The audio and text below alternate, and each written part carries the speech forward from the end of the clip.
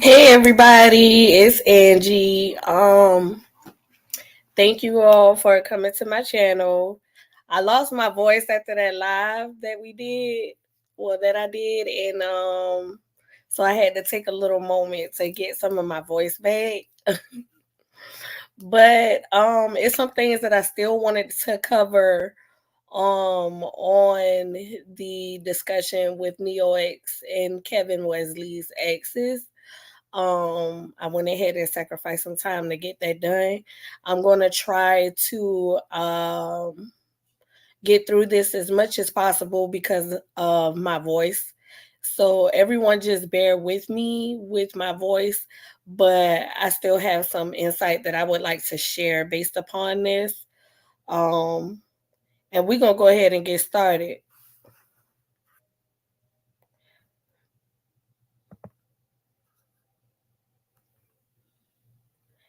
Grand Rising, Andrea, thank you for coming through. I really appreciate it.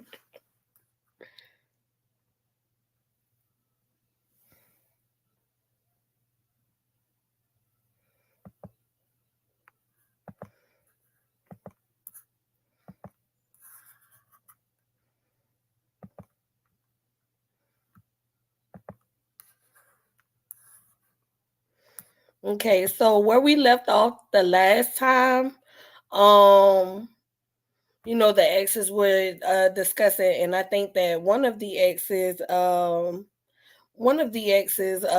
guess she was getting off the screen. It's some things that because I did do some reanalyzing of this video as well. I saw some things within myself, and I saw some things within the story that I might have skipped over. Um, in the process of consciousness, it's an awareness of self. It is awareness of growth and healing within self. And this is how you are able to identify things with others based upon what you have identified within yourself. It was a statement that I made towards Neo X not being able to understand the struggle of being a parent at times because she doesn't have any children.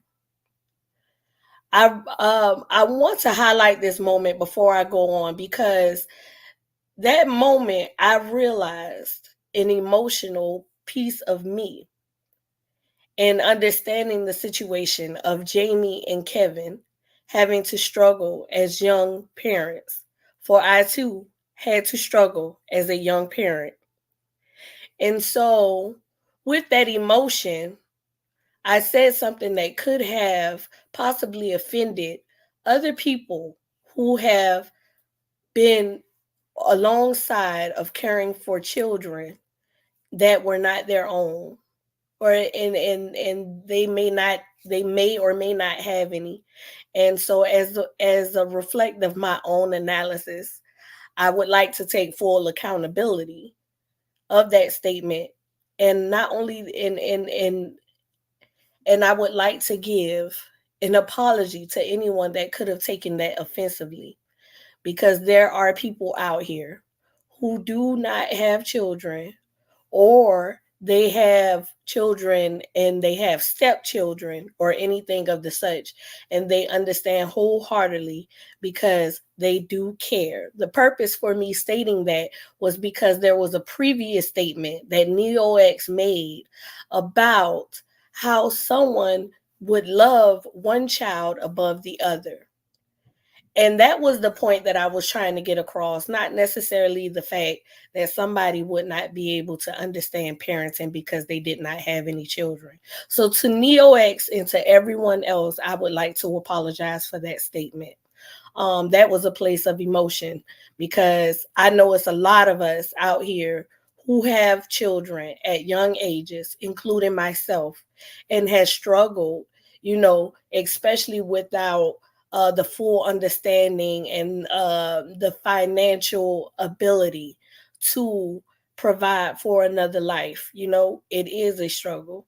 But I also, in that moment, have realized This is why you are proud of the growth. So if somebody says you changed, or if somebody says you're not what you used to be, I can look at that statement, even though it may be directed towards me from a place of hurt within themselves. It is a place of growth and acknowledgement of my growth within myself. Me and my children have come a long way within our journey, and it is a testament to of where I am now.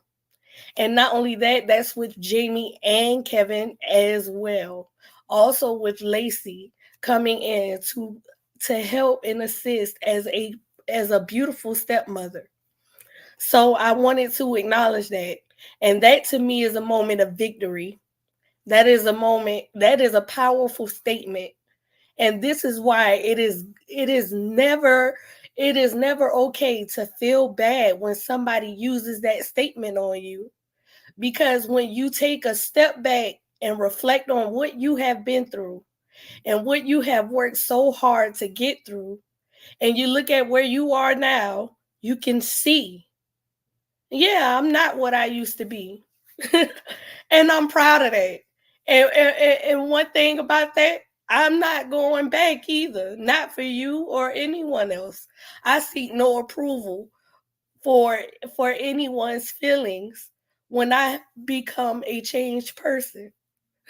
It was a reason for me to change. It was a reason for me to be in the place that I am now, because the place that I was in before, as an example of Kevin and Jamie in their teenage years of being young parents, they they were in a place where people could frown upon them, where people could speak against what they had going on.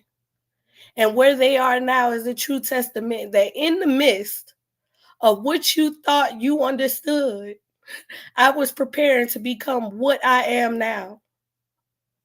Kevin speaks about be the change that you want to see. And part of being the change that you want to see, you make actions towards that progression. And even at times, those things aren't necessarily seen in the moment. But as time goes by, it is without a doubt shown in your life, in your character, and in the difference of what you came from. Now, some people who are able to come along with you in that journey, or some people who refuse to move along with you in that journey, sometimes they identify this as something that is not good based upon their own stance in their journey. It is not our fault or anyone's fault for someone disagreeing with your change. It is something that they have to see within themselves. Okay, so I'm going to go ahead and play this video. And I have some more points that I wanted to speak on within this video as well.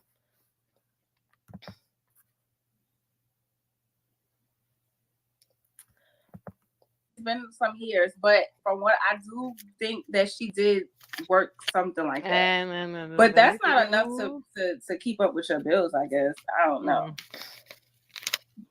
I don't know, sis. I just like I don't know. It don't even matter. I just know that you, like you said, you had to get the money because they was about to get evicted, honey. Yeah, and I just want my money back. I mean, even as a man, shit, Uber Eats, Uber, shit. Before I got my truck driver license, when I had to quit my main job because I couldn't go to truck driver school and work my job, I had to choose. And I remember that shit was hard because I was like already living paycheck to paycheck. So Right. my ass had to go to school and then turn back around and turn on the Uber app and do what I had to do. I didn't Yeah, make videos begging we for all been money. there. We all have been there. So Why does everybody want me to ask you about this mascara thing? Like, can you please? What? what mascara? I don't know. Like, I got somebody in the chat. Vanessa said, because he just texted me, told me to read Vanessa's message and about a mascara. Can you tell something about some mascara you found in the bag? Like, they really want that you talk about this mascara. Oh, they talking about the mascara I found when we was getting ready to go out to dinner. He said he was using it for his hairline. I don't know. Oh, that's what they want to clown him about. Yeah. Now, this part right here, I want to acknowledge this part. Because of the beauty standards within our society, a lot of people do things to enhance their beauty. It does not define or determine a person's sexuality. You know, nowadays we got men that is putting on what we used to call toupees, but now they putting on wigs. And they putting on the little beards, they filling them in with the spray and everything like that. That is not to determine anybody's sexuality. But I digress. Like, why are they so mascara? I was like, in my mind, I'm like, we already established that this nigga was shaking tambourine. No, he said he was using it for his hairline and, you know, just touching up areas that he, you know, that he didn't have. Not only that, but let me keep going. You know, look pretty. But I'm not gonna lie, we was at Dwight's house. When I seen it, I was like, he was like, pass me the mascara on the top. I was like, the fuck? Then everything just started falling. Like, oh my god, this nigga is gay. Like, that's what I was thinking. Like, I was like, yeah, you was ignoring the red flag. You know, you kind of remind me of when you was talking to me about the story and all the red flags, but you just refused to acknowledge that he could be gay. It's this it's called Sisters. I think it come on BT. I didn't watch yeah. But you remember, like, even though I'm only maybe on the 3rd or 4th episode, but you remember she was dating a dude that he had every red flag that this nigga is gay, and even her gay best friend thought this nigga was gay. But I guess he's not gay. But it remind me of y'all situation, because I said I can see Shaw looking like, nigga, I think those are niggas on your phone, bro. It's something you want to tell me? And you remember how the dude had the gay panties and the makeup, and then he was it reminded me of that. It has been times that I'm not gonna lie, like he'll be walking and I'll be behind him, and it was just giving feminine. Like when my sister met him, my sister literally looked at him and was like, "Oh, you look different from online," because you know he likes to alter his pictures. Like he does. Yeah, so my sister, I know. She's seeing That's this why I like thought he was gay. This little this twig in person. Like he's all those pictures that y'all see him with the muscles and he's with, you know, he's doing all that. That's because he's using a face app and he's widening his muscles in the app, like, and creating this picture. That's not really how big he was. That's ridiculous. I remember when he had skinny arms. He couldn't fake the hospital thing, so I remember that. But oh yeah, at the end of the day, like, I just told Kevin, like, he didn't want me. This is a moment where she highlighted how he was going through with his conditions and cancer, and some of the things that happened in between his cancer, and you're using that to identify what he is doing in his pictures as something that is gay. There's no logic or understanding in this traumatized mindset. Clearly, it's not. Want me regurgitating stuff that I heard or whatever, I'm gonna put allegedly so he won't be crying and shit. Yeah, and that's why, you know what, I should have been saying that. So Kevin, please don't feel. No, you ain't got you. You don't have to say that. If that's your personal experience, it's gonna be your word against his, and we know he's a liar. He's been a personal experience does not necessarily mean that it's the truth, you guys. We have these experiences to learn within ourselves, to see more answers. It does not necessarily mean that that is the exact truth. And a lot of people, they stop in their progression of growth because they take their experience as the end all be all, and it's not. Like this, like take this for instance. They like in the Christian faith, they say that there's a staircase to heaven, where every step that you take on this staircase has a different point of view. Every step that you take on this staircase has an experience that you will encounter. But if you are not willing to understand that there is a possible reasoning within that experience, except for what you have determined it for to be, you may hinder yourself from possibly taking another step on that staircase to heaven. Right. He gonna spend a whole 10 hours trying to debunk yes, the video and go through everything. Yeah, like you don't have to say that. Moves, who's making moves? Yes, switching his, like, it's just that he had a switch in his walk. Like, who's making moves? I don't see the comment yet. The comment says switching his ass. You looking at YouTube, because I don't see it on StreamYard yet. Oh, you don't see it, but yeah, that right there, I would see that, and it just would look like a little bit too much sway, just a little bit too much. Somebody hit, so you can see it. Okay, they can't see it because it's hidden, but hold on. They should be. Oh, another moderator hit it. Somebody hit it. So yeah, okay. They ain't mean to. That was just YouTube. Sometimes YouTube block, and then it's up to the moderator to let it up. But one of the moderators already hit it. But that's why they can't see it, and I can't even. Let me see if I can. It's right under Vanessa's comment. Let me see if I can go back up. Nah, see, yeah, they hit it, so I ain't see it. I can't see it. Okay. Now that's crazy that you could see it though. But I saw it on YouTube. That's how I was able to know. Shout out to Kevin in the building. Thank you so much, Kevin. I really appreciate this, Kevin. The reasoning for me doing this is because of my appreciation for what you and your family has done in my life.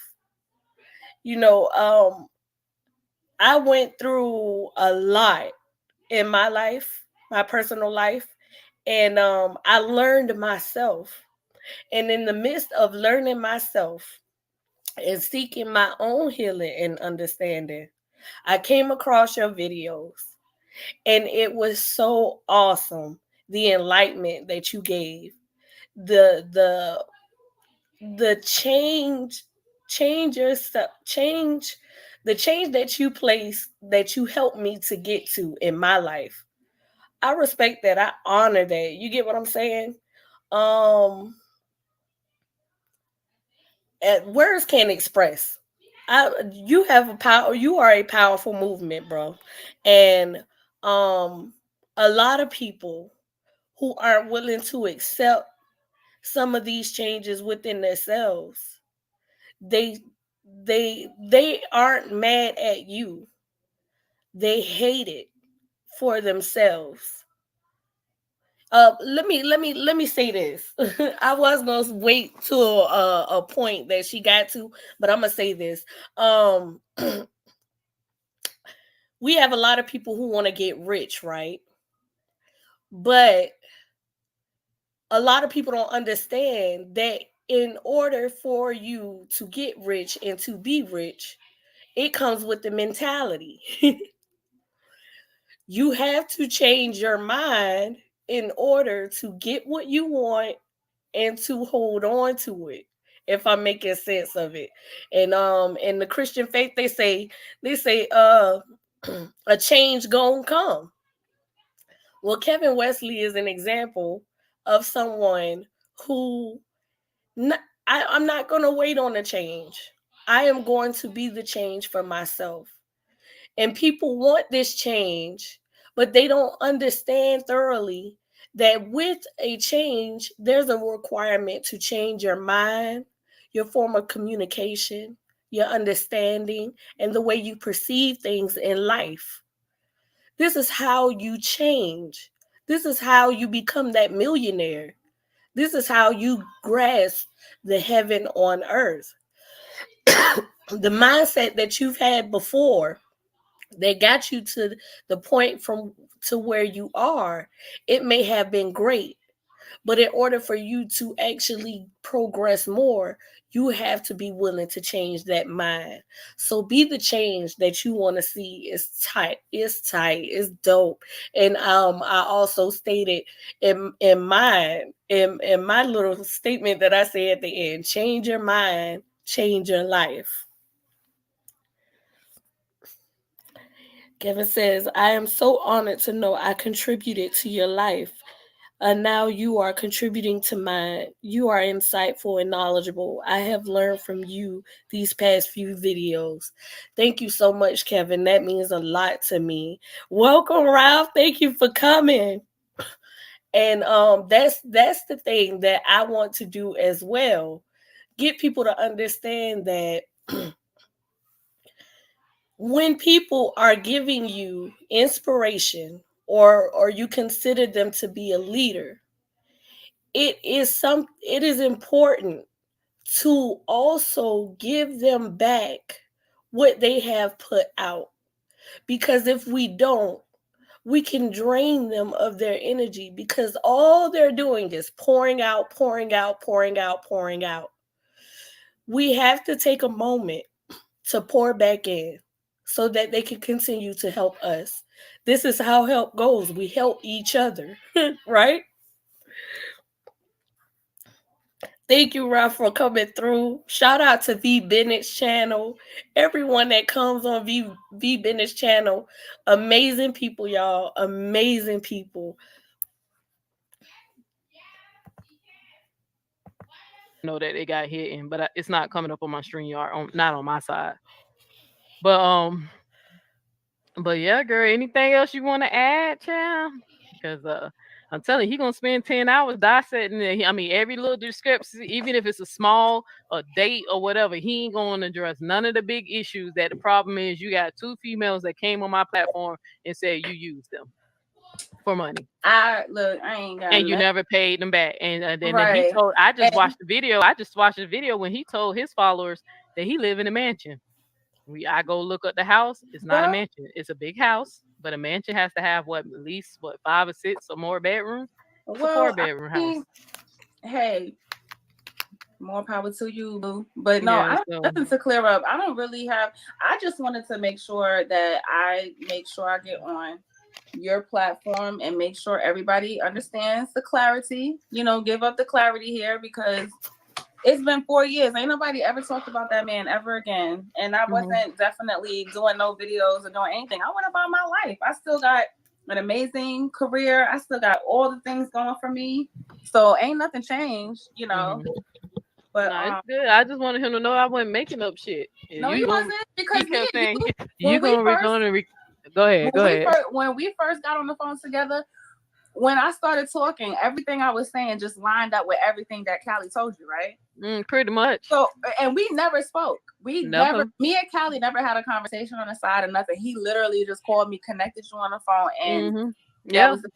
So only time something had to be corrected on who told Callie about the 14-year-old girl. Right. And nobody's out to get him. It's not even about that. It's about, look, it's true. That's it. Just own your truth. That's it. It's true. You a liar. You manipulate people, and you did your thing. I mean, hey, you got a couple $1,000 out of it. And okay? I'm only doing what he asked me to, because I really had no reason to bring you up the first time when we first talked on the phone. I really had no reason to. But he said I am dead ass wrong for regurgitating information I heard, and I should reveal my source. And I'm not a good journalist, and his audience was, hyping him up, trying to act like he got me. And I'm like, nigga, how often, nigga, you just told somebody that his wife murdered somebody, and you were wrong. You got it from.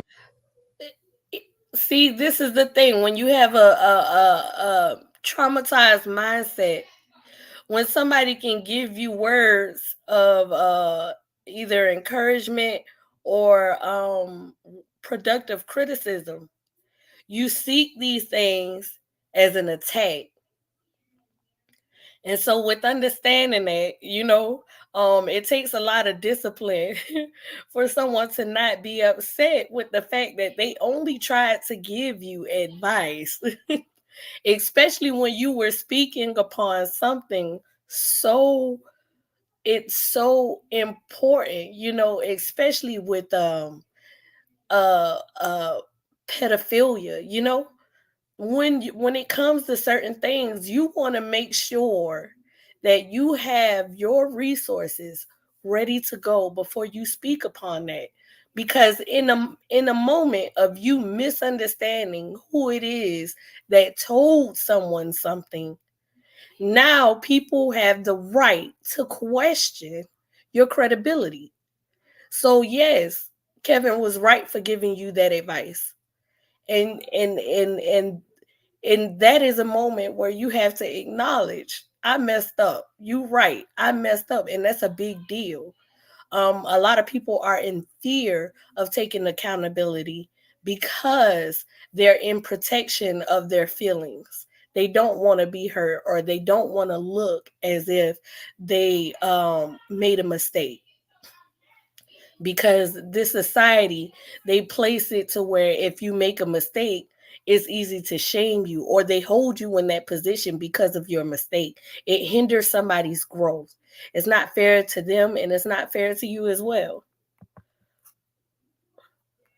That from who? You got right up here and regurgitate some shit that you were wrong. Instead of you just saying I got the information wrong, he did a whole 6-hour Right. video telling people how I'm just after him. So, but I was like, okay, so I asked him, I said, so you would feel better if the person who I talked to about your character was to come on camera? So she's here. Now what, Kevin? Yeah, because I mean, it's no, again, I don't benefit from any of the, like, you don't pay my bills. Oh, and did I pay you? No, Oh, nobody. okay. I pay my bills. Like I got, he's me telling people what it is. That's not ruining you. You ruined yourself, because if I just decided to come and started talking about you for no reason, then you could say I'm trying to destroy, or I'm trying to do this, or I'm trying to do that. But if I wanted to, when I started noticing that you was taking money and you wasn't using that money for the things that you said you were doing, and I talked to you in private about it and you didn't let that surface, yeah, I kind of look bad too, because now I'm thinking like, damn, he's taking these people's money and he's not really doing what he said he's doing with the money. Yeah, he's a scammer. So It's obvious that he's a scammer. yeah, so It's and then obvious. and another thing, I don't know everything that he did in his, like, I can say that too. I'm not trying to say, oh yeah, using this. I'm saying I can only speak to the things that I've seen with my eyes and the things that I experienced while being in your presence. And that's all of those things. So if it amounts to a whole bunch of shit, then nigga, you was doing a lot of shit. So there's a contradiction in that. You said that that's what he was doing. He wasn't being rightful about anything, right? But you also stated that you weren't always around him and that you didn't always know what he was doing with it. You can only attest to what you seen. So, in other words, there's a possibility that he actually was doing what he said he was doing. What I like to call this is pocket watching. And what is your reason for pocket watching? Keeping tracks of what he is doing and not necessarily just trusting the process. Yeah, and a lot of questionable shit. She ain't say Yeah, you were gay. You just did a lot of gay shit. right. But she damn sure say she knows you gay. She didn't say that, so it's don't I go run never and holler and say that exactly. the girl And called you gay. No, she said you just did a lot of gay it questionable was shit. just a lot of stuff. And even my, like I said, my closest friends, my family, it was just something that people noticed, and I noticed it too, but I didn't want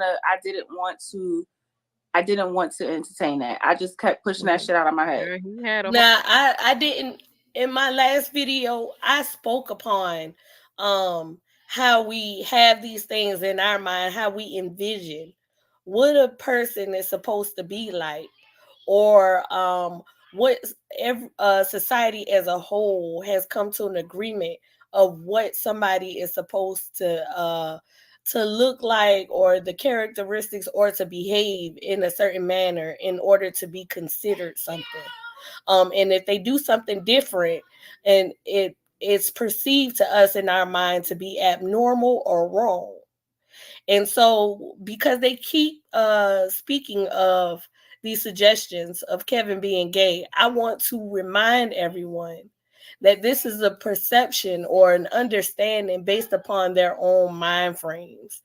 It has nothing to do to determine Kevin's sexuality whatsoever. What started the beef between me and him? He had a whole hissy fit because I said I wouldn't be surprised if he was gay. Hell, I'm gay in the community, and I thought he was gay based off because all the pictures he always taking pictures and filtering up and making this. Hey Toya, thank you for coming through, Mama. I really appreciate it. I'm so happy for everyone coming through, especially with my new channel, seeing my growth and everything like that. I really appreciate everyone for coming through. Thank you so much, Toya. Himself pretty. He been on a hissy fit ever since. Right. But I think that's it. I'm gonna go ahead and anything else you wanted to just clear up, because I think that's it. I mean, that was the universe that had Tigress come in here and tell her story. Yes, it definitely was. And this was a good time to do this because, you know, everything that happened in 2020 with him. Yes, I was emotional in my videos, but you could tell like everything that I've said up until this day is the same thing. Everything is the same. You can go back and look at text messages, screenshots, whatever. If y'all still need that. If you need me again, I'm here. If you need just a spread on just the messages or text message, I don't care. I'm not here to destroy nobody. He already destroyed himself. But yeah, I ain't asked you for none of the receipts because your videos are still out there. Yeah, my video. He's not destroyed. See, she said earlier with her, nothing's changed. Everything's the same. But Kevin, they have acknowledged, is different. He's not the same. So with that understanding, we can clearly understand that he didn't destroy anything. He actually progressed. It is you who is in a form of self-destruction. Because when you stand still, and everybody knows this, especially if you're in the heat of a battle or if you're in a place of wilderness, standing still may not always be the best thing to do. I didn't alter anything. I mean, printed paper. Like you can't alter shit that comes from your iPhone.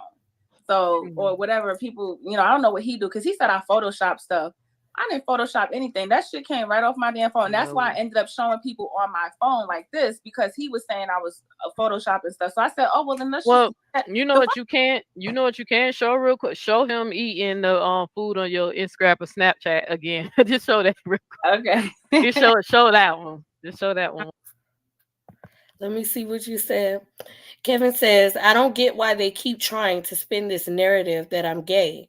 She has never caught me on any kind of, I want to say porn is all cap.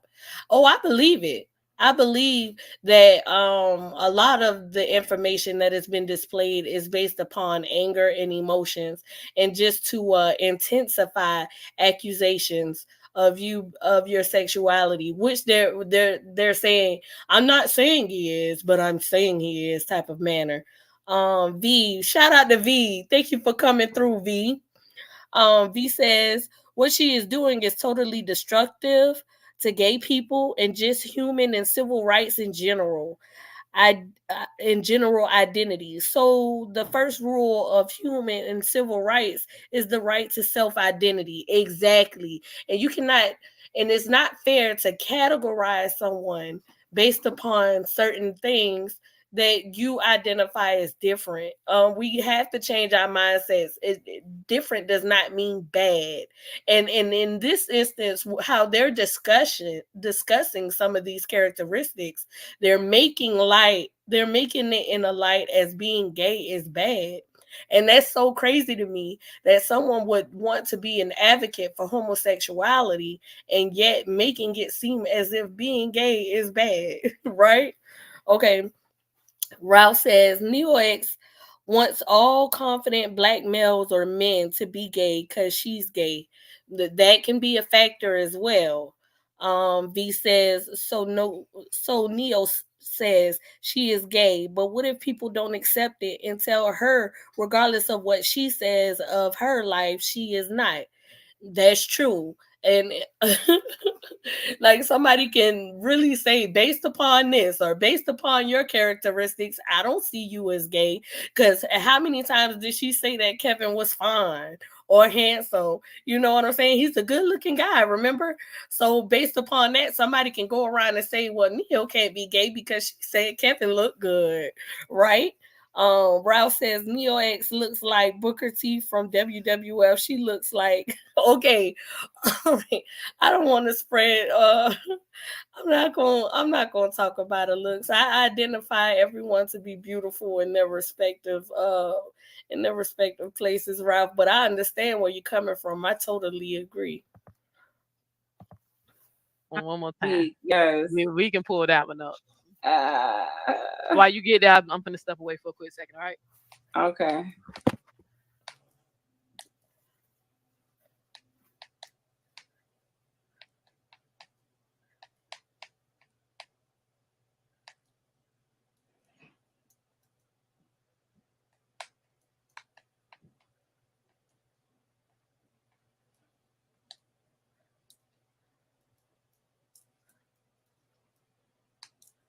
Make sure y'all thumbs up the video, family.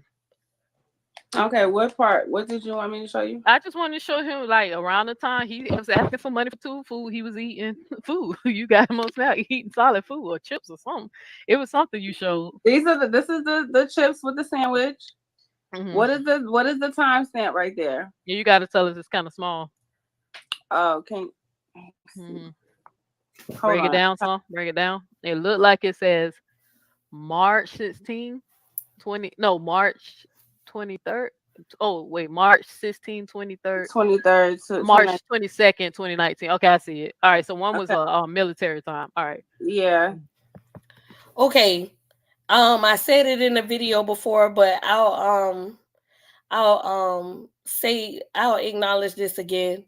And what I also want to say is to question somebody based upon an extreme experience that we have not gone through ourselves. To me, that's a very judgmental place. Cancer is a very big deal. A lot of people do not make it through the walk of cancer. So irregardless to what it may seem like to you, I think that is something that I think that it shows of a lack within somebody's intellect to question the reasoning or of anything within his cancer uh, treatment and progression. He did identify that he could eat, but he was still needing of the tube food as well. So let's continue. Oh, look at y'all. Yo, that was your baby. He had a little skinny face. And you know what's crazy? Because her showing these pictures, it's a place of needing to be relevant. I'm just gonna add that as well, because you stated that you didn't want anybody to know that you guys were ever together, but this whole discussion, this whole interview that you're having, and also the displaying of pictures of you guys together, it definitely shows that you want people to know, and you have a need to be relevant. Okay, this is when we was in so this is when he flew me out. See? Mm-hmm. Oh shit, I gotta figure out how to do this. See? They identified him as being broke, but within a relationship with you, he still made efforts to fly you out, to take you out, go eating, and if your friends came through, he fed them as well, according to what you stated earlier on in this video. So to me, that says that he made a lot of sacrifice and effort towards a prosperous relationship with you. And you couldn't see that. You couldn't identify that within what was going on. And thus you were very ungrateful towards it. What the airport say? Mm-hmm. Oh, shit. What did it say? JFK. And mind you, and yes, I'm going off. And mind you, all of this was during or after his surgery. Let's not forget that. Going. Mm-hmm. And then when I landed in Atlanta, well, South Carolina, we went there first. And this is Mhm. Mhm. But this is around the time where he said he couldn't eat, right? Yo, Kev, I'm gonna try it. I'm gonna try it again. I think I had to wait for my sons to come home. But I think he showed me something because this computer is not like mine, and my computer is currently getting worked on. So I think I'm gonna try it and see if I could do it.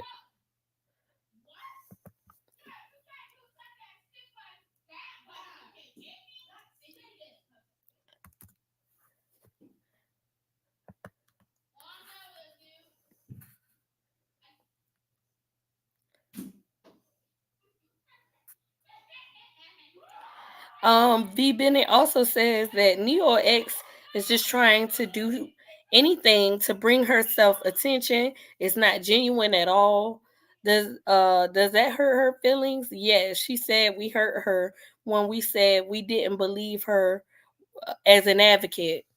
I it is easy to offend or to hurt someone who is who has understanding from an emotional mindset.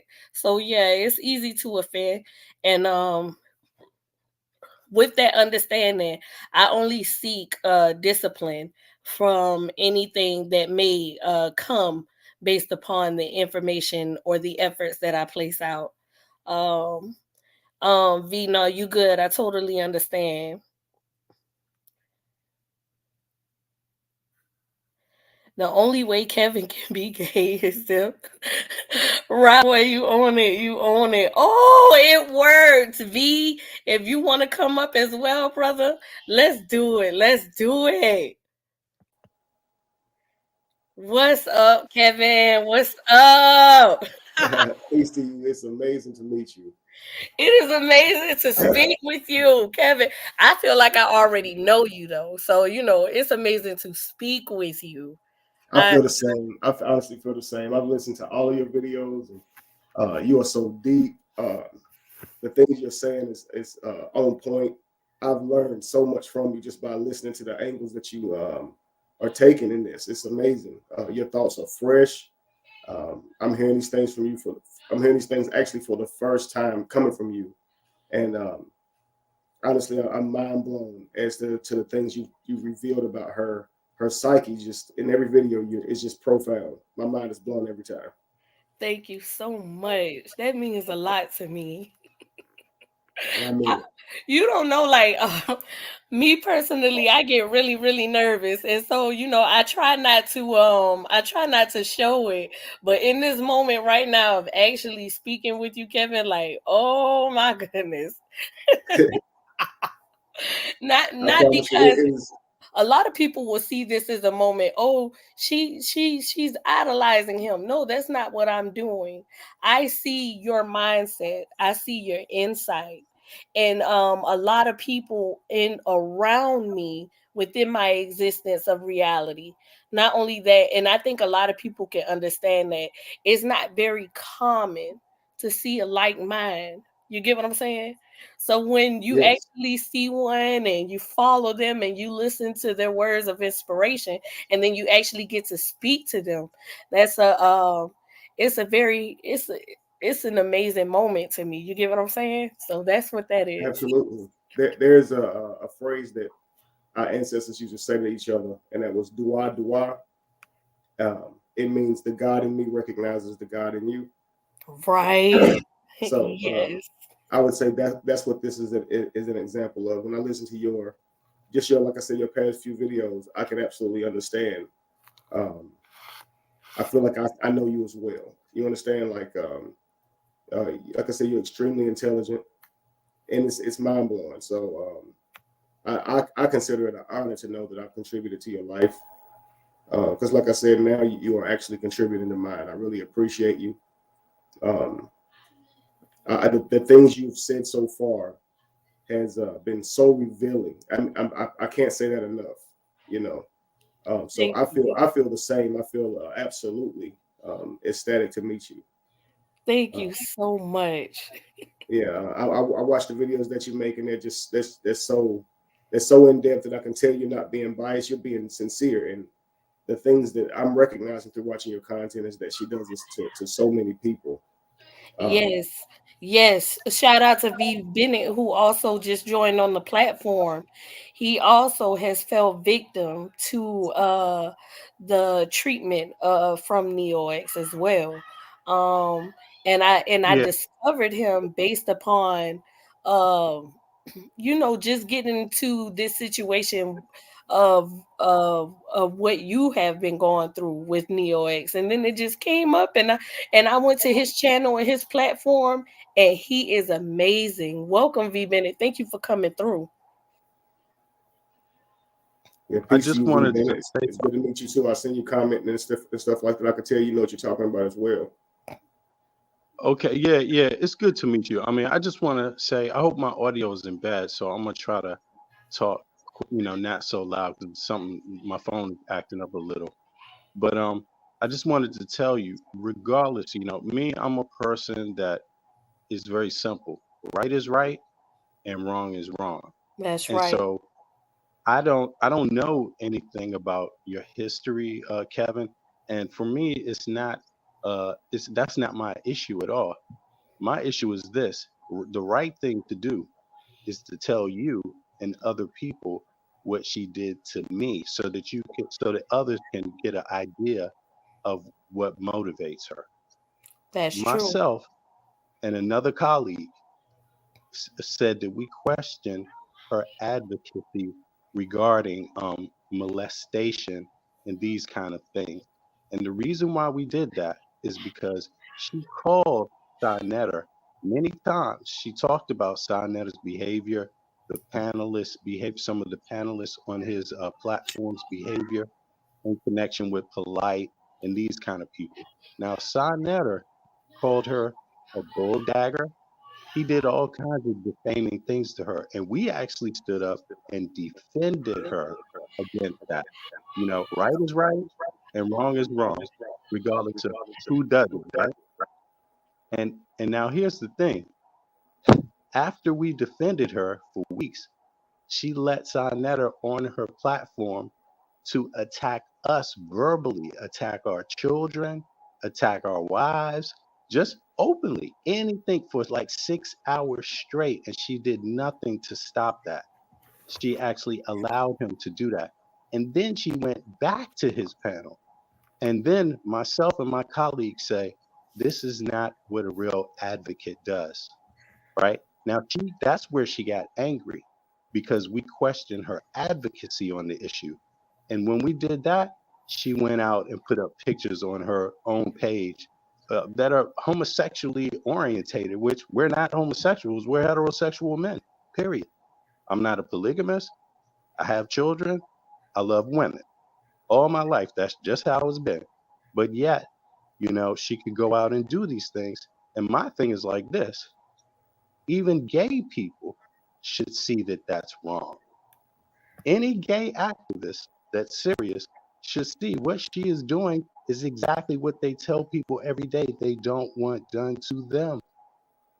So, right is right and wrong is wrong, but you can't have it both ways. And right now, NeoX just been having it both ways, and that's not fair to anybody. So I just want to say that, to make it clear. Yeah. So I don't care who it is. Right is right and wrong is wrong. So on that note, I'm happy to meet anybody that's just about doing right. Simple. Well, listen, I respect that, and I'll say this: I can appreciate you sharing with me what the things that she's done to you and how you know her. I can say straight out that I'm not guilty of the things that she's saying about me, that they are saying about me. And that's why I came up here today to explain, I guess, some of the things here. Some things are just outright, outright lies. But then some things are just far-fetched and drawn out. But the way I actually became acquainted with Neo is she's followed my content for a while. And she's came on my platform and offered dialogue on some topics and things of that nature. She says that she messaged me one time, and I gave her my phone number, and then she called me and or reached out to me and then I asked her for $100 or my text message did. All of that is a lie. She says that she's tried to reach out to me before. She has not, from what I see, and I asked her to send me proof. She just gave me a story. She never showed me any proof that she's ever messaged me at all. But the first time I'm seeing her is I'm seeing a video where she tagged me in the video, and the video saying, Dwight Howard, are you gay? And it says, and Kevin Wesley did some tambourine shaky or zesty behavior, something crazy like that. And the thumbnail was like a gay card with my picture being in the photo, like it's my gay card or something like that. And so I'm listening to this live that she is playing, and it's her on a different lady's live talking about me with Callie, and she's just insinuating a bunch of things. Even up there, while Callie is insinuating that I touched a 14-year-old girl. All these things I'm upset about. I'm hanging on to the live. I'm messaging. She's not seeing it. She said she was asleep because she was just playing back something from another person's live. So maybe she was. When she saw that I was responding, she agreed to let me onto her platform and talk with her. And one of the first things I said to her was, I wish you would have reached out to me before you got up there saying these things. And she says, well, I tried reaching out to you. I said, about this specifically? And she says, no. And I'm like, so why would you even say I tried reaching out to you? It makes no sense, you know. But I didn't say that at the time. I continued to try to have a conversation with her to find out why she's up there saying these things without speaking to me, you know. She said that she believed that the Dwight Howard's situation he has going on right now in the courts, and of course it's all over the media, validates Callie's story, where he says I offered him fruit with my hip shaking. I've already said it was a total lie. It makes no sense. The whole thing is silly. But she's saying that she's talking with Callie because she believed that she wants to advocate for him because she believes the story makes sense. And I'm explaining to her that most of what he is saying he saw in a mirror. I cannot compete with that. He has a problem with fantasy and reality. I'm trying to explain these things to her. Callie keeps coming up with extra accusations, and he keeps bringing them to her. Now it's cycled to her on the phone with getting people like this, women who I've dated in the past, on her platform to talk about me. When this whole thing started off with her believing that Callie's story was valid, now that cycled to I'm a scammer and I use women. And it's literally the thing that Angie had explained, a femcell. She's trying to destroy men with rumors and lies, and we're really propaganda. It's a saboteur. She's wreaking havoc because she knows that. I think we all know this, that most people they believe what they hear on the internet, unfortunately. And I used to be one of them. I used to believe most of what I hear. Now I've gotten to the point to where I understand that belief does nobody any good. So I don't never give anybody my belief. You either have to strongly convince me or I'm simply uninterested. But I'm not going to be put under a spell anymore when someone says someone done something and you just believe it. I know now because I've been lied on, you know. So it's terrible when you see people try to insinuate that you're gay and things of that nature. It's a way to destroy men's character. Even in this story right here, where she's saying things like she saw me twitching or moving my body in such a way that suggests gay tendencies, that she caught me watching gay porn and things of that nature. And I say prime because you can't really say that on here. So, but I got you. Lies. But it's funny she's telling these lies to a person who is homosexual herself, Right? And she's trying to insinuate that a person being gay is linked to them having a twitch. Like, I mean, maybe that's the case. But I don't believe it is. I've seen people who actually are gay. They don't have a twitch at all. They don't seem gay at all. Right. I would prefer that all gay men acted completely gay, so there's no misunderstandings. But I can't have the word the way I want it, because then at the same time I question why some gay people have to be so flamboyant, you know. But that's just a word I don't understand. You understand? But I know that the two are not linked directly. That if a person's gay, they're gonna twitch. So she's saying that sometimes she'd see me walk and I would just start twitching or having a gay walk, and she'd be like, "Oh yeah, he gay." And then at the same time, she's saying that she's telling these things to my friend at the time, Callie, And Callie's not mentioning these things to me, but yet came to the house with me to do shrooms. Who says himself he's never saw me do anything gay, never got anything from me gay at all. Of course, until that night when he says I offered him fruit with my hip shaking. But you got to think, if she's told him all of these things about me being gay and question my sexuality to him, why would he even come to the house and do some shrooms? It makes no sense. It also makes no sense that he would swear he was so solid with me up to the point where he's like, I have his loyalty, he's my friend, but he would be having conversations with my girlfriend behind my back. Like that would sound crazy to me, because I wouldn't think his wife, Angie, would ever call me about him. I don't think that his homeboy Diesel's wife would ever call Callie or me about Diesel. And we would talk with them behind the scenes and not share that with our homeboy. You see what I'm saying? Right. I So just want to say one more thing because I'm on my way to work. You say what? Oh, I'm sorry. No, I thought you finished. I was going to say, I'm just going to say one more thing because I'm on my way to work, but I'm going to be listening. For me, it's like she mentioned so many different things about you, and it's like one thing, this thing, the next thing, and all of this. And from my personal opinion, how she went about it, any activist for any kind of people, black people, anyone, any group you want to pick, any type of real activist that really is about human and civil rights already knows what she is doing is wrong by labeling you that. The mere fact that if you do not identify like that yourself, she simply has no right to go on what she feel, what she think, who said this. That's called harassment over the internet. You see, and it's stalking. It's stalking. I mean, really, now, I mean, that's what it looked like to me.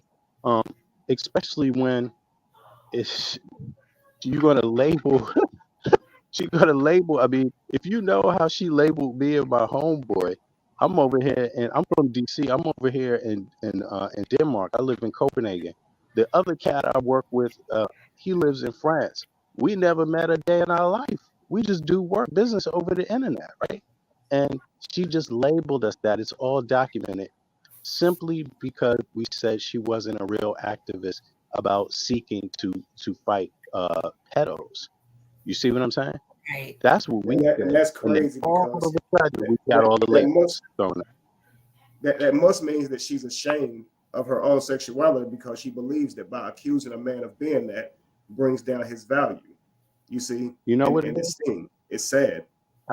I just took it as she didn't want to have a real intellectual debate with us on those topics, because I am actually a real activist for Black people.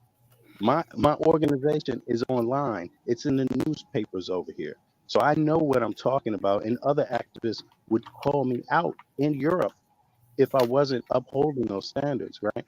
So the thing is, the mere fact that she would label me that way, brother, it already shows she's a joke about everything else. Even if there is something true, it's still, she's just a joke. You see what I'm saying? So I felt the that same way. I felt the exact same. I said, if she's targeting me and she's saying all those things about me on her platform, if she's claiming that her platform is about true activism, she's destroying it by coming at me, because I'm clearly in a relationship with two women. We are all healthy. None of us are saying that there's any issues. And she's trying to paint that I use women, that I'm a bad guy, that I'm abusive.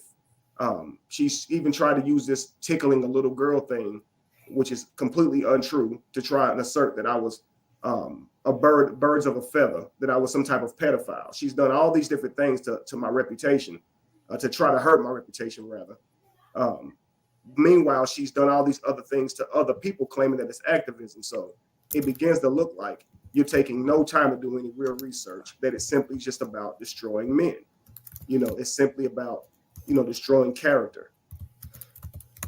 Yeah, I actually defended her. Like, I'm literally on her page for weeks at a time, defending her on her own platform, defending her in a way that she would not even know how to do herself, to be honest with you. And I shut down a lot of the people that were coming at her like that, because when I broke the situation down, they just sound silly anyway. But actually, I realized in the end, no, it's not about that. It's about something else. Whatever else it is about, I have no clue. My thoughts is that she got a lot of work to do upstairs with pain and brain, from wherever it's coming from in her life. It's coming from herself, her misery, and that's my belief. And I put a comment in the chat, and I said, what if I said I don't believe she's a woman, that I think she's a man? What if I said that? Would that be something that people would stand with me on? Would they say, yeah, yeah, yeah, that's right. You feel she's a man, so therefore, yes, you have the right to say that all day long. You know, I mean, she probably, and most people would say, no, that's not right, even if she is. We haven't seen her private parts. How do we know? We could hold people, we could question people all day long, but would it be right? No. You see what I'm saying? Right. Well, So even if, I say this, I think she said before that she truly loves her father, that he has her back, and things of that nature. I wish she could imagine someone doing these things to her father. You understand what I'm exactly, saying? Imagine someone getting with her father's exes, or whatever the case may or be, believing her father's friend or whatever, and getting up there and painting all these stories online about her father. You know what I mean? I wish she could understand what that would feel like, because she would know her father, and she would completely understand it then. And that's what I think that they forget about having sons, brothers, and fathers. right.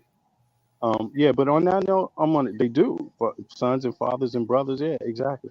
And on that note, I'm gonna step down from the chat, but I just want to make it clear to anybody. I'm not defending Wesley, Kevin Wesley. I don't know anything, brothers. I'm just being honest with you. All I hear is positive things and then negative things, and it's all through the net. I don't know. You've never harmed me before. I've never talked to you before. But what I would say is, personally, you're capable of defending yourself. You don't need me to defend you. So anybody that thinks I'm out here trying to defend you, they're just refusing to hear my points for what they really are. True. So peace on that one. Indeed. Thank you, V. Yes, V and Brother Maya is another platform. And it's also another platform that I ran into that was speaking upon NeoX as well. Um, I haven't spoken to that person specifically either. Um, but yeah, I was definitely going to within this within what is going on, present those things to identify certain patterns and behavior. And I already know, because of what has been going on, especially with the LaTruth saga, that I am basically placing myself in a position to receive hurtful feedback. But what I have seen with this situation firsthand, with your family, and then with a lot of the content creators who have become great leaders in this situation, with the sacrifice of themselves and the mistreatment that they have encountered because of their stance on the truth. um I acknowledge that there may be some responses towards this, but change doesn't necessarily always come easy. And that is my main purpose, to get everybody to understand, especially because this platform, social media is we have a lot of adults, who have a certain form of understanding. And in order for change to happen, it's going to take some bending of those corners within our minds. So um, in a shorter sense, I'm taking acknowledgement of self, and If I am to receive anything, it will be because of me standing for something that I see is of great reasoning. Yes, ma'am. And Kevin, if you got time, rock with me. Rock with me for the video. You got some insight as well. Um I the reason for the insight of which I am giving is based upon my own experience and me also transforming my mental understanding. So I'm able to identify certain things, but yes, rock with me if you can. Absolutely. I wanted to first go into some of the things from the first video. Go for it. Let's If do I it. can. Yeah. I know that Tigers eventually came up on that live as well. Yes. So I'll start with her.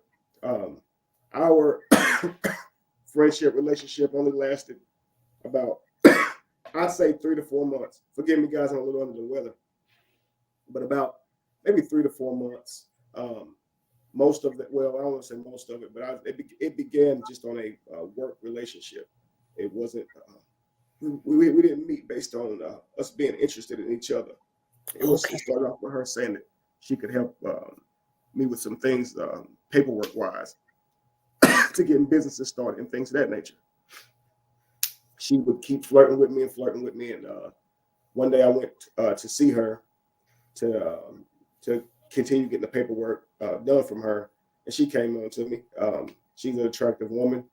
Um, I didn't decline. Obviously, we started Right. seeing each other after that. Um, our relationship really took its toll when she became, I would say, controlling. She got very upset one time that I got a computer on credit instead of waiting to buy one cash. I go live every Sunday to do these teachings, and my computer was down, and it got to the point where it just wouldn't work. And so Josh moved this company that you can get these things through, and so we ended up getting this computer where I would end up paying, I think it's maybe $200 overpriced after the year or so that I paid it off. And she was like, "You could have saved money. I get that, but I need to have the computer now." She became very irate about that. Just it's already said and done. You're crying over spilled milk. I already have the computer. It's not a big deal. Excuse me. Okay. Um, With I seen a lot just in that little bit that she was speaking, and I can see and what I would call this is some people when they go through traumatic situations within their life, it is a fight to be in charge because a lot of victims they don't want to they don't want to be uh, a victim anymore. So they try to be in control of a lot of situations. But if they cannot keep the control of the situation, then it is not working for them. You get what I'm saying? Um, mhm. like for instance, you have a lot of people who are very argumentative, and their tone is high. They yell. Everything is a complaint, and for the most part, what I like to tell those people, if they ever come across to me, is I hear you, I understand, I get it. You know what I'm saying? Because ultimately, that is what they're seeking. They are seeking someone to understand, to get it. That it's either not to let them know it's not your fault, and to also let them know that everyone is not trying to hurt you. You know? Absolutely. I've always been the type of person who I've never had a one night stand. I've never had a jump off. Um, I've never tried to make her seem that way. If I felt like she was dead, I wouldn't have dealt with her. You know, when I met this lady, she had on some African garb. Her hair was picked out and her fro was natural. And I thought she was beautiful in the way she was dressed. And so I walked all the way over to her to tell her she looked nice, that she represented our culture well. And she shared with me a bit about what she'd done. She runs for these different offices and things of that nature, that she writes out business plans and things like that.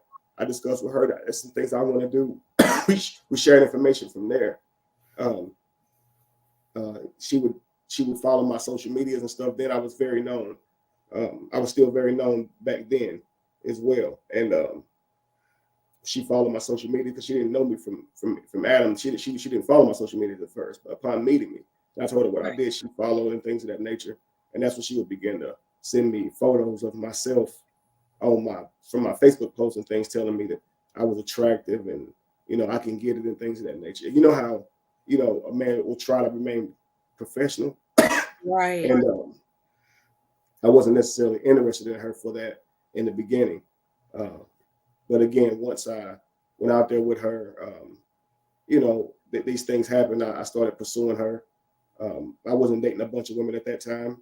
I didn't even. I honestly, it happened so quickly. Like I said, it was just a span of like three months, and she lived probably 7-8 hours from where I lived. I lived in Savannah, Georgia. She lived in Charlotte, North Carolina. That's about like a 5-6 hour drive. Right. So I rarely saw her. She makes it sound like I saw her every week, and this is what I mean by they'll say these things and make it sound like you guys spent a lot of time together. I've never mentioned her to my brother or Brianna. Ashley Gatlin already shared with me that was one of the things they came up with to lie about. Right. And this has been discussed on open panel, but I don't think that she pays enough attention to that stuff. So they got up there spinning a lot of the same lies. Just like I don't think Shy must have paid attention to some of the things I've said because she's gotten up there spinning the same lies. Right. So it's unfortunate to see that, but it shows me one thing, that there's something I have to prepare my sons for. I think that they both have sons. Titus has a son. Shy has 2 sons. I don't think they would like that happening to them, that their exes, just because they were upset with them for whatever reason. Because the things that she's saying about me on her money, all that is lies, and we'll get into that. But right, it's literally unreal. Right. And I called it yesterday on my video. I said, I stated something about her having a predatory mindset. And so with you coming on today and basically speaking of how you guys actually started dating or forming a relationship, that definitely gives confirmation of her mindset.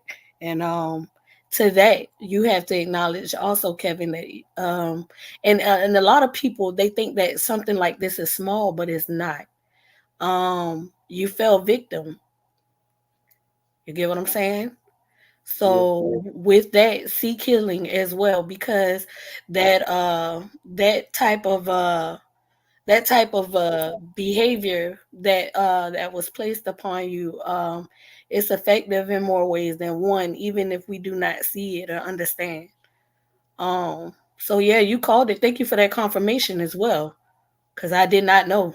Yes, ma'am. And I know now that my platform, um, when I hear these guys, when they always mention my ability to speak, they always mention my looks, and they mention my platform. So that a lot of that tells me why they were even around. Right. So I believe that when she saw my platform, she was like, "Wow, I could work with him." Right. And I She became saw maybe potential more for interesting herself. to her as well. Well, I Right. didn't know that because the money didn't equal the followers at the time. I blew up overnight when I walked away from religion. And my money don't come from that. You just have a humongous Facebook page. Facebook wasn't paying then. It was just people know who you are. I can't go anywhere without people knowing me, but I don't have money. You see what I'm saying? Right. And, She saw the potential, but only for herself. She, right. you get what I'm saying? And a lot of people do that, and then it's a lot of pocket watching that go on, well, it seems this way, it seems that way online. And then when I get to meet you in reality, what they don't understand is what is placed online is an investment towards what I am progressing towards. You get what I'm saying? And so in reality, you are seeing the hard work, the sacrifice. You get what I'm saying? So I'm not necessarily at a place where I have these things that you in your mind have pictured that I would already have. But this is not this is not my fault. This is yours. You get what I'm saying? Because what person starts a business like you could take all your money, you could take all your earnings, and you can start you a business and it looks beautiful. And then somebody will say, oh, it looks so beautiful, and they'll look at the owner and say, well, they must have a lot of money. And so they'll go into a situation with this person expecting something that the owner didn't necessarily give them an understanding of, you know. So that's not my fault, that is yours. That what she did was predatorial. Like, you preyed upon me, and with your own understanding, and and that understanding, you have to realize where you were wrong, how you were wrong, and heal from what made you develop this mindset, and change your understanding.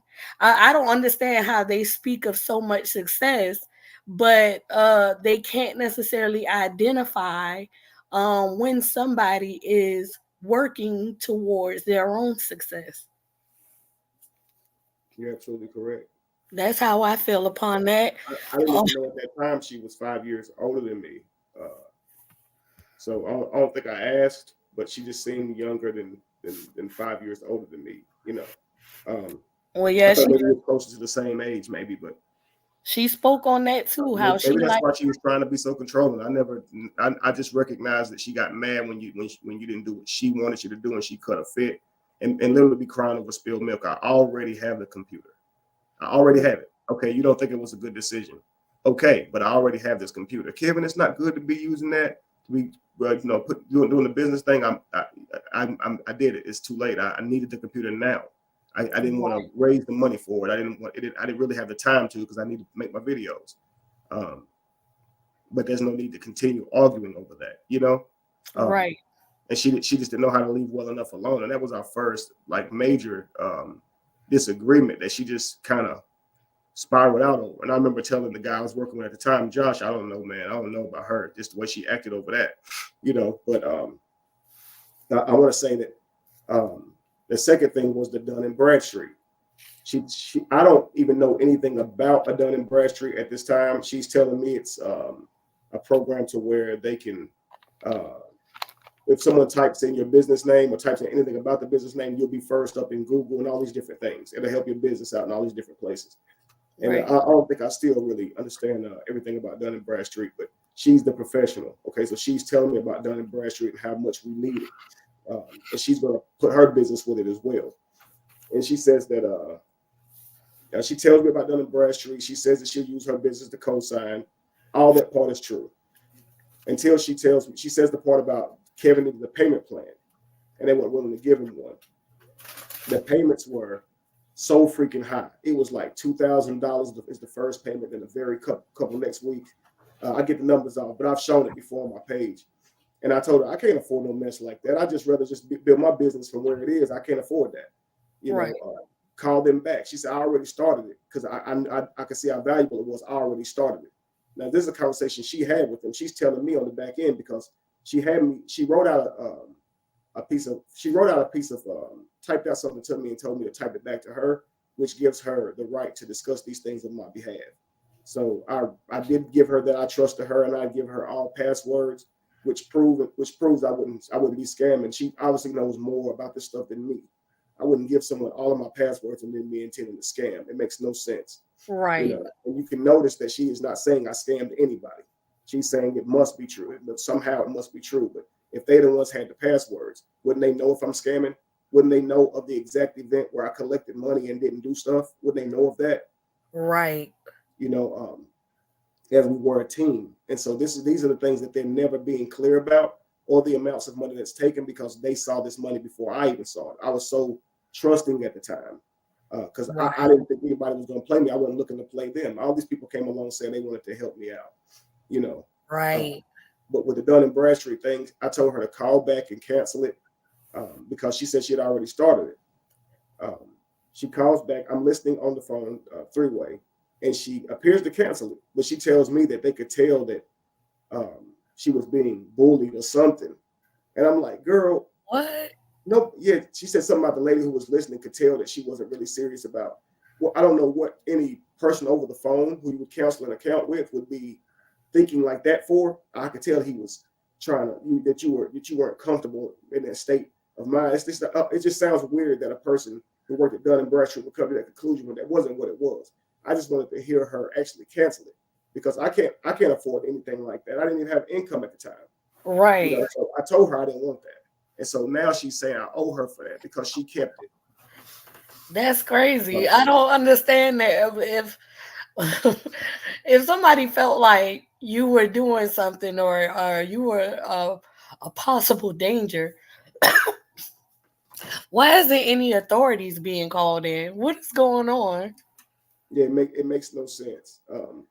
And I think that anybody on that phone line would understand if you were seeking to decline that happening based upon your further understanding of what it was and what needed to be accomplished for that. I think they would most certainly want to go ahead and close that or stop the process before it got any further. That would make sense. Absolutely. Am I making sense?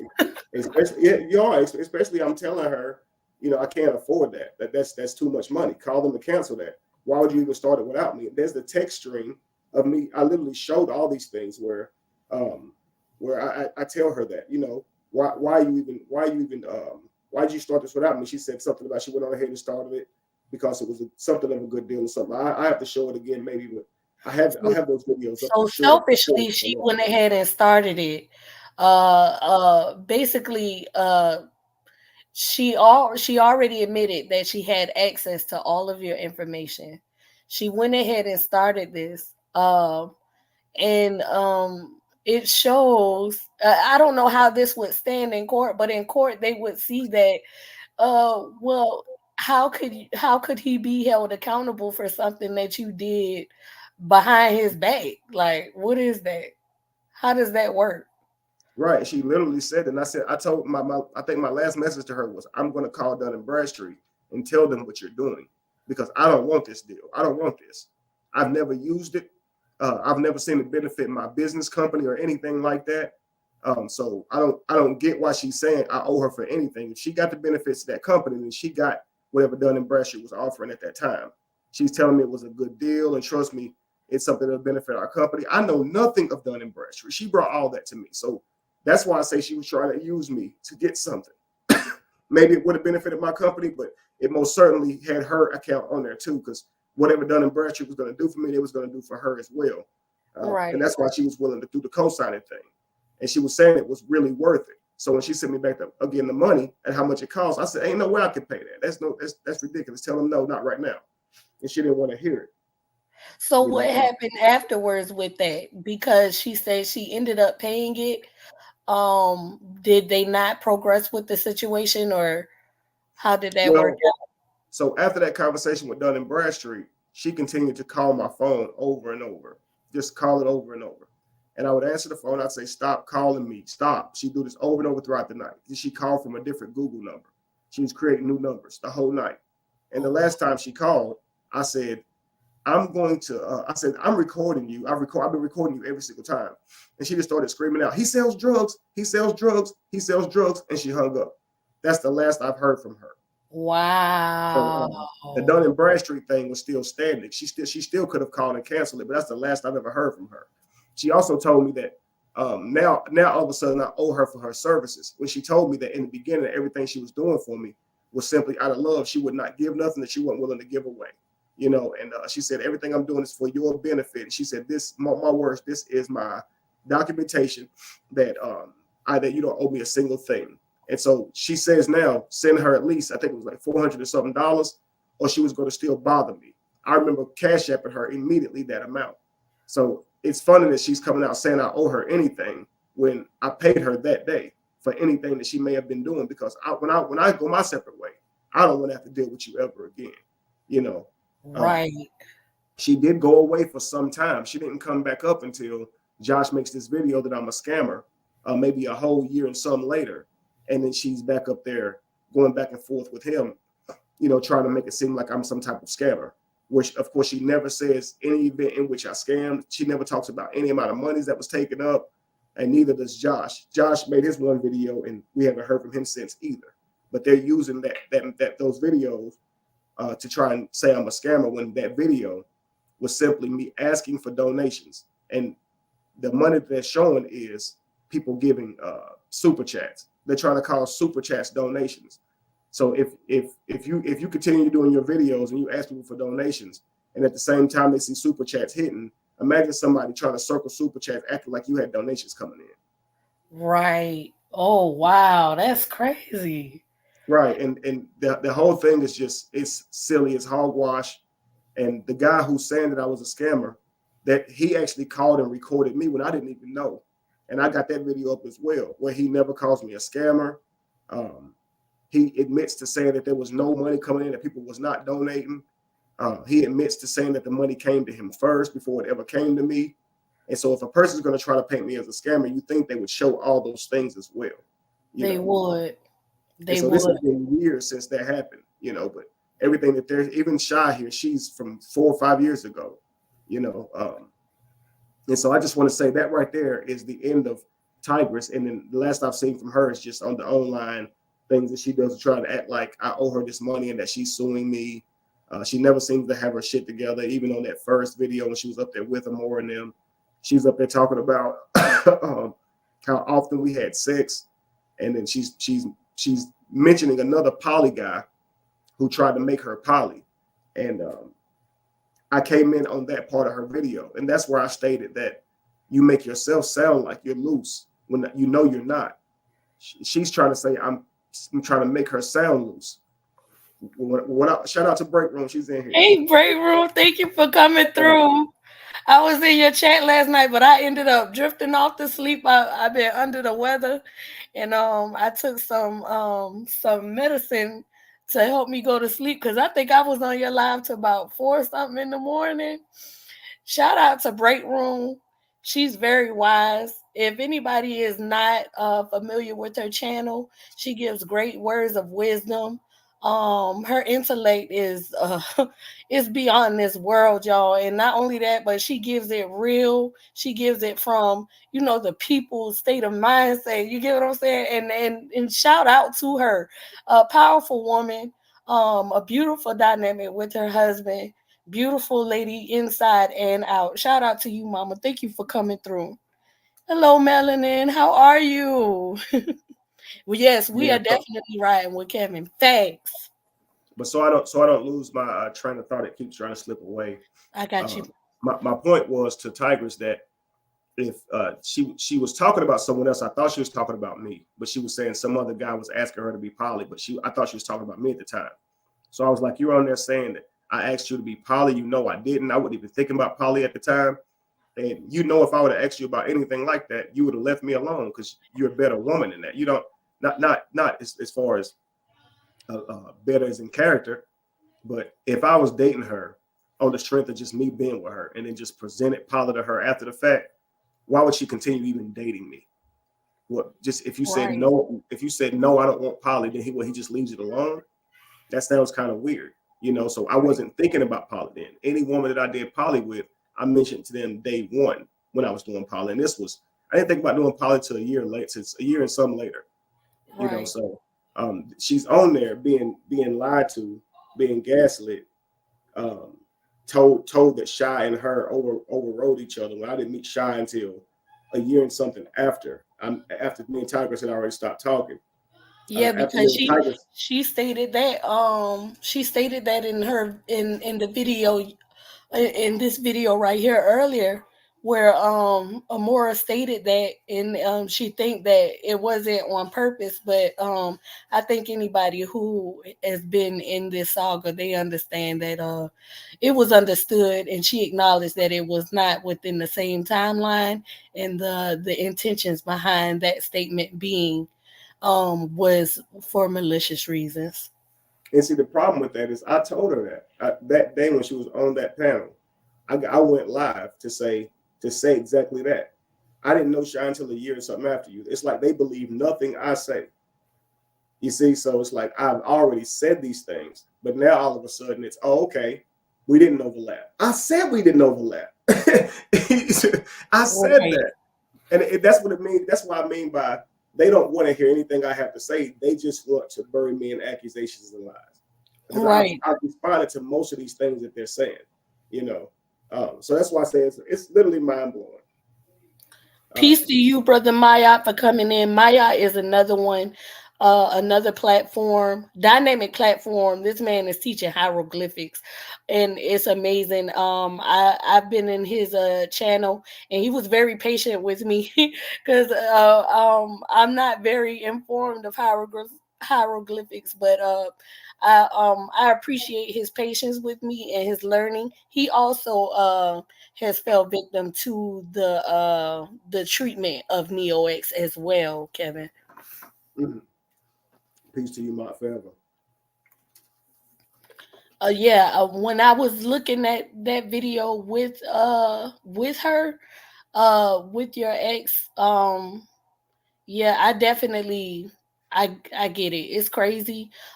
They and not only that, but I wanted to state this, and this is why I wanted to have my voice as well, because it seems no matter how much you try to explain situations, you get what I'm saying? And you have so many videos acknowledging these people. And I think that is very honorable firsthand for you to even acknowledge these things, to give clarification, but they refuse to listen. You get what I'm saying? So I'm like, okay, so you say he's gonna go and he's gonna analyze this video and critique it and pick this and pick that, and regardless of what he says, you're not listening. So what if I was to step in and give my perspective as a woman? How would that interfere with anyone's understanding, and that is why I wanted to go ahead and speak out, because we can't continue to use this as a reason to not listen to what Kevin is saying, and that's why I'm here. I want to use my voice as from a woman's voice, and basically say, okay, so now that a woman is stating these things, does it make it any different? Does it make it better for you? Do we get it now? You get what I'm saying? And so that's my full intent behind that as well. Yes, ma'am. No, fully understood, and I'm, like I said, I'm very grateful. I would want someone to do this for my children, my father, anything like that. When you see harm is being done, we should speak up. It shouldn't matter the gender, Right. And so I think it's especially powerful when you as a woman steps forth and you're calling these things forth. That she is really her purpose seems to destroy and emasculate men at every turn, and it's a normal behavior. It's a normal behavior within the community, where men are basically their perspective on things are basically ignored. You get what I'm saying? And society caters to female selfishness. You get what I'm saying? And I acknowledge that. And sometimes it is hard for us as women to pick up the heavy stones of accountability, because society has made it so easy for us to lie in comfort of victim mentality. You get what I'm saying? And so I wanted to be a part of a possible movement to encourage us women, especially with sons, because I have sons as well, to let's make the effort to pick up these bricks of accountability for the sake of our sons and our brothers, our fathers, and any male. Let's take it so that we can help with their mindset, their mental understanding as well. It's not fair for us to be able to get away with the hurt and the endangerment that we place on the males in our lives. That's not fair. Absolutely. There seems to be no value in what we provide if it's not directly for them. And that's what Right. I'm seeing with even Shy here, with even Tigress. They don't care about the things they're saying represent me in such a way, how damning that is to my reputation and my future. But if I respond, now all of a sudden it's damning to their reputation and their future. It's like you can't win for losing. Right. You can't win for losing. If you were to not say anything, the automatic assumption would be because he know he wrong. But if you say something, then it's like, you see, you see what he's doing because he know he wrong. It's no winning. There's no understanding at all. Um, Right. especially especially with a man expressing himself. Like that's something that a lot of women aren't necessarily used to. And especially with their expressions not being in the format of what they understand. You get what I'm saying? Because they expect for a man to say, "You're right. I'm sorry. I didn't mean to." Because that's catering and to the justifying of their mentality. But if because you give insight on your perspective as far as these basically showing your truth, since a lot of people want to say I'm telling my truth, you're telling your truth. You get what I'm saying?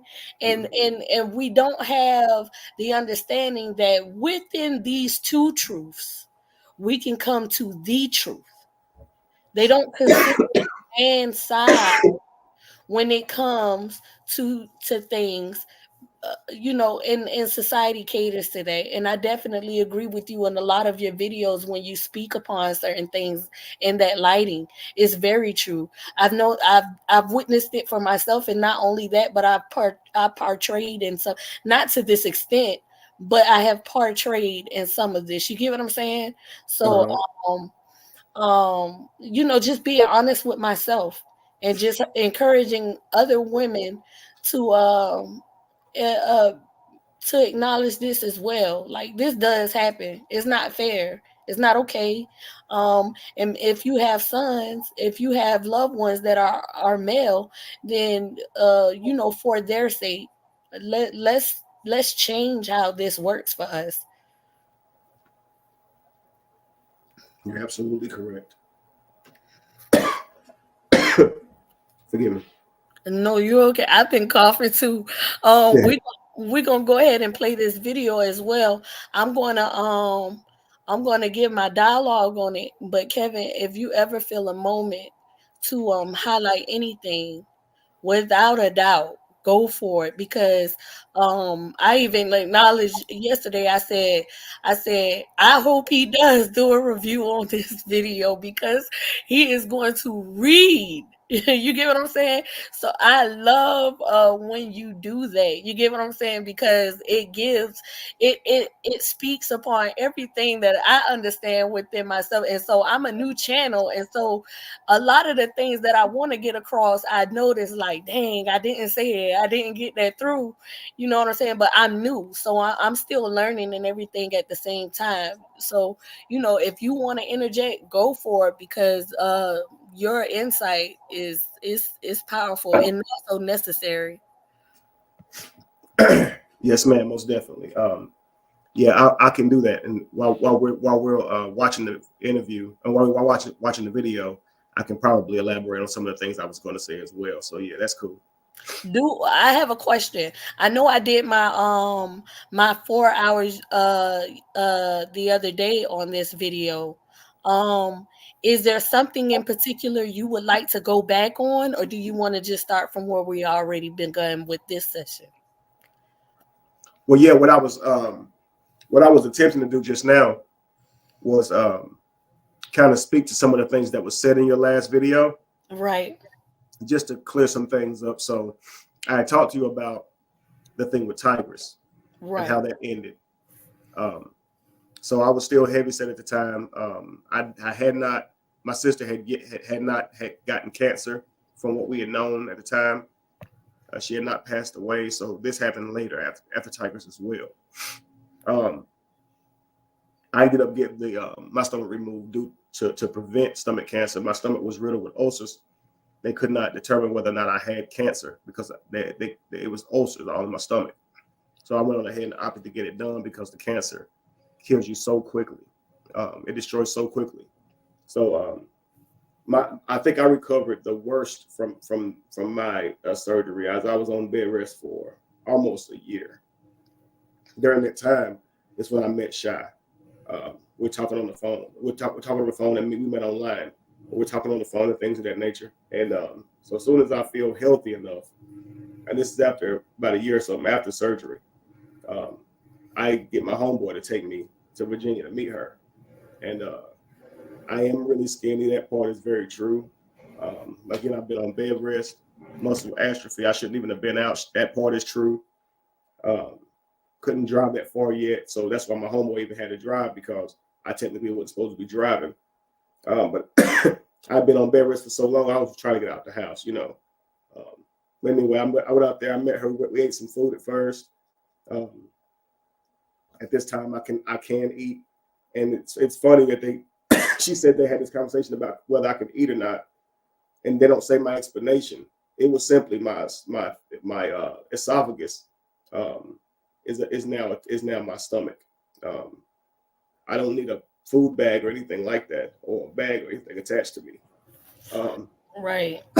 Like that's totally out the blue. However, I could only eat a very a small amount, you know.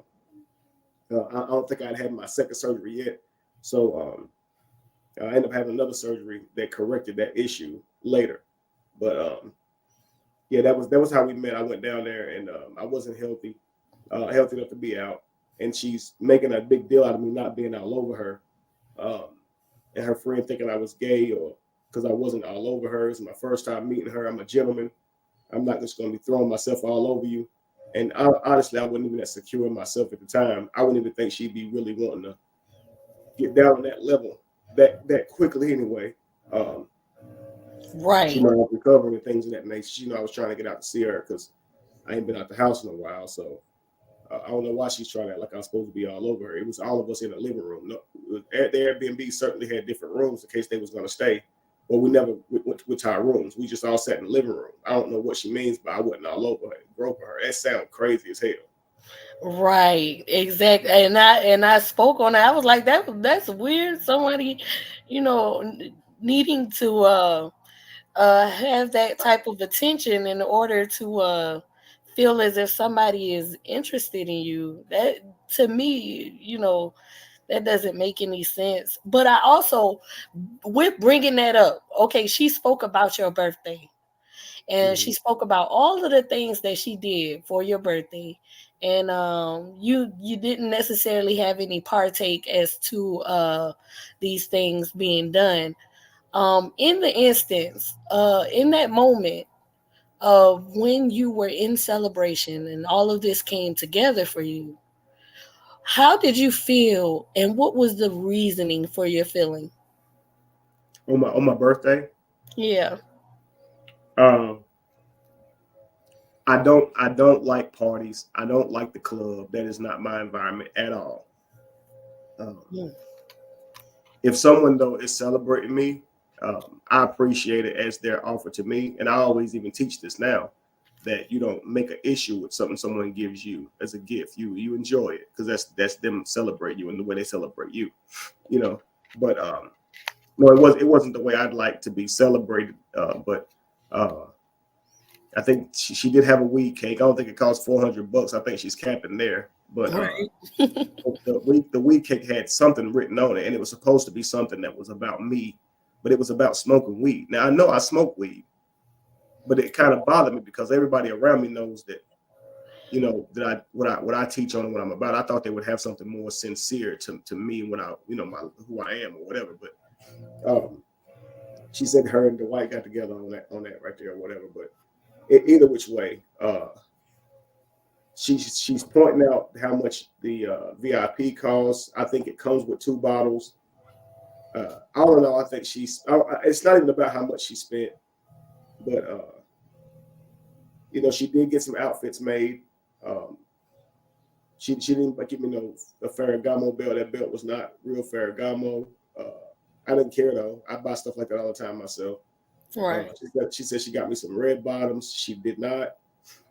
There was some Aldo shoes, which I love them. Don't get me wrong, but I mean I don't know why the cat. And what she did for me, it was nice. One of the things it's very embarrassing to say, but she was about to go into it, and she'll probably go into it later. But Neo cut her off when she said that my birthday didn't go exactly how we planned because I didn't know anything of a party. One day, Shy and I was sitting around talking, and she comes up with asking me basically like different fantasies and things of mine. Okay, so one was to have sex on the first date, but not a one-night stand, right? Just a passionate first-time meeting. Y'all just, you know, so attracted to each other you can't, can't explain that feeling. It's like magic. That's what I always said I wanted. That and a threesome. So Shy's like, I got this threesome for you. It's on your birthday. And she got my hopes up for this threesome. Okay. Right. Again, it's very embarrassing. But the birthday comes and we have this Airbnb and there's nobody at this Airbnb but us. And she says the lady couldn't make it or whatever. Okay, cool. But now I'm curious. I'm like, but who was she? Because you wouldn't show her to me. You just said, trust me, you will like her or whatever. She's like, I don't want you to see her. Like, nah, show it to me. I want to see what she looked like at least. And she showed me this girl's page who it looks like she's never had a conversation with in her life, who does not at all look like she would be up for nothing like that. Lady had 2 beautiful kids. She just looked like a wholesome girl, not somebody who would just meet up with somebody for a threesome. She just didn't look like that. And not that it has to look a certain way. I just didn't get that vibe from her. And I said, I don't think you've ever talked to this girl at all. And turns out she had not. And I said, do you realize what you were doing? You were really going to put it out here that this girl was going to do something that she wasn't, and just a lie. So had you talked with anybody, because you certainly been telling me for the last month or so that you had a threesome, would you sit here and just play with somebody's head? Because it's not even about her not showing up. This is about you would just sit here and play with somebody's head.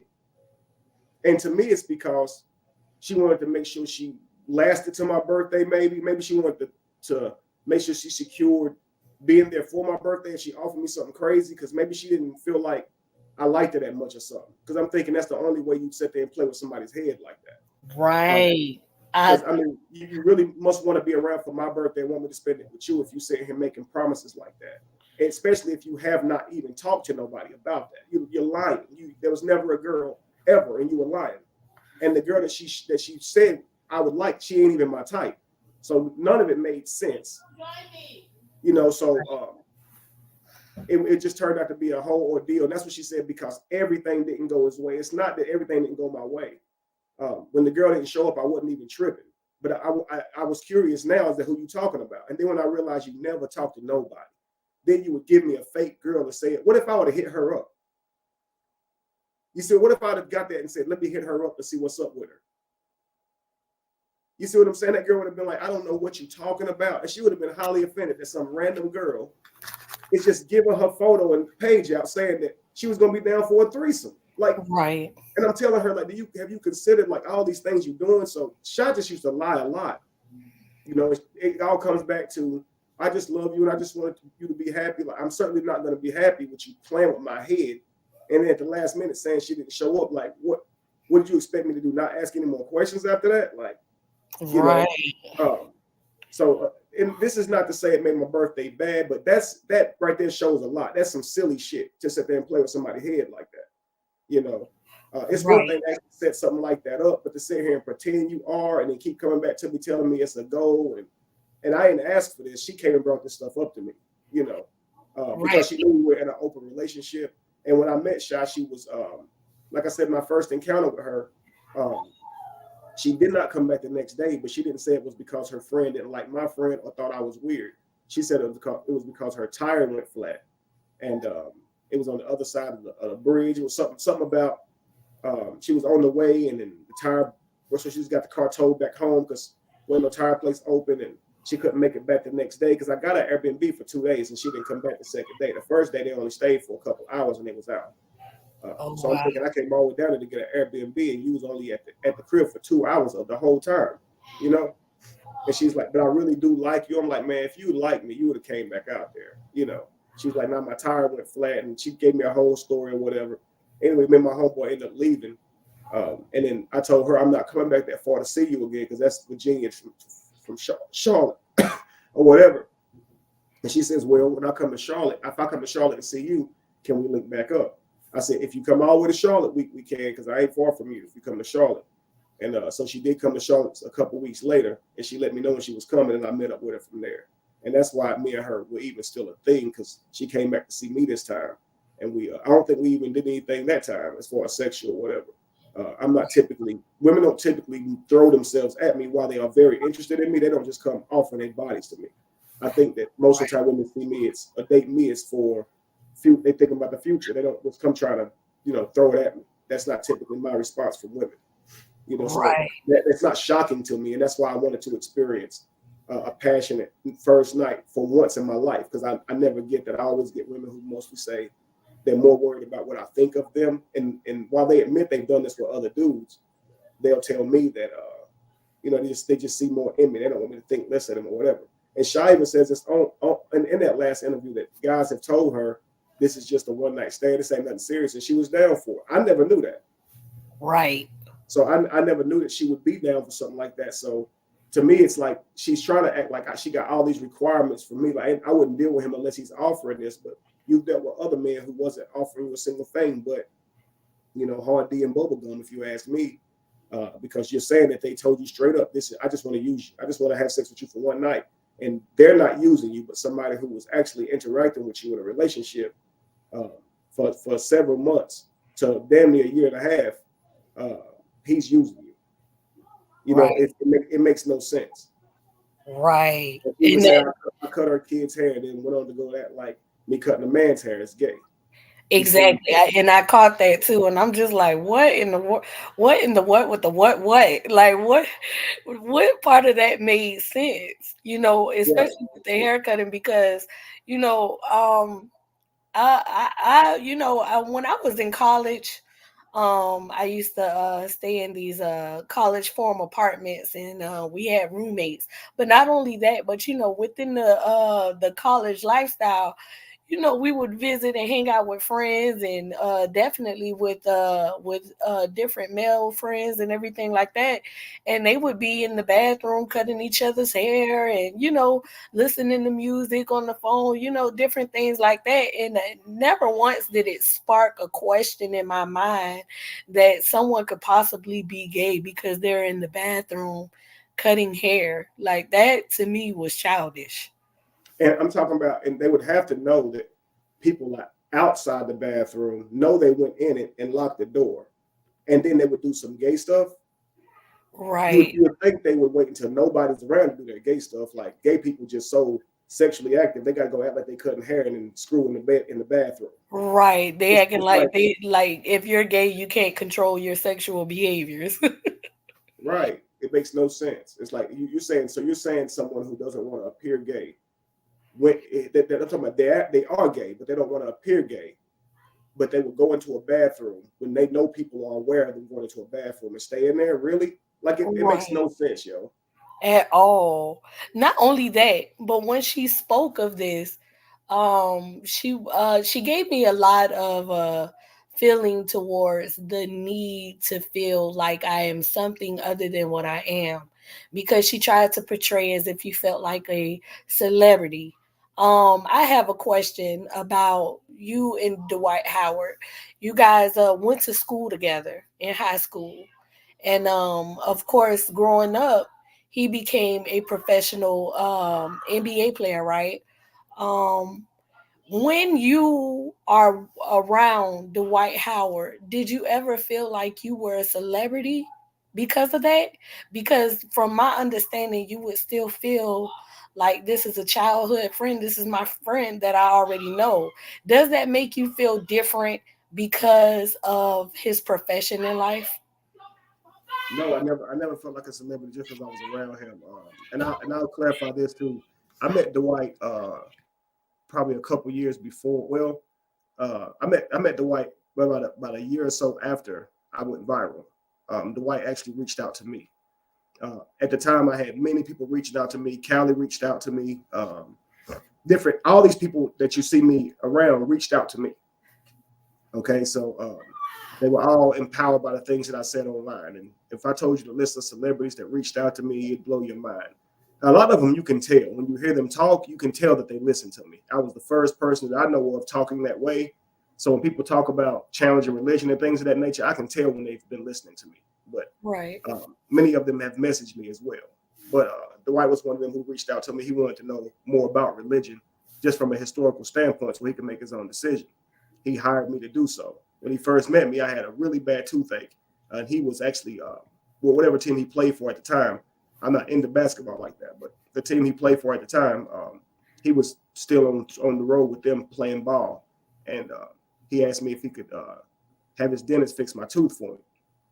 I, of course, said yes. I didn't meet him on that encounter. I went out there and just got my tooth fixed and came back home.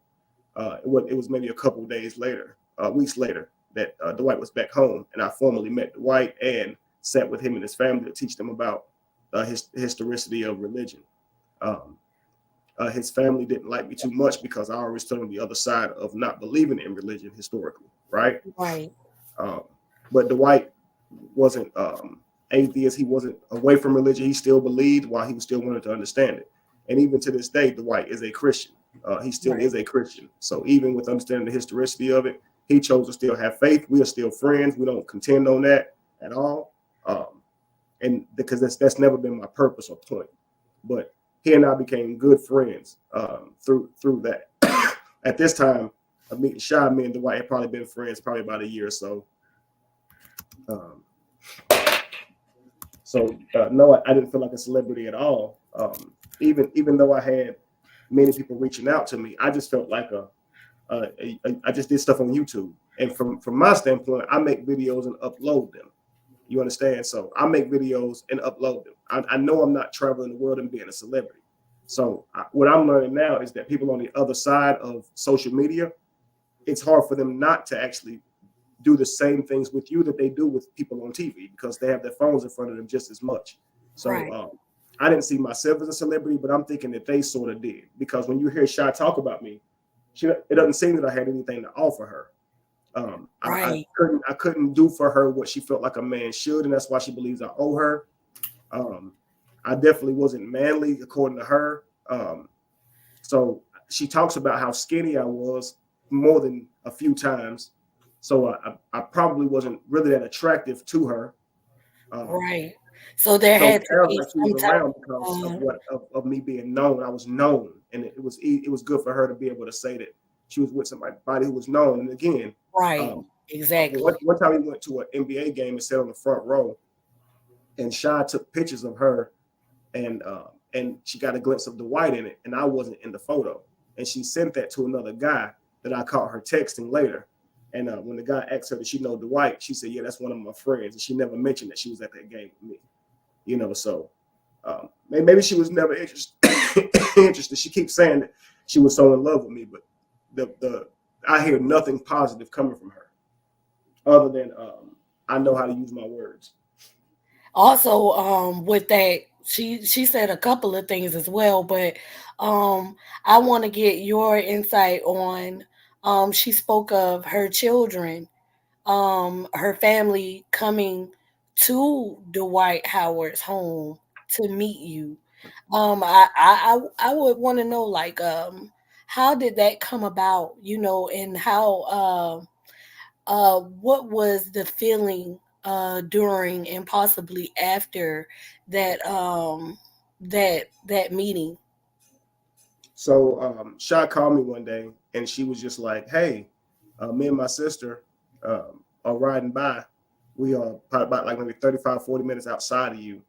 Can we come by and see you? I want her to meet you. Now, I think maybe I had known Shy at this point, probably like maybe 2 months. It wasn't no big deal. But she didn't say it was anything serious, that she just was wanting to swing by. She asked me, could she come by? And I said, sure. She came by, she circled around. I walked outside. I think I let her kids go inside and use the bathroom. I shook her sister's hand. Her sister didn't say anything about I don't look like myself or look different. It just seemed like a pleasant meeting. And then that was the end of it. But they didn't come inside or anything. They just swung by the house. And now she's trying to make it seem like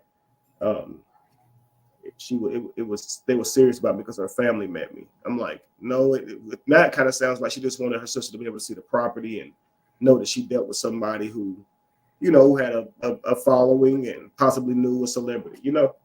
Right. And she and yeah, I did speak on that because I was just wondering, you know, because she made it seem as if the meeting was of intent to progress in the relationship, and I was like, I don't know the background on that until now, right? And I was just questioning like the what did that make her feel like to have her family come to the, because in your eyes Dwight is your friend, in her eyes Dwight is a celebrity, you get what I'm saying? Right, absolutely. So what would be the feeling for her to have people that she know to come and witness her ability to be in the home of a celebrity? Not only that, she spoke of how Dwight may have stated something or behaved in a certain manner, unknowing to you. I want to know if you had known of this situation either through her or Dwight, and whether, regardless to whether you knew or not, now that you hear that from her, how does that make you feel, or if you even believe that that could have happened? Well, I don't believe her because she blatantly lying on me. But and even the things that she's saying, it shapes. Okay, for instance, she's saying that Dwight said some things to her that could have seemed like he was trying to see where she was at when I wasn't around. But she didn't say anything to me of this. But if she catch me watching porn, gay porn, she'll go call Callie. If she feel like I twitched or did something gay or something like that, she'll go call Callie. It's not consistent. Right. You would think that if she's so quick to tell my friends things about me, that she would at least tell her man when his friend is trying to holler at her, right? Right. So she's never once disclosed any information like that, which to me it would say that she was interested in him because she didn't tell me. And I would say that 100%. If my homeboy try to holler at you and you don't tell me, it's a reason. And I don't want to hear that you didn't think I believe you. I'm gonna trust you. I'm gonna hear you out. We're gonna have a conversation about it, but don't keep that information from me. I need to know. If he did something like that, I'd be highly upset. I would never do that with anybody he was around because he knew that I had women around, but I liked Shy. Okay. So when she says that she and I were in like a relationship, we were, but it was open. So I could deal with other women. She knew that. I was dealing with other women, and she knew that. Right. But I did like Shy, and I would just say to her, you know, until I figure out what I want and things of that nature, let's just be together. Like in terms of let's just exist. I didn't tell her she couldn't talk to anybody else, and her problem was she would say she wasn't talking to anybody else, but she would. She'd be lying, and I told her you don't even have to lie, but you'll still lie. I caught her 2 or 3 times, I think 2 times, doing some things that were sneaking and geeking in the break room's voice. She was caught sneaking and geeking a couple times, and I would say to her, if you can do what you want, why would you still lie? You see what I'm saying? It makes no sense. And so that's why I would tell her, even on the phone conversations that I have recorded since she got on live and started talking about me. I recorded that last conversation where I said to her, you know we had trust issues. You know that you're not somebody who I could be with because I didn't trust you. Right. You know. And what, and also to bring like she spoke about conversations that she had with Callie. Were you aware of those conversations during the time? That's what Or I mean. No, that's what I'm saying. If Callie claims to be so solid, he said that he took from his shroom experience that he was a solid ass nigga. And I noticed he kept questioning if he was real and things during that experience. And I think that's why he questions himself. I don't believe those conversations ever happened, to be honest, because she ain't never caught me watching porn, let alone gay porn, you know. And I'm right, sure she ain't never saw me shift my ass or nothing in no direction or do nothing gay to the point where she had to call Callie about it. I'm not even aware they had each other's numbers. That's what would be crazy to me. right, But if that part were true, and she was reaching out to Callie never said anything to me, so he wasn't a good friend. If he's saying I was solid, I had your back, no, you didn't, bro. You didn't. If what she was saying was true, she thought she saw me on gay porn, and she called Callie. Callie didn't mention nothing of that to me at all. She never mentioned to me she was talking to my friend behind my back. My friend never mentioned to me that my girl is calling him behind my back. They never mentioned to me that they all had this type of group meeting at her birthday party, where they were saying that she needed to get away from me. And she says Callie was there for that. Okay. None of these things I was aware of. It sounds like a whole conspiracy here. right. I didn't get a say so in or anything. It's mind blowing. Let's speak on the birthday. Let's speak on her birthday about, because she spoke a lot about you being angry and all of these things. What was going on in your mindset? What happened? What, you give us your perspective on what happened based upon not based upon her story, but with just based upon the information of what led up to her birthday, as far as what you were trying to do, what happened throughout that time frame, and the effects that it caused you to lead to anger, and let's get some insight on that as well, some clarity. Absolutely. Well, first of all, I think that the gifts that we gave each other, it speaks to our inner selves and it shows how different you can be. How um, I think that how incompatible we were. That her thing spoke more to glitz and glamour. It had to be a 2 Chainz spot, VIP. She's talking about the bottles. I could not even drink. I can't. I still can barely drink alcohol to this day. Um, so I don't know what she's talking about. All this alcohol she's saying she got, and it's just all those things. But my gift was more to my inner self. It was I rented an Airbnb. The Airbnb was like $1,700, and to be clear, you cannot get an Airbnb unless you pay for it. Right. Even Callie is in their comment saying, nope, he didn't pay for that Airbnb. I don't know how he would know that, but I found it funny. I don't. That's why I say I won't argue with a gay person, but that's definitely what he said in there, is that I didn't pay for the Airbnb. But you cannot get an Airbnb, guys, unless you pay for it. It has to be paid for before you move into it, and it's an app. You don't get to talk with the people. That's not how it works. Okay. The Airbnb was like $1,700, which I believe costs more than what her birthday thing did anyway. But it's not about cost. She just keeps mentioning cost. But I got with her friends from back home, friends she grew up with, and saw and try to see if they wanted to come out and see her. I told them the amounts per rooms, because the landlord had a strict thing where based on the rooms that you used, the fee could change. So I rented out about three rooms. However, the place had about 5 or 6 rooms. So if they were going to come, they needed to go ahead and pay for their room. I think it was $83 a night for their room. They agreed to do so. I think all of her friends had a boyfriend or a husband, so they all came with their partners. It turned out to be a pretty good event from what I thought. Everybody, she flies in. She Ubers to the White's home, where she met up with me. I drove her to the place. It's about 2 hours out of the way.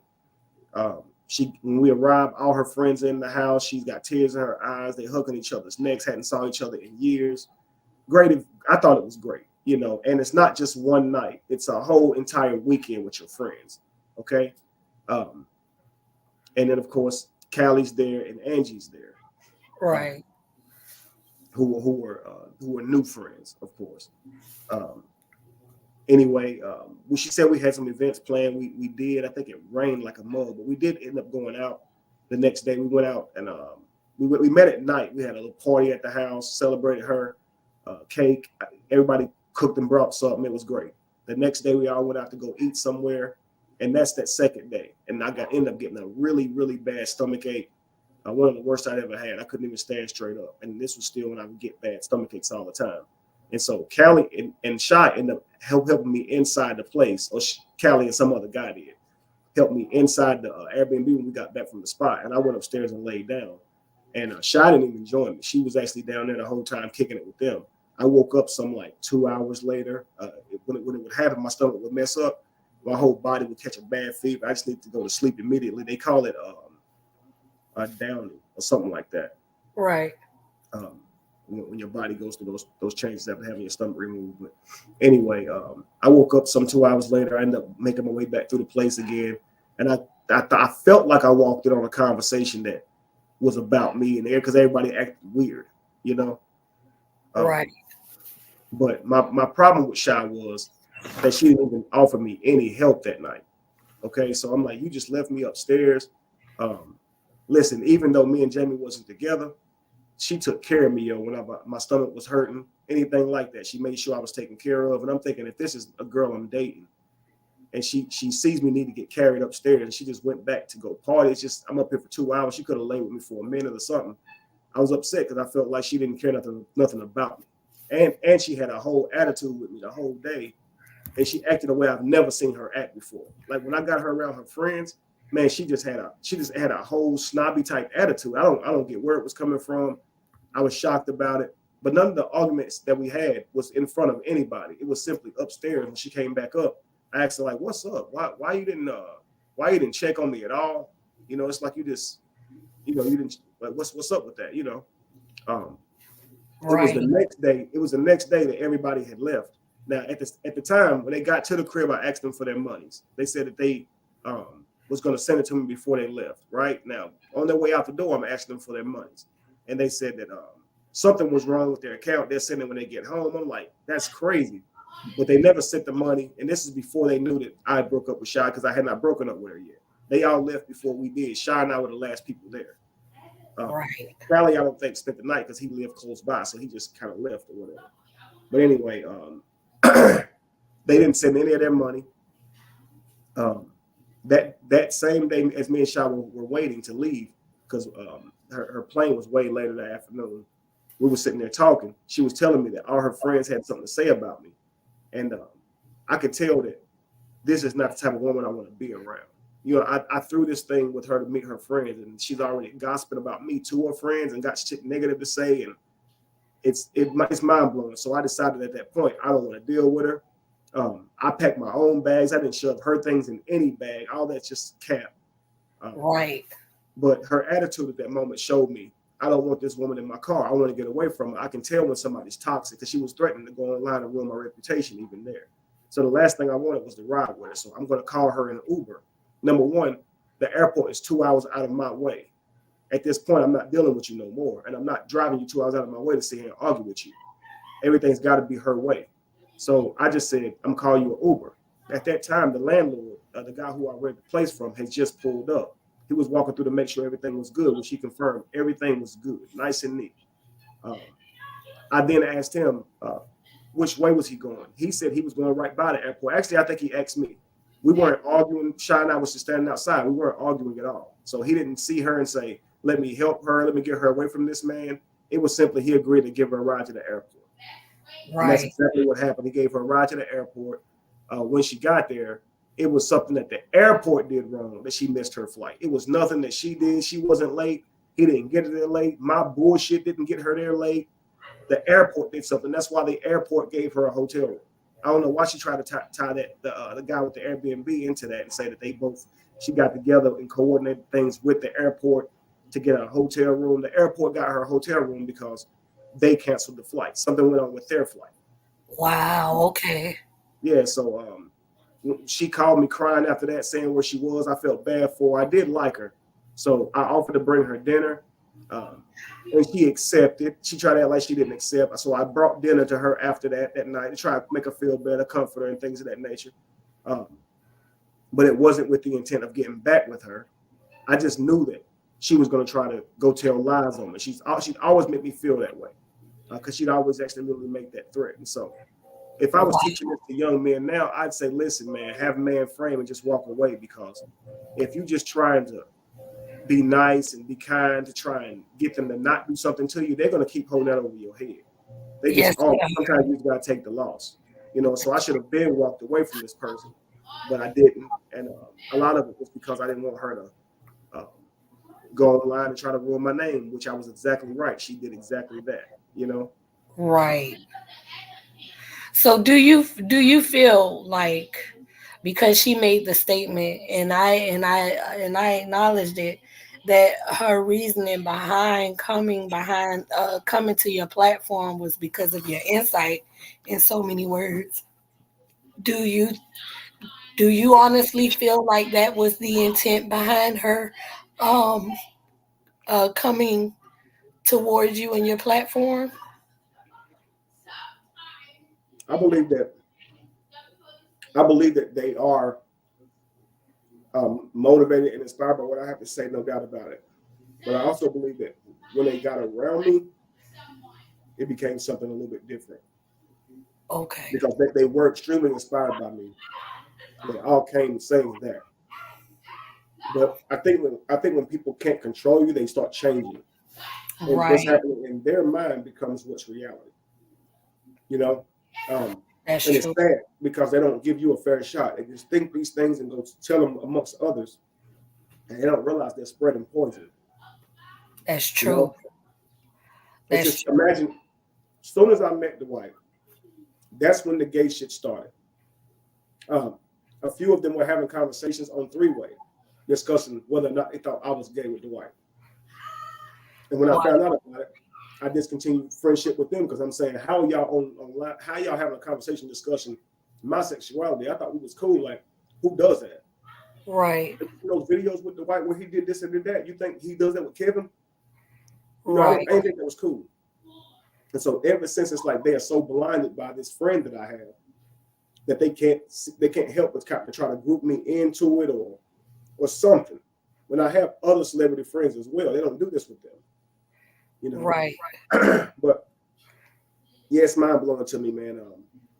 That she can now sit and say that she saw me do gay things. She's never mentioned anything gay to me at all, ever, not once. And even the conversation where 3 or 4 years ago, when she said she saw mascara in my bag, the conversation after that was me having a conversation with her, and I was recording her, and I was saying, good and well I'm not gay. She said, yeah, I know. So it's like if a man uses those type of things to darken his beard up, to darken his facial hairs up and things of that nature, that doesn't make you gay. And you can see now where even Callie himself, but men in general, they go and they get the blackened thing done. They fix their beards and stuff up. You can see this is a thing now. Right. A lot of barbers use certain techniques to do fill-ins and to enhance the appearance of the lining of hair and beards. That is something that is it may not have been spoken of a lot, but it's been something that's already been in existence. And with the growth in social media, it's been a highlight that these men do these things. So I don't understand how this can appear to someone as a characteristic of a gay man. That's to me that's kind of weird. Well, you see her now when someone asked her about mascara on this live. She explains it by way of me darkening my facial features, I think. But the time that she went live about it years ago, she acted like she felt some kind of like weird way when she saw it, because she knows she could be right there. Like I said, will you pass me this? Will you pass me that? If I'm shaving myself, fix myself in the beard, in the mirror or something like that.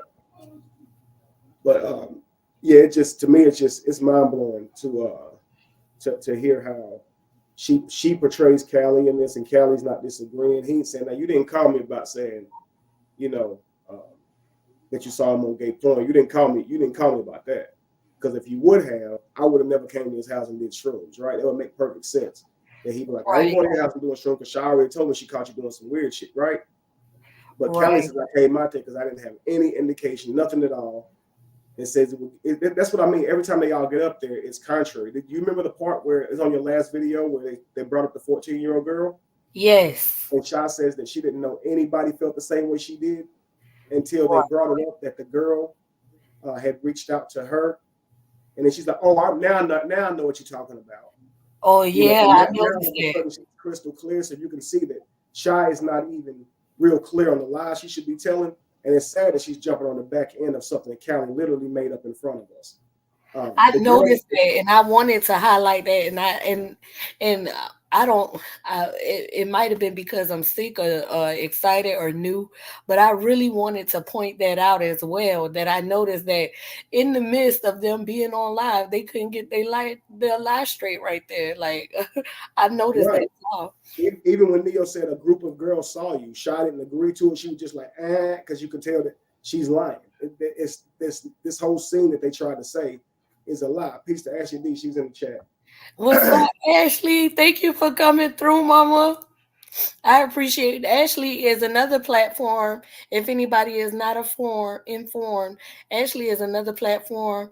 She has great wisdom as well. She is awesome. Everybody take a look into her channel if you haven't already.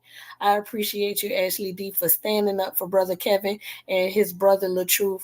You have done an awesome job throughout that entire saga and also through this situation as well.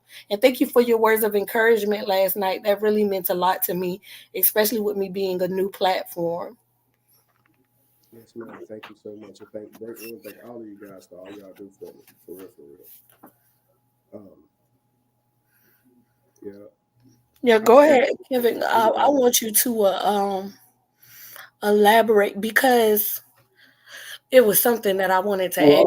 I was gonna say this is petty, but one of the things that Sha used to always say to me was how our eyes were like, and this is one of the things she used to always say because her eyes are not the typical brown either. Right, we have similar eyes, and so whenever Leo was trying to get her to say something about eyes, that's why Sha wouldn't just come out and say, "No, his eyes are lighter colored." And it's just something simple that she could have said, but she refused to even go there. And that's petty to even have to clear, but it's just funny how they do. Right, because she was elaborating, talking about how she would help you lighten up the pictures and everything like that. Right, and now here's the crazy part. I've shown you guys videos of me working out where I actually got my body weight back up. Yes, you did. As Shy's talking about images where I would enhance them so I wouldn't seem so skinny. Now, this is a person who was saying, "I love this man." He went through some things where he had to get his stomach taken out, and he's suffering. He doesn't like how he looks. Apparently,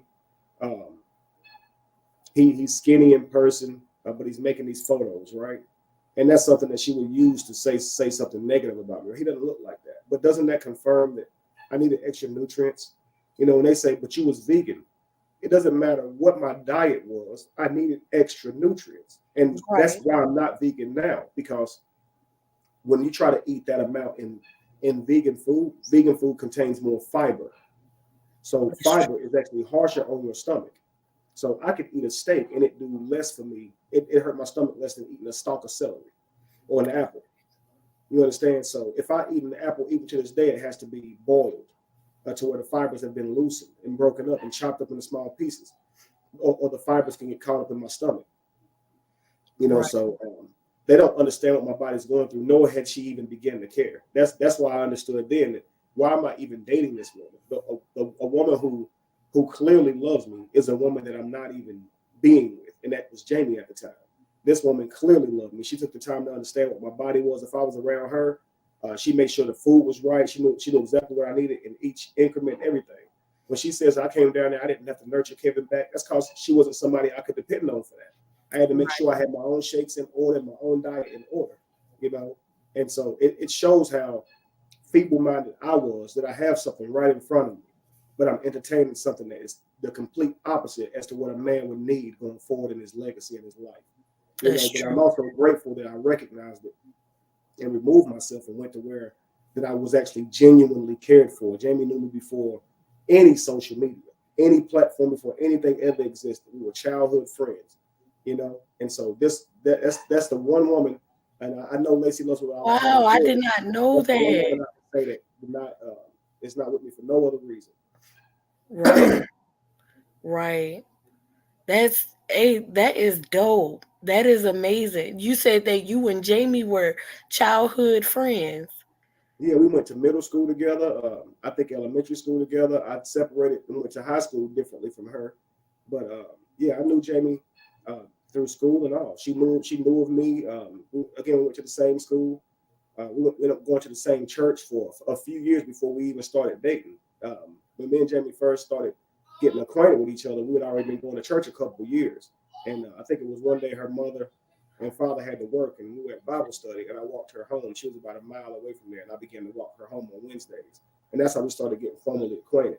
But when I was at a school called Chase, and she was at a school called East, I wrote her a letter trying to get with her, but I was trying to get with her on some superficial stuff. It was a romantic type letter, and she didn't write back. So I knew she wasn't that type of woman, you know.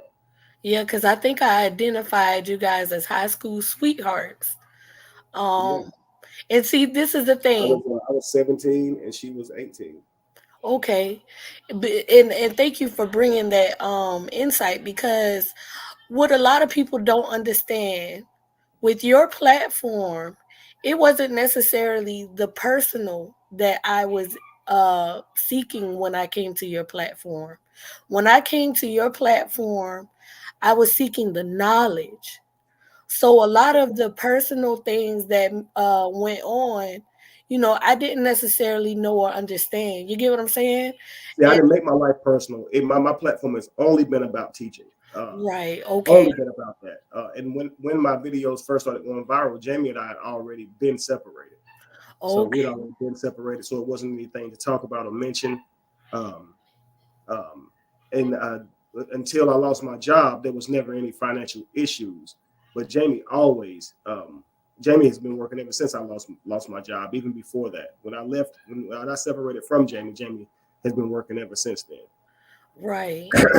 Yeah, because she brung up the statement about you needing a certain amount of money to help with possible eviction. Would you like to give some insight on your side of this situation? Sure, I think that's funny. Even how that came up when they said that he says he doesn't yell at Jamie, and she goes, "Yeah, he yelled at Jamie one day when she was on the phone with the cops when they was about to evict her." So let me get this straight: Jamie's on the phone with me. She has the cops there. They're about to evict her, and I'm yelling at Jamie. That would make no sense right there. Right, But what makes even less sense is that it's absolutely not true. Um, Jamie has never had the cops at her house about to evict her at all. So the whole story is the whole story is made up. Um, right, so and that's why this is funny, because they're trying to ruin my name, but they tell lies that Jamie or Lacey or many other people would know they're lying about, which makes them look even worse liars. Even like Stephanie and Diesel, Callie's best friends, they actually came up to me about her. I brought Shy around one time, and then I think these women heard me talking about another girl, or maybe they were somewhere and saw me somewhere with another girl, and they both told me, "Man, that ain't cool. I don't want to have to lie to Shy. If you brought her around first, please don't be bringing other women around. We don't like that." Which makes them stand up people, right? right, But I then confirmed with them that I'm not with Shy like that. I can actually have other people around me. That's fine. And I went live right then and there to show that to the world. Callie was right there in that live. Diesel was there. We were making a song at Diesel's place. Diesel had a studio at his house. And so I was telling the world right then, listen, guys, in case many of you guys are thinking this, I can date. I can date whoever I want. I'm not in any relationship in which where I cannot date whoever I want to date.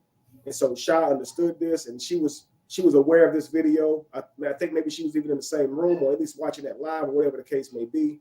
So they would all see this and be like, "That's crazy how this girl is up here trying to pretend that, y'all wasn't in a relationship where that man could do what he wanted to do." It's just silly. Right. Okay. Thank you for that input, because it was just so confusing to me. She was like, I, I gave him $1,000, and it shows that he didn't give it to her, and because she's clearly getting evicted, and I'm like, that there's clearly have to be an explanation to this, or it's of pure deceit. Yeah, it's a complete lie, and that's why when people tell those lies, they're not considering everything they're saying. So it's like if you're going to say that Jamie was about to get evicted and the cops was at her door, you probably don't want to say I'm yelling at Jamie at the same time. Like, what did she do? Why would I be yelling at her? And if she gave me the money and I didn't pay it, again, what am I yelling at her about? And if I'm that close to eviction, why wouldn't I use the money for that? If I really need to pay eviction, and I told her that, and then next thing you know, okay, let's just say this happened. Let's say that she hears me on the phone talking with Jamie, and I'm yelling. Let's say I'm like, why are they there? No, I paid it. Boom, boom, boom. What's happening? That must be a mix-up. So she said she asked me about this money. Did you pay the landlord? And I said, yeah, it must have been a mix-up. So if I came to you and asked you for money to pay my rent, to pay her rent, and then all of a sudden you hear me say it's a mix-up, why can't you believe me?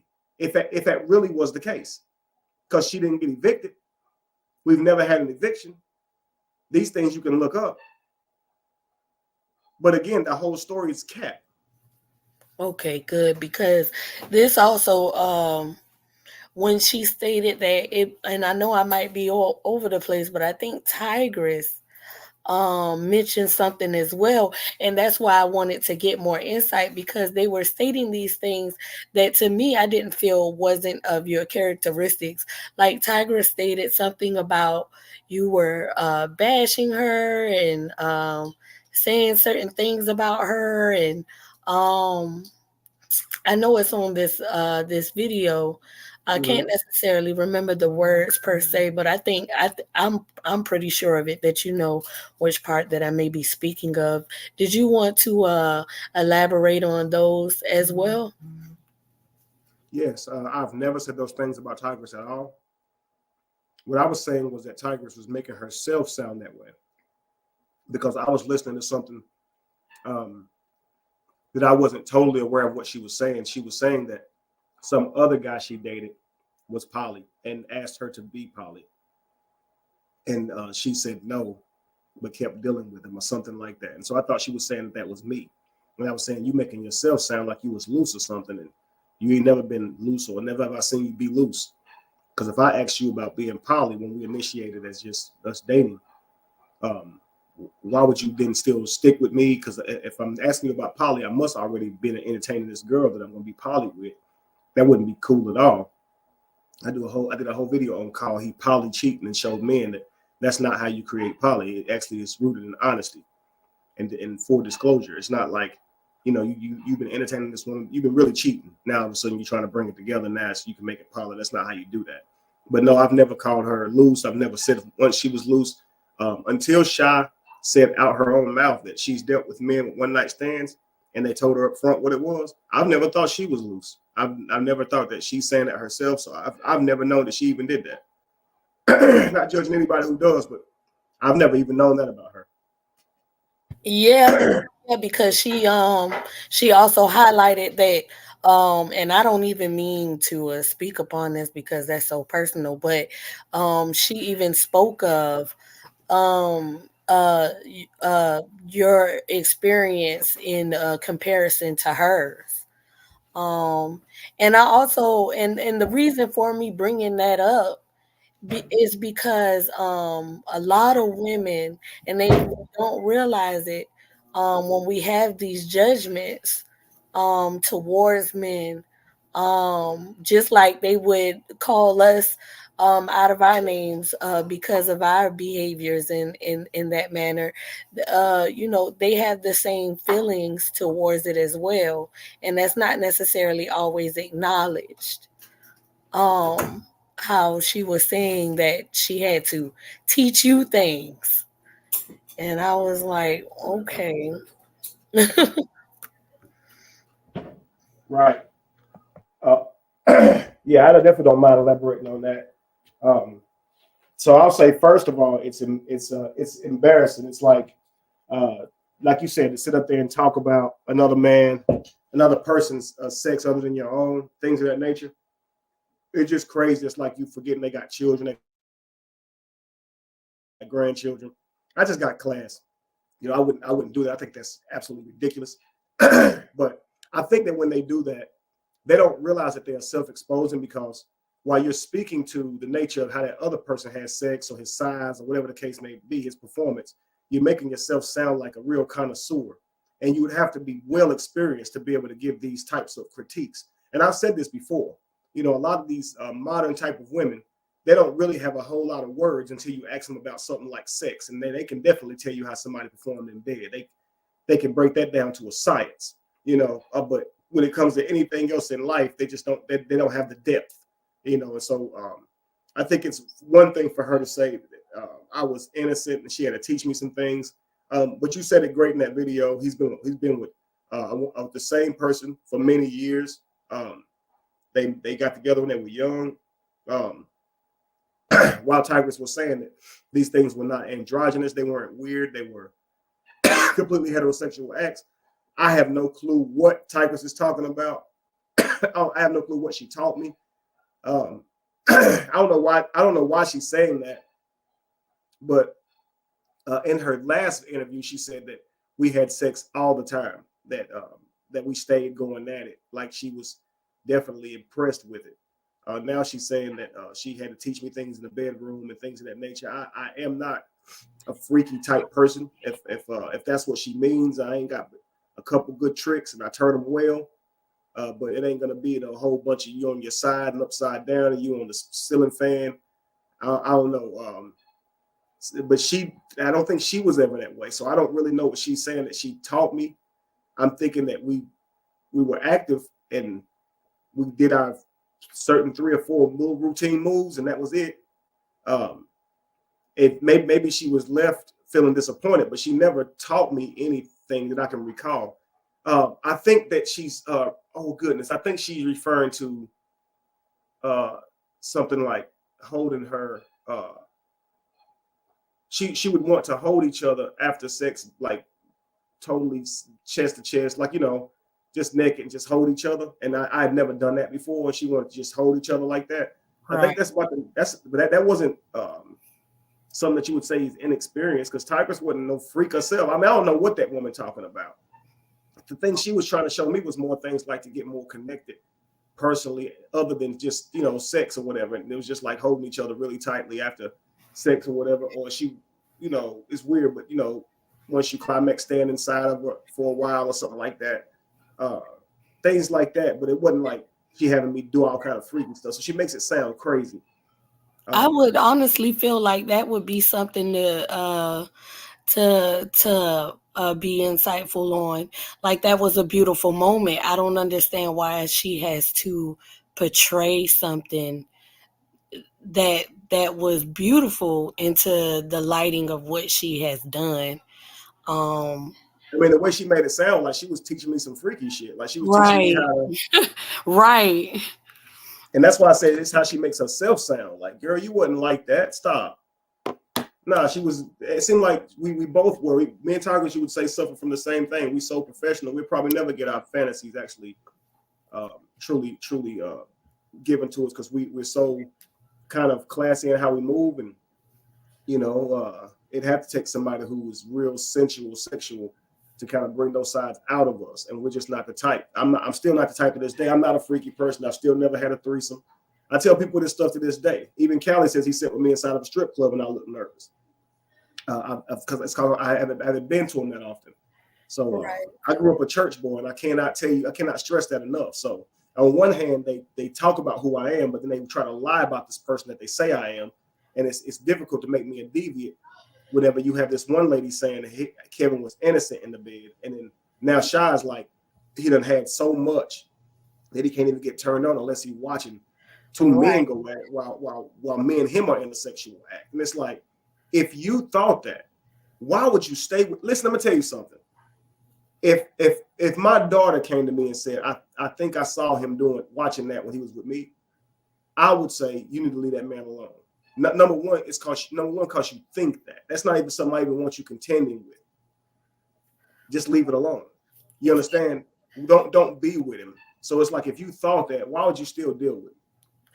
Right. Because and that's one thing. This is the reason why we have to become more mindful of the things that we are saying, because what she stated can give someone the assumption that she is easy. You know what I'm saying? And if you don't want someone to treat you in that light, you know, you don't want to speak in that aspect, and that's exactly what she did when she was trying to tear you down. She was speaking of herself, of being very experienced, and you know and in another man's mind, they'll be like, oh, well, let me see what's going on. You get what I'm saying? So now you're bringing on the wrong attention. Right, because you're literally saying that this person was inexperienced, and you can only say that due to your actual amount of experience. Right. So due to what other positions or whatever things that the dude put you in, or whatever things he done with you, you're now gauging this man's experience. Right. And you're saying he's underexperienced, right? Right. And yeah, it does. It makes, when guys hear that, we think, oh yeah, you definitely out there, because you know how to tell a chef how to cook. Right. You understand? Like, that's the assumption that I took on when she was saying it.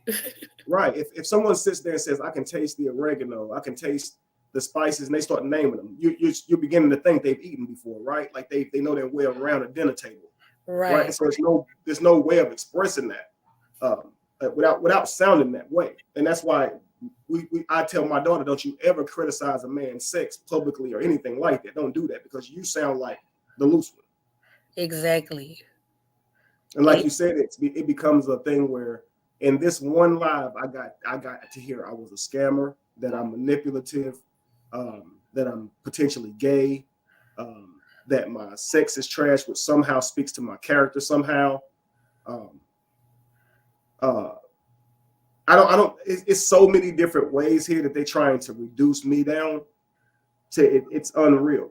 All of these women would have continued dealing with me, so they were very happy as far as my understanding goes, because Tigress knew before I ever lost any weight, and she never complained about my look. She was very attracted to me. Even on that first video, she was saying that. She still said that to that day. So it's not, they like to act like the first time I heard I was attractive was after I lost weight or something. I don't know why they got to refer back to big Kev and little Kev. It's all this weird things. I think what happened with them is they saw me different when I lost weight, and because Callie never talked to me the way he does until I lost weight. He never acted like a tough guy around me until I lost weight. And you got to think I outweighed him by 40, 50 pounds. I was 230, 240 at 6 feet, 5'11", 6 feet. So why would he try me, right? But now, since I'm 140, 50 pounds back then, he'll say he'll try me now, and now all of a sudden Shy looks at me and thinks I'm gay. When Tigress, like she said, she ain't never got no women, nothing like that. She was with me for a while. And when she's hearing about this gay stuff, that's why she's saying that so specifically. Only you would know about that, because when I was with him, nothing gay. He was just inexperienced from what she's saying. Right. But that shows that I wasn't a promiscuous man. That, even though I am considered attractive, I haven't been out here acting wild. You see what I'm saying? Right. And I've turned down many women, so I could have been out here acting wild. So I think that shows a lot about me if I'm not out here trying to be no freak. You know what I mean? Right. I mean, it speaks volumes to me. I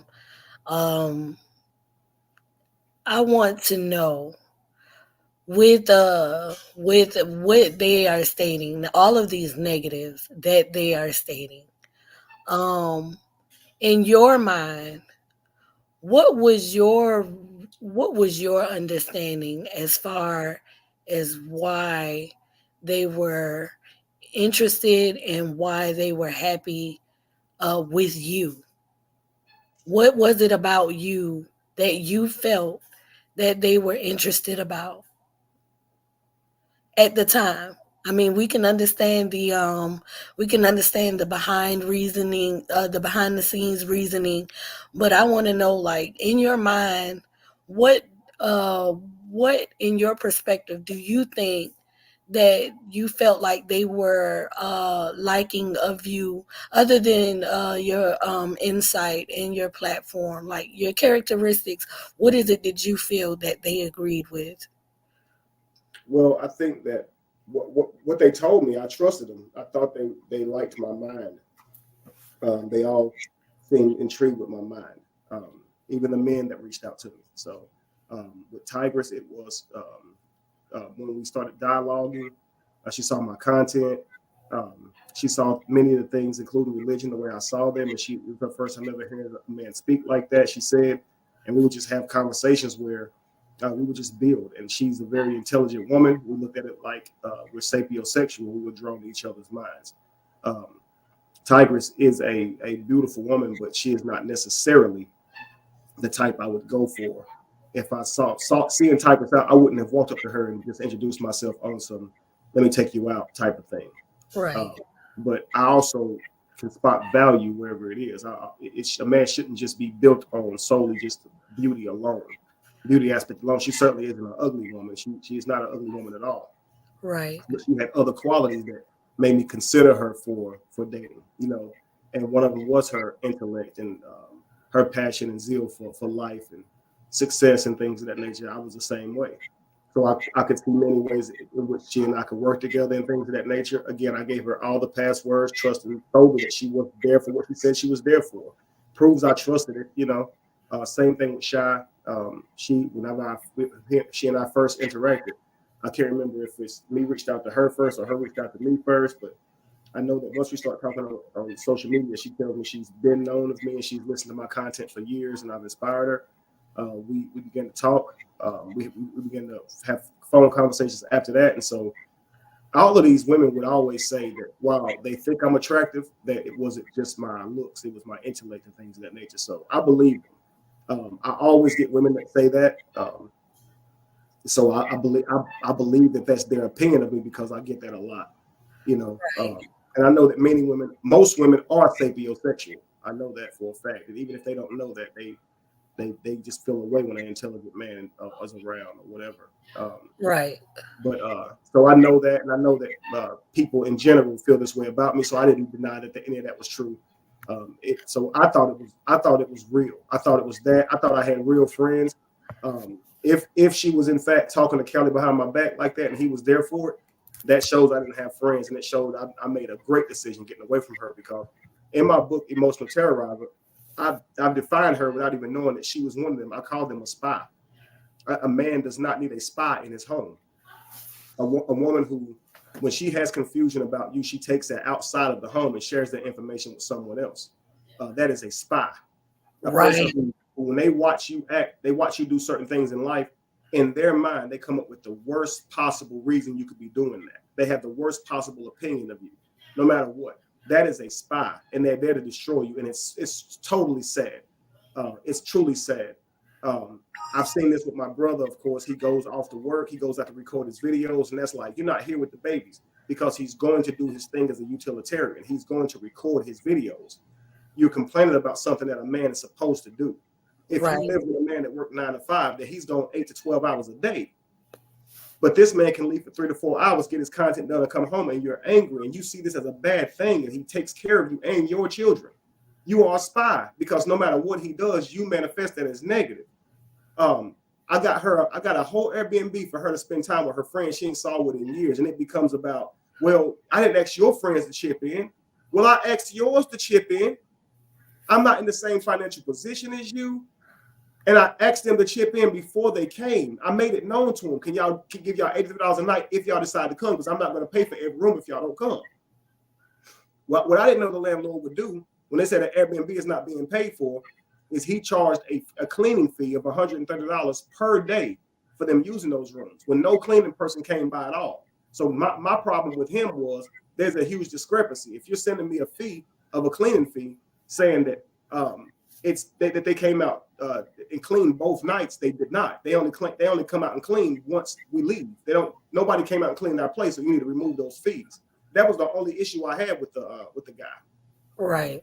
So when they say that Airbnb wasn't paid for, that's just so she can try to make me look bad. the Airbnb was paid for, because you got to pay for it before you go. Like, ain't no way. Y'all know you can't get no Airbnb without paying for it.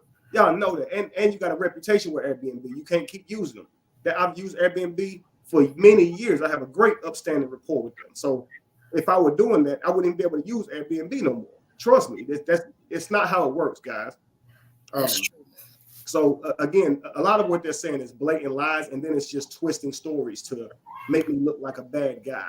You know, so just think about this. I go out and get all of her friends to a place, bring them all in, and when they get there, they talk about me and tell her that she need to be away from me. And when she get what she want, that's a problem. Right. I noticed that, and especially even with you being a content creator, it's a lot of situations where men are working 9 to 5s and working hard to take care of households and things and that such, and it's like a lot of women tend to have a hard time with that, and if they weren't working, they would have a hard time with that as well.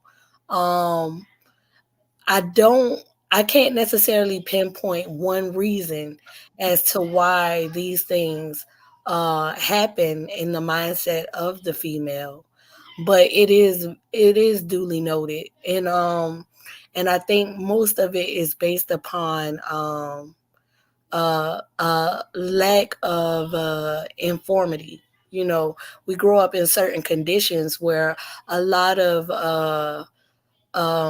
what I want to say, forms of communication or understanding is limited to a certain aspect.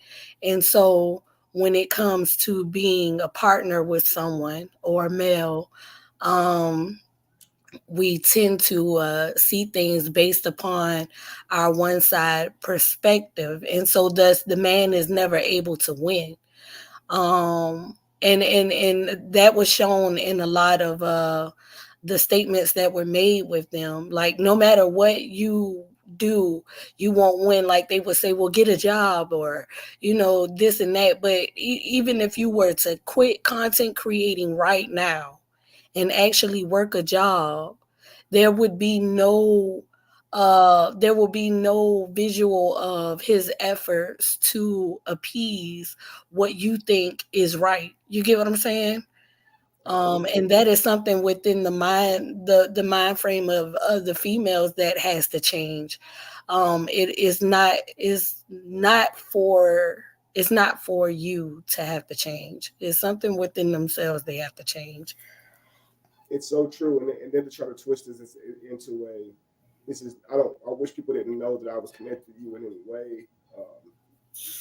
I'm not getting on a public forum to tell things, to lie on you and say things about you for no reason. That I'm not trying to hurt your name. I'm not trying to. But if you just said you sorry, this would have never happened. It's like everything you're saying is you're bitter. It's been years, and why you're still not in a relationship is indicative of the fact of why I left you alone. Because if I wasn't the issue, you'd be in a healthy relationship, right? If I was the problem, because I have 2 healthy relationships today. You understand? And I knew both of those women at the same time I knew her. I just decided to be with those women, and lo and behold, we have a good relationship. And it's like you said in the last video, if I had chosen to be with her, it would have been nothing but problems. Because as you can see, even if I'm not creating a problem, she's creating one of her own with the ideas and thoughts that I could be gay and taking that to my friends. That sounds weird as hell. And then by saying that one of my friends tried to holler at her or said something slick to her, and she didn't even tell me, we stuck together for quarantine. And the sad part about that lie is Shy still had to work. Shy had to work from her own home.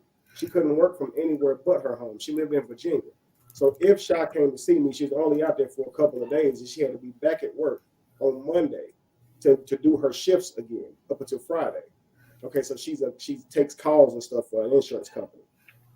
I don't know exactly what her position is or whatnot. But she has to be at home and performing her job from her office or whatever every Monday through Friday.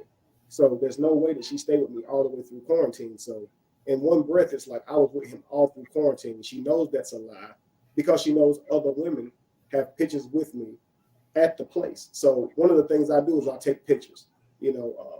my thing was, while we are sharing moments together, I'm going to treat you like a queen, because every person that I meet, there is a potential of longevity, because I wasn't meeting any jump offs. So I was meeting a few women back then. And every woman that came out to see me, I didn't meet any of them just for a fling. I was actually vetting these women. So I was never using any of them. Again, one of them was a multimillionaire who never gave me a single thing. She had $40 million in the bank, and I didn't choose her either. Um, and I'm not saying that because I'm proud of myself. I only say these things because they try and act like I used them, that I use women. If I were going to use women, I would have chosen to be with the women who I could use for money long term. Women with money like that. You know, Jamie was a waitress. Lacey, she worked at a bank.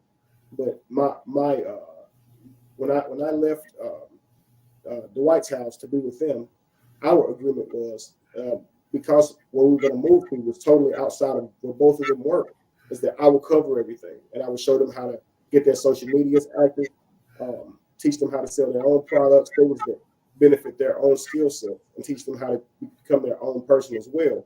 Because at that point, I was making enough on social media to cover our family. Right. And he trusted me, and we all agreed to do this. And several years later, we all had exactly what we talked about, you know?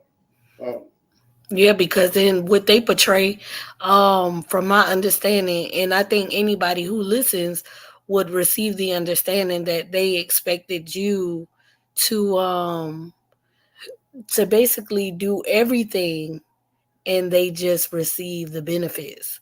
And that is just what I got from out of that. And because it didn't work in their favor, you were wrong. Right, and that never was the case. Any woman I would have been with, I would have been a utilitarian for. I would have protected her and provided for her. Even with the lady with $40 million, she was saying, you don't have to do any of this stuff. She didn't like me teaching about religion or anything. She felt like it made my world very dangerous. And so I would tell her, I cannot live off of a woman. I cannot. I know I don't have $40 million, but I still got to make my own way. I still believe I have a purpose, and I got to fulfill that purpose. And she didn't like that. So, but that's one of the things about me is I don't believe in living off of anybody. Right. Even Sha says herself, and when she came out there, she got treated like royalty. And this is the thing. They like to try and paint this idea that I'm a bad person. She's right when you say he was mean. He was mean. Notice they're not pointing out any times where I was mean. When they do try to do that, they use narration. He was just mad. He was mad. He was tight. Like the thing when she says, she asked me about gay porn. And I said, she said I got mad or whatever. That conversation never happened. But if she said I got angry, like you said, he has every reason to be upset. A straight man would be mad if you did that, if you said that. Right. However, the real me, if she had caught me on any type of porn and thought it was that, I would have turned my phone around and said, look, that's what I would have done. I wouldn't have not shown it to you because I ain't gonna let you sit there and think nothing like that, But the conversation never happened. Based upon her story, and what she stated, as to her reasoning, and I felt like it was like a buildup of things that it was suggested to you, and then you started seeing things in that favor of the suggestion. To you in that moment, based upon her story, in the given response, what do you think that like highlight that feeling, unaware of what somebody has already been stating towards her, and unaware of the things that she may be questioning within herself about you, and then her to add something that would suggest you having may possibly being gay in that moment? What is the reasoning behind your response? How do you feel about, that situation happening, especially with a person you're in a relationship with? Well, if it had happened and she was telling us on live, I would be upset because, of course, I would know that I wasn't on gay porn, but I would know that she at least thought that. So I wouldn't be so upset because it actually happened. It would have actually happened. and she's telling something that actually happened. But this didn't even actually happen. Right. And so I'll tell you this: the first time that she did this some years ago, we talked one more time on the phone, and I literally cried my heart out. I was so hurt that this girl would get on here and tell lies like that. And I told her it would be the last time she ever spoke to me, and it was. I'm sure she was probably recording that, whatever the case may be. But now, I used to call my brother and be like, "Bro, you okay?" When I would see that certain things would be said about him with his ex, and he would say, "Bro, I'm over that, bro. She hurt me enough. That stuff don't even bother me no more." And I'd be like, "For real?" Because I would think that shit would bother you forever. But now I know exactly what he meant, because when I watched her do this, it didn't bother me at all. Now, years ago when she said this, I cried. I cried my ass off. That shit hurt so bad. But now when I saw it, it was just like, man, that shit crazy. She can't. You know, it didn't even bother me. So I can understand what he means by a person. Once you know a person is a liar, it's more like, how can they even hurt you anymore? Because you know they're lying. Like you can expect it. You know, so I think that when his heart truly broke that day, when his heart truly broke was the day he was on other people's lives, and they were, and she was telling him that he did all these things to her, and he was just looking at her face, and you could see his mouth just drop open. I think that's the day nothing she could do hurt him after that anymore. And so this moment happened for me years ago. So when I saw her up there talking, honestly, nothing she can say bothers me. When she was saying all that stuff, I was just sitting here like, that girl is Cap. And Callie was in the comments saying, I bet he's punching the air right now. No, I wasn't. I actually was not. And to me, it was so revealing, because it's, on one hand, he claims to be a straight man. Now, we know otherwise, because we know the testimony of someone who was his client. I don't care, that's neither here nor there, but I would say he has a lot of weak feminine tendencies, because you as a grown man have entertained these women's stories, or has helped them create them for many years now. And you're in the comments actively texting them, commenting, trying to stir the story, to say I didn't pay for the Airbnb. All these things are very like, it's weird, because if she's on there to talk about me, let her talk. Why are you in the comments? It makes that says a lot, because you were supposed to be my friend, and you keep saying you were solid until I offered you fruit with my hip shaking. I don't think if I offered you fruit with my hip shaking that this behavior is even warranted years later after the fact or anything like that. You know, I do think that you should have went upside my head if that was the case, and we could have talked about it later. But you simply just said, "No, I don't want any fruit." And then I found out the next day that you said my hips were shaking. And again, I say lies, because I know my hips weren't shaking. I know me, and I don't see what I would mean by my hips shaking. What would I hope to accomplish from that? None of it makes sense at all. Even when he said it initially, I thought people would just laugh and say, "Bro, come on." But the fact that I had a few trolls that kept in my comments about it, that's why I directed myself at it and went on ahead and just tried to talk to Callie about it and get him the reason. And he didn't want to do that. He really wanted to paint that picture. Here we are years later. He offered me fruit with his hip shaking. It literally makes no sense. It makes no sense for him that he even would think that, because he seems to focus on every issue but that. If he thinks I offered him fruit with my hip shaking, why is he more concerned about people that he said I scammed? Why is he more concerned about my child being sick and how I'm going to treat my child moving forward? Why is he more concerned about what somebody said about a 14-year-old girl 2 years ago, but he didn't do nothing then? Why is he more concerned about what Shy has to say? Because he likes to say I mentioned their names. They like to say I mentioned their names, but it's only because Callie gets on here and says their names and says that they're about to come forward. This is what he constantly does. He brings up these women. So on one hand, I'm looking at it like, this is a friend of mine, supposed to be a friend of mine. Now I'm listening to her story, and she's saying that she called Callie on these many different occasions, which makes him look even more weird.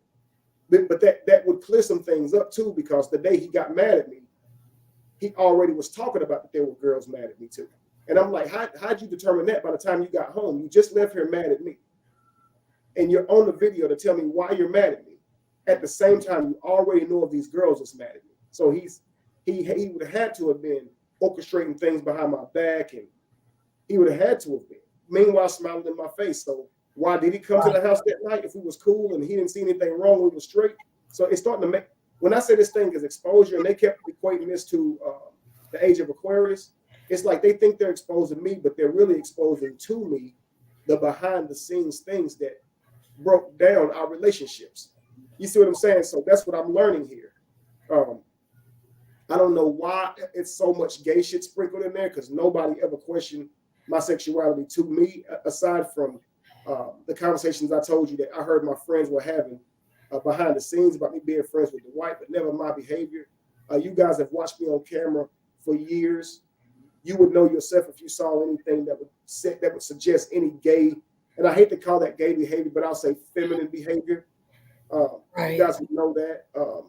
People that grew up with me would know that. So to her, it's like he's so gay that it started to seep out in his body language when he walked. It's like she's saying this to a gay person who's not saying, wait a second, that's cold-blooded. Are you trying to say that I'm so manly acting and masculine because I'm gay? Is that what you're saying? That those two are somehow hand in hand? And while one is a sexuality, the other one is far deeper than that, and it's more so in your psyche, right? Or are you saying that gay is synonymous with acting feminine, or gay for a woman is synonymous with acting masculine? What exactly are we saying here? Because that's what she's suggesting, that I'm gay, or experiment with being gay, and then now all of a sudden I'm starting to do gay things. And what she's calling gay things is she's just saying some twitching. And then when it came to the 14-year-old girl, the girl that she's talking about, that she said used to go everywhere with us, that little girl was 16, about to be 17. And also, I've never had any interactions with her. And the kicker is, why would you just call it interactions instead of just saying exactly what I did and when? You would think if this person's on here to say, I tickled a 14-year-old girl and made everybody offended, they would actually share and say, okay, we was in the backyard. Everybody was standing around. Everybody was just kind of shooting the shit. We was drinking. We was laughing, blah, blah, blah, blah, blah. And then he and her was standing over here by the statue or whatever the case may be. And he goes to tickle her. And it was me and like a few girls standing beside each other. Matter of fact, it was me. It was such and such. It was such and such. And we all thought that was weird and just said we're going to keep an eye on it if you're going to share the story. But you can tell Shy is unaware of the story. Right, because to my understanding, it was which is sad. Yeah. To my understanding, it was a 14-year-old girl, and her mother passed away. But in this situation, because based upon what you were stating over and over to these people, there was no 14-year-old girl. The girl does not exist. And now she's saying that this girl was in the house. So to me, what led me to believe that this is two different girls, or two different things. The 14-year-old girl that was originally spoke of was never even a true story, and so now we're bringing in a different girl that in order to make that situation seem, and am I making sense, where this is two different stories? Absolutely, because he first says that the girl's mother passed away after she told him about it, and it was her daughter who I supposedly had touched or tickled. Then he came back and said, no, it was Melissa Rios who reached out to him and told him this before she miraculously died, right after she told him, right? And I said that woman was dead before me you ever fell out. I never knew Melissa Rios, and I said this several times. It's almost like maybe they don't actually watch when I respond. Maybe they don't, because I've said this several times, and he kept telling that lie until I pulled it up one day and showed him. I showed the proof of it. I showed the day that she died, and that was 2 months before me and Callie fell out, showing that ain't no way that woman reached out to him. And then now all of a sudden he said, no, I had the name wrong. He said Shy told him that he had the name wrong. I don't know why she waited now to tell him that, but now she tells him the name is wrong and said, no, it was Christine. So he puts up his phone and shows a text message that said that looked like it was from Christine to her saying, yeah, the way he tickled her just had me feeling uncomfortable or something like that. And he actually posted it up saying it was Christine. Now they're trying to backtrack and say, don't say who it was. Because what Callie likes to do is put people's names and stuff, you know. Right. And that now here they are trying to make up for his lies. And so this thing is continue on to the point now they got Shy up here without even briefing her with what her storyline is supposed to be and what her lines are. Because she said, are you aware that any other woman felt that way? And she says, no, I'm not. But then that cycles back to she reached out to her and told, the lady reached out to her and told her. But if that was the case, why didn't you remember that a few seconds ago when she asked you about it? Exactly. You see what I'm saying? So it's like y'all clearly lying. So that proves that you're up here to destroy my name, because she's telling you guys, she's telling the audience that I'm not up here to hurt his name. But you said you saw me watching gay porn. That's a clear lie. You said I didn't pay for the Airbnb. That's a clear lie. You said that that Jamie and the kids was about to get evicted and the cops was at our house. That's a clear lie. So you're saying things that's demonstrably provable. I can actually demonstrate and prove these things to you that they're lies. And she said I paid for her plane flight. Clear lie. I've already shown the video where she said I paid for her plane flight, but she sent me a text saying that she paid for her own and she was happy to be coming and everything. Her plane flight. On the same video, she says that she's only flown twice. I paid for one and she paid for one. But then a few moments later, she says she's flown out many times and I always paid for it. It's like she can't make up her mind. Actually, she drove most of the time, or either I would drive to her, and she's only flown twice. She's only flown twice. Okay. And the crazy thing is, every time she would come to me, I would make sure that she was well fed and well taken care of. She didn't have to want for anything. And when I came to her, I would actually bring food. So I wasn't someone who was mooching off of her. Just like she bought me things, I bought her things. And in the video, when she was trying to talk about me and I came up on her live, I said, Shy, I bought you stuff too. Why are you sitting here trying to play like it was one-sided? And that's why in her next video, she said, this ain't about what you done for me. It's about what I've done for you. So it becomes this thing where I learned that men and women are alike in this way when they don't get what they want. If a man is, I think if he feels like he's contributing a lot of attention, money towards a woman, and then he doesn't end up with her, he feels somehow used, even though he was there for it. Right. Even though she may have been saying, I don't know, I just see you as a friend. And he gave it to her anyway. Whatever the case. Oh, now I think sometimes she lies to him and she makes him believe it, and that's wrong. So we understand that there are some wrongs there too. But I've noticed with women, if they are giving their body to you or doing things for you because y'all together, y'all kicking it, if they don't end up with you in a relationship, or even if you are in a relationship with them, if it doesn't work out, that's when they'll be upset with you because they didn't get to be with you long term. If they didn't want you anymore, they will go their own separate way and not have any complaints for you, which is what I'm noticing. Typically, if a woman is out trying to, spit on a man's name and talk about how horrible he was, that man left her. And I'm noticing that's consistent with how women fight versus how men fight. Men are more physical, more domineering, when women are more verbal and tactful. And when a woman lies on a man, that's the equivalent to a man hitting a woman. And I always say that if you don't want a man hitting you, don't lie on him, because those are the things that hurt us far more than hitting us, is telling lies on us. And we really wish that y'all didn't do that. We really wish that women didn't, destroy our characters and things of that nature, and speak to us beneath who we are. Just like she don't want us hitting her, we don't want her using her words on us. And often we don't get a fair trade. It'll be we still get talked to any kind of way, and if we raise our voices, our masculinity or voices or tone is weaponized into, now we were aggressive, and a man just don't have an opportunity to really respond or anything to some of the things that they do, Right.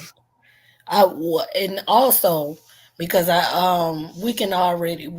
we've already come to the conclusion of the reasoning behind what they are doing, but I also want to highlight for those who don't understand. I want to get your perspective on the statement about your donations and that clip that they were showing about your shirts and how you like to bring up donating and this and that towards charity.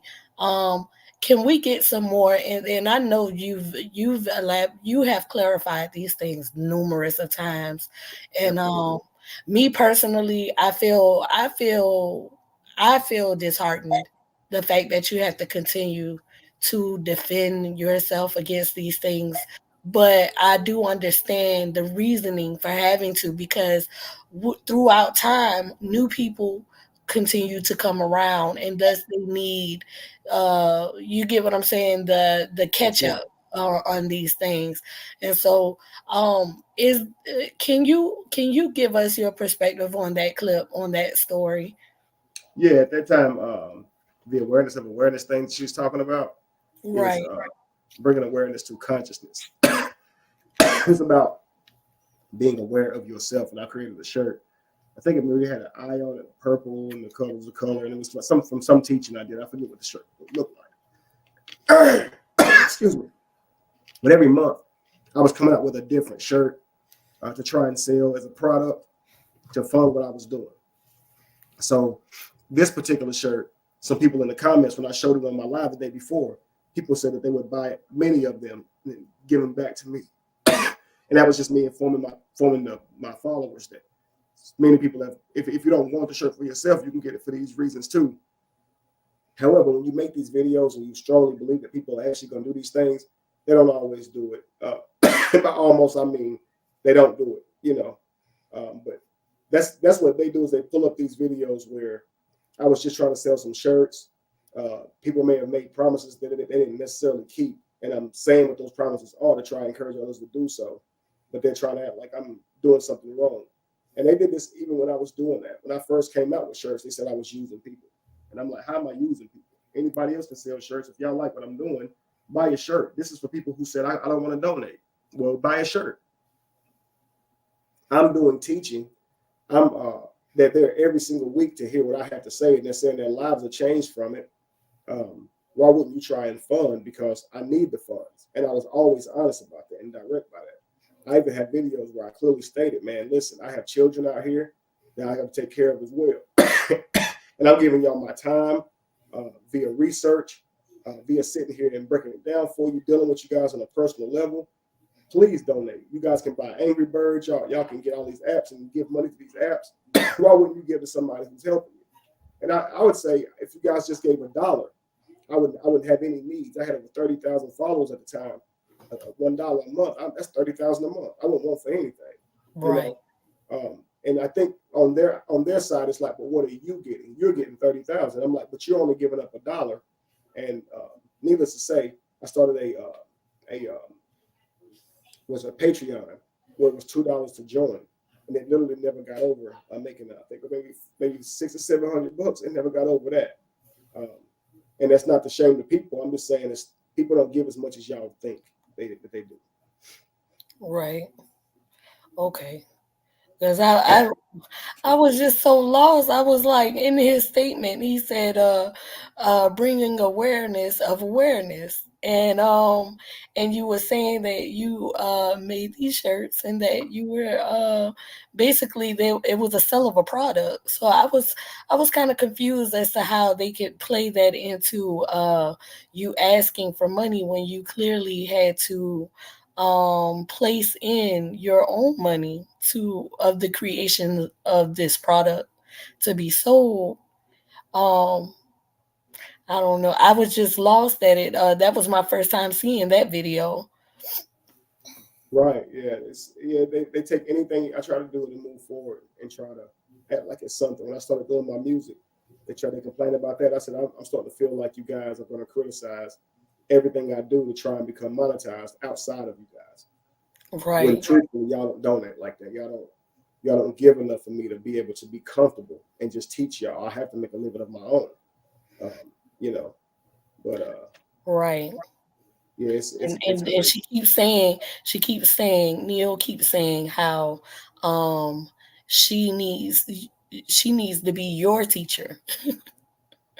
And I want to tell you, I was in that live, that video that you did about the man with the 7 kids. I actually was watching that on my TV screen, and I saw the behaviors of Neo, and it was disturbing to me, and I didn't even know who she was. I saw that it was a lot of people on your panel, and everybody was having this. You included everyone in the conversation, and her behavior towards this man, even though I understand what she was feeling in that moment, I did feel like she wasn't in order with what you were trying to do. You get what I'm saying? I think that there was an effort for you to possibly give insight, basically the reasoning behind the treatment that men give, and not only that, but possibly giving him insight on understanding why he initially came to his assumption towards treating women this way. And I don't I feel like it wasn't successfully completed due to, you know, so many raging emotions, especially with Neo. And I wanted Yeah, to do he even snapped and started calling her out of name because of her behavior towards him. right. I wanted to do a video on that, and I think I still will, but I did want to speak that and let everybody know what Neo was doing was basically she was verbally assaulting towards him first. And I say assaulting because it was hurtful what she was saying towards him, despite of your disagreement towards him. You get what I'm saying? Mhm. I think that it accomplishes nothing, you know, when you speak in that manner, you know. And then she said that it hurt Kevin, it hurt her when Kevin did not come to her defense, because after the man called her a bitch. And what I feel like a lot of people need to understand is when, and this is why you have to be mindful, because when you make these actions, when you speak in a certain form or in a certain situation, um when you do things a certain way, you automatically give the assumption that there is no need to protect you. You have allowed yourself and anybody else who would protect you in that instance the understanding that you can protect yourself. Am I Right. making sense? And, Absolutely. And at the same time, you're asking everyone to monitor what that man is saying, but no one is to monitor what she is saying. So she can come on right. there and talk at him any kind of way. But the moment that he snaps on her, she wants all of us to go, "You don't you dare talk to a woman like that." But there's not, in this world, we don't have the environment where we're saying, "Don't you talk to a man that way? Don't you disrespect a man in that way?" And so women don't typically hear this, but we always hear, "Don't you disrespect the lady? Don't you talk like that in front of a lady?" You know, and we should have been raised a non-biased form of respect. That it's not just women who deserve respect, but it's everyone who deserves of respect. You should carry yourself respectfully, and then we don't even have that problem. But typically, if men are sitting in the room cussing and talking and talk, if a woman enters the room, it's known the lady is present. So and we, this we, is we have easy that world, but how we don't have a world where it's respect the man. So they're so quick to gauge me and say, "Look at how you talking to a black woman," but right. they're not even at all thinking about how they're talking to a black man. Yes, they're not taking accountability and understanding that with every action there is a reaction. And just because the reaction doesn't cater to how you feel doesn't necessarily mean that that person is wrong. It was you that was wrong. You caused the scene, you caused the situation, and then to turn around and play victim because no one came to save you in that instance is not fair to anyone. And I think I'm still going to do a video on that, and just to highlight, you know, her reasoning for feeling like Kevin should have protected her in this moment. um and women, we have to start realizing that some of these situations that we have placed ourselves in, um we can learn to protect ourselves from by not by becoming more mindful and not placing ourselves in this situation so that someone would have to necessarily always come to our defense. It does a man no justice if everything they do in life it is solely based upon your your um I'll just say it, your ignorance. You're absolutely right. I see someone in the comment, B. Bennett says Neo X is just abusive. She's even admitted on her own live that she hit her ex, which is a man. And so I wouldn't doubt that she could be that way in her current relationship. I was saying that the way she interacted with me on my platform shows that she does not do well with conflict resolution, as she could not take accountability for anything. She deflects, she overtalks, she insults when someone's clearly trying to reason. Right. My video was asking her to leave me alone, but she wants to make more videos about why she refuses to leave me alone. And this is why I say these people act like they don't live in reality. In reality, if I want you to stop, I'll come make you stop. But we know in reality, I go to jail for that. Right. So this makes it easy for them to weaponize their platforms, right? Right. Now you're at the position of asking them to stop because there's nothing you can do about it without consequences.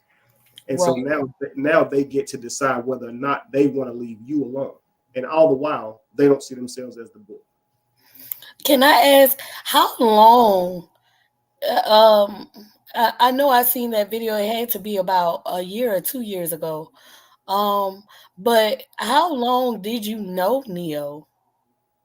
I don't know her at all. Oh, I only know her from what I can recall from the live she jumped on with that guy with the 7 children or whatever. And she tells me how long she's followed me. She seems to be very familiar with my content. She says she sent me money. I do not believe her, and she says I told her to send me a receipt after the fact. With the Cash App I sent her, it says I want a receipt back for this money. I want a receipt to show me you sent me this money. I sent it because I know she didn't send it. So I wanted to pay her back before she even sent me the receipt so I could hold it against her. So everything I do is strategic. I knew she never sent me any money. And I knew she would take that money knowing that she ain't sent me no money. So yeah. she's the scammer. She's literally the scammer. In one of her videos, she said, "Well, why would he send me 100 and not the actual 30? That shows that he's lying." And I was just like, "What are you talking about?" You know what I'm saying? And so, um, uh, I I had to ask how long y'all you might have known her because based upon somebody just walking into the situation, they would feel as if Neo actually knew you for a while personally. So that one video where I seen her actually in I when she speaks of you and I saw that video, I had the automatic because you have so many videos that I still have yet to cover myself as far as the knowledge that I was seeking. Um I would call this whole situation a distraction because I've basically been within this situation with you the entire time. But I was assuming that there were other instances of you guys possibly working on something or sharing on platforms and this and that. So so she doesn't know you, and she claimed you to be her grandmaster teacher. um and so now I can assume that you were unaware of that as well. Right. She's never joined or taken a single course from me. Um, she's never done anything like that. So basically, she watched my content and derived from that I was her master teacher, and literally uses that to create a connection between she and I to make it seem like she knows me.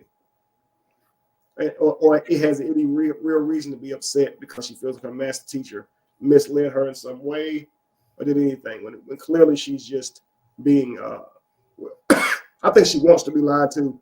I think she wants to believe it because I can't see how she can even think that Callie's stories are validated because of the white. I can't see how she can believe everything that Shy is here saying without questioning anything, even though she clearly could tell that this story about the 14-year-old girl wasn't coming together like she thought, and Shy seemed to be unaware of anybody who felt that way but her. I think she thought she was supposed to be lying for Callie, not blaming somebody else, or until it was brought up and clear to her. I mean, it's to me, it's just, it's so revealing, and that's why I can appreciate it. And they seem to think that I'm bothered by it. She'll probably come out again with a video. What she says she has about me in the safe, I have no clue, but promise you it ain't nothing to them ruin my name in any way. Because again, I ain't never done nothing gay in life, let alone around her. So because or whatever she said she got to say, this just can ruin. I don't think this can ruin someone who has showed his strength in so many things, especially with your journey through cancer and your surgeries and everything that came along with that. You know what I'm saying? You stood in your stance with that, and anything else to come after that, especially after that, yeah, nothing they do, and that's what they're doing. They're seeking to to destroy, basically, off of their own regrets. Right. But what bothers me the most about it is that I'm so I have a lot of dignity. I'm very prideful in that, and so like when they like say you take a Martin Luther King or Malcolm X, and they'll say he thinks he's one of them, but I'm a man of purpose. I don't know if I'm one of them, but I can say this: it would sound weird for us to be discussing how Malcolm X had sex, or how big his penis was, or Martin Luther King, or you know any of these people who we look at for their intellect and leadership. It wouldn't seem you ever want to have a conversation of that sort about them, even though you know that they had sex like the rest of us. I don't think these men wanted to be recognized in that way. There's a big difference between having sex because you're human and normal, than leading with sex and making that something that you make a part of your person and you lead with that. So that's the part that makes me so upset, is them discussing how I might have sex or anything like that. Is just, to me, it's just disgusting to me, because I would never get up there and do them like that. I don't want them getting up there saying I got a mean stroke game, let alone a poor one. Right. Neo tried to say that my performance was subpar when Tigress never said the sword at all on her latest live.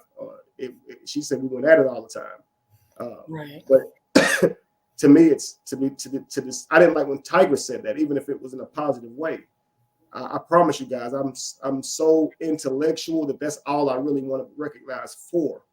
Right. I don't want to be seen as a sex symbol or somebody who I don't want. I swear to God, that's my word. I would never want to be known like that. That's why I say my brother would be highly offended that his body parts were posted, because who wants people that walk by you in the store to be unseen their penis before?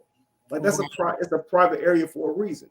And other people might not feel that way about their area, but I certainly feel that way about mine, discussing mine, what I do with mine, how me and my wives do it, or how me and some other woman did it. Like, I just think that's crazy to me. I'll tell people straight up, there's nothing homosexual in me. I don't like men. Nothing about me does. I frankly find it disgusting.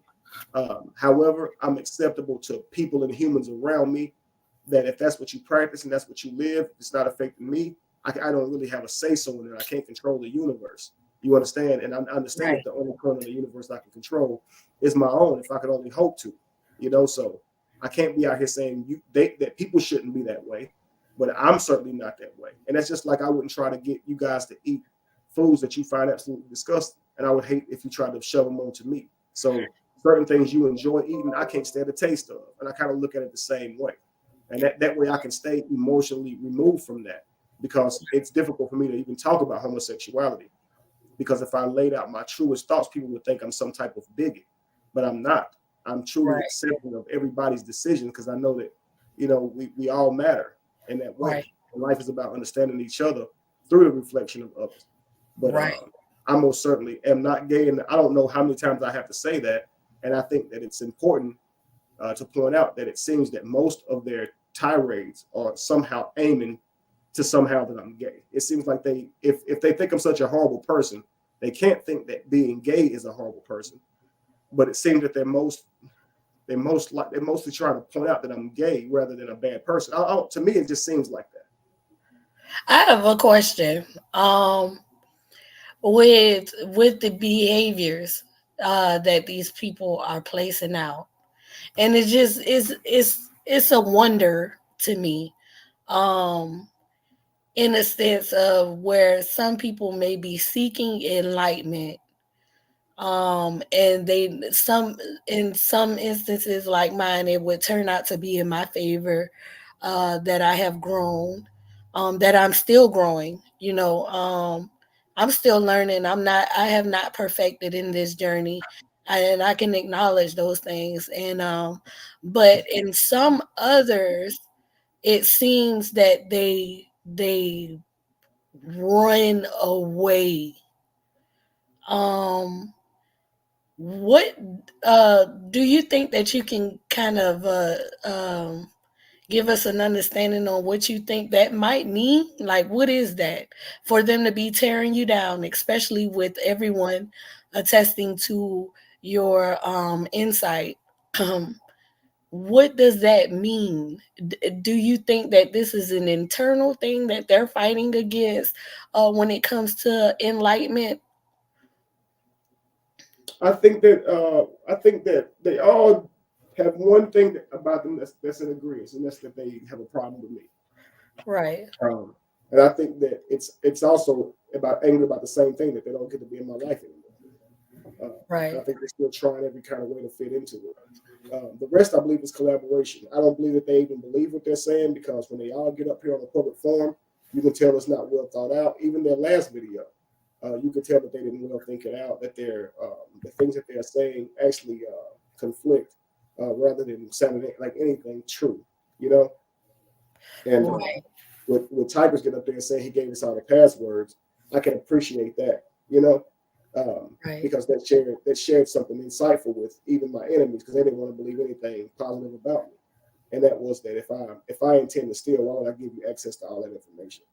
Right. You know, so they have no reasoning. They're just doing this because um and I can confirm with that as I well. think even being around me, they know I'm enlightening, I'm intelligent. They all say that they've never been around anybody like me. This is what they tell me. This is not me Right. working my own ego. I promise you, people come from worlds around to hear me speak, and I shouldn't have to prove that. Many of you guys on here have heard me speak, and you feel the same.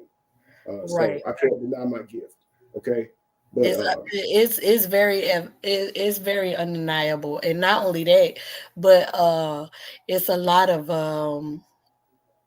because I've witnessed this myself, with me having a different perspective on life. Like I'm, some in some instances where I would speak with somebody as far as, the insight that I have come to, and then they not necessarily towards me or anything like that, but there would be like some dramatic change, but yeah, like I can definitely attest that what they're doing is purposefully. So it's kind of like no matter what you say, you will not be able to necessarily change what they are doing.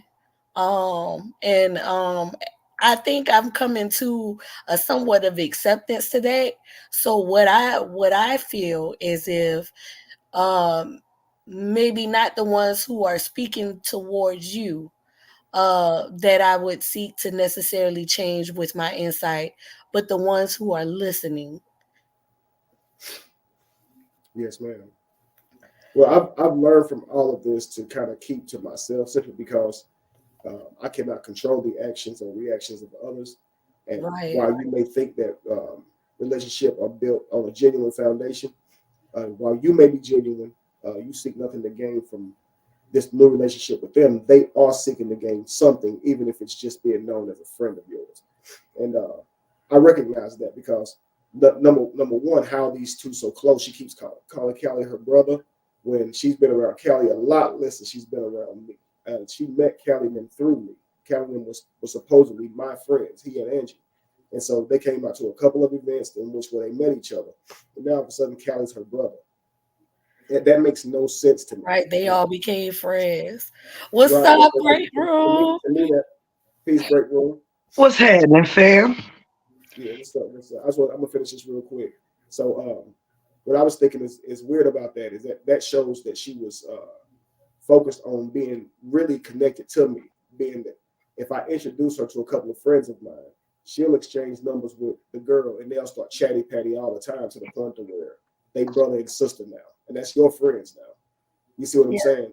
And so that shows that she's definitely trying to be connected to me, because why would you even be doing that? And then to the point where if you feel like you're mad at me for something, you calling them about it. Like, that's super weird. Right. That's weird behavior to me too. Like, I couldn't understand that, because she was saying me and Callie are friends, and then the other one, the other ex came up and said how she communicates with Callie, and I'm just like, okay, so what's going on here? You know what I'm saying? What y'all would try to perceive is that it's because Kevin was wrong, but in my mind, I'm like, it don't make sense to me how y'all came so close. You know what I'm saying? Listen, Terry would never reach out to me, the other woman that Kelly's seeing, nor would Angie ever reach out to me. And that would be weird if they did, if I talked to them about Callie or whatever the case may be. Now, here's what you're seeing. The woman that's on screen right here holding her cell phone shy. She full well knows that Callie is seeing Terry. She's known this. And I've told her this, okay? It was one of the things I didn't like about Callie that I always addressed with him. Stop bringing that woman to my events. I get you dealing with her, but Angie don't know, and you got this woman smiling in front of her face. I hate that I know. These women didn't like that either, but she full well knows that. And Angie's in the comments, talking junk too. And I'm sitting here now, I'm like, why even expose it? Why not let her just live in a Truman Show? She thinks that these are her true friends. Angie thinks that that's her true friend, when she actually knows. She could reveal to her at any moment what Callie's doing, but she doesn't. She pretends, and she calls Callie her brother. But this is a person that you know is openly cheating with this girl. And I've told you this, that you're calling for advice on me. Like, that makes no sense that you're calling this man your brother. And that's literally a conversation where I'm talking to Shy saying, if I told you about Callie, trust me, you wouldn't deal with him. And she says, no, you told me. You definitely told me. So I said, and I knew she would say that because I knew I told her. And so she said, so I said, so if you know what I told you, why are you going back and forth and talking with him and going live with him? And you know he don't treat this woman right. You see what I'm saying? Right. So it's one of those things where she's on here talking junk about a man who was honest with her about what he was doing. But she's doing this in cahoots with a man who's lying about what he's doing. But she's judging my character, but she clearly knows that he is everything that she's trying to paint me to be. It just don't make sense. And then like I said, and then to say she's talking back and forth with him, and for him to sit here and swear he was a real friend. And if he validates that she actually was talking back and forth with him, and that's not just a blatant lie too, that actually says a lot about him. So if he says, yeah, all that's true. She called me about you being gay. She called me about you twitching or doing gay stuff. She called me about the 14-year-old girl. She called me about all that stuff. And I never said a word to you and just built with you like we were still best friends and came to your house to do shrooms with you. I would be like fucking mind blown. I'd be like, man, you wasn't no damn real friend. Number one, because you're going along with that damn lie, but the amount of value that comes off of you just for collaborating with the lie, it makes you sound just like Shy's willing to collaborate with him on saying I touched a 14-year-old girl. Have you ever asked yourself, how would they know she was 14? Right. When I tell you the only girl that was around was a 16-year-old girl, she was about to be 17. I can't think of her name right now, but she played basketball and she traveled the world playing basketball. She's really good. But I've never had an interaction with her at all, to the point where somebody would say something was going on crazy. So when Shy said they were just interactions, why wouldn't she say exactly? To me, it's like, if I'm going to say that, I'm going to say exactly what happened so people can get what I saw. She's just saying there's an interaction. It's just broad. Like, you see what I'm saying? Exactly. I see exactly what you're saying. And she does that every time. She never explains anything. There's just a bunch of things that made me think he was gay. Like sometimes he would just start twitching all of a sudden. Really? That was your best thing? Like, so I was just walking and started twitching because I was, damn, that's crazy. And that made you think I was gay. Right. Hey y'all, I don't want to interrupt y'all dialogue, but give us some words of wisdom, Mama. Go ahead. I gotta drop something on this panel real quick. Look, first of all, let me tell y'all this. I intended to break down this very story, this very lie right here that you're showing. And I got distracted with, life was life, and I forgot to watch this. I had my notifications set and everything. So it was wild when I caught you right today and you was covering it, because I had some things to say on it, but before I did, I left your live to go read fully watch what I had watched. I mean, little part that I caught or whatever. But I like to make sure that, I be on point with what I'm saying. So what I came up here to say really quickly is really quickly. I watched a hot hour of it while you guys was up here talking. And what tripped me out, I'm not on subject with y'all. I'm on the subject of the people you're talking about, but not at the part you were talking about. However, what was so funny is when I started it, it was at the 35-minute mark, right? I think 35-minute mark. And the first thing I heard this crazy bat Neo say is Shorty, what's her name, Sha or whatever on the screen. She had just said something and she was explaining something. And the first thing I heard Neo say was, okay. I was just checking because you see, I'm trying to paint a narrative here. So look, it be certain words that stick out to me while everybody else be listening to the actual story. I be, getting discernment on some shit. So I said, oh, okay, is you now. Now, when we move on, I listen on, and it's something that stuck out to me that this shy lady said. She said, yeah, I was stranded in Atlanta. That she was talking about the birthday or whatever, her birthday. She was talking about this Airbnb shit or whatever. Well, let's fast forward. She said, after Kevin left, whatever, I was stranded in Atlanta, supposed to be catching a flight, I guess, to Florida, a connecting flight in Florida to bring her back to Virginia, so and so forth. And what stuck out is she kept throwing in things about how she's the one with money, right? But it made me think. You say something, Kev? No, I said right. I was agreeing with you, Mama. Go ahead. Oh, I'm sorry. And so what stuck out to me is throughout the live, she would say things about how she was the one with money, blah, blah, blah. But during this moment, when she said she was stuck in Atlanta, she was like, yeah, I was stranded. You know what I'm saying? I ain't, know this or know that or whatever. She said, I ain't have nothing. And she said that even an Airbnb person was like, we'll help you. We'll get you a room or do this or do that. That went to, well, but the airport took care of it. Eventually the airport got me a room, So I'm like, well, if you got all this money, what the hell did you even have to wait for help from the Airbnb or the motherfucking airport? You know what I mean? And so that stuck out to me. And moving forward, the part with the porn and shit, this shit cracks me up. This motherfucker gonna say, yeah, he was watching porn. I didn't catch the whole gist of this part, but I caught enough. What she was saying, her or Neo was talking about the porn during sex, whatever.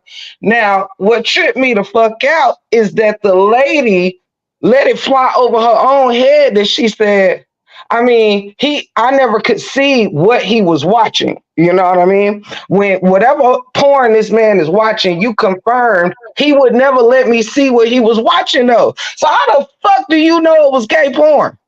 Period.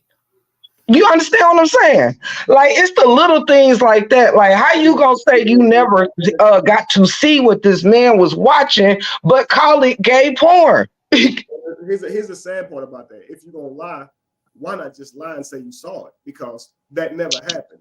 She's never caught me watching porn. She's never asked me what I was watching.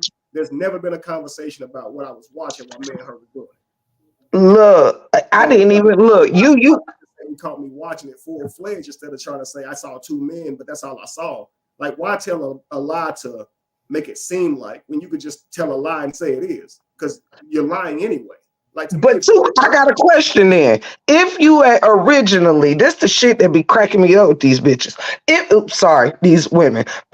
If you go as far as to say, well, you saw two men, well, so what are you telling me? You continued? Like, would you have a problem with it now if you didn't have a problem with it then? Like, you still did the act, you still continued with the act, you know what I'm saying? You're saying it as if it occurred more than once, but you saying it now as if it was a problem. So why did you continue to do with a man who's watching these type of things that makes you uncomfortable, supposedly, if you're discussing it now? Right. And then That's just as weird. I'm sorry, boo, but I just got to compare this. That's just as weird as when they said the thing about the 14-year-old girl. Well, what the hell? Why didn't y'all do nothing about it then? Why is it something that you're discussing now as if, it's just a story to tell? Where is this girl? Did anybody call the cops? Did anybody check Kev? Why is this something that y'all bringing up 4, 3, 5 years later? It makes no sense. Right. Exactly. You are absolutely right. Absolutely right. I felt the same way. I'm like, why is it that y'all felt like this was something to laugh about or to mock someone, or to taunt someone online when this child is going around with the mindset of unclarity of her own boundaries needing to be set, or the clarity of that certain things are not okay? Why y'all not? Why we not speaking about whether she got any help afterwards, or whether anybody in that moment spoke up for her? Like, where is that? Is anybody gonna come out and say, "Oh, I said this and I made a statement while it was happening"? No, y'all just gonna sit there and say, "Oh, we just kept an eye on him." Like, what is that? That's not healthy or safe for the sake of the child, based upon It's corny. It's corny for them to even have mentioned it without knowing that it's going to be people like us that's like, okay, well, what did y'all do about it then when it was happening? You know what I mean? Like, come on. Everybody around here that's content creators do not necessarily treat every story like it's nothing but content. Some of this stuff be serious accusations and things that if people didn't have the strength, the mental strength like Brother Kevin does, at the end of the day, though, even with the strength Brother Kevin and even Brother The Truth has to go through these things, they're still human beings that should not have to. You know what I mean? Like, it's weird. But there's one more thing I got to say this. When they were talking about the food, I don't know if they think that Brother Kev and them is the only ones that ever went through things like that, has to do with the stomach or whatever, but they're not the only people on the planet that had to go through something like this. So let me tell somebody out there a little story. I know a person personally, don't get me the line about what the name of it was, an actual issue, that, like, I don't know what it was, but something went on with their stomach where they were on tube food, like Kevin called it was when you getting fed through the tube. Okay, let's be clear.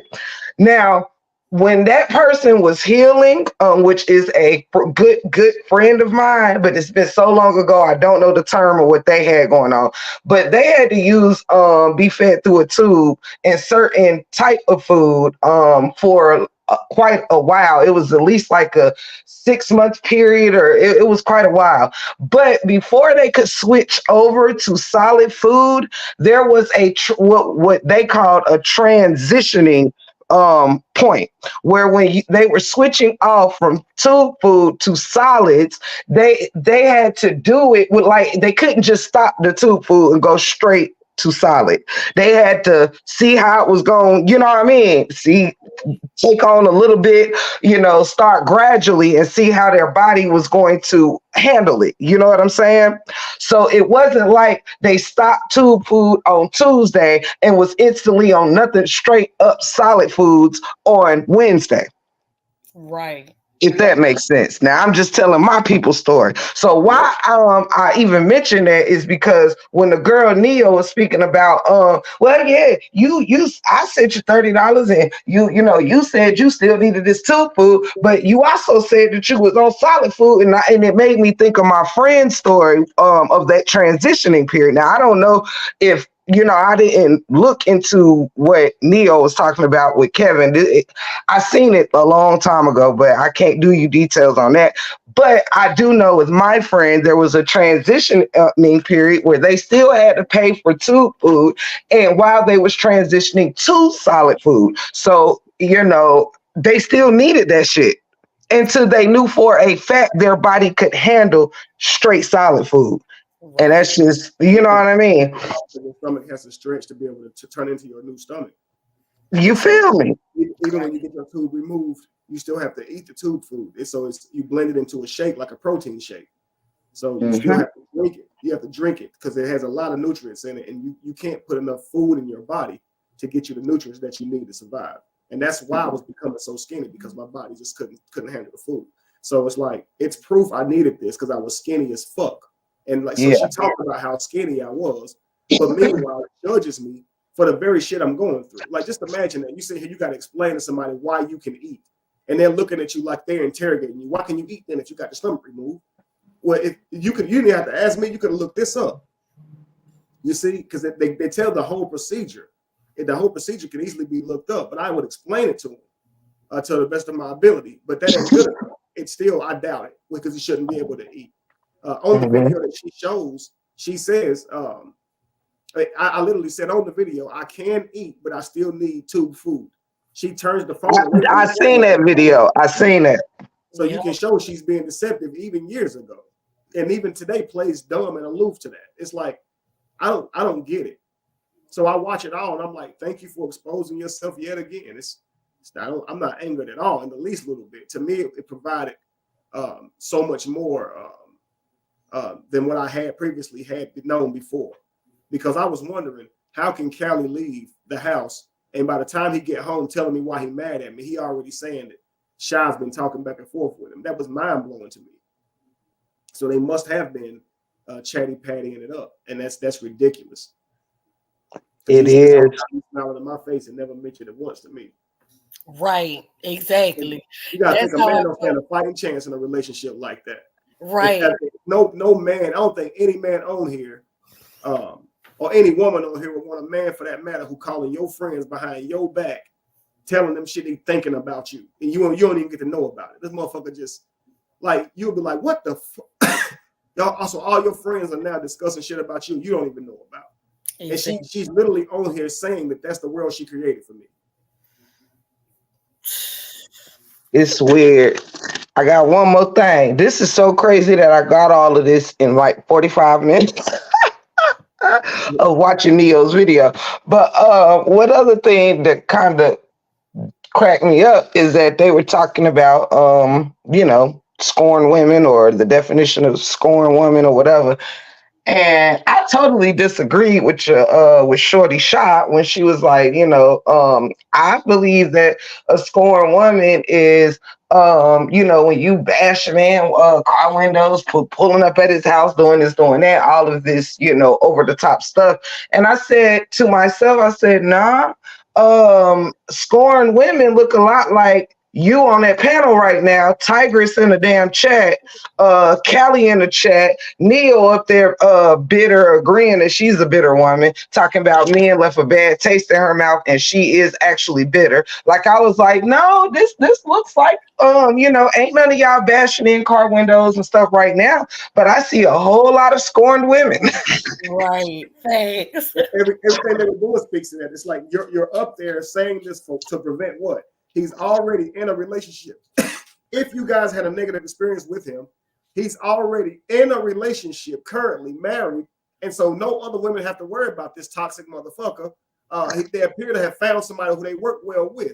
So it's your description of him is from 3 to 4 years ago, and you're saying this to warn us of what? So it becomes that the only reason you're doing is to try to hurt this man's reputation, and that you're bitter. It makes no other sense otherwise, because I could see if I was out here on a tear, still dating women and using them as they call it. But I'm not. I'm in a relationship in which I take care of my women. My children are in the same house. It's obviously a loving relationship. You can tell my children are raised well by the way they present themselves. You can't fake that shit. They don't come from no life of being threatened. They're gonna get kicked out. None of that shit. So it's like, to me, it's telltale that what you're doing right now is just trying to, hurt my name. It makes no sense otherwise. People also tend to forget that, and I'm a testament to this. Not everyone in your life gonna bring out certain, like, especially as you grow, as you mature, as you get older and things like that, your experience with one person is not a revelation to your experience with the next, or the one that came before that other person. So sometimes it's like, people don't realize, like, I've even been in relationships where, I might have dated this person who brought out the hustler in me.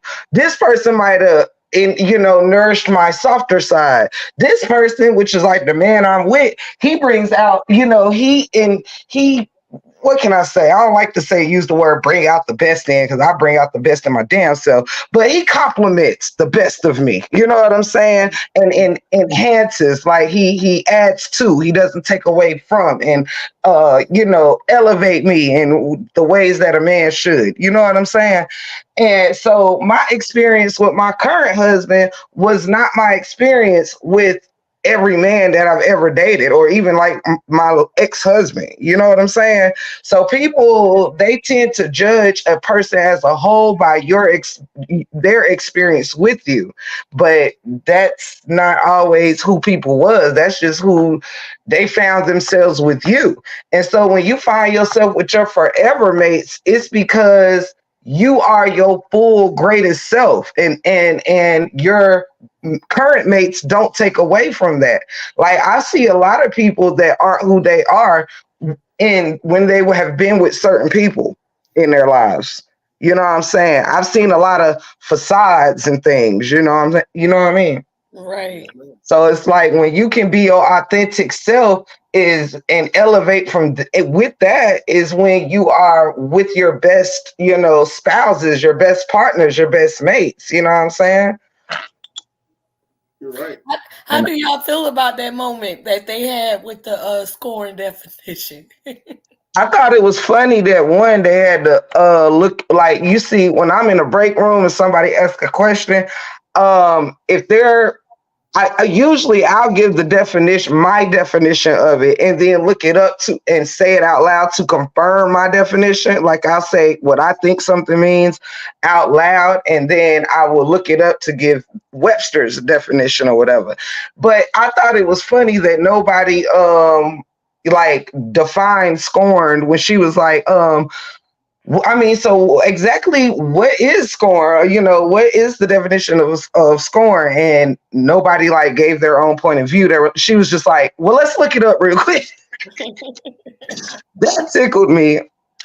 I like the part where they looked at the definition, and because it didn't cater to what they were doing, they said, no, let's look up another form of scorn. Let's look up woman scorn. You know what's funny, as you speak about words, because this is my last note on my paper, is I also cracked up when I think it was the Shy Lady. I found it funny that they were weaponizing intelligence because they started using Kevin's intelligence against him by saying, they complimented it, don't get me wrong, because even the lady in the Tigress, even she was in the chat, well, yeah, I give him that, you know what I'm saying, when Shaw was like, he's real good with his words, and Neo said something about like somebody said something about manipulation, like, he used that to manipulate or whatever, but before she could get that out, I seen Tigress comment, and she was like, yeah, he is good with words. Like, they were complimenting how wonderful Kevin speaks, and we all talk about that. But I'm like, you can't use how eloquently somebody speaks and how intelligent they speak against them by saying just because they're intelligent speakers, they're manipulators. Right. It makes no sense when you could just point out where they manipulate at. That would make more sense, right? And, so, like, now here's what I saw from it, guys. On that show, so you keep in mind they asked about the woman scorn. When they looked it up, what they started doing was moving the goalpost because it directly described both of them actually. To express contempt for someone, to treat them as if they have little to no value at all. Notice that they don't have much positive to say about me. It's just I'm this bad person. I'm gay. I scam. Whatever the reason is, I'm not who I present myself to be, and I should live my truth. And it's not what I show you guys, it's what they're telling you guys. And so, so now when she's reading the definition of scorn, they start moving the goalpost and that term is literally called moving the goalpost, where a person begins to start giving a criteria to now prove a point. So now, if I pulled into his yard, then I would be scorned. If I bust out his windows, then I would be scorned.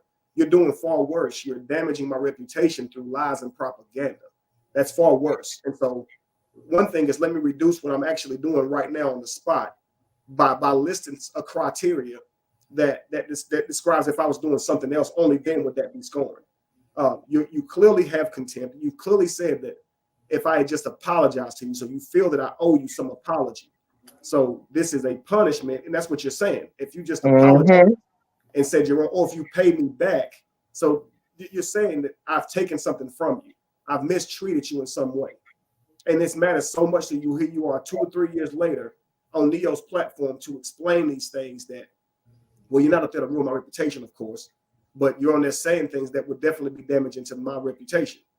Because if it wasn't, you wouldn't mention anything about gay porn or anything to try to insinuate I'm gay at all. You would just simply say the man owes me money. And this is what I said about Tigress as well. You wouldn't be talking about how often we had sex if you just up there talking about money. And you're a lawyer. You see what I'm saying? So you guys are making yourselves look bad because one of you says you run for office and you're up there talking about how often you had sex with a guy who you're saying is bad news. And you're on a platform where many people are saying many different things, and you ain't even begin to question the character of the people that you're on that same platform with. And when I said consider your profession, consider your career, she takes that as a threat. She goes, he threatened me. No, I was saying consider the reputation that you're creating for yourself. Because you're on a platform talking about a man saying he done things that are grotesque, 14-year-old little girls. Like, we watched him make up this lie, and here you on the same platform while he's peddling. Now that lie's made it over to Neo's platform. It's made it over to Queen's Throne's platform.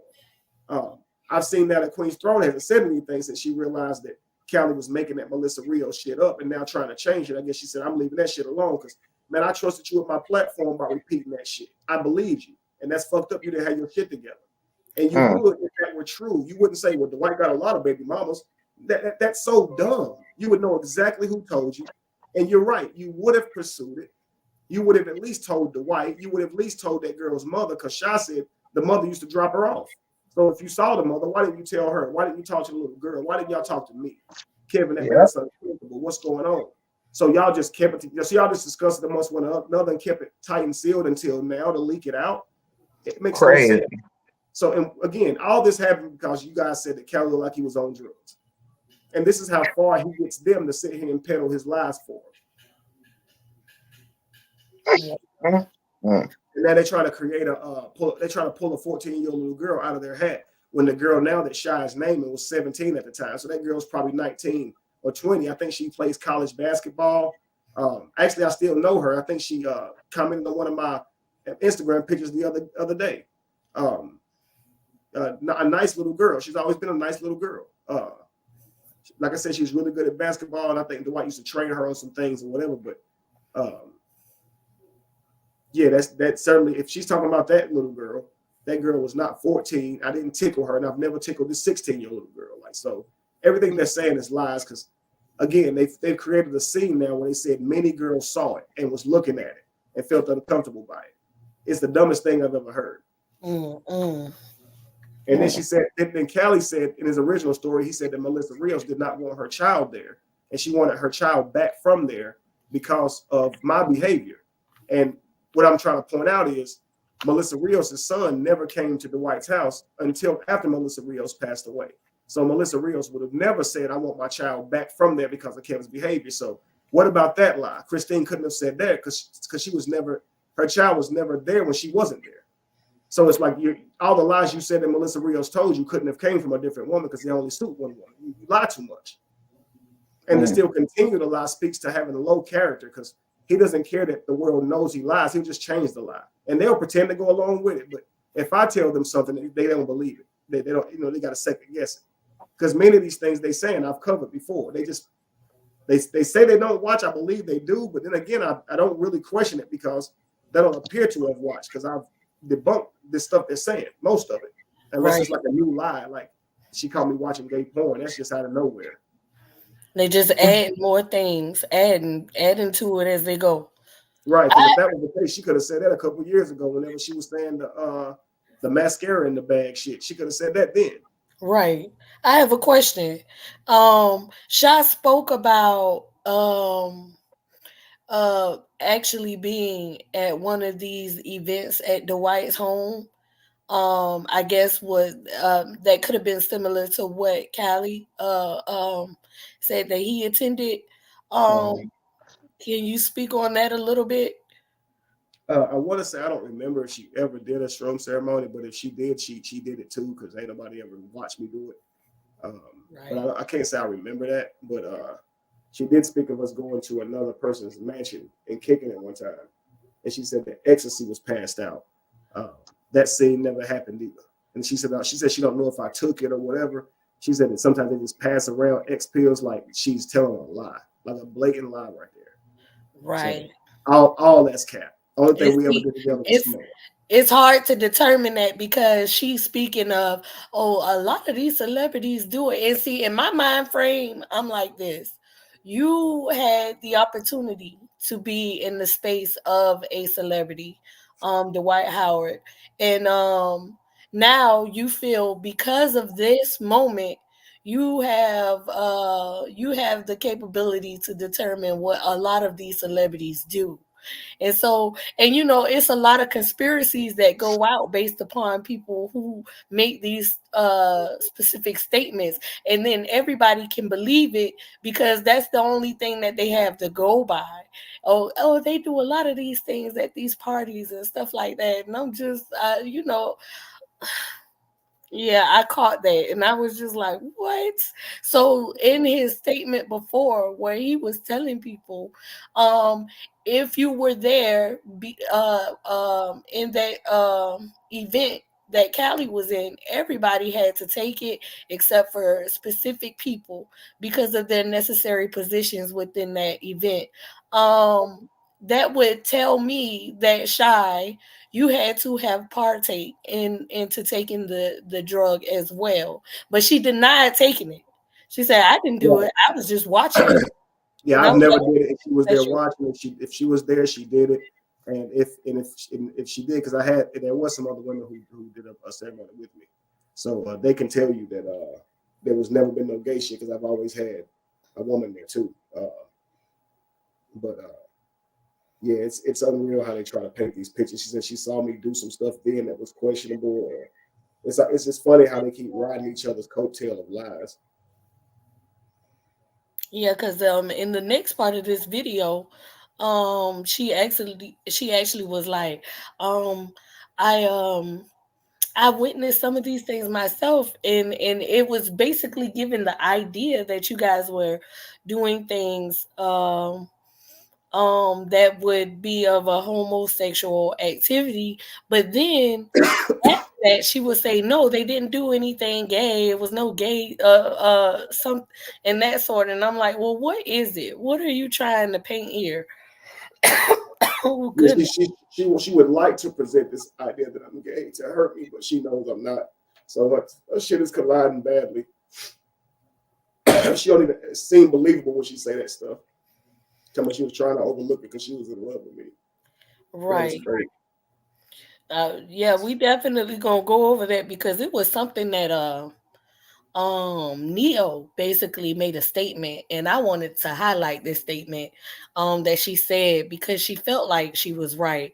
And it wasn't necessarily towards the situation with you, Kevin, but it was an instance of a friend. And she basically told her friend who had a bipolar disorder, um something about if he could do something, what would he do? And basically was stating that he had the wrong answer. He should have said that he would have undone his disorder in order to please his wife. I wanted to highlight that discussion with that coming up, and I will. It just lets me know, the mind frame that these people are in. Like, they actually think that they're making sense. They actually Absolutely. think that they're Well, making. the funny thing is, the damn girl shot at first said, when she was asked about did she ever think Kev was this way or the third, she first said, no. I never did think he was gay. Cause I mean, shit, he was with me. You know what I'm saying? Then she kind of switched it up. Like, I mean, I assume, like, what I'm saying, like, if he was, I mean, he couldn't have been all the way gay because, we were together, so he would have had to be bi. Did she start doing all this, like, breakdown? I'm like, girl, did you have any reason to believe he was gay or not? Right. What is all the way gay? Like, cause but it started with, no, I didn't think he was gay because he was with me. Right. There's no way he could be gay because he was with me. She stated that, especially that's what makes me question Neo's sexuality. Is Neo actually gay? Because to me, I think she really looks down on gay people. Because to be up here trying to insinuate that somebody gay as if that would make them the worst person is crazy because she's gay. You see what I'm saying? So she has had a husband before, and I think that she has an actual liking towards the men that she target now. She definitely talks about my looks all the time. So I think that if she could get a guy who I think like of the sort, I think that she would be happy with that. And I think that she can do girls, but I don't think that's what she's necessarily into. She often talks about how Jamie doesn't look happy, but if you ask me, she doesn't look happy. So the person that's in her life doesn't put a smile on her face. I haven't seen them posting pictures of going out together, so they don't give us anything to judge at all. But yet they always talk about how happy we look, Right. So I often find that very weird when people criticize our photos because they don't have any for me to look at. And I'm thinking that they would at least be going off of how their man looks with them or how their wives look with them. Jamie don't look happy. Let's talk about how y'all look at y'all photos and see if we can reduce that to how your marriage is going, because that's the silly things that they do. Like, for example, compare every person that's in a poly relationship to being the same. If people started saying every person in monogamous relationships are the same, so if a monogamous person is a serial killer, then hell, you could be one too. You only got one wife. I mean, that sounds dumb, right? But if somebody's poly, all of a sudden they all think alike. If somebody's lesbian or gay, they think alike. It makes no sense to do that. So it's like, why not just go off the evidence that you have to support your claim and just go off for that? But instead, she'll go list of things that Sarnetta and Kevin has in common. They're both black. They're both poly. They both. What the hell are you talking about? Right. Can I just say this real quick about your wives? Like I said, I've been following y'all since 2016. Before I've been following you since like 2015, some shit like that. But what people also don't understand is that when you take a photo, okay, I could be at a party having the time of my life, but somebody be like, let's take a picture.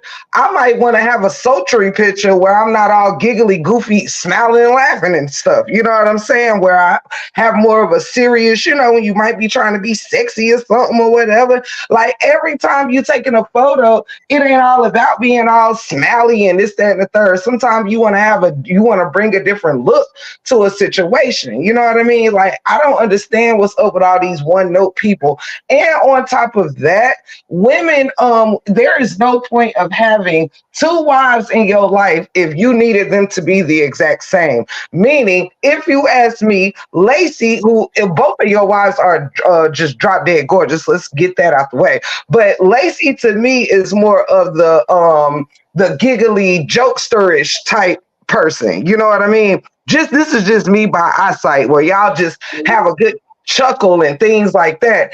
And now you share all these experiences, I'm sure, with both wives. But what I'm saying is just naturally by personality. If I was friends with both wives, I would imagine like Jamie would be the one you having a glass of wine with, having some deep, good conversation, listening to some, good music in the background, chilling or whatever. Lacey would probably be the one I would be like, we'd be telling jokes and just doing goofy shit and whatever the case may be. Both of these women are intellectual. Both of these women have sultriness about them. Both of these women are queens and they are ladies in their own right. But there is absolutely zero need for you to be looking at Jamie and searching for the same look in Lacey and vice versa. These are two different. They tell two different stories. Man, move on. That shit is crazy. Like, Kevin, how long you and Jamie been together? If you count the whole time, shoot. Like the whole time from when y'all first met. Like 20-something years, 25 years, maybe. Okay, people, this lady, Kevin, been getting all of these experiences and things with Jamie for 27 years. This woman been smiling at this beautiful man for 27 years. Damn, do you like shit? What do you like? What? You know what I mean? Lacey is the newest wife, which guess what? Jamie is so strong in who she is, and she's so cool how she be cooling that she does not mind.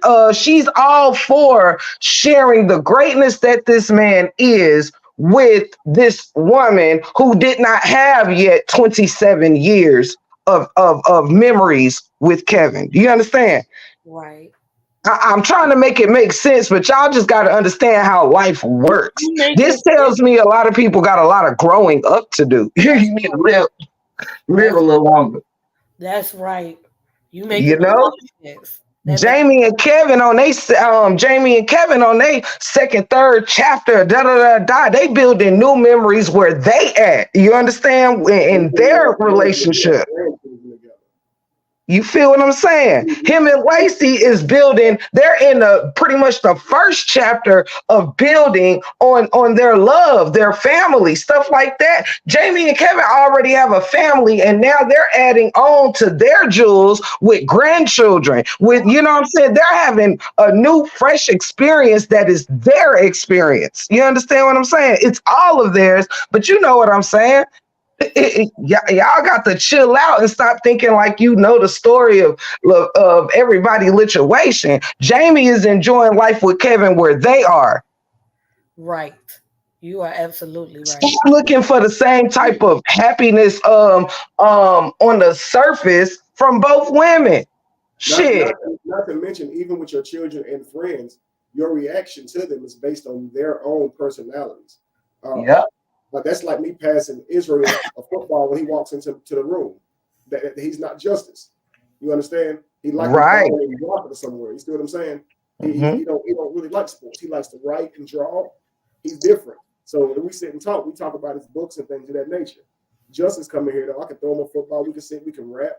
You know, because he has different things that he likes doing. But I love them. And that's a great example, Kev. Comparing it with the same with the children. Your most goofy friends, you can get goofy with. Some friends are more serious. They're gonna talk about business and shit, and so you know what you get when you're around them, and they all show up in you in different ways. So they all bring out different parts of you. Because truthfully, we don't know who we are. So that's why I say people are but reflections of yourself, because they bring out parts of you that otherwise you wouldn't know about yourself. So you may find that you are very funny when you're around a certain person because they bring it out of you. Yeah. You may find out that you can get very angry when you're around a certain person. Most people have never truly been in a position where they're being provoked. That was me. I've been with Jamie for so many years, and she's always been a calm, cool. I never knew the jewel that she was until I got out and started trying to date, because we met so young. And so meeting so many women with toxic attitudes, I never saw that before. So Sean and I certainly had arguments because she would play the silliest of games and things that Jamie would never do. I'll give you one quick example because it's funny to say it. I always say, don't say it, don't give an example. One time, Sean was on the phone with me, and she just comes out of nowhere and goes, you know, you got the biggest D I ever had. And I said, for real? You know, that got my attention. And she said, yeah, you got the biggest D I ever had. And it sounded like she was saying have instead of had. And I kept saying, are you saying have or had? And she would say have. And it would still sound like it could be either, right? Right. And so I'm like, are you saying have or had? And finally she said have. I said, ain't it the only one you have? Why would you sit here and play on the phone like stupid stuff like that? Yeah. Like it's just childish games to play.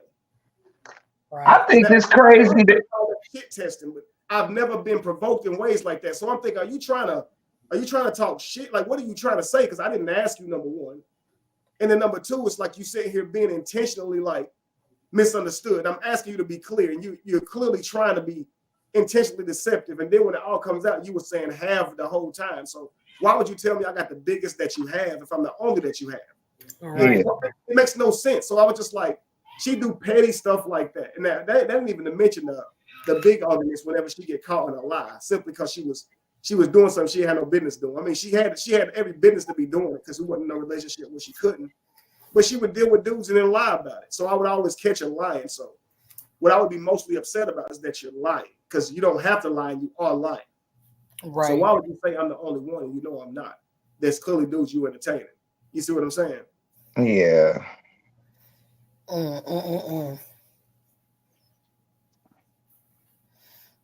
So I see a lot with this, and it's like years after the fact, he can still go as if it don't take two to tango. You know, you did something nice for me on my birthday. I did something nice for you on your birthday, and you're still complaining about it. The way I went about it, she has a problem with that. So she thinks I should have funded the whole thing. Well, no, I asked your friends to chip in. I had not been working long. So at this time, I was working for Dwight, and I was actually making money on Facebook now, but I had not been working long. So I don't have much bread. You see what I'm saying? So like I said, the Airbnb was a really large Airbnb. It was about $1,750 for the Airbnb. And so that's pretty expensive. And that wasn't even paying for every room yet. So the other rooms was going to be predicated upon if they were used. I didn't know who all was coming.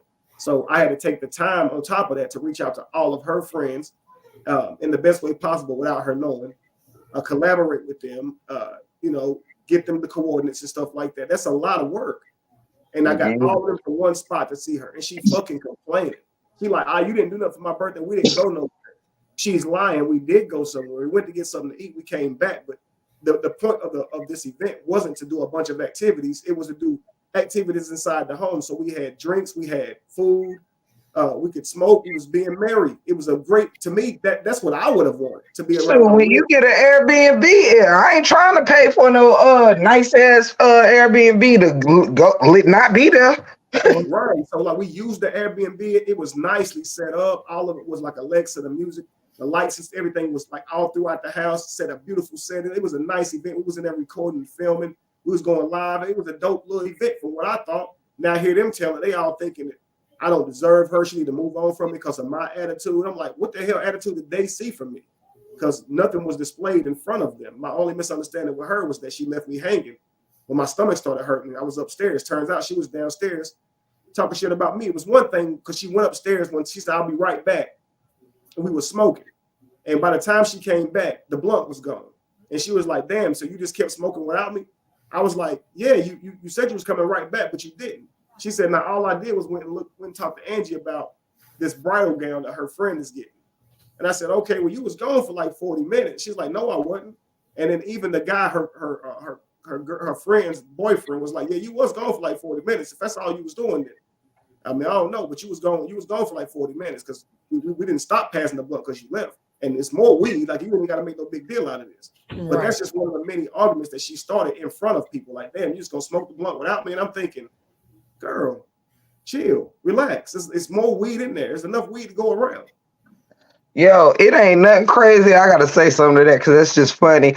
My husband, he don't smoke like I smoke. He may smoke on like holidays or things like that. Whereas I'm a daily, I'm a pothead over anything. He's more a drinker. I'm a pothead.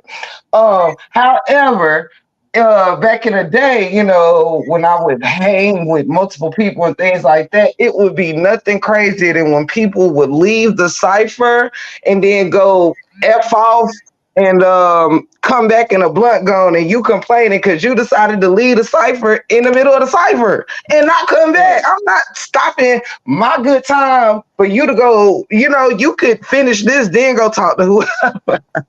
Right. You left. What you mean? It's like that's what I mean. Like, and like, not to mention, it's more weed in there. So it's not like it's fun. You come out here and like she had an attitude about it. I'm like, why are you so turned up? So yeah, certainly after that weekend, when she started telling me that that people were saying that I was bad for her and stuff like that, and I told her, man, I'm ending this relationship. I don't like that you're talking behind my back. At all. And I've never liked that type of stuff. I think that's very crazy. I always say that's a spy. No man wants to date a girl who's going around talking behind his back. That's crazy. That's true. So like when she's like, it's my birthday, I don't care if it's your birthday. I don't care if it's Ramadan, Hanukkah. None of that. If I realize I don't want to be with you, I'm telling you today, why would I sit here and wait because it's your birthday? You did that shit on your birthday. You know, Right. so I was getting her an Uber, and this wasn't an out loud argument. I was getting her an Uber. The landlord pulled up. There was never a conversation that I owed him $700 when he was calling the police, because he would have known that's not how you get your money.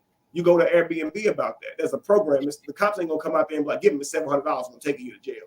Like to sit here and say that man said he was gonna do that, it just sounds stupid, you know. So.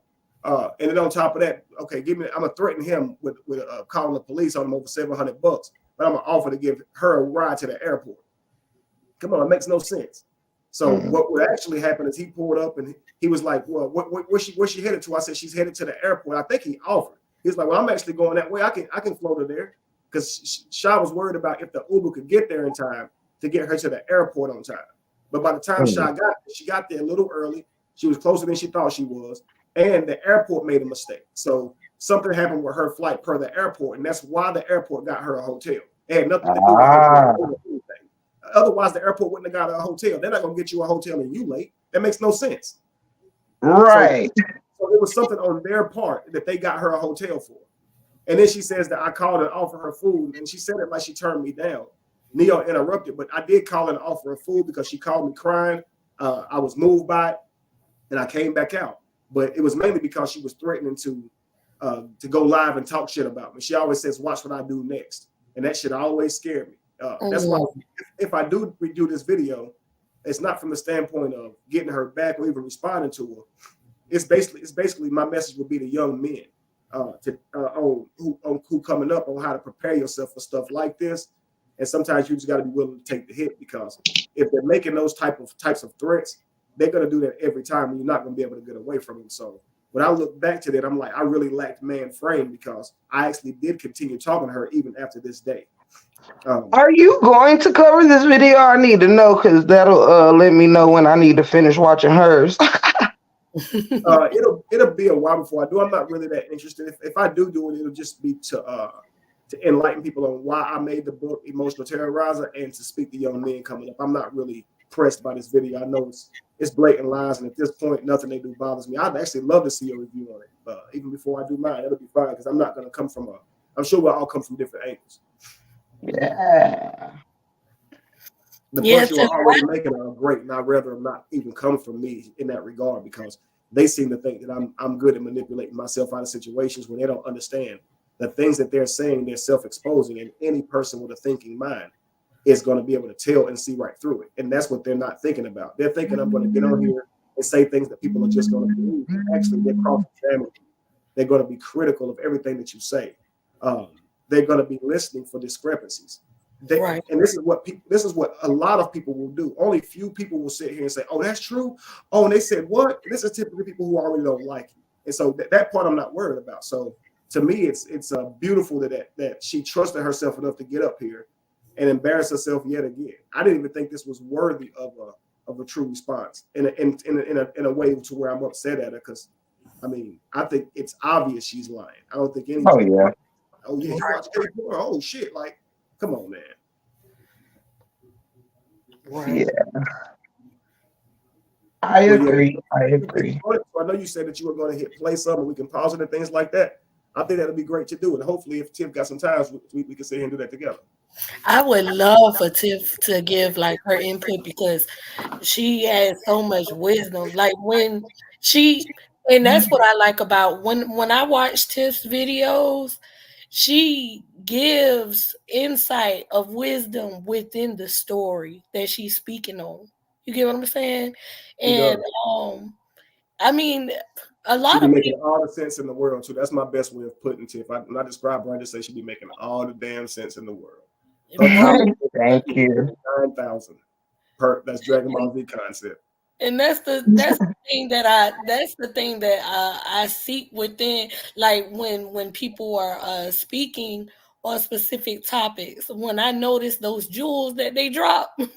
And a lot of times people miss that, and so I just wanted to highlight that for Tiff. Like Tiff really she really does she gives great wisdom within those instances, and it's amazing. Like it's awesome. She hears it instantly too. And she can just You think she got it wrote down. This girl, she hears it instantly and can break that shit right down. Like I said, it be making all the sense. She's clearly not caping. She's clearly making sense. And you know, they say make it make sense. There's a picture of her. That shit gonna sound like pure sense. It's coherent. It's on point. And you be like, yeah, you damn right. You right. I ain't think of that, but you damn right.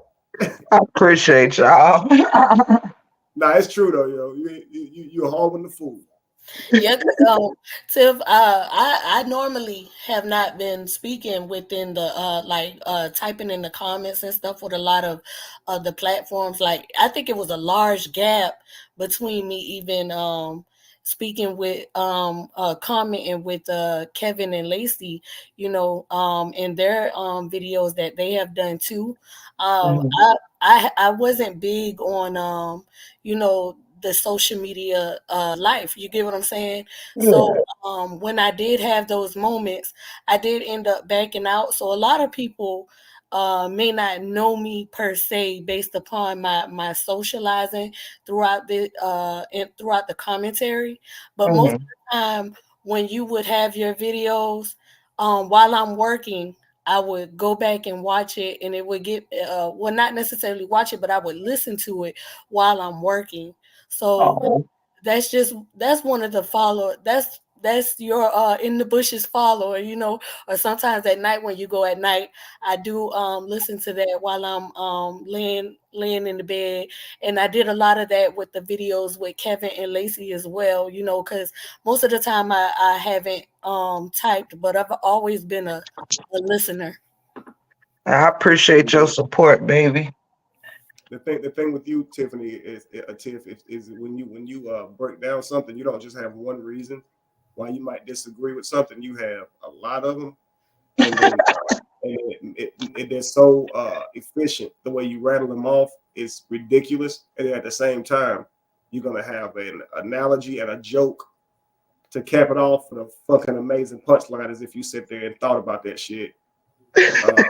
And it comes so natural, and then when she says it, it's kind of like, yeah, like that makes sense. It's no wonder that Cedric the Entertainer ain't in the fucking live still on her jokes right now.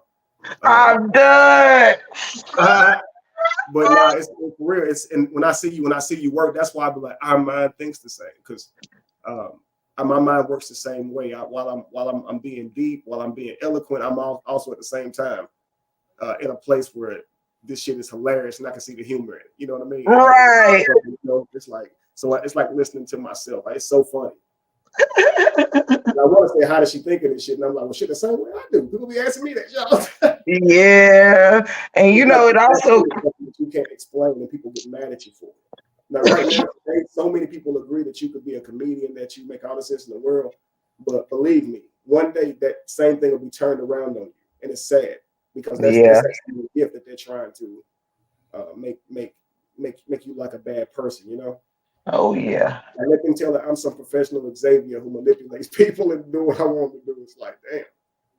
Yeah. How can I manipulate y'all to leaving me the fuck alone? Because that would prove it. That would prove it.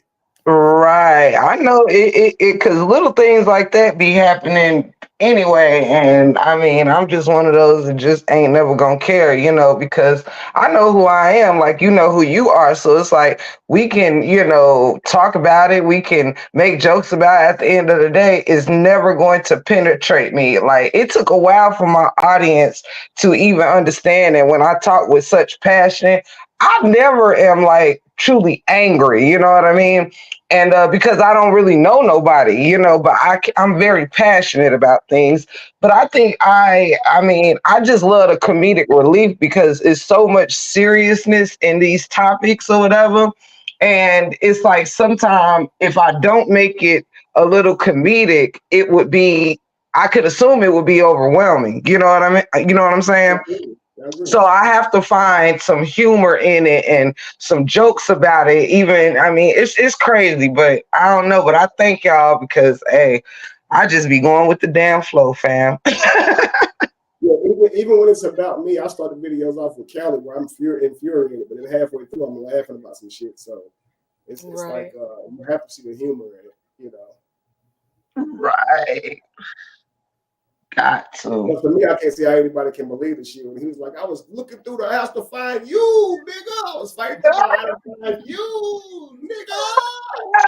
That is so fucking funny to me, bro. I'm like, nigga, you can't see you the problem. Right. Like literally, I was cracking that up. moment right there to see me that fucking in a tumultuous sense of state of mind. That I'm saying I was fighting through my house to come find you, knowing he was in the bathroom, knowing nothing was wrong with him. And to see me on camera that angry, trying to make the person feel guilty, like they're responsible for you having to come find me or feel paranoid by me being missing, or like I would have known that. Like I have any responsibility for what you're feeling in that moment. Right. It's like you have to say, man, I was high as hell. But he does not get it. He does not get it. So yeah, it's while it pisses me off, his behavior now, it don't really make me mad anymore now, especially since his client said what he said. So I just kind of look at him like it all makes sense. Because like I said, he all on the panel, he all in the comments, he's messaging them, showing that he's in the middle of the orchestrating it all. It's like, what man would have that much energy for another man's? It makes no sense. Yeah, I was kind of looking at that in the chat. That's another thing that tickled me today. Anything concerning me negatively, he's always right there in the mix, and he doesn't mind showing that either. It's crazy. Yeah, it was very telling to me when I just went over to the chat, and of course I always like to put people chats on the live to see how the crowd responded or whatever. And me just sitting here looking at, Neo up there, Shy up there, Callie and Tigers down here. It was like, a little girl, Callie, my goodness. It was kind of giving me, oh my God, all y'all scoring itches, you know what I'm saying? Including Callie. Like the fact that he down there in a chat kind of, saying his piece, like, yeah, we got pictures of this, or we got pictures of her party or your party or whoever party, and just watching him give his 2 cents in it is disturbing. And why are they all a part of each other's story? Like, if whatchamacallit shop up there telling her story, I mean, what did Tigers take the day off to make sure she could be there to hear shots? But like, what is this? And even Tiger saying, I told Callie I would come up here for a moment. So that lets you know that Callie orchestrated that. And then and then somebody else said Callie said something to them too. So Callie just said you'd be a good person to interview. And him and Neo was texting each other. They was texting each other during the interview. Right, that's what I'm saying. They said the devil be busy out here. Yeah. Let me say something to somebody in the comments. I want to say Wi-Fi wife 304.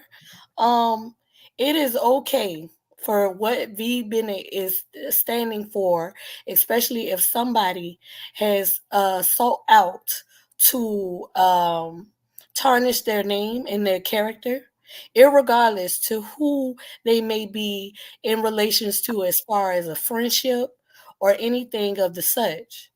I don't understand why people feel like it's okay to not speak to themselves based upon somebody being cool with somebody. That is ignorant.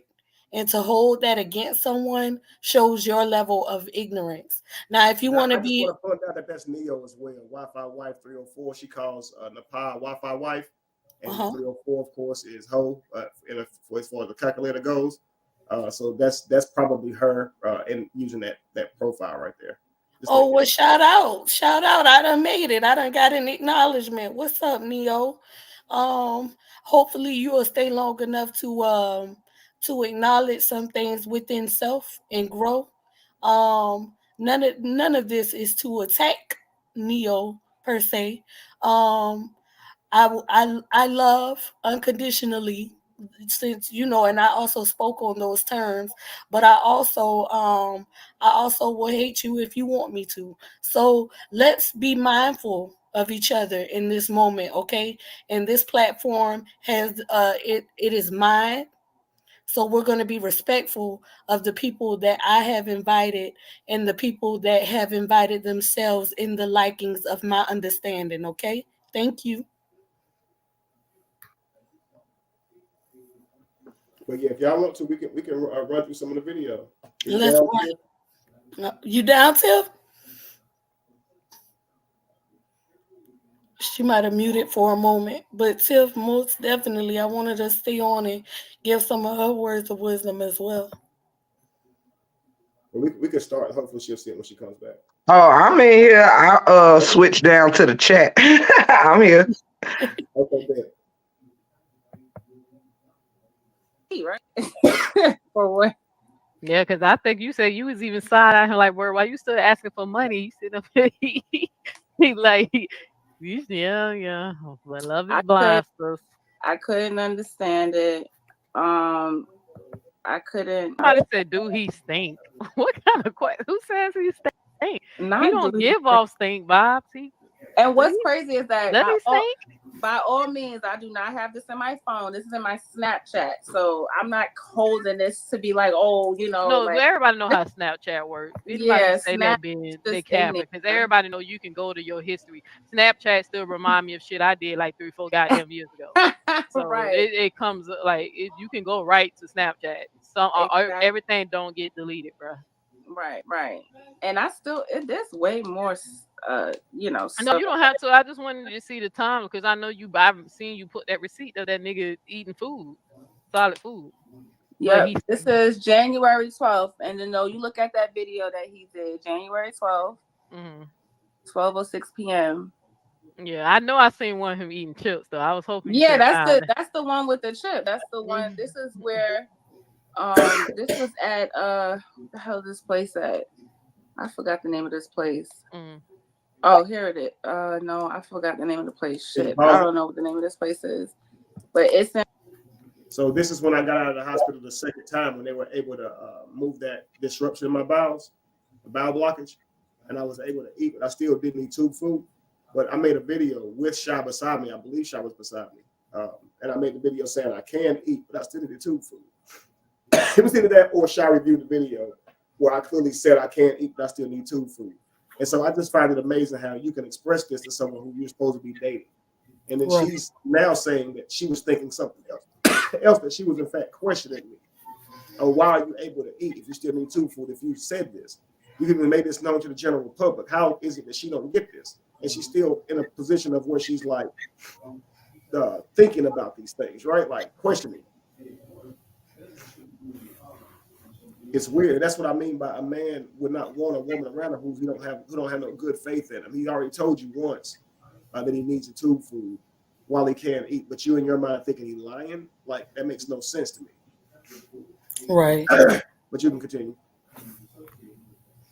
It's in Charlotte. We was in Charlotte. See. I believe you, sis. Yeah. I'm just being a little petty, just to remind that I was in my feelings once we started talking about that tube food, and you hit.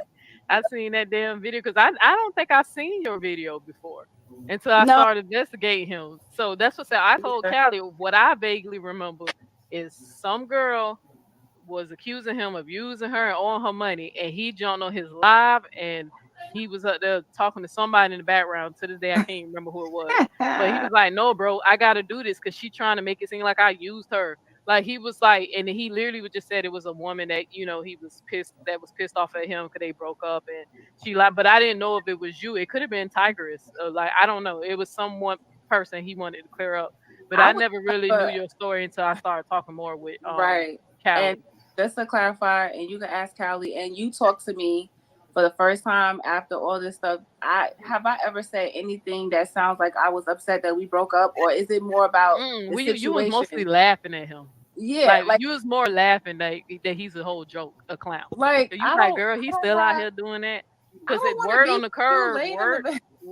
curve is he's now trying to get sympathy points and asking for money with his kids. With his youngest child, and we know that child has his youngest child. Yeah, his newborn. He has a new baby. Oh, you. So even right there, with her saying that lie, she knows I've never asked for a donation for my child, but she still says this shit, and it's fucked up to say because she knows simply that it's not true. You see what I'm saying? And then here, where Sha pretends to not know I had a child. Well, Callie's been up there talking shit about him, saying that it's my fault and things of that nature. You don't know none of this. I thought you've been keeping up with the storyline, Yeah, to me, it's all weird. So I didn't know he had a child. Okay, but just the lies here. He's Right. sympathy points for his child, and he's going around collecting donations. Like, why are you lying? Like, Exactly. show the footage of him. You're saying that you're about proof. Show that then. I've said over and over, I've never taken a donation in years, let alone about my child. But they still do that. And I haven't witnessed it either, so. Right. Oh, you didn't know that? No, I don't follow him. No, you seriously didn't know that? No. Yeah, he just had a little baby with Lacey. Oh well, that's But interesting. the baby has, from my understanding, having some issues, and they're saying I didn't see this. That's why I say they saying I'm not saying this, but they say word on the curve is, and then somebody sent me some questionable screenshots that he's trying to. They got a page for this baby now, and I guess a cash out for this baby now or something. So Mm, allegedly, like I said, I have to say allegedly because I didn't personally see this on social media. I got a screenshot. But right. allegedly, they already trying to use that to garner sympathy to ask for people for donations and stuff. And I called them out on it. I was like, look, if that's true, that's kind of fucked up because there's plenty of people out here with kids who are unwell or sick or dealing with cancer or whatever, and they don't have the luxury of just jumping online begging people for Right. money. You know what I'm saying? You don't 100%. know what these people got going on, but because Now, even then, that would be fake outrage because don't they have the luxury of jumping online and asking for help? Don't everyone have the luxury of jumping online and asking for help? So it's like, well, Kevin, if you were doing that, that's messed up because other people, if they have an issue with their child, they don't have the luxury to get online and ask for help. Yes, they do. They do all the time. That's what a GoFundMe is for. That's what social media is used for oftentimes. You don't have to have a large platform to request for help when you need it. We know the world we live in, people can ask for help. That's So it's right. just unreal how they try to paint these scenarios where if I do it, it's wrong. If I were to say I need help with my baby, I'm wrong because other people can't say they need help with their baby. What? So make me wrong on every scenario. So if I can't say you scamming, I'm going to say that something that isn't true. I'll say that you're collecting money, but I'll say that it's wrong so I can say this next thing that will be harmful to your character. And I'll just keep on building off lies and attacking your character through the lies I tell about you. But nothing will be right and exact that I can actually say that you've done wrong. And what I'll do is I'll just say that you're really good at finagling, so you seem right. And that's how I'll explain my losses of trying to make you look like a bad person. When you explain it well with clarity, and I can't continue saying these things about you, I'll just say that you're good and you're manipulative to your followers.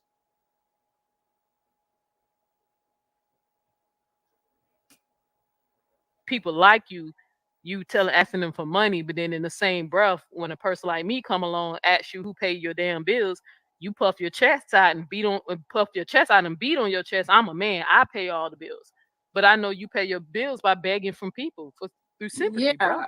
Oh, So like, I can't still respect the hustle. I yeah. still I can't don't feel respect like it.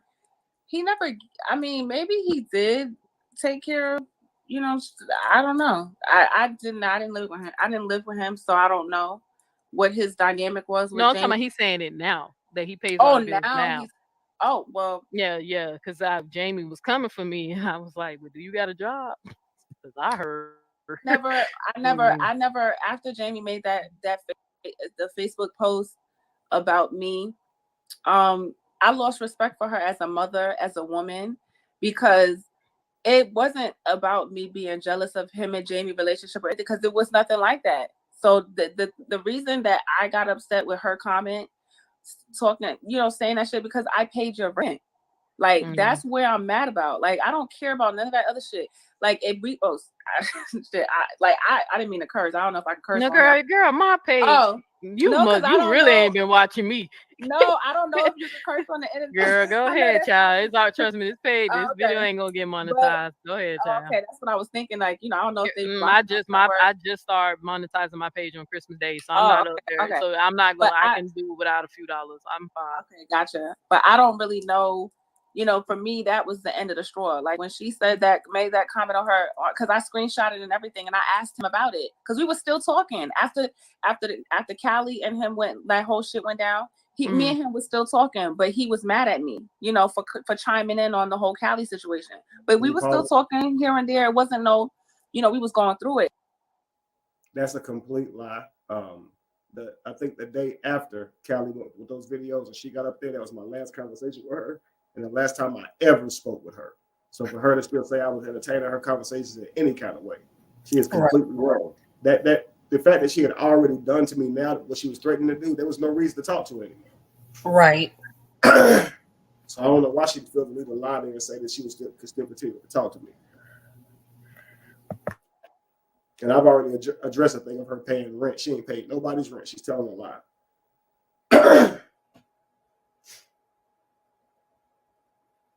It was like kind of this shit is over. But you know, I told him, I was like, how dare she even fix her lips or even her thoughts to even write some shit like that when I'm the one that was giving you money. Like, that's crazy to me. Any woman that does that, I don't have no respect for them at all. Yeah, that's what I said. At one point, girl, they got evicted. I believe it because the money that allegedly the money that, you know, Shy gave him, he didn't even do right about him because she said that the sheriff came and they had to go. Oh, that's what happened? You said that. Oh, see? Yeah. Well, that's okay. You talking about when you see that? I saw it. When they hear that old story ran back to them, they're like, "Oh, that's news because you're making this shit up." That's what happened. Who said that happened? Oh yeah. You talking about when I said it happened? Yeah.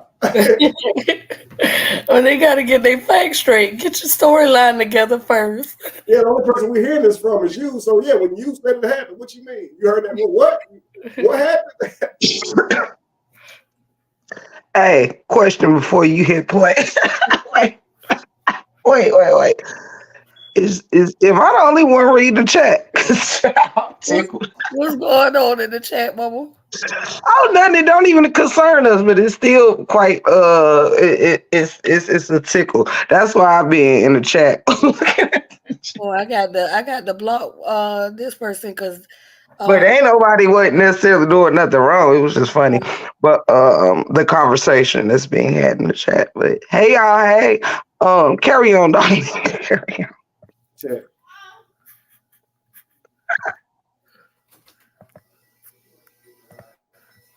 Okay, I thought you said it was another time that they got. Oh no, I'm gonna say no. You said that. Like, from that moment when he was on the phone, I was we was literally at Dwight's house. I'm sitting on the bed. He's getting a call. He frantic and panicking, and I can clearly hear him talking to Jamie and talking about the sheriff is there getting ready. Here's what I mean by their stories conflict, okay? Number one, I'm being paid if we're at Dwight's. Number two, if I'm with Dwight and he's my zaddy somehow, why am I about to get evicted? Why don't I just talk to my boyfriend for the money, right? Because they like to share these stories that Dwight was taking care of me and giving me every little thing I asked for, and he's my zaddy and things of that nature. But why am I still going through normal life shit if that's the case? You understand? So their stories conflict because on one hand, I'm living with this person who takes care of me every whim, and I don't need to ask for money no more because Callie's already confirmed. I never asked for any donations to feed the homeless while I was staying there at all. It was COVID. I wouldn't have planned any program to go speak or anything like that. I was just focused on my recovery. So I worked out every single day. I made videos every day because I was trying to work on my recovery and get monetized. I succeeded on both, and now all of a sudden they judge me about it. Why weren't you out here doing speaking engagements while COVID was going on? Like, the things they're judging me about is I was sick for over a year, still on bed rest, so I couldn't have been traveling and doing anything there. And then after that, it's COVID, and they're saying, "Why I've changed? I ain't been out here doing stuff." It makes no sense. They didn't give a brother time, and that's why I always say, y'all didn't even give me time. Y'all, the moment that Callie was at the house and he left saying that he was on shrooms and I offered him fruit, he already had these stories with Shy making lives about me, talking shit. My other exes that I was talking to at the time reached out to Callie. They say they all shared information, trying to figure out when they all was out there, trying to prove that they was with me at the same time or wasn't with me, whatever the case may be. So all these things are happening in an instant. You see, this is what happened 3-4 years ago. You see, and so for a while there, maybe I went silent for a while there, and about 3 to 4 months later, maybe 4 months later, I emerged with my new poly relationship, and then here they all come back again and talk shit. So it's like you can't leave well enough alone. They were saying, Kevin, you need to settle down and just stop dating. You need to just sit your ass down somewhere because you got all these women mad. So now here I am in a relationship. I'm settled down, and they got something to say about that. So no matter what, they'll have a complaint or an issue, Right. you know. And like I said, if she had any heavy issues, she would have mentioned them. So far, it's just speculation and saying she saw me or may have saw me watching porn. She's saying that I was getting donations for tube food, and while she can't exactly say I used that money for her, she can at least insinuate enough to lead that on to let you guys think it. While she can't say that like anything concrete, right? Right. So again, she's only to talk about how bad of a person I am, but she didn't share any of those stories. You understand what I'm saying? It's just from her view of something I did. I didn't like that he asked my friends to chip in on their rooms. I didn't ask his friends to chip in on nothing. Okay, so that's mean. That's wrong because you don't like how I did it. You see, and to not account for anything, it's like, okay, I'm showing pictures of him being skinny, which shows that he wasn't healthy. Okay, he's probably insecure about it as he's never been skinny like that. I've been athletic my whole life. Even when I was heavy set, I held it well. So now I'm skinny now. So I didn't like what I saw in the mirror. So that's one thing. So while they're looking at what they perceiving to be a model, I don't like what I see in the mirror. I still necessarily do not like what I see in the mirror. I'm still trying to get comfortable with it. I never thought in my older years I would be this slim. But that's my own thing. That's my own mental thing, or whatever. You are not who you see in the mirror. You are your energy, right? Your personality. And so I have to learn that through losing who I thought was me. And I even talk about that, looking in the mirror and don't even recognize who that person is. Even to this day, I walk in front of a mirror and I'm shocked sometimes at what I see in my peripheral, because I'm in my mind, I still look like who people call Big Kev. So I'm trying to get adjusted to all of that. I have very loose skin on my stomach because I've lost so much weight. It still hasn't contracted. I don't have that issue now, but then I'm going through all that process. So I'm not too confident. You know what I'm saying? So here she is on here talking about me being skinny. She's talking about me not having a lot of money, and she's shaming me for him. But meanwhile, she dealt with this person. So to me, it's like this person whose body was not up to your liking, obviously. His wealth was not up to your liking. Why'd you date him? Is it because you saw some sort of potential? You saw he had a big platform. He was getting something out of it. He knew celebrities.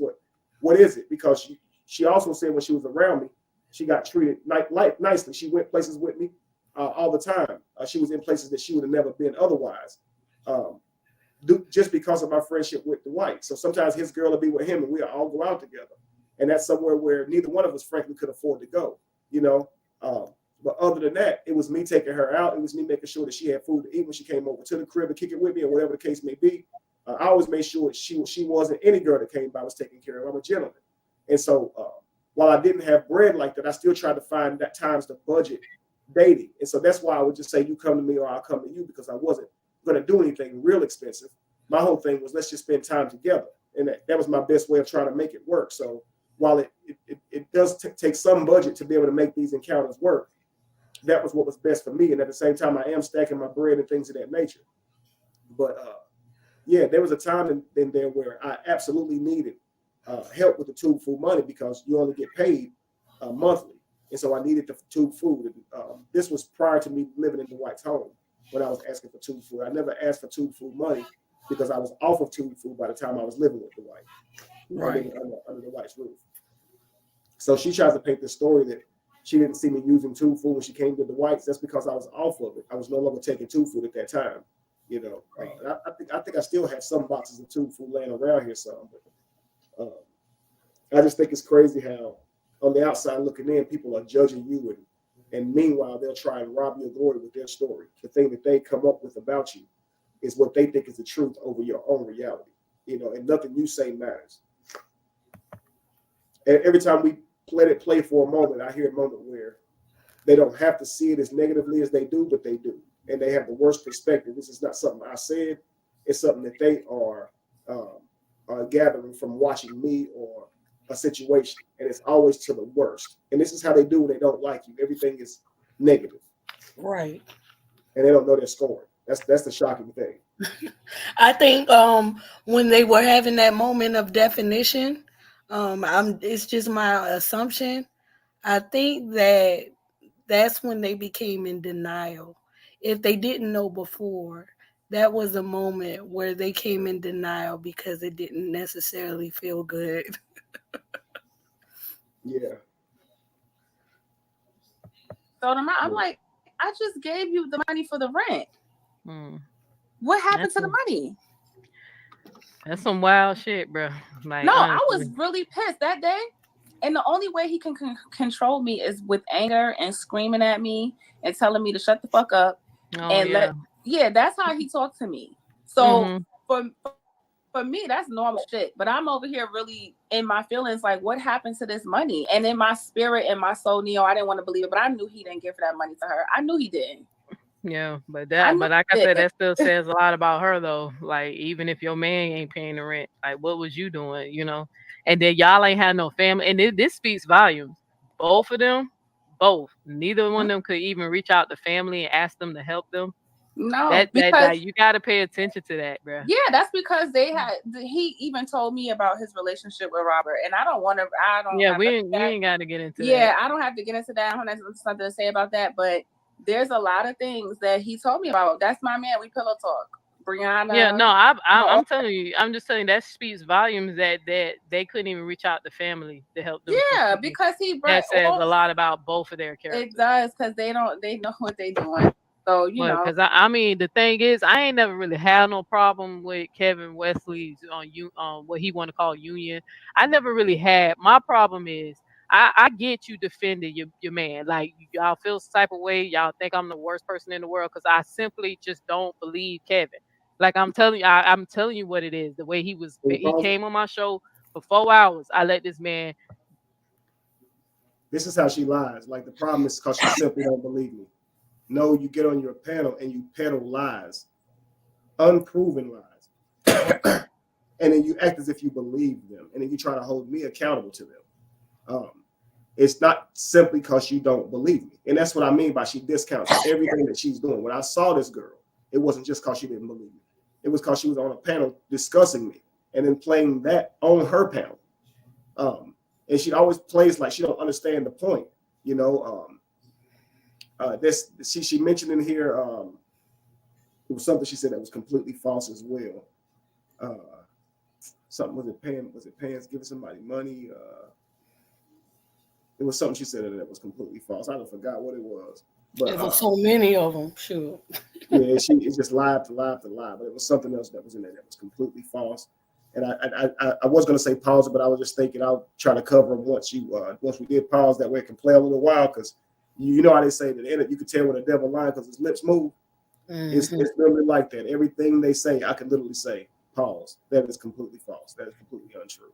You know? Right.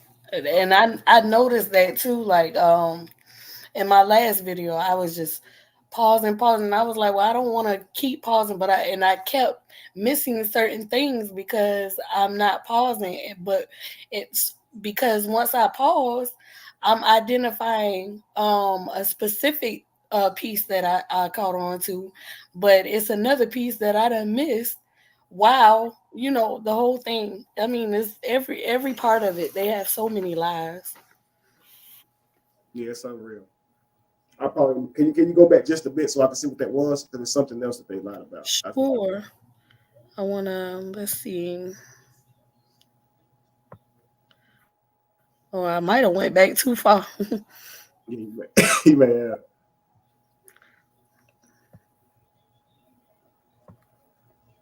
Let's see what this one says. I thought you said it was another time that they got. Oh no, I'm gonna say no. You said that. Like, from that moment when he was on the phone, I was we would say it again. Go forward a little bit more. Go forward a little bit more. Okay, let's see. Maybe 2:45, something like that. 2:45. I feel like that's. I appreciate everybody for sticking with me as I learned this. I don't know. Let's try this one because back to Virginia to my house, and it was something that he was going through with this woman, and I kept the video on my phone because I thought it would be of some use. But I don't even know where that I was gonna say, I thought you was because I'm with Vanessa. Play it. I'm trying to see if I still. Hey, Vanessa, look, I was about to end the show, but I was gonna let my food get colder because I'm already have to warm it up. I was gonna say, play it. I'm gonna go and I'm gonna look because it was like a whole hour. This and I had to record it. I'm not even surprised because you should have seen how he did with me on my page. Like even when I was like, bro, okay, I didn't say you were gay though. Like let's go click. I said you was giving me vibes, bro. I'm in the community. I think then the White House. Was that the point, or do I need to go forward some more?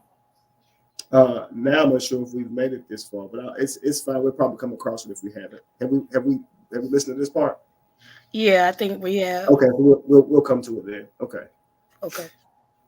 How her story broke, and then y'all tried to paint Callie as crazy, and this is my issue that I had with him because I had to let go of a friend for pretty much the same thing. If you fall out with a friend and you know that it was no ill will, that your friend is tripping, even saying that your friend was tripping on shrooms or drugs. If you know you had no malice attention, no ill will, there was nothing going on, but your friend just got it wrong. The last thing you should have did was run to the internet and just tell everybody he was fucking crazy. You should have stood on your word and say, hey, now right there, Cal. Right there, she said this to me before, and I told her that's literally how I handled it. I didn't say he was crazy. I tried to reason with him and talk with him for days, for not just for 3 days, for weeks. I tried to reason with him and talk with him. It wasn't until I guess a couple of weeks went by, it hit me that he's lying and he lying. Because I at least thought that maybe he thinks that because he was saying a lot of crazy shit happened in the mirror as well. But not only that, why isn't it that anybody's holding Callie accountable? Because it goes the same way for him. If Kevin was your friend, why would you go online? Right. Why would you take this to the internet as well? Mm-hmm. Callie, look, you're my friend, you're my brother. If you want to pick up that phone and call me, but I was not doing anything inappropriate. You was in a safe place. You got it wrong. He wouldn't even reassure Callie that he got it wrong. He just went and told everybody that Callie was fucking crazy. And why? Because it's dismissive. It's dismissive. Yeah. And I told him I literally had to go through that with a friend who was gassing me up to make videos about another content creator. And as soon as we fell out, the first thing he did was on his platform and told everybody I was nuts and I'm crazy and I'm obsessed with the guy. But he wouldn't tell them that he was the one giving me ideas on what videos and what to attack him on next. So I've been there. I hate when people do that. That's why I always, when people fall out, pay attention to what they say. Yeah. Because like I told his ass, was Callie crazy before or after you gave him the goddamn mushrooms? Because if he was crazy before you gave him the mushrooms, then you dead ass wrong for giving a crazy man mushrooms. But if he was crazy after the mushrooms, that means nigga, you made him crazy. Because both ways, you still responsible. If Callie is crazy, nigga. I agree. But yeah, I called him out on that shit, bro. Now you see how her mind is. That right there, it's a false narrative here, where she believes that it's either one or the other, right? Right. And both of them turning to me being the person who's messed up. So if Callie was crazy, then I'm wrong for giving a crazy person mushrooms. And if Callie wasn't crazy, then I'm wrong for making him crazy. Now notice in neither of these scenarios is Callie responsible himself as an adult to not take mushrooms. It's all Kevin's fault. And while I would take some blame if he took these mushrooms and they didn't work well with him, I couldn't help but to take some blame because it came through me. But you still can't negate the fact that this man chose to come out there and do the mushrooms, knowing full well that they had psychological effects, and was well within his right mind to say no or whatever the case may be, just as anyone else who took them. So to try and make me a bad person at every turn is what I get there. It's unreal. Right. I'll get with you on that other. I believe it because Jamie said he never even raised the voice at me because like I ain't never had no problem. And I ain't gonna lie, I always thought Lacey was fine. I was one of them people who be like, Lacey fine, bro. I don't care what you say. He got him a good one, right? I used to always say that. Lacey's very pretty. She's very pretty. Yeah, I always thought she was fine, but let me tell you what happened, girl. Let me tell you what happened. So the last time I was on the show, I understand them defending a man, right? They upset because that that's your husband. You defend him. But also understand that there is something called bias. And that if people are saying some shit about your husband, you can just sit up here and defend him. Hey, that's not true. That didn't happen. But if you know deep down inside that some of the shit is got some truth to it or whatever, you should encourage him to not keep responding to the shit. Right. But why would you attack someone who's literally just saying, I just don't believe him, y'all? Like, you can't get mad at me. I literally called him lying. That girl got right on her platform and told people, see, Neo, she crazy. I said, so now I'm crazy. So, what is that? Him dancing? What, he dancing? I want to say something about that video that they showed. Now she was stating how you were having the twist of the hips when you dance. But why isn't that portrayed within your dance? Right. Why isn't that given in the dance? Nobody can see it in this instance. So I don't know if she felt like showing that video. The way that I took it when she showed this video was that she was proving herself of relevance, because in the video it determined that maybe the switch in the hips was of deceit. That's how I felt. And also, this is a moment supposed to be shared between me and my lady at the time, and now she's displaying that to the world, and she's saying it's to show how skinny I am.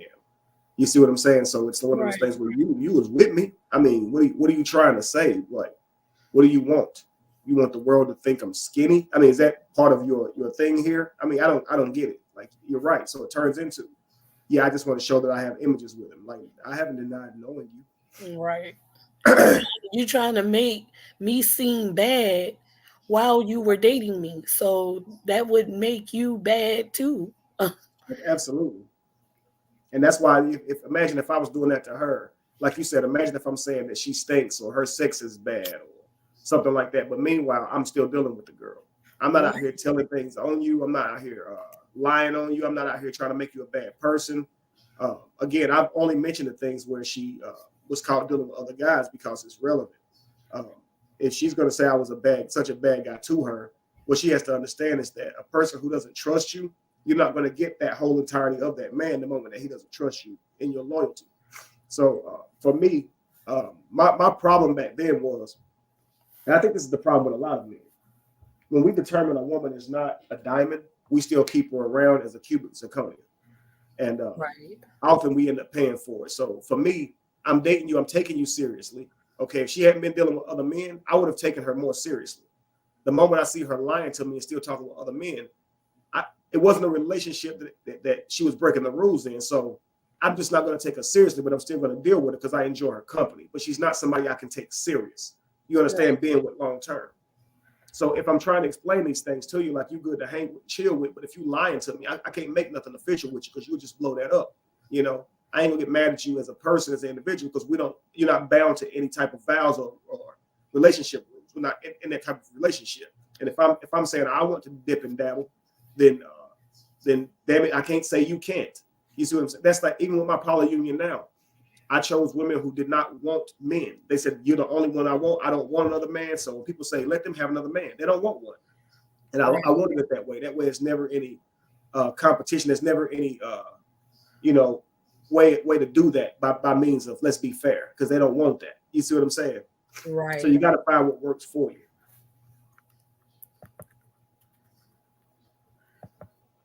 But I just want you to see how small he is. Yeah, he tiny. He a little skinny. Yeah, that's around. That's after the surgery. Just trying to find that video. I didn't mean to interrupt you. No, you good. I was just saying that my problem with this, you can defend him without attacking me. You could just say, look, Neil, you got it wrong. The people who are telling you this are lying. You could literally just defend him. You don't have to throw no personal attacks. So as soon as she took a personal attack on me, I was the worst person in the world for asking her, well, if you feel like I'm crazy, I feel like shit, you ain't happy in your relationship. Even now, she's blatantly lying. I feel like you really don't really agree with this shit. You ain't got no choice. Like, I Look basically at Shy. broke She it down can't how get it over. comes off. Shy cannot get over looking at you in her phone. Right. And smiling. Right. And she's not even paying attention to what Neo is saying right now. It's crazy. But And Right, then yeah. went on you notice though the lies she's telling on Jamie there. Right. She's blatantly lying to Shy about her encounter with Jamie, saying that Jamie insulted her first and all these things. Oh So no, like, I bore witness to how she came at Jamie when in that live that you was doing, and Jamie never came at her. And she keeps going with that lie, and I don't know why she keeps doing that. Jamie did not call her crazy. Jamie said that she was acting crazy in order. She does all this while calling me a liar though, and that's what I be saying. Like, this is crazy. Right. Lacey jumped on there saying this dumb shit. Let me tell you what Lacey said. And this kind of like, even though I still think she fine, but I lost a little attraction. Let me tell you why. 'Cause I don't like dumb girls. I don't like stupid. Being ditzy can turn me off very, very fast. So some of her attraction that I have for her kind of just went away just a little bit, right? I asked Kevin, sis, when is it okay to ever entertain a lie? He said never. So I asked him then, why are you entertaining the Cheesecake Factory? You know, the thing with the Cheesecake Factory that went viral. Kevin's team is behind the story. It's a fake skit. There was no interaction when a woman told a man that because she's so fine, she deserved to go to a better restaurant than the Cheesecake Factory. The story was fake, but that's fine. I'm okay with that. Cool. Fake skit. Now you finna do the interview. Why are you interviewing these people as if they are real people? Like, you're not even interviewing saying, hey, y'all, this was a social experiment. It's not real. Let's open up the dialogue. How you felt playing this character, what you think. It's not. He's literally interviewing them as their real life characters. So you're entertaining a fucking lie. So what the hell is you mad at me for sitting up here reporting content on people who's telling me shit about you? And you're okay. From my understanding, when you did the True Factory, when you did those interviews, I thought that you were getting an interview based upon how they were affected with the story that they helped create with you. Am I wrong? No, you're not at all. There is a process to the production that I am doing, and there will come a time for there to be a great exposure that this was a social spirit all along. There's so many different stories that I have put out that they're not even aware of. They only know about the Cheesecake Factory. This is to show how people get treated when they step out, when they say things. Look at how they treated the lady with the Cheesecake Factory. Everybody began to talk about her looks. That was irrelevant. The problem is her philosophy is messed up when it comes to men and their value. It has nothing to do with her looks. You understand that? You can say she was being arrogant by trying to point out that because of her look, she deserved some special treatment. But the world didn't need to tell her she was ugly and built like a man and all these different things. You understand what I'm saying? Right. And so the point of all of these is to show that when people go through really everyday type of things, we online act like it's the first time we've ever saw it, and we're there to pump, so much negativity onto them, and say things about them. This is far different than the case with my brother, because she is actively still doing things to him. Whereas if she had done what she done one time, there would be no content creator still reporting on that story. But they are following a person who continues to cause destruction, which is far different. So that's not bullying. That's reporting. It's crazy to me that she could use that story in comparison to what she is doing. Right. What she is doing is she is painting on a man a certain character that may or may not be true based on what someone's telling her, a real person. What I am doing is hiring actors to play along with a script who full well know and they are competent of what they are doing. Everyone knows what they're doing. So there is no person who is at the expense of this. No person. not even the woman who everybody ragged on in the Cheesecake Factory video. And she wanted to do this scene. She is a therapist herself who full well believes that women misunderstand a man's value and misuse him. So she wanted to play the part. She wanted to be the person to play that part. So even when they offend her or say things to her, they may hurt her feelings as far as how they say she looks. She didn't expect that. But in terms of her playing the role, she was full aware of what she was doing and wanted to play that part because she said she knows several people who thinks that way. So so every person, every actor who contributes, they're full aware of the message that I'm trying to ultimately speak, which they may not see until it all unravels. But they are really sitting there just judging my content now, as opposed to judging my character. So I'm judging your character because you listening to people lie and you get up here and spreading their lies even without them being up here. And so when I speak to you about that, you bring up a skit as if they are one and the same. They are not one and the same.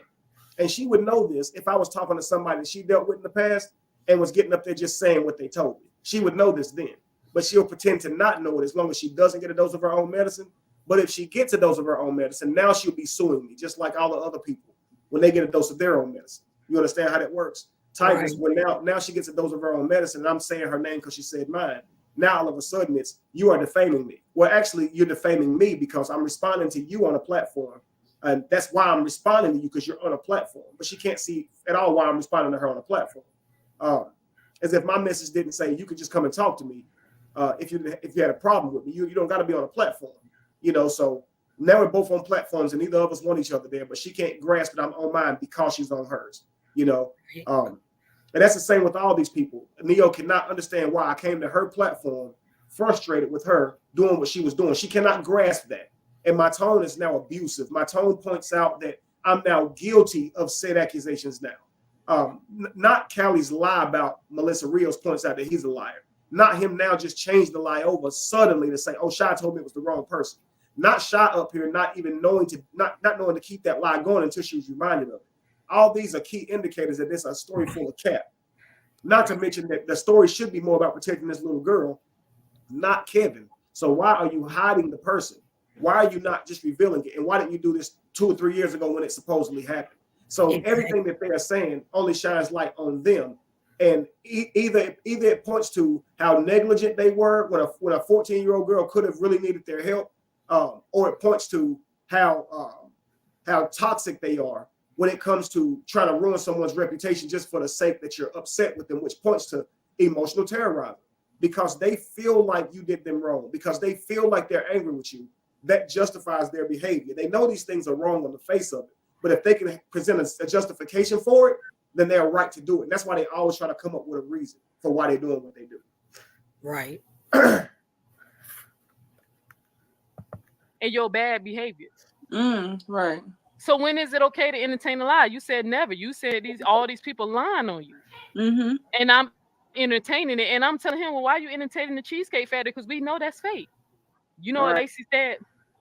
Lacey said, I think she said something like it's no different in the movie. She said, I said, people think, I said, no, that's not what I said. I said, well, people think the Cheesecake Factory is a real thing. They actually think this shit actually happened with 2 couples.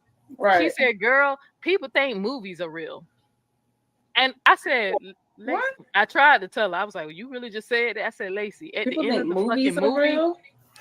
That's what she said. But at the end of the fucking movie, credits roll. That's how you know it's fake. Yeah. You know who the actor's name, the character they play, you know the location, you know the music, you even know who the hell catered the fucking movie. You know it's fake. At the end of the fucking movie, there's credits. So right. You know, but she said people think right here she wants to point to reasons of the obvious that a logical person would know that a movie's fake or real. But the fact still remains, some people think what they're watching is real. So she can say, well, you know by this way, you know by if you watch this, and you know if you, and still doesn't discount what she said. I can remember Paranormal Activity. When I watched that movie, I thought it was real because they presented it like it was live.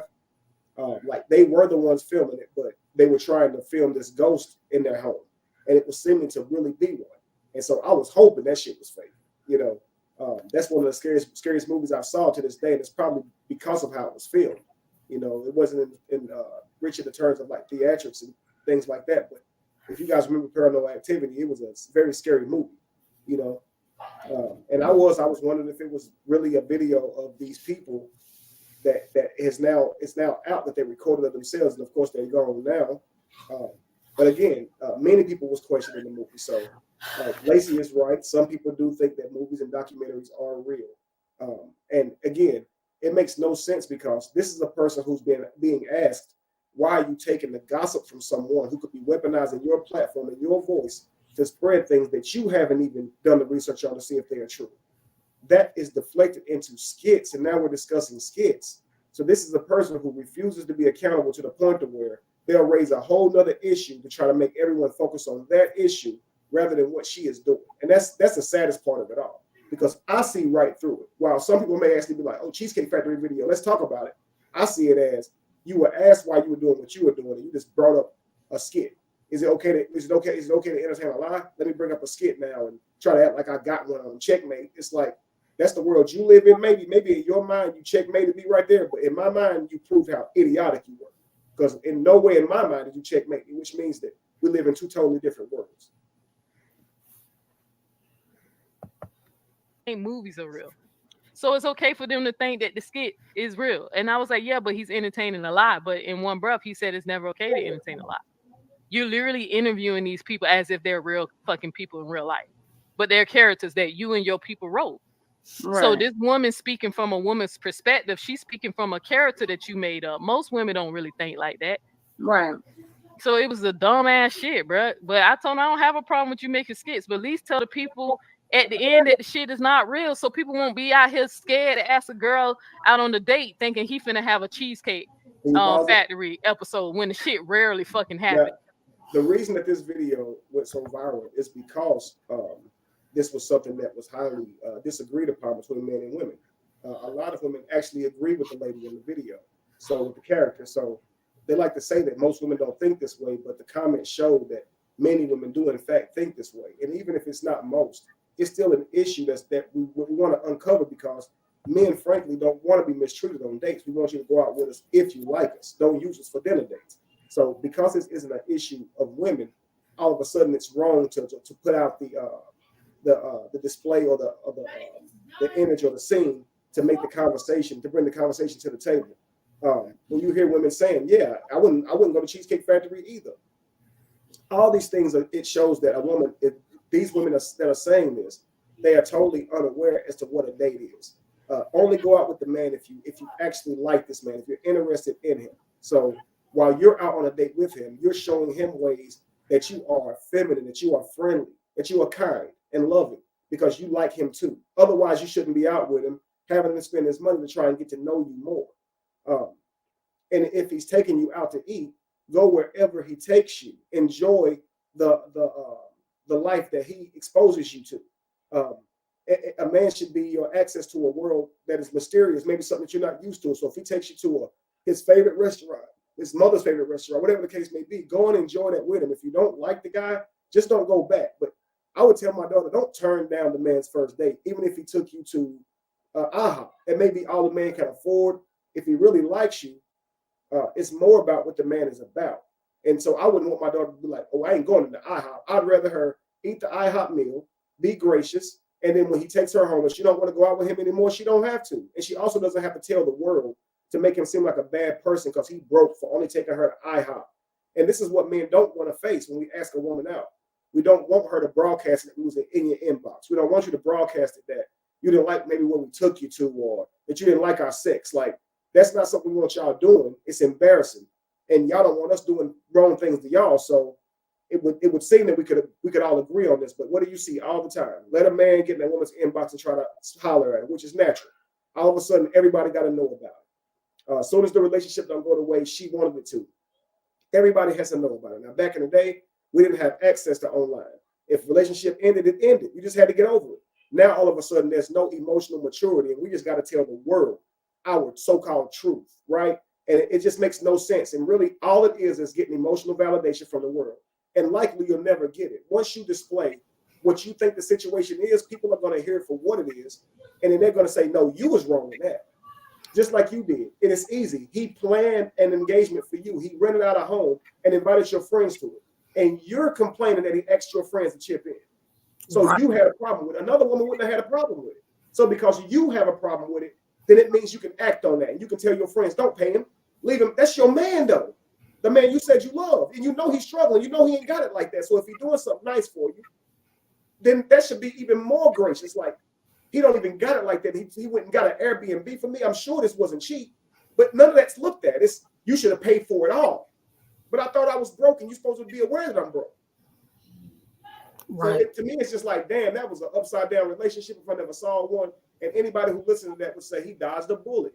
It's good that he didn't wife you up, that he didn't be with you, because you was already talking to his friends behind his back. You were already second guessing him at every turn, questioning everything from his sexuality to his condition. You were questioning his character, and you're saying that you don't have any evidence to support you thinking negatively of him, but you did. Shows that you went into a relationship with no good faith. And that's the most dangerous relationships to be in. Somebody who just don't trust for whatever reason, who want to argue about shit all the time about something that you came up with. It makes no sense.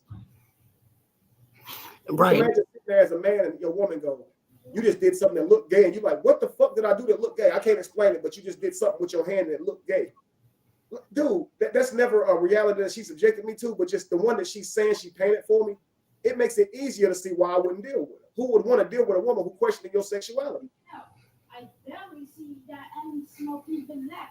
Really. You can continue. Happens or hardly never fucking happens. Right. Oh Lord. Oh my God. Kelly trying to make it seem like it happened to him. And I said, nah, it sounded like you was with Dwight and you tried to date one of them groupies and they told you the broke friend and they not interested. That's what it sounded like. Exactly. And they really want me to talk about it. It sounded like you got embarrassed. You tried to go for a bitch that was out your lead and she told your ass how broke you is. And she don't take care of niggas. So you better stick with Jamie and Lacey and you better stick with who's on your level. Yeah, because that's what it sounded like. Because he literally was trying to act like this shit happens in the fucking community all the goddamn time. I had to let him know. I say that shit don't happen like that. If a female who act like that, they gonna come with a nigga with money. If the man don't want to spend the money, he don't have to. He can just say no. Mm-hmm. See that? And she can move on. Okay, well, that's on. This is a key indicator that when you try and judge where you think a man's gonna go, his trajectory, you could be dead ass wrong. And so even here, when they try to say, well, he was broke when I knew him, he was this or that when I knew him. Well, obviously I'm not that now, right? And so while they try to paint this picture that I was some loser who's looking for somebody to take care of me, it's a hard picture to paint whenever I'm some winner who takes care of my wives and children and who show a good example of family life all throughout and does not show off with the things that he owns. I'm an author. I've written many books. I've counseled many people. I've traveled the world. I've taught a multitude of people more about life and themselves and awakened them up to a world that they otherwise would have never known. Callie in his lifetime hasn't done what I had done by the time I met him. And he's criticizing my walk, my journey across this universe. He likes to say what I haven't done, but he hasn't even begun to do the things I've done. To me, you should keep your mouth shut until you do exactly what I did, at least or more, before you can criticize me. You understand? And then things like with Shining right here, they're talking about someone who's obviously been a success in the things that he's done without having to work for somebody. But they're trying to paint this picture like I'm inefficient somehow. Like I needed one of them to do something for me when I did not talk to you guys. I discontinued talking to you guys. And I have two women who I take care of, who I don't rely on for finances, and we're doing fine. It makes no sense. So it's like sometimes, ladies, don't go for the guy who seems to have it all. The man with the plan sometimes, and the one with the diligence, and he's literally showing you on a daily basis that he's working to accomplish this plan. That's sometimes the man to stick with. That's sometimes the man who deserves your loyalty, because he'll respond to you a whole lot more than someone who you didn't come around to after he amassed this wealth of fortune. When you was with him and you trusted in his dream and supported him in his dream, if he becomes something, he will never forget you. You understand? So when I as long as I've known Jamie, I've had her full support. This even when I worked a meal job when she was at home with the children. To me getting the first job as a manager trainee and then running a $1 billion company, that same $1 billion company a year later due to my performance. And I've done well after that ever since. But she trusted in the man that was in front of her. When she met me, I was a factory worker. Not met me, but she knew me my whole life. When we first got together, I was working in a factory. A few years later, I was running companies, guys. And that's through somebody giving me an opportunity to be a manager trainee, and I did so well at that. This is when I realized even myself that I have a great ability of intelligence and things like that. And so it's always worked for me and benefited me. Lacey, on the other hand, she meets me after, of course, being known on social media, but I'm a man with the plan. I don't have everything mapped out. I do have money coming in, but all she can do is go off of what I say to her. And what I'm telling her is, if you let this job go, if you trust me, if you move from your state to mine, I will show you exactly how to make money. I will make sure that you're taken care of the whole time. And I'll make sure that you make whatever you make lucrative, because I can see the skill sets that she possessed. She has yet to make videos. She had yet to, at that time, to write any books or anything of that nature, but I could tell an intelligent woman with something to offer when I see one.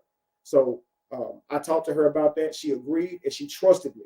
And look at what she has. Through trusting me, if she would have doubted me, we probably wouldn't have accomplished what we've accomplished. But through her trusting me, everything that I have promised her has came true, because I was a man with a plan and who was working daily to make it happen. So don't ever think you know a man based on where he is. They up here arguing with a person from 3 or 4 years ago, and they even have to lie about that person to compete with him. The only thing that they're correct about is I didn't have a bunch of money. But I've always had character. I've never been gay. I've never mistreated her in any way. Even though I didn't have much money, I tried to give this woman a good interaction every time she came to see me. You can continue. On to the next. Yes, a lot of the way to me, I feel like just being around him for those many years, I could tell he has a lot of insecurities just from him, the way he, treats women, the way he talks to me, like, it's a lot. It's a lot. I had to tilt my head to the floor. Because it's so much. I already cold break. You know him better than me. I know it's so much that I know about him that I've seen with my eyes. No, like once that camera comes on, he is a different person. Lights, camera, action.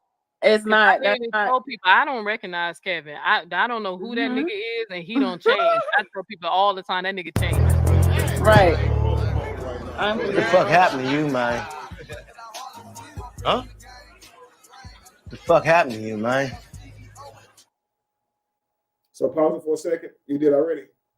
Yeah, because I was gonna highlight, that was my point that I brought up yesterday, not yesterday, but in my last video, and I was just stating, even in the beginning of this video, how I realized something within myself while I was doing that, my first live, and basically stating, when someone speaks of you about how you have changed, within myself, I realized I was offended by what she was stating about what you and Jamie went through, as far as your hardship with parenting and the financial status.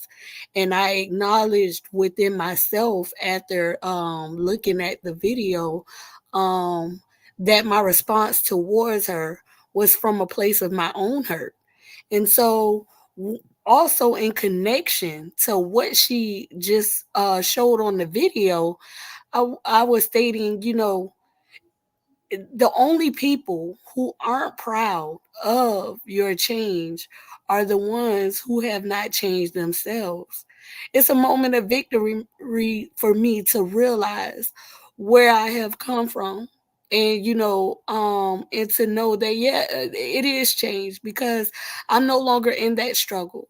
So what NeoX was stating about your parenting skills and how you guys weren't able to do whatever perception they were trying to portray, but look where I am now. Look where they are now with their children.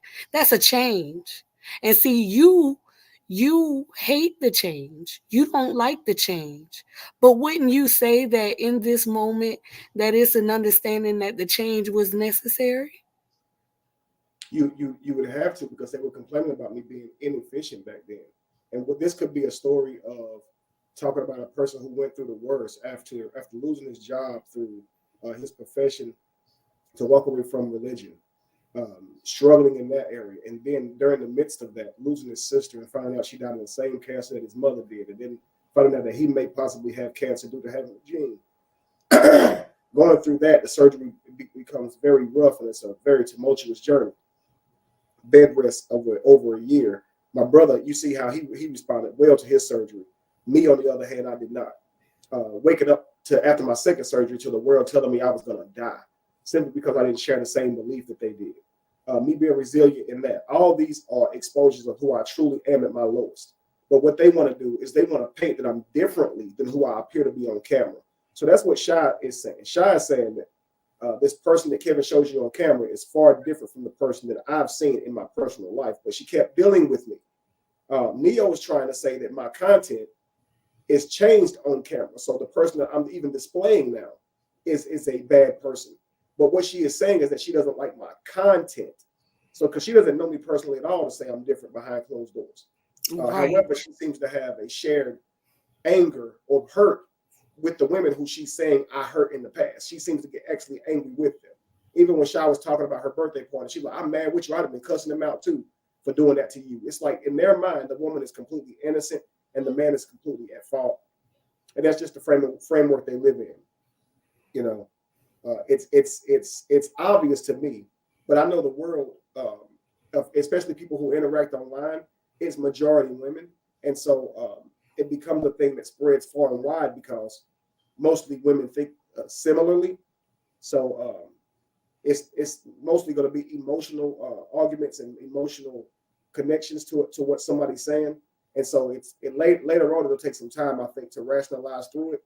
But I just got to appreciate the people out here, especially what the women can. Listen to somebody tell an emotional lie and cut through it. Many of you guys said that in the beginning with my brother, in his situation, you believed the woman in that situation too. But it took some time. And I just can appreciate that. Even if it takes some time, y'all coming around. But I think that this is happening so often that it's getting easier and easier to see. You see what I'm saying? Like these displays are getting easier and easier because the more they become rampant. Right.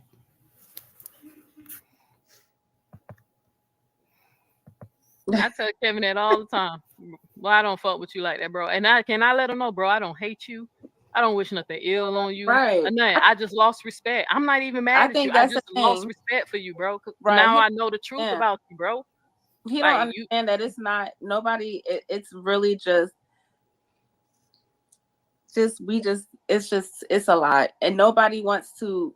We already live in this fucking crazy ass world where there's so many things, so many paths you can follow, so many different people you follow, and it's just nobody wants to be deceived by somebody that they look up to, and nobody wants to feel like they're being used by someone that they invested in. Like this, you invested in him just as much as I did. It was just on an intimate level. Mm-hmm. So it's just different.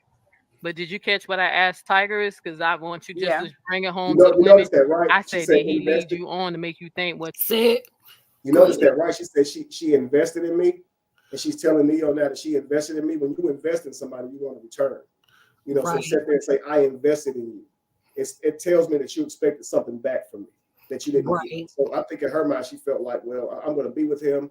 I'm going to be known because he knows these powerful, popular people.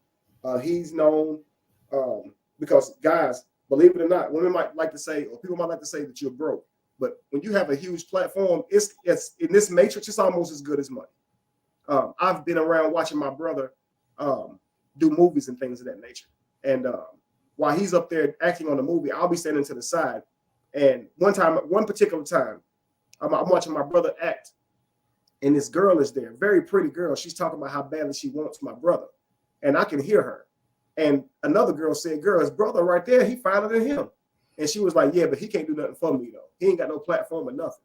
And little did she know I did have a little platform, but it just blew my mind to hear them speak like that. So when my brother came out and got in the car, we was about to leave, I told him about that. He was like, yeah, bro, this shit crazy out here. He said women throw themselves to him just because of his platform. So it ain't about you having money. They want to be on that platform. Right. It's unreal. They want the fame. Right. What y'all had was something that was forever, like a long-term shit. So okay. Of course, with the house, with all that stuff, because eventually what we did talk about, he did, and then I'm not gonna sit here and lie. He did talk to me about polygamy, but he knew that I was not, interested in that. When I went to Cali and talk, because Cali's like my brother. I'm having conversations with him, saying, listen. In her first video, she already stated that she would be down with poly. And the whole thing was, once I figure out if I'm going to be poly or not, then she would see where she fits in that, because I definitely was telling her I want her in my life. And so I'm trying to get her to work out those kinks of being dishonest with me and things of that nature. Right. But yeah, that never turned out, because she kept with a lie. Like, we go for a while without her being a lie, but then something that she told me a while back would now come to the surface through somebody texting her. And one time I told her, just send me the text thread. And I told her she had a couple of seconds, so I was going to block her. And she sent it to me immediately. And I told her, just scroll it quickly, don't delete anything, and just screen record it and send it to me. I said, scroll from top to bottom and just go fast. And that's what she did. And she sent it to me. When I got that thing and slowed it down, it was from a time weeks ago, whenever she was telling me that she was at the dentist. She told me she was at the doctor with a gallbladder thing. And that exact day, she was actually at the mall waiting for a guy to meet her. And the guy kept saying, where are you? I don't see your car. And she kept trying to give him the description. I'm over here by this red Honda, whatever she was saying. And then he finally said, oh, I see you. And then that interaction stopped from there. He ended up texting her back some days later, asking her why she's being irresponsive, why she hadn't hit him up, and if she actually liked him. And her response to him was, yes, I do like you. I just been busy. So that's when I found out she was lying to me a couple months before, because I had let the shit go. But it's always something like that. You see, and I would be like, girl, you don't even have to lie. I was digging her company. And if you could have it your way, you make a motherfucker be loyal. You'd actually, if you could make them be right, you would, because you like what you like about them. You feel me? But she's somebody who you really realize you ain't got no control over nobody. So if somebody can't be loyal, you're gonna be arguing with them about it. You're gonna be the one living in your insecurities and not trusting this person. Just let them go, because they obviously don't have self-discipline. You see what I'm saying? So like for me, it was more than get angry at her for doing it. It was like, I'm not gonna get in a relationship with you if you can't be disciplined. Because at the time, I looked at it from a non-biased perspective of women and men having sex. I see it a little bit differently now. I think on just on a personal level that women should have higher sexual character than men. And not that I'm disqualifying men from having it. I just know that there are more risk factors with a woman to be sleeping around than there are men. And I think that while those risk factors seem to parallel, it's the woman who's carrying the baby. It's the woman who's stuck with the child. The man don't respond. While on the other side, the man does have a child out there. The man does have a baby mama who he may not like. I just see more risks on the woman. Right. So I definitely think that women should have sexual character or sexual discipline. And I do think with most men, if you give it to them, they'll take it. I do think that. However, I do believe men should stand up and have some sexual character on their own, and not just need to be told no before they don't do something. But back then I was saying that a woman's body count don't matter. This was before I was aware of the evidence that showed that it actually does, and not by some pseudo type of method. By simply saying the more times that a woman has sex, the more she interconnects with people via the chemicals inside of her, and the more that happens, the less she's able to bond, to pair bond. And if this is the case, we can see why a lot of women who work in sex work, it's difficult for them to connect in a relationship on an emotional level as, say, a woman who hasn't been with many men or virgin, and if that's the concern for men, to want loyalty and to want longevity in a relationship, if he felt like body count does matter in that regard, he probably would say, I'd rather a woman with a lower body count, especially if she's going to be criticizing how you have sex based on the other men she slept with. I'd rather you have slept with less men to judge me by. It seems to be every reason why a man would say, I'd rather you not have a lot of partners, because all you're going to do is sit here and try to hold me accountable to them. If I don't hit it like him, if I don't turn you upside down like him, if I don't go down on you like him, then there's something wrong with me.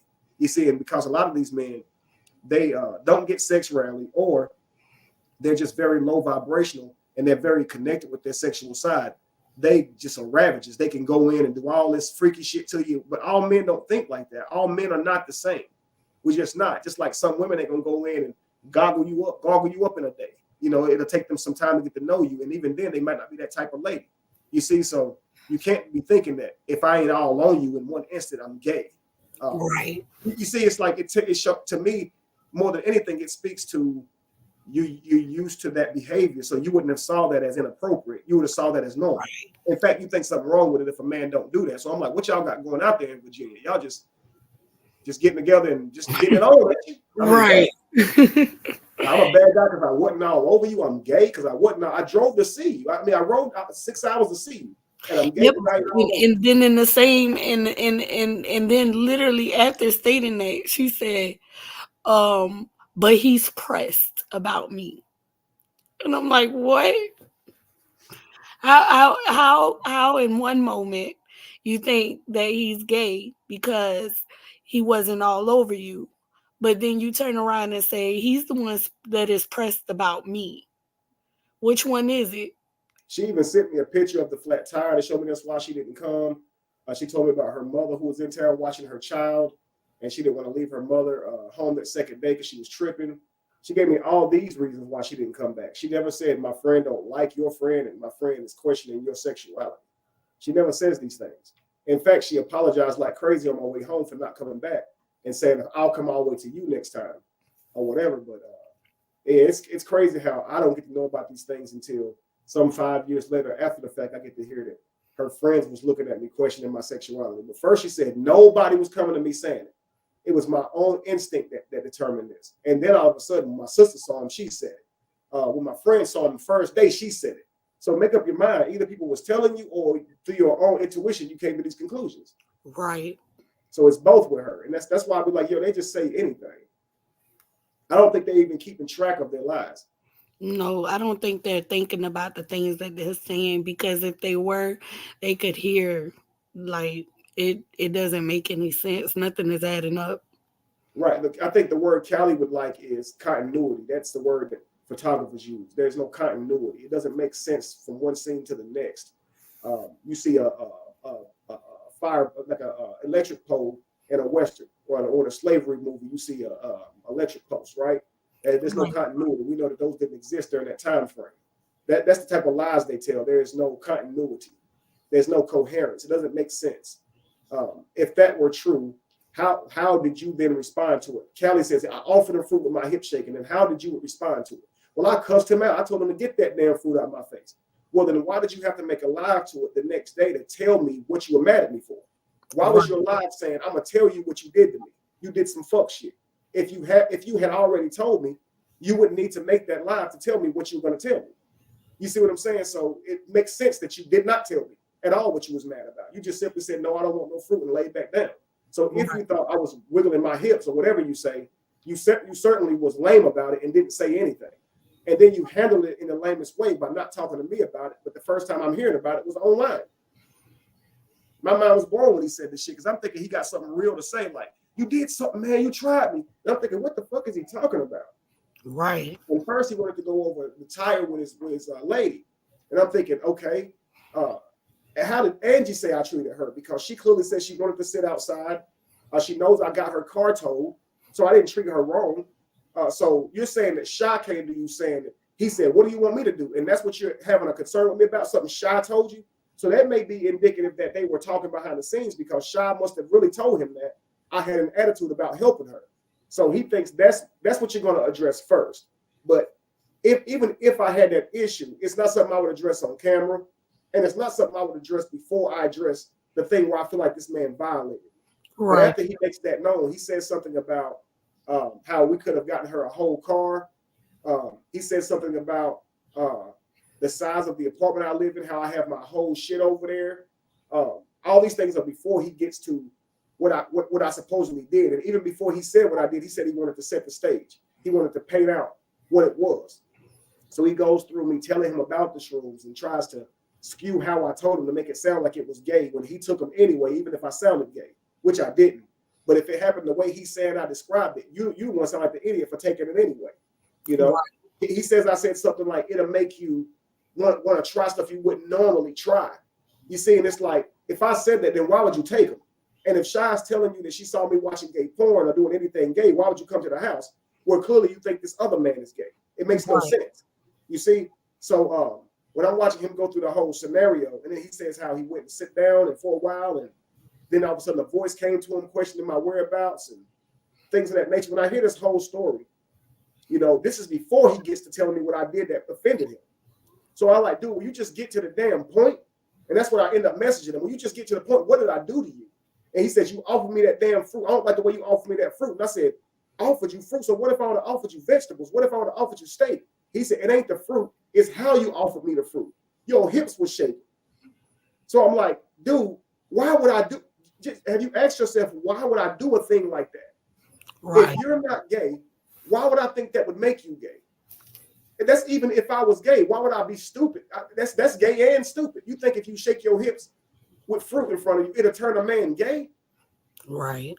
Like none of that makes any sense. So it's like for you to say that is stupid because my personality don't even align with that. That I would try something that stupid. And then he says he believes that I was put up to it, that the white made me do it somehow. And the reason is because if he was going to be around, Dwight wanted to do freaky stuff in front of him. Like, why would that be the thing? Why couldn't he just do it when you're not there? Or why couldn't we just not invite you around? None of those were an option. It was just, if he's going to be around, might well do some gay shit in front of him so we can make sure he down. That's like, it makes no sense. So it's like, if we set you up to gang rape you or to rape you, whatever he's trying to say, we had to plan on getting rid of his body because we couldn't have thought he was going to say nothing. And so we wasn't going to say anything. So we would have to be willing to risk our lives and futures just to sleep with him. For what? Nothing he's saying is coherent. It makes no sense. And for Neo to be saying, well, because the white may be gay now based on something that's in the media, that means Callie's story is valid. No, it doesn't. Callie said, I offered him fruit with my hip shaking. What does that have to do with the white? Absolutely nothing. You know? You're right.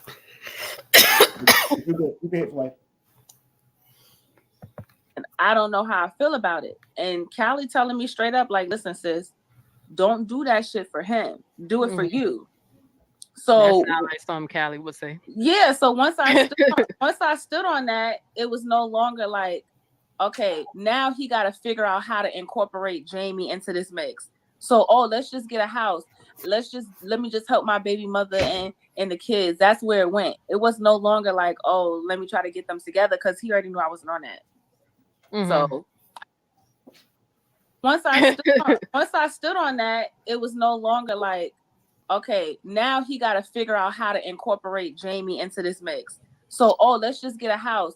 Let me just help my baby mother and the kids. That's where it went. It was no longer like, let me try to get them together because he already knew I wasn't on that. Mm-hmm. So I didn't care.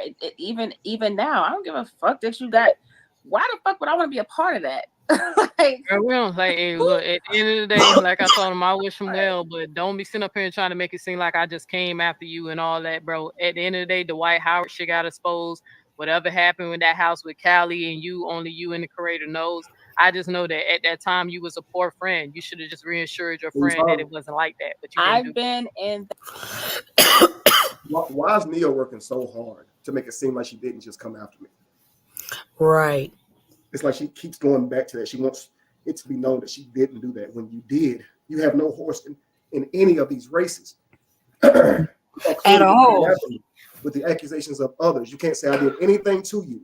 So it's like, why are you trying to paint this picture? I'm coming after him. It's so weird. And then for Sha to say that I asked her to get a house for me and Jamie just off the strength of when you do it. The girl is telling a lie. But again, if I were to ask her to do something like that, didn't I ask her to do something like that? Right. Didn't I honestly ask her, even if it sounds crazy, did I ask her to do it? Right. So they say I'm a liar and a manipulator. But if I asked you to do this, if I'm up front with it, right, I'm telling you up front, then what are you trying to paint? What are you trying to say? Right. You know, and here's the thing. With the certain women that I was seeing who I was looking at taking it further, I was looking for a place. And that was one of the things that I would discuss with them. I didn't find a place and tell them to directly, let's go get this house. But I would say to them, if I make the money, because I do have an income now, but I don't have the credit because you know how they need to see history of income. Right. I make my money on social media. They need to see a whole lot more of that than a typical person does because that money fluctuates. It's not guaranteed. Right. So I wasn't able to present all of that. In fact, the way I got my home before this home was the realtor knew who I was. He saw my application and said, "Is this the Kevin Wesley?" And so he looked over a lot and ended up giving me a home. And I was able to build my career. And I stayed in that home for damn near 3 years and was able to build up my history. So now I don't have that issue because I have a history of income to show that I've made this much over the course of 3 to 5 years. But at the time, the women I was dealing with, I did run that across them. Would you be willing to get the place in your name? Because I technically can't get one in my name right now. They being hard on me or whatever. And most of the women I was dealing with said that would be fine. That, you know, as long as I'm paying for it, as long as I can foot the bill, which I'm always going to do that. I'm always going to take care of the living experiences. I believe a man should do that. I can't say that men are not worthy of being men if their wife is footing half the bill, but that's always been my motto, is that the man is the provider. And so I'll always try to do my best to provide all of the bills. And I just believe that that's just essential for a man to do. It challenges him to be able to make more for himself, because he ultimately will have a family.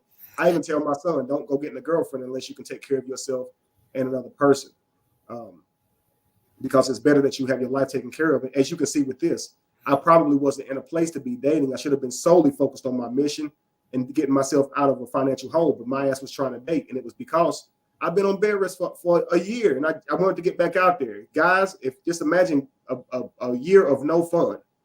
You know what I'm saying? Like no interactions with women like that. So now all of a sudden I get out there and I'm fucking greedy. Any woman who talking to me that I feel like is my type or my mental level, I'm dealing with them. You know, so hey, you can blame me now. Looking back at it, I should have moved a little slower, but I can see the problems with it now. But at the time, you know, I was sawing my oats, I guess you can say.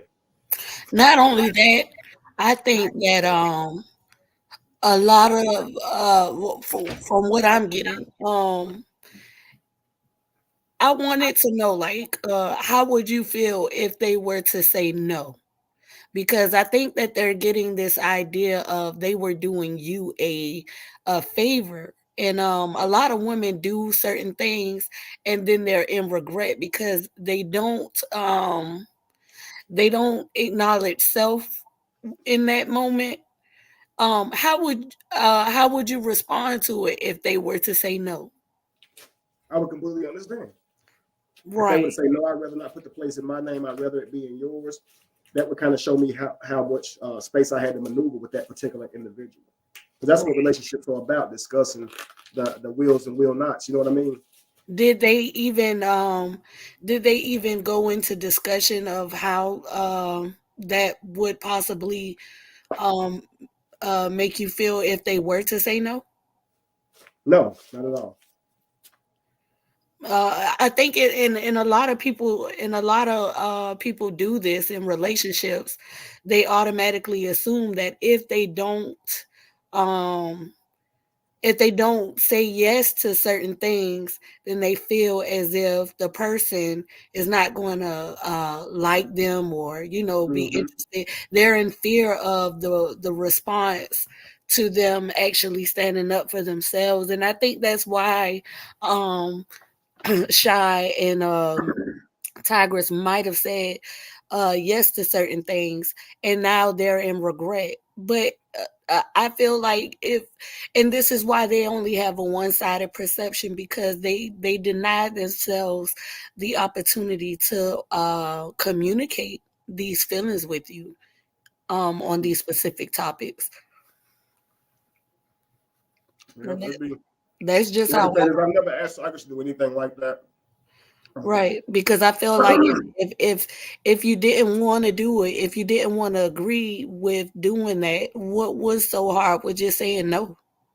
Right. I didn't ask you to rob a bank. Right. The place got to be in somebody's name. And not only that, but that's a reflection of how they would have treated you if they were to ask something from you and then you say no. You get what I'm saying? Right. Mm-hmm. So yeah, it says a lot about their characters. Certainly. In that house, when they were doing ceremonies, okay, kids running fucking around, they doing ceremonies and shit. What kind of shit is this? Like, I've been there. So what we got? I gotta pull up. Girl, more you got me side. Because what? I gotta pull up more screenshots. Because this is the thing. Dwight. This is one thing. And I'm gonna leave y'all with this. Look, if I was just a friend or just somebody he was messing with, just like Tigress said, a little side piece or whatever. When we went to Dwight's house, we were allowed to have our phones. So we had free range to take pictures, audio, all of that stuff. Yeah, whatever we wanted to do. Looking like, girl, what ceremony? Some Illuminati shit, girl, at Passover? Right. Was so there some goats being sacrificed and some chickens? Like, what you mean, girl? Ceremony? Listen, that's a whole nother live. Y'all wasn't eating babies, and that's what the internet was saying. These celebrities. She says that's a whole other live to try and indicate that she has something juicy. She doesn't. Don't. I love to see any screenshot that she got from any ceremony that she's talking about. She's a liar. Right. Just clearly, guys, straight up capping. She's saying that. Let me see here. There's something I was just about to say. Goodness, do you have thoughts on it? Because I'll try to get my thoughts back as you talk. Yeah, like when we were speaking on this earlier, you know, the need to be relevant or want to have that fame identity, and then Neo is portraying, you know, the community of people outside of celebrities that they don't know. So it's like, ooh, some excitement. And we only have the information that you give. So we can't say yay or nay to whether any of these things are possible or actually happen. Oh, notice she's saying there's kids running around and things of that nature. She's only reiterating Callie and Royce. Right. Yeah, it's just total cap to be like, I was there. I got all of this stuff. I was like, no, you don't. Stop lying. You know, cut the right. cap. There was nothing. She making it seem like y'all was being real ghetto. Right. Well, where were her children in these moments? Right there. So it makes no sense that she would sit there and play like that. So you allowed all of this to go on in front of your children? That says a lot about your parenting skills. You most certainly wouldn't. Even the fact that you would bring them back to do parties there and all type of stuff. Right. Even if you saw that once without your children, the fact that you would bring your children back, it still points out that you ain't right. Right. Just so you can have something to spill. That's crazy. Mm-hmm. They say I'll eat babies. Let's just say this. Ceremonies was happening, and I was not. Was there any orgies? When I seen what was going on, I'm like, I'm not doing this shit. Hell was there orgies? Look at her. Fake. I don't know what. Look, all I can say is my bro talked about it. I was there, and it just was a lot going on. Shrooms. I just know that I was there, and I'm not trying to blow up Dwight because that's what he do. Whatever. I'm talking about Kevin. Mm-hmm. So I look to my left and I see Kevin doing shit. The fuck is going on in here? Are you okay? Notice how she's not describing what I've done, right? Because now I'm questioning my fucking safety. But Callie's so crazy though. No, Callie's not crazy. That's what Key say. I know Callie ain't crazy. I talk to Callie almost every damn day. Yeah, because I was there. You got the universe literally replaced another nigga who I thought had my back with a nigga who I know got my back. Exactly. And then when these things were going on, we was told like, hey, everything is gonna be okay. This is what's gonna happen, and y'all just need to sit down and just let the shit be what it is. He's saying he has her back, but he ain't even got his own wife back. He literally cheating on her. And the person that Neo's talking to knows it. You understand? The shit is so crazy that she's saying this man got her back when, like I said, he don't even have his lady back. He's willing to give her lies and have her peddle them on her panel, her platform. So he doesn't care about her at all. She's literally just an instrument of war for him. So is not Phoenix Moon, but Queen's Throne. He's just using them for whatever he can use them for on their platforms. So he was trying to use them more for the same thing. So that's all he's doing. He's trying to get these other people to talk about it rather than him. When clearly he's the actual mechanism behind it all. And you can see it. He's right here. He's in the thread work of everything, right? If we're looking at a shirt, Callie is the threads, right? Right. I actually believe some of these women could be over it if he wasn't involved. I think that he gets them back intertwined with his bullshit, and then they emotionally connect with him again. I wonder how they could be so manipulated by him. He seems so simple. Because they're not manipulated by him. They just have an equal agenda to try and ruin me. They don't care. They know he's full of shit. They don't care. They probably hate that he's so full of shit. He's not more believable. So I'm sure he pisses them off every time he goes live and says too much, especially the way Christine must feel. And Royce, when he posted the whole text message of her saying, I really hope what y'all doing works, but please understand I can't be a part of this. I saw that. So all these things, I'm sure they're not realizing that Callie's a fucking idiot. And so I know that if I were them, I'd be like, well, you keep my name out your mouth, you dummy, you know, because it's just stupid at this point.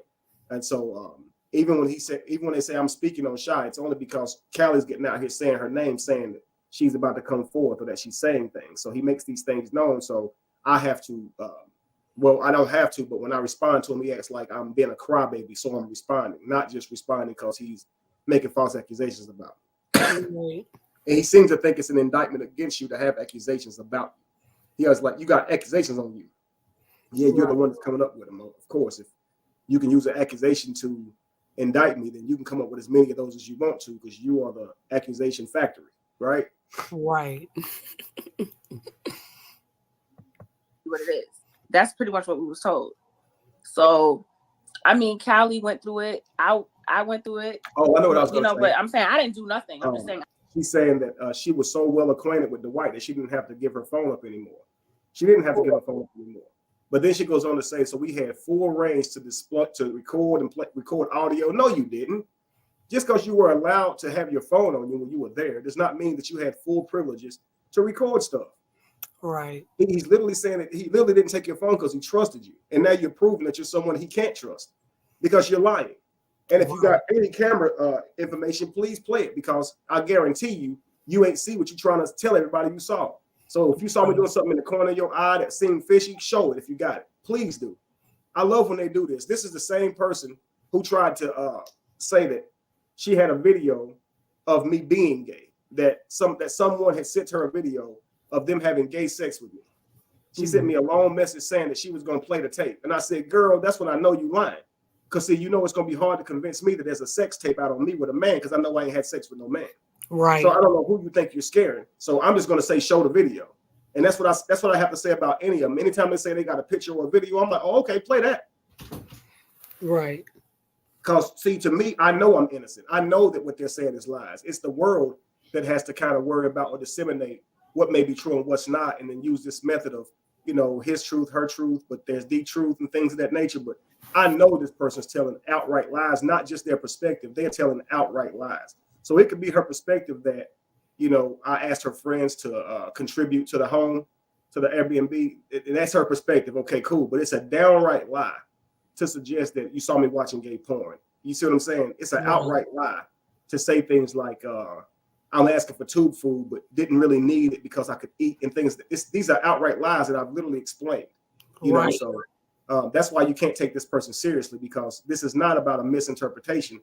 Along with misinterpretations, they're lying. So they'll tell everything about you the wrong way, and then they'll lie on your name. So it shows you that these women are extremely dangerous, even years after you have disconnected with them. It's crazy that it shows how dangerous women can be now with social media. A man doing this to y'all, everybody would instantly see him as being petty if he's coming out years later just to talk about you for no reason. You know, but on the flip side, it's like, let's listen to her. This is her truth. However long she said on it is going to be understood. So if she says, well, I just didn't say anything this long because of whatever reason, it's like, that's okay. Tell your truth now. All that matters is now that you did it. And what happens is the demise of another person's character because, you know, everything she's saying going to be true, right? Right. And that's a sick shit.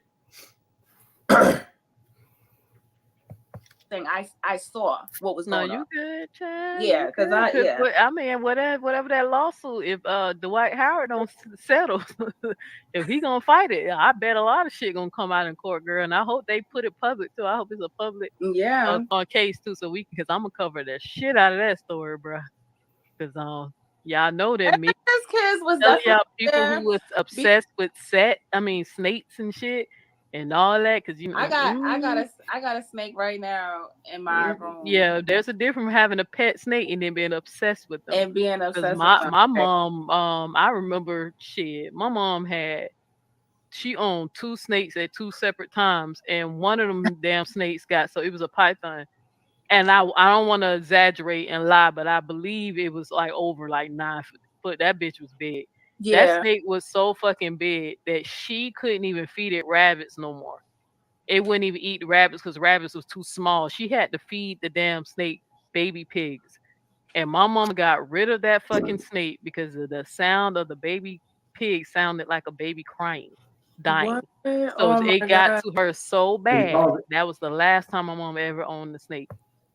So now she wants to draw a parallel between snake owners, but say if you're obsessed with snakes, it it points directly to your character. And the reason is to try and imply that Dwight's obsessed with snakes because he owns more than one. He may own 4 snakes, but he has the space for them, big old what you call it, aquariums for them, or whatever the case may be. It might be even just 2 or 3. But it's just one of those things where it's like having a snake and then having a snake addiction is 2 different things. Like she done broke down and understand the difference in a person's psyche through regular snake ownership to being a person who is somehow obsessed and can prove that they're obsessed with snakes. It's like, well, that takes Tiger King. He's on Instagram, I think. He always has snakes and stuff with him. And I guess she's trying to say all these men are crazy because they like a particular animal to the point of where they collect them. And it's just to try and make Dwight look bad. So if you have an obsession with snakes, you like penises. Is that what she's trying to say? I don't get exactly what she's doing there. Right. But it's just so pseudo. The shit she blurts out. It's like she thinks people to grab onto it and be like, yeah, you're right. Snake obsessions lead to some type of psyche that we all know about. And because you're speaking on it, yeah, we know it's true. Like, girl, no, teach us. Elaborate further. You said it. Explain it, But it makes no sense. She's just talking out of the side of her ass. Basically, she has no point. Because she had to give it away. She couldn't take care of that snake no more. Mm. And I remember when that damn snake got out one day and they found that motherfucker in my damn room under the bed. That's oh Lord, damn snake was trying to eat a damn child. They try to side they side. They found him in my damn room. So, but then she had a little baby snake, a little baby python. But I remember when she got rid of the baby python because it kept escaping. But when that big motherfucker got out, and then she put him back in the cage, and then one day he was so big she couldn't even give him rabbits. He had to eat baby pigs. Oh my god, that's crazy. Yeah, so but that's what I said. It's different from having a pet and being obsessed. But you got to pay attention to that when somebody's obsessed with snakes and then they're very sexual perverted, or you just never know. Those are telltale signs. What? Right. So hold on, wait a minute. How did she connect that? Like, how did she literally connect that in her brain about snakes and sex? Maybe the phallic of a penis. She's like, well, a snake. They're both orbital. They're both tubal animals. Maybe she looks at a snake and she sees a penis when she sees a snake. So she's trying to say that somehow a love for snakes means. I don't know what the hell this lady. That's why I'm saying, like, it makes no damn sense At all. What was that? I'm at a loss. I really don't have any understanding of that moment and how she connected that. I really don't. So because she said her mother had liked snakes, then what, did she like big penises? Is that what you're trying to infer? Like, what exactly are you saying? Like, what does a snake have to do? What does the obsession of snakes have to do with anything sexual in nature? What would that have to do with anything? Right. Oh. Is she? I don't know. That don't make any sense to me either. And I think it's so off topic as well. It is. Like, how do you connect this to what you're discussing? How did you make an obsession with snakes has having something to do with sex? I don't know. Just even having trying to make a response out of it is confusing. That's why I say it's very incoherent. She's very incoherent. Right. Both of them, actually. And notice throughout this, I think Shy kind of drifted away from it too. Like, what? Right, he did. Nah, he didn't make the non-disclosure. It was just me and Callie and Ange, my bestie. We didn't have to sign NDAs because we we was cool. Like we was always over there. Now he had other guests come over there. They had to sign it, but we had our phones. So yeah. Wait, what she said? Because she said, "Please, Shaw, tell it. We have suffered him for over a year now, bashing and harassing Brianna, but pull the Oh, mask Brianna, off the with the truth. range free." Bruh, well, she Who? already said she ain't seen him do nothing physically gay. Like, so we know Oh it no, ain't. I didn't see nothing physically gay. What's But going on? But they was definitely doing. It was definitely some moaning and all types of stuff going on while yeah, they was there. boy. So I don't know. Like that's what I'm saying. What Callie was saying, I stand on that because I was Now, there, if so this I shit go to know. court, I'ma laugh at you. Okay, okay. So now, uh, uh, uh just a few steps ago, she was stating how it was some crazy stuff going on, but now she's saying it was nothing gay. So what was the crazy thing that was going on then, Shy? Because a She's lot. saying moaning, but what she has to understand is if there was gay shit going on, even via moaning, why would I do that with you there? If you're my girl and I'm trying to hide being gay from you, why would I have you there if something's gay going on? Right. That's the thing that Callie forgets. Why would I have you there if it's gay? Why would Royce be there if it's gay? If we are gay and we're hiding it, why would we throw family events where people can see us being gay? And none of it makes no damn sense. The fact that Royce was there on that other occasion proves that there's nothing crazy going on. At least we're not going to rape Callie or set him up to do something dirty to him. At least we wouldn't do that with Dwight's kids there and his baby mother there. But that'd be ridiculous. It's clearly these are just regular encounters where everybody's at the house chilling. And that's all that's happening. So she's saying kids was there then. So obviously she ain't saying the Illuminati was set up to get her. She's not saying that. If there was moaning when she was there, it was obviously before Callie, so she didn't go live until people was moaning. So anyway, it's one of those things where it's like, yo, if you're there, then how gay could it have been if he had you there? Like, stop lying. Why don't you just stop with the gay shit and the lying? Because it makes her look bad. It makes her look like she dated a gay guy.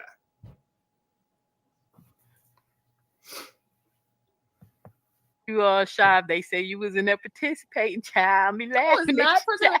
Let me tell you, listen. Let me tell you what I was doing. I'm be laughing at you, child. I'm gonna give you heads up right now, girl. I was sitting here with my cup in the chair, looking like this. Mm-hmm.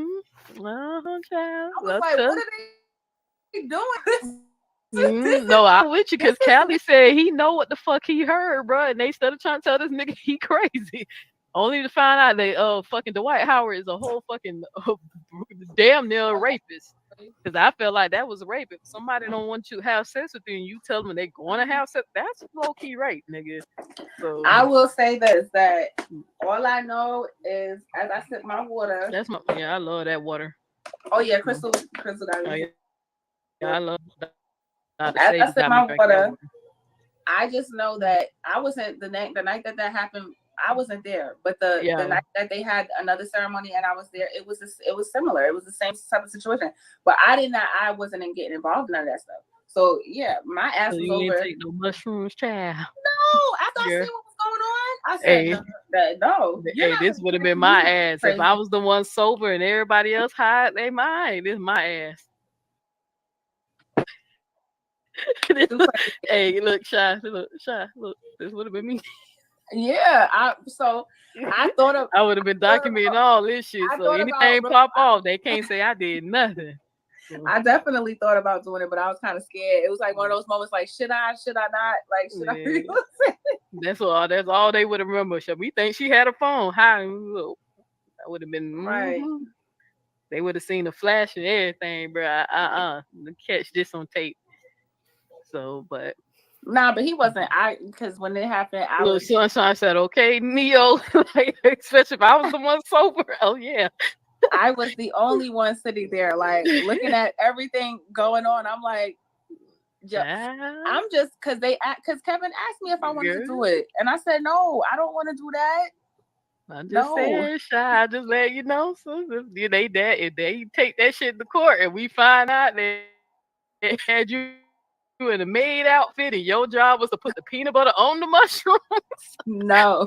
I'm gonna be clowning your ass. Like, thank you for the interview, sis. But God, why you didn't tell us they had you in a maid outfit? Nope, none of the above. I guarantee you. The only thing that I'm guilty of is fucking messing with that crazy ass nigga.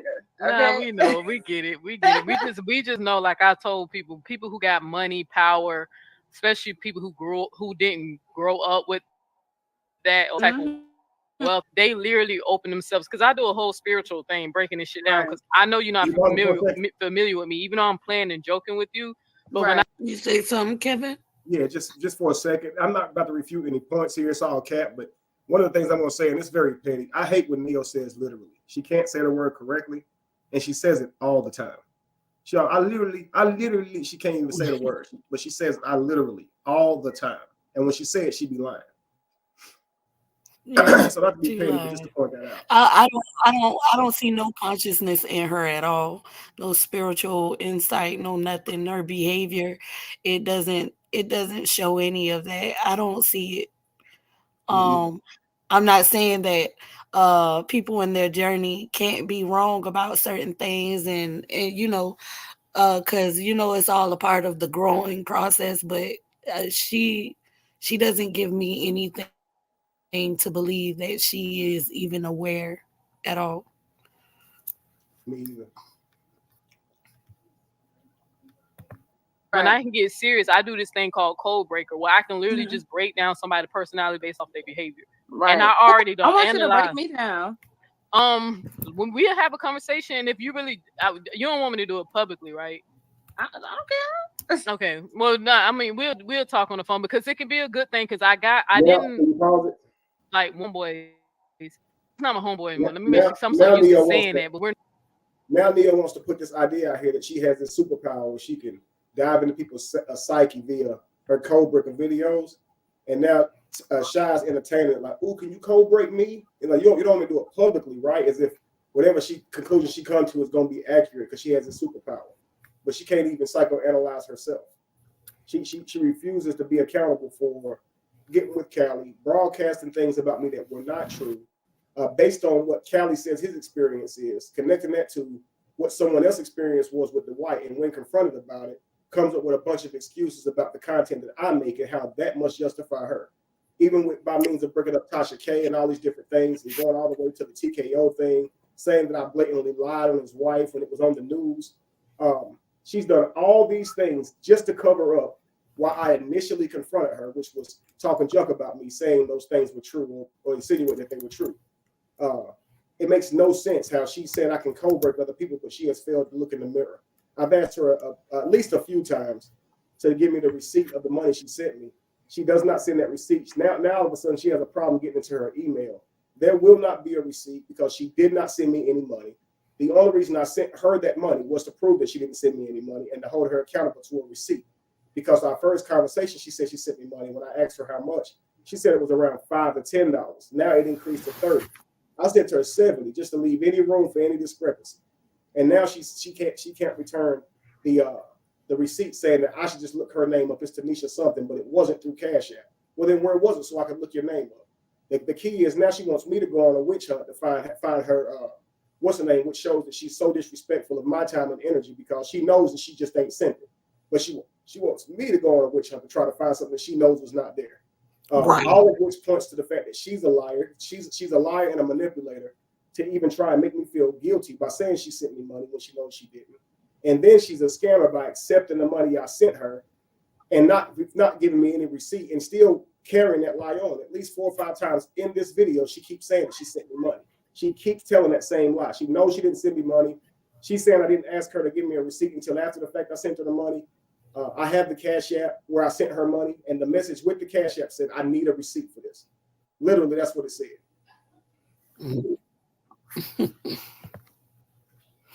So, oh goodness. Yeah, and I think it's a point that I want to highlight that she brings up.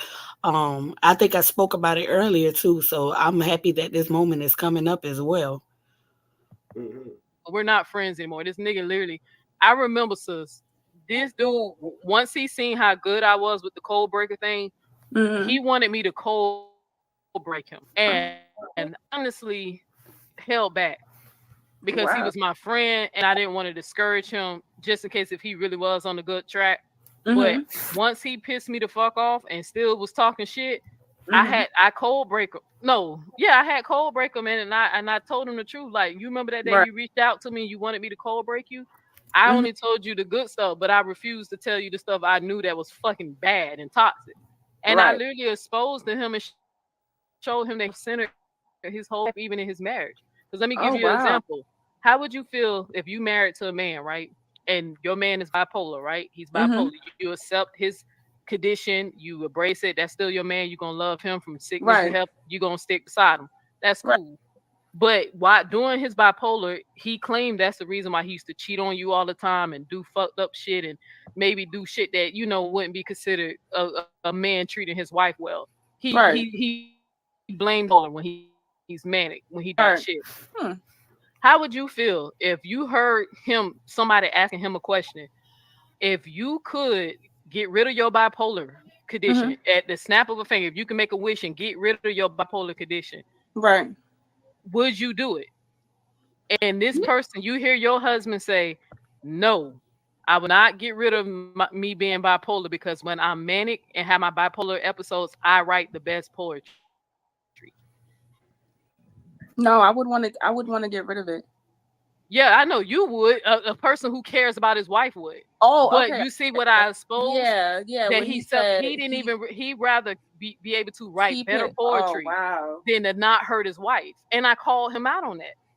And I Mm-mm. remember when he wanted me to call, and I refused to tell him, like, nigga, when you first said that, I wanted to let you know you inconsiderate and you selfish. Right.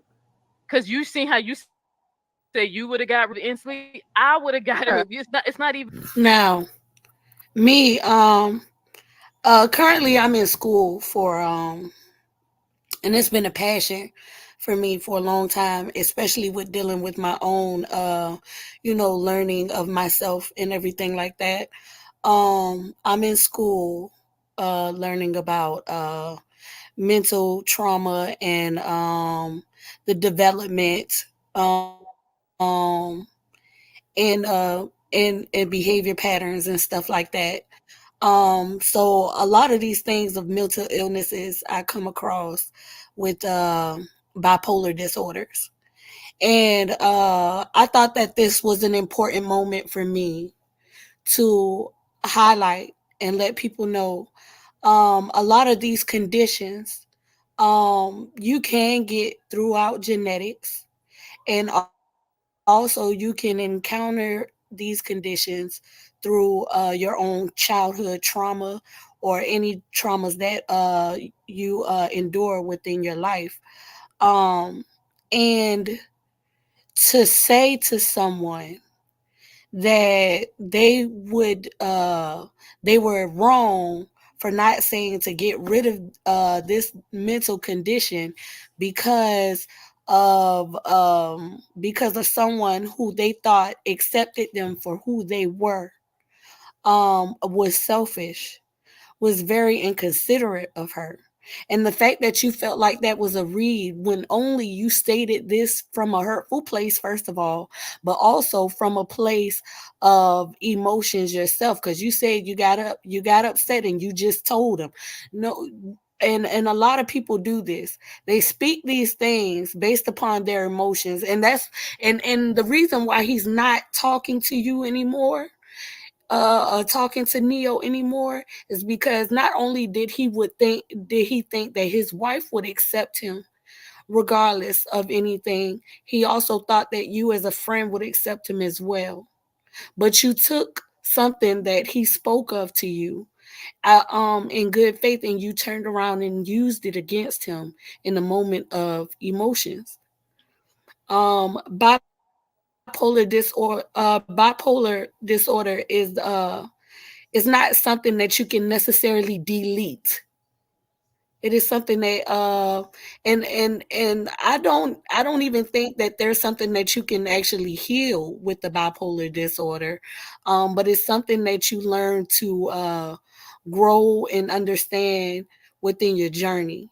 And it shows the level of ignorance that she has, especially with her speaking about traumas that she had endured within her own life. And the buildup of trauma and the lack of treatment for trauma, it is the cause for some of these mental disorders to come about. And that's where bipolarness comes from. And I like to tell people all the time, it's this lady who wrote a book. She said the book is post-traumatic slave disorder. Mm-hmm. And it identifies how the traumas, because the story that was told to us, right, as a Black whole community, that we came from slavery. And so those conditions that our ancestors endured as slaves were trauma. And people aren't necessarily aware all the time when it comes to these factors of how genetics plays more of a role other than your looks or appearance. Your genetics are information that is collected throughout your life. Whatever you learn, whatever you experience, that information is collected within your genetic, and it is passed along to your seeds. Bipolar disorder, depending on this person, he could have been diagnosed because of the genetics, or he could have been Dr. J. DeGry. Thank you, Andrea. Thank you so much. And that's why I love the community of consciousness. People are on it. We are on it. But this Yeah, Joy, information is Joy, Joy, Joy DeGrand. I was about to speak to that as well. You're right. absolutely. I'm too familiar with that book, so you're absolutely right. Right, because and this is why it was so important for me to come upon with this topic on my platform, because what is happening is further injury to the community that listens to this. You get what I'm saying? And they're not Mm-hmm. grasping that they're being manipulated. And Neil is, and I can't say per se, but from my perception, Neil doesn't understand completely what she is doing as well. And this has to stop, because in order for your genetic information to have a change, once you for your generations to come throughout you, you have to place some healing and understanding and knowledge within your genetic information. You have to change your behavior patterns and everything as such, and place that information within your genetics as well. And this is how you break curses. This is how you become better people as a whole. It takes one person at a time. It takes you to acknowledge yourself. And she doesn't realize what she had done to her friend, because she thought that she was right, but she caused more damage towards her friend. Not And not that to mention that if he has a mental issue and she's mad at what at the ideas that his brain produces, she's already the problem. It's like having a friend or child who is has a mental issue, and you're mad at them for the things that brain does. You can't take him seriously because he has a mental issue. So it's one of those things where it's like, I'm mad at him for his ideas on his own personal issue, which we all agree has an issue. It makes no sense. It's like being mad at a sick person for coughing. right. Like it was just totally unfair. And that was one of the reasons why I wanted to come back to this video. That piece right And there. why would it be a And sound reasoning if he's the one who suffers from the mental error, mental issue? Why would it be sound reasoning from him if he says that I wouldn't give it up, I wouldn't change it because of my poetry? right, Right. So why would that be something to argue with or be mad at him for? right, It makes no sense. It's like saying, the guy off of there's a show where this guy he's cerebral. He can tell when someone is sick or anything like that, but he has some type of disease that makes him over something. A white guy, but he's very, very smart. Um, it's a whole right, movie simply about him and his conclusions and things he comes to. But he has a brain issue, and if he said he wouldn't give it up for the world because he recognizes his value that he has due to having that same what people would call an inefficiency, where you're mad at him for thinking that, like he's found a way to accept himself and love himself. So to me, it points out that she just gets emotional about any old issue and feels justified in how she goes about attacking that issue. So I can come and hold you accountable. I can confront you if I want to, if I feel like you've done something. She really thinks that she is the judge, jury, and executioner. That's what she thinks. She thinks that if she sees something wrong with you, her platform is for what she calls exposing you, but it's lost its feel for advocacy because you're supposed to be advocating for children or people who've been actually harmed, not people who you mad at him having an idea about bipolar, so you're making videos about it. Like you've lost your way. That wouldn't fall under pedophilia, right?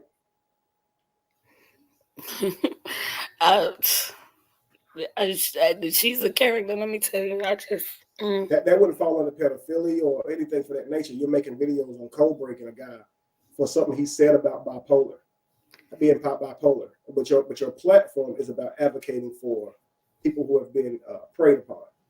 Right. It sounds like you've lost your way because now it's about being mad at somebody for the idea that he hasn't got his own bipolar issue. Like it makes no sense. And now you're talking with my exes about things that you seem adamant to say now that they are not suggestive of molestation or pedophilia, but you clearly are saying that you felt that these women felt uncomfortable by my behavior and things of that nature. So it's unreal the things that she does, and clearly everybody can see it.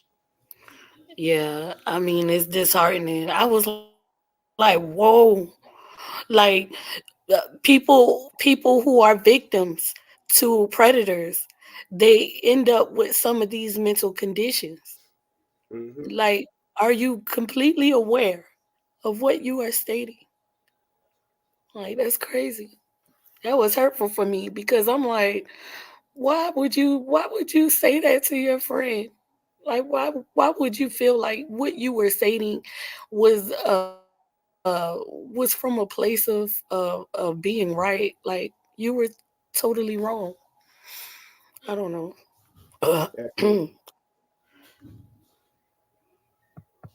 Not even a hesitation if you're saying that your bipolar condition is the reason why you hurt the woman you love. Yeah, I would you stood up here and told me you wouldn't even get rid of it just so you can write better poetry.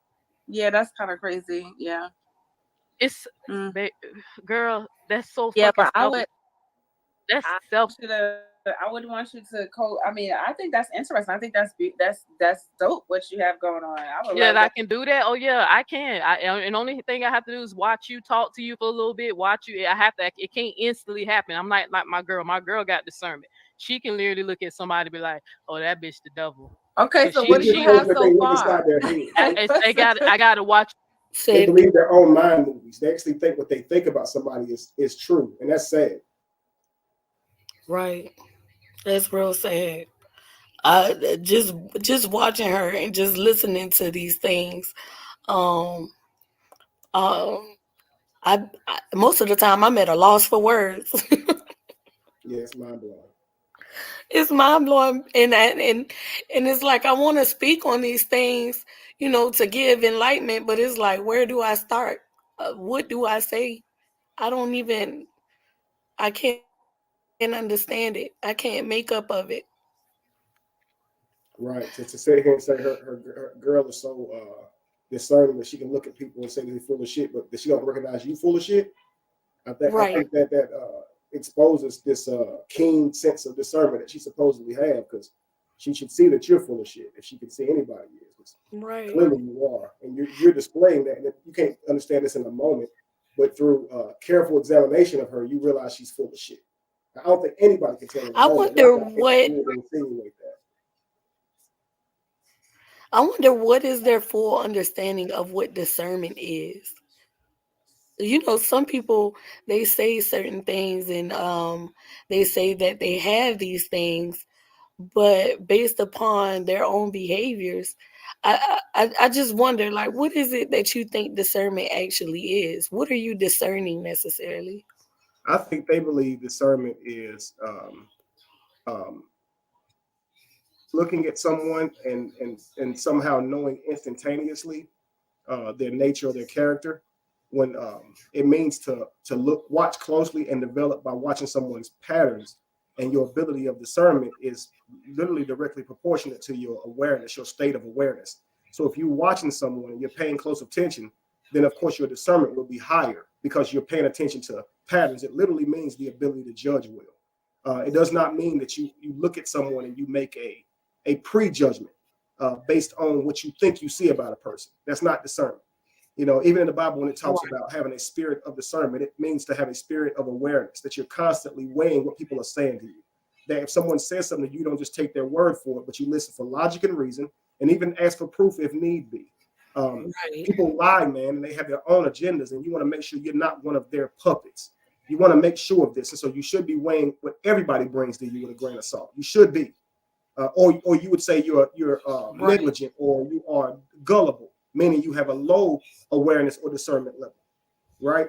But when they say their level of discernment is high, they think that they can just look at someone and draw on them. I say that's a person who is very good at projection. They are drawing on you. You are a canvas. And their comments and things are like colors and shit. They just paint on you what they think you are. And the sad part is that's what they see. They really believe what they say, what they see. And that's why I try to tell people, be aware that if for every person that meets you, there's a different version of you. And you can't be of you. It's created from their own ego.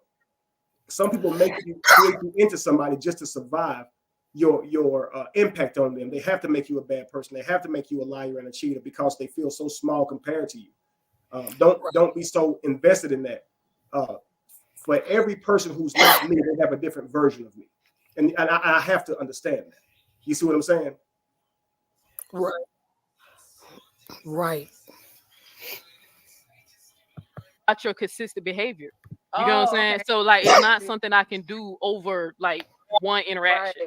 But I have to pay attention to how you respond to stuff or whatever, and how other people perceive. I have to break it all. It's like I analyze you. I can't really explain it. Yeah. So and that's you could do that with this video though, right?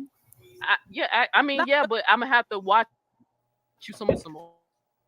So but like to tell you, that's even like how my name Neo, you don't even know this, but Kevin influenced his teachings why I even use that, because you remember he was doing the Matrix theme at one point, and when people was talking about spiritual gifts and things you can do, people notice that I'm really good at predicting human behavior. I can literally tell a woman, I think your husband gonna cheat in the future, and blah, and I can tell you why based off I just for some reason I can literally see what I like to call the matrix. I can see people's what I call they coding, their program.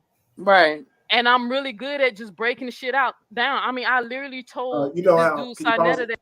Yep.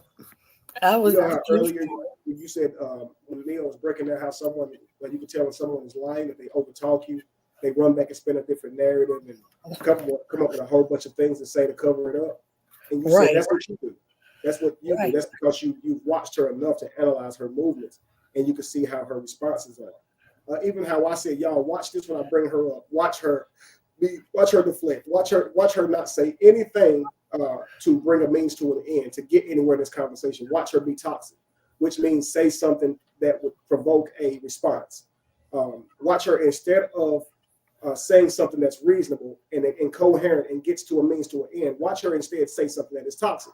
And I would let her speak, and she would do exactly what I said she would do.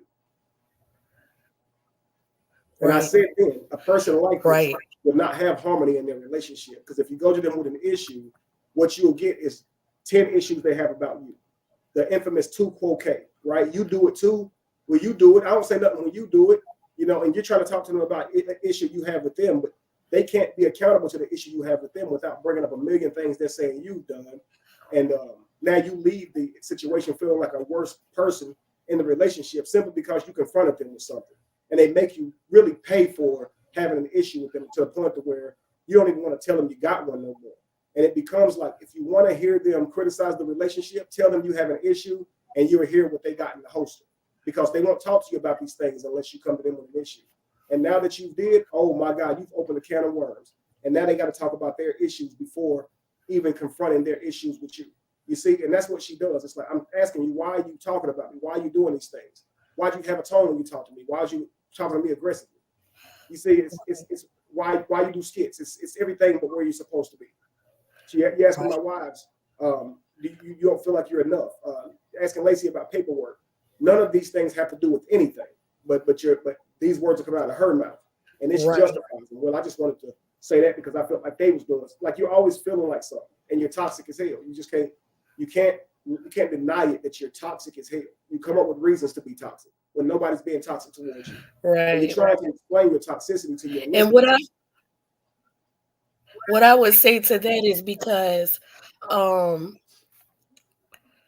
what I'm getting from it is that she has become what she hated. I tell my children all the time when they say, well, this person did this to me. And I say, don't become what you hate. And that's exactly what she has done. It shows me that this is the treatment that may have affected her before, and she's become that the monster in so many words, where she's behaving in this manner, and she thinks in her mind because of lack of understanding and healing that this is what it's supposed to be. Am I making sense? No, you're absolutely right. And when you talk to her about it, she raises a whole different argument. Like now, her argument is it doesn't hurt the accused as bad as it hurts the rape. So if we go around accusing a bunch of men who didn't do it, it doesn't hurt them as bad as it actually hurt the person who was really raped. But Right. the fact that it hurts them, it hurts their name, it hurts their livelihood, their character, their reputation. Right. That's enough to not go around making claims on people. But she all this is said so she can still, peddle that madness. It's truly sad when at the heart of it, I've done nothing Right. at all to it. It's crazy. I've literally done nothing to it. Right. She's screaming for help. That's what she's doing. Yeah. That his wife was gonna one day lie on him and say that she beat him and hit her and this shit. And I did this like 2 years ago, and he's dealing with that shit right now. But people keep forgetting that I literally said that in one of my videos that this girl is gonna put you in a situation. Right.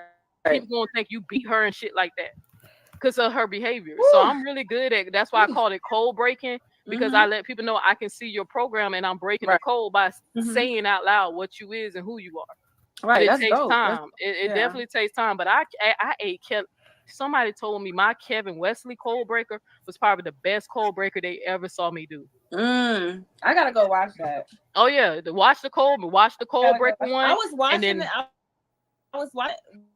Well, Callie sent me 2 of them, and I was watching 2 of your videos. I didn't get a chance to do the cold breaking one, but because I watched it. I watched your other 2 videos while I'm at work. Because I work from home. Once you get on the cold breaker list, it's usually me just breaking it down. Boom, watch it. Boom, boom. So Shy likes to say that her and Callie haven't been talking. That they simply just had a small conversation before she hopped up here, but now she's going further to reveal that her and Callie definitely stay in contact. He sends her videos.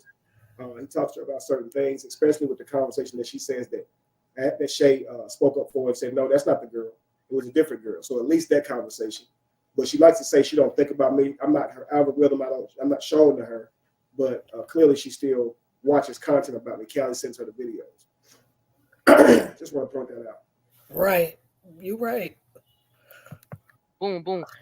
Hey, I cold break with some dude so bad he literally was trying to strike my channel and trying to get it removed and making false claims. That could be because you're lying on his name. I said fault behind the scene, and I said, look, I'll leave you alone, but I'm not taking my videos down. But I definitely leave you alone in the future. You know, but I'm not. I told him I'm not. But he did some fucked up shit, and it pissed me the fuck off because I was like, oh, it's cool when they do it, but it's a problem when I do it. Y'all mad because I do the shit too well. So, well, look at you. You had me here this whole time, girl. Yeah, girl, because you was only supposed to give me an hour, and you gave me girl part. I should have to get up more. I got an important meeting. Now, so I'm trying to do some career change. I'm working on a. Now they're trying to paint this picture like her time is so important and she wouldn't be up there, but she's really needed. I guess she has to get this off. And now it's like, your time is valuable. You was only gonna give us an hour, trying to make themselves seem more important. Like you don't want to be up there for the time frame that you're in. Earlier, whenever she mentioned, you've been up here for an hour already. Sean said, well, we in the thick of it now. So clearly she don't mind being up here talking about me. So this is not an inconvenience to her. Right. It's not. And they know it. Absolutely. On a career change, trying to do something. I talking to Callie. And Callie, please don't say in the chat, but talking to Callie inspired me, and I think I want to take a little different direction for my career or what I want to do next with my life. So, okay. Well, you keep me updated on what's going on. I can, but like I said, I appreciate it. You coming up here, and even though I had a petty ass title, but it was Shy who made me change it because she wanted to make it known that she ain't got nothing with Kevin. She don't want, it ain't nothing like that. She No. just want to clear the air what was Yes. said and was not said. Because I had a petty ass Exactly. title. Y'all know I was trying to be petty. My thumbnail petty. She ain't say nothing about the thumbnail, but the thumbnail petty. But Yeah. the title was pettier. But I Yeah. changed it to Yeah, because show you. it's not about that for me, man. I'm Yeah, good. yeah. I told her, I said, you still got some class. So that's how I knew that you ain't had this no agenda No, to yeah. make him look bad. When you made me change that title, and I was like, yeah, she ain't trying to clout chase or ruin this man's life. No. She just trying to tell her story. Because you remember I said it. I looked right at you. I was like, okay, yeah, you ain't trying to. Because anybody else who was trying to ruin him, they would have been like, okay, yeah, or change the title to something worse. Right. Something like, oh, Nah, this little this nah. piece of shit or something, Yeah, But nope. She wanted me to keep it simple and classy and just tell the audience what she here for. Right. But when you asked me to cold break you just remind me of when that nigga asked me to cold break him, and I was like, we friends, bro. And I peeped your code when you told your audience you wouldn't even change.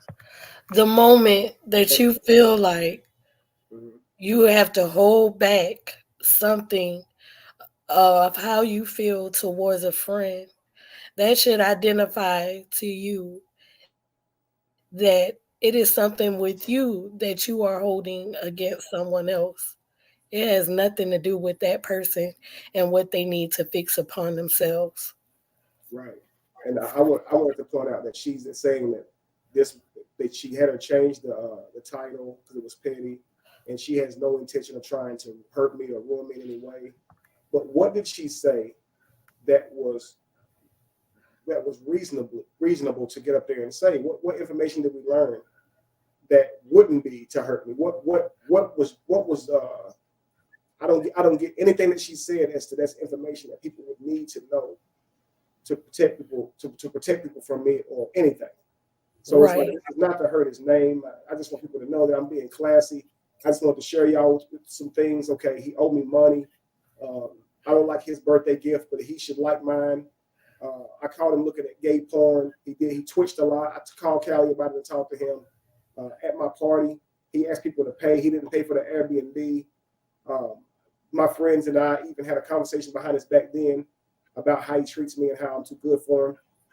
What about that would be information that the public needs? What about that? Right. That's why Exactly. it's like, yo, it's, in one breath, you're like, I'm not trying to ruin him, but nothing you said, the public would need to know that. There's no useful information in there. Whatsoever. Nothing. I want the public who watches Kevin Being videos about to think that he could possibly be gay. I want them to think that he asked for tube food while also needing to eat at the same time, but simultaneously saying, even though he made videos saying that he could eat and while asking for the money, I want them to think that he scams. I want them to think that he uses women 3 years ago because he's obviously in a marriage now. It makes no sense. I don't get the shit that they're trying to do while trying to hide it like it's something else that they're doing. Right. And then for Mio to None of say, it I makes reached out to sense. her, she said she reached out to Shy. Shy didn't reach out to her. So if Mio's saying, I don't have no problem with Kevin, why are you reaching out to people who you know are enemies of mine? Now, she said you let a man on your platform who you know is Callie's enemy. I had no clue that Devon had a problem with Callie. He simply came on my platform, and I learned all that at the same time. But you clearly know that these women are people who I was potentially dating, and they have an anger towards me. But you're putting them on your platform. Callie says you should disregard everything Devin says because they don't like each other. So, but meanwhile, everything that anybody who doesn't like me says is valid. Their logic is so fucking ridiculous. If we apply the same logic to the people that talk about them, then nothing that anybody is saying is believable. You understand? Because they all don't like the people they're talking about. That's right. And also, she stated that Devon had a mental disability. And I would like to clarify that he even spoke upon it himself. He does not have a mental disability. He's very aware. He's very knowledgeable as well. He spoke for himself, and then to make light of his statements based upon his physical conditions, it only speaks of the mental ignorance of yourself. And I could repeat myself over and over and over. It's like they don't change their pattern, they don't change their behavior and understanding. It's all the same thing with everything. What she said was to Devon was very offensive to me for Devon. Like you didn't give him any you didn't give him any understanding based upon what he was saying with his own words from his own mouth. And he's very intelligent. He's very aware. And it's not fair for you to use his disability against him. That's not okay. You're right. Poet so you can write better poetry. Right. Oh my Don't you love your wife or do you not love your wife? You know what I'm saying? Like, come on, bro. Shit. But he said he wouldn't change it. And I was like, but you said that's the reason why you was hurting like, her. Yeah. Selfish. It's stuff. And he didn't even Sounds realize like because if I was his wife, I would have been like, so you have an opportunity to stop hurting me and you're not going to stop it so you can write your poetry. Because Yeah, like I said, I will understand if he made a living off his poetry and it was taking him out the hood and giving him a great quality of life, sending right. his kids to college, then I will understand him saying, look, I provide for my family because of my poetry and I'm so good because I'm bipolar. No, it's just because Right. you just like your poetry. Right. Yeah, You that's know? crazy. For somebody, Yeah, oh he said, girl, God. he said that. Somebody put shy fine as hell. He found positivity. And I like to use the term alchemy. I know what alchemy means, but a lot of people um sometimes aren't very insightful as the term, but I like to use this as a reference when I say alchemize. When you alchemize something that was meant to destroy you. You get what I'm saying? Mm-hmm. So he found something within his situation that brought him purpose, that brought him joy, and you demonize him for that. How? You're absolutely right. I was alchemy, which directly relates to a person's ability to make something materialize, transform into matter. That's exactly what I did. I had a Right. situation where I was struggling, and I turned it into a situation of success. And instead of learning from me, they criticized me. Again, like I said, this is a story to brag about. I knew him personally struggling, and now look at what he's accomplished. It's amazing, and it speaks to the mental fortitude, um, the discipline, the not give up attitude. I believe it, truly believing in yourself and working daily to accomplish that thing. Um, the man did it, Right. and that could be a beautiful story, but instead is he wasn't really sick. He didn't really get his stomach removed for health reasons. It was to lose weight. It was um, let me just tell a lie to change everything. He didn't really lose his job for speaking out against religion. He quit on his own and just put himself in a bad position. He did it on his own. Um, Everything they say Right. is told to now skew who I am. You know, it makes no sense. I mean, it makes perfect Right. sense to someone who's trying to ruin your name, but to a person like myself who was naive of that fact, it was just like, why are they doing this? Why do they keep lying? Of course, now I get it. So I can expect that from them. I can expect that whenever they are on live together, it's going to be gay accusations and scamming accusations. And nothing's going to be positive from any encounter. You know, it's always going to be something that made them think or something that made them question and made them have to talk to each other about it. But they won't be real active in trying to bring a means to correcting the issue. It'll just be something that they talked about, you know, which is very, very real. Right. Else. Oh, Child, nah, don't be trying to talk to my girl Shaka. Y'all know she was taking care of them niggas. Don't even try. Don't even try. She was in love with Kevin. who That was wrote her man, her that? man, her man. Don't be trying to slide. Don't be trying to slide on, trying to see what Shy doing, child. She I can't Trinidadian even though, so see the comment. it's look on the. I put it up here. No, I know it. Oh, what's up, Slim? So we trying, Slim, a little Slim. Don't be trying, child. Oh, He trying to get her. Huh? I said this is the first time I'm in here. It's funny. Somebody put what's good, shy child. So I be laughing because I be laughing at some of the guys. Know who wrote? I didn't know who Callie. I didn't know who wrote the comment because I couldn't see the comment. Mm-hmm. So you know who that is? Says what's good? And he throwing the high eyes. Child, don't let me near your ass. Don't let my platform be the love connection, child. Y'all know I love seeing people in love. That's my favorite thing. I love seeing love. So I just now seen to me, because for some reason, you know find what it amazing. I find it amazing that while watching her destroy somebody else's name or reputation, or even attempt to, that guys will simply still be saying, "Hey, let me overlook all of that and just see her beauty here, and let me try to holler at her." I also think it's funny how Neo is saying, "You love that man," and she can believe everything this woman is saying. When maybe she loved me, maybe she was trying to purchase me, maybe she was trying to sink her teeth into me.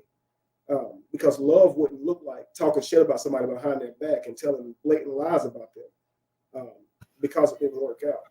It makes no sense. My last conversation with her that I have recorded shows that she knows that she's lying about any of these things, and here she is back again. She knows how I felt about it the first time. I literally cried my ass off on the phone with her, and here she is to do the same thing to me again. I'm just thankful that I don't have the same emotions behind it, because she would have been causing me the same pain and turmoil that she did years ago. I'm so grateful that I've been hurt so many times that this has little to no effect on me. But when this first happened, that shit it hurt bad, boy. And like I said, I cried like a baby. Why'd you do this to me? Why would you tell people these lies? Because I care so much about my reputation, and that's what they try to weaponize that against me. They love that I care about my reputation, and that's why they love to try and distort it and ruin it. But it's always with something that the people can't see. It's always the person that he is behind closed doors. That's who he really is. So they want people to believe I'm someone different than what I portray. And that's the key thing that they try and do, and that's their go-to move, which means that they must think a lot of the person that I portray, because that person is truly who I am. I'm not a different person off camera. Because Callie always says, I thought he was real. I didn't get any indication that he wasn't who he was until he offered me that fruit. So Callie was around me every day and seemed to express a loyalty and love for me outside of talking the shop behind my back that most men would have for another man. Frankly, he looked up to me. Even as homeboy Diesel said, I've never saw Callie look up to another man the way he did you. So it was clearly to the point of some type of obsession, which you're now seeing that turn for the worse. It's the same type of mentality that a person has for their pastor. And I did hate that the entire time, because I am dealing with people who just left religion. I'm finding that they are making me somewhat of their pastor, because it was trying to hold me to a criteria that a pastor would be held towards. And I kept saying, I'm not your pastor. So I kept making that known to them, that you're not going to sit here and treat me like I'm your pastor. I can talk to women if I want to. It's not a sin. Right. They kept trying to say, I wish you wouldn't talk to women. I wish you wouldn't. I'm like, I'm not. I can talk to women if I want to. So, and I always hated when they try to tell me what I should be doing.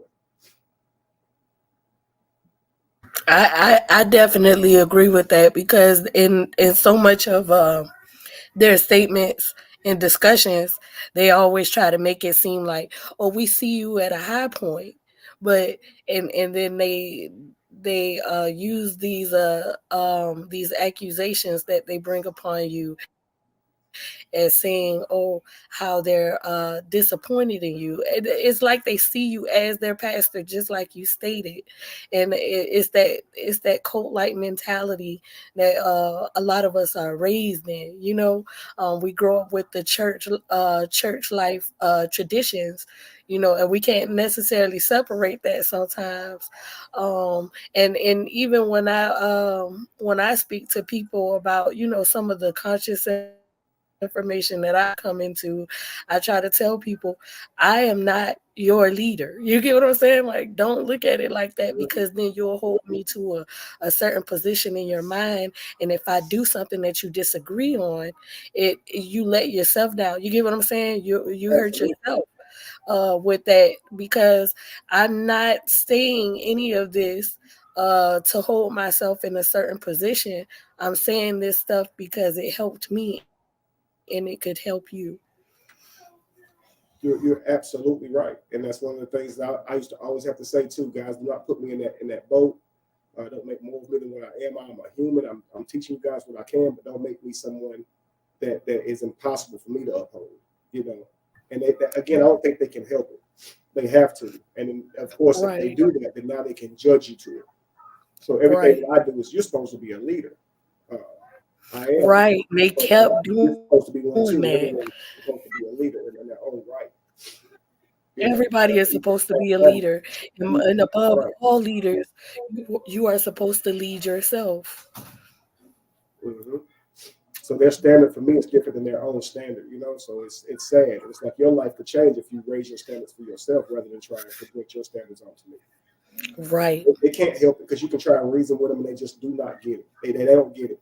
Even now, what they'll do with this video is say how long we talked versus things I said. So that's typically what they do. If I respond, it becomes let me criticize everything about the response rather than deal with the content of what he said. So instead of saying or responding to what I said, they'll say something like he was up there for hours or he didn't have a seatbelt on.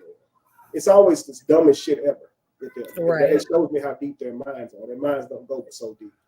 Right. That's exactly what's going to happen. I'm happy that you were able to predict that. And then with that, I'm quarantined to my room right now. I have a head cold. It's been that way for the last couple of days. And so I got time. So I figured, hey, I saw you on live talking about it. I said, let me go ahead and, chat with her. Because it's funny, I had just asked Ashley B if she had your number to try and talk with you before you did your next video so I could, answer any questions for you that you may have with me. So when I saw you on live, let me let her know, number one, she's doing a great job. I appreciate it. But maybe I can use this opportunity to kind of. Yeah, I wanted to get in contact with her because especially before I did the last one because I'm not very used to StreamYard. I've tried it before, but I wasn't that great. And well, not that great, but I didn't do it. I didn't get as far as what I am now. So I'm very unaware to a lot of things as far as this goes. But it was just I couldn't even go to sleep that night after seeing that video. I couldn't even go to sleep. And I was just like, you know what? I'm just gonna go ahead and just go and just do. You get what I'm saying? But trust me, these are not the last videos, especially when it comes to the knowledge that you and Lacey and Jamie, you guys pick upon. Even after or during, however it goes, I'm gonna continue to have dialogue about that information. You guys have great information, and so yeah, I definitely want to get with Ashley D or anyone else who wants to get with me as well. So I'll definitely try to see if I can get in touch with her and give her my information so we can connect and see if she can help me as far as building my platform as well. Absolutely. I definitely see it. I see you going a long way with this, especially the amount of information that you're able to draw from watching this content. I know that you are completely ready to review others, and I can't wait to see what you do with your platform. I've watched a lot of people create something special out of just simply defending my brother. Recognizing they have the talent to speak out now, they have a voice. And that's how my platform got created, speaking out about something that I felt strongly about. And I realized that that there was a need for that in my voice. And so I continued, and now I'm known, and so I really believe that this will be something for you as well, because the insight that you have is absolutely amazing. And this is something that is happening to a lot of not just men, but people. And people are using social media and weaponizing their phones to ruin people's character and reputations. And it's something that needs to be eliminated because our reputations go a long way. It's literally what we use to be able to take care of our children and all. If you have a bad reputation, it's not likely that people even want to deal with you. You can really hurt you, and they know what they're doing. So it's one of those things where if I'm not going to be with you, I'm going to try to hurt your future. And it's truly sad that women do that to me, and it's sad. Especially when they haven't hit you, they haven't done those derogatory things to you, but you're proven to be the abuser by doing those things. Right.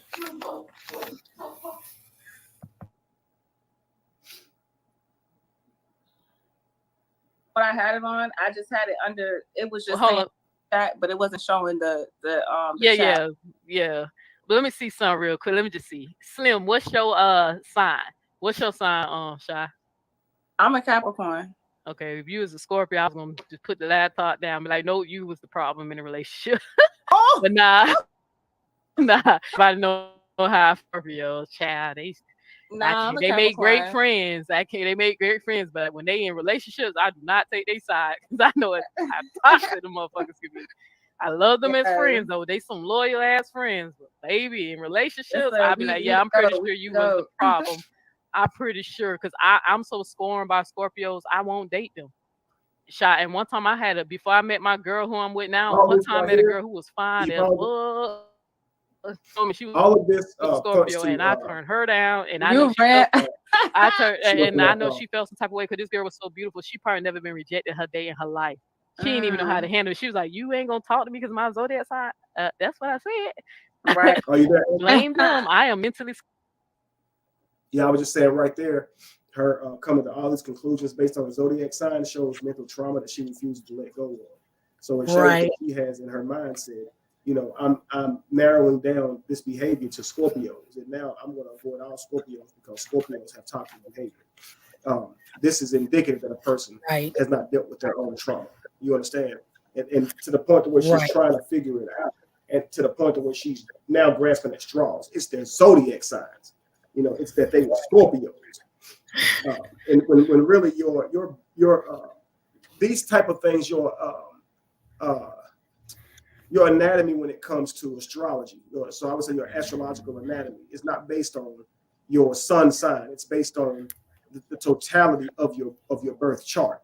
So your risings and all these stuff, your natal chart, all these things become important if you're going to try and break a person's personality down via their astrological signs. I don't say that it's wise to do because outside of anything that is zodiacal or astronomical, it is a person's traumas, their environment they were brought up in, things that they've gone through, how they were treated as children. All of these things shape their personality. You can't simply say reduce it to a zodiac. It makes no sense. A healthy Scorpio who was raised by their parents might be totally different than a Scorpio who wasn't raised by their parents. And they could have the exact same birth chart all the way down to a T. They will not be the same because not only are you based off of those things, if that's the case, many things that would define us today was shaped by the environment that we live in. You see, so I've often been told that how people see me based on how I look. So I carry myself a little bit differently. I always try and present myself more humble because people always try and make out that I think I'm all that or I run the place. So I know that my humble nature is not of my own personality. It's the way I've learned to navigate to avoid criticism. And many people are the same way. Right. Some people don't smile because other people have judged their smile. Some people, cover up in their ears or toboggans because people clown them, their hairlines. These things are not you. They're who you became due to the criticism of others. You understand? Right. If someone told you was funny, maybe you tell a lot of jokes. If someone said you could sing, maybe you sing in front of people a lot because you've been told that you were good at it. It has nothing to do with, in most cases, your zodiac. So to me, it's just like her saying, if you was a Scorpio, then I would have derived all this to being your fault because Scorpios are bad. It's more like you're using confirmation bias, which is your trauma. These men are Scorpios, so therefore that's why they treated me badly. And now I'm going to deduce that all Scorpios are horrible in relationships, are only good as friends. And I'm going to say that on my panel, but you're a master teacher. Exactly. And also within understanding of the actual purpose for zodiac signs. You get what I'm saying? You understand that all of these characteristics are already within you. The purpose of highlighting one specific zodiac sign, it only identifies the purpose from which you were destined to be here for. Not saying that it's your main purpose, but it is a highlight purpose. But it doesn't define your character whatsoever. Right. It's more of a way to be able to look at and judge your purpose and destiny from an outside looking in approach. It's a good way to prepare yourself for certain changes in life. And when it indicates that a certain moon is going to be in Mercury, which could mean communication errors and things of that nature. It's probably a good time to invest in certain things, and all these things people can use their astrological chart to kind of navigate the world. Right. And many people call that cognitive reality. That is not something that can be proven demonstrably. And I would also say I don't believe it can. I don't Right. necessarily That, believe that we have the skill sets to be able to demonstrate that astrology is even true. However, I do like it and enjoy it, and I can't prove it wrong on my own.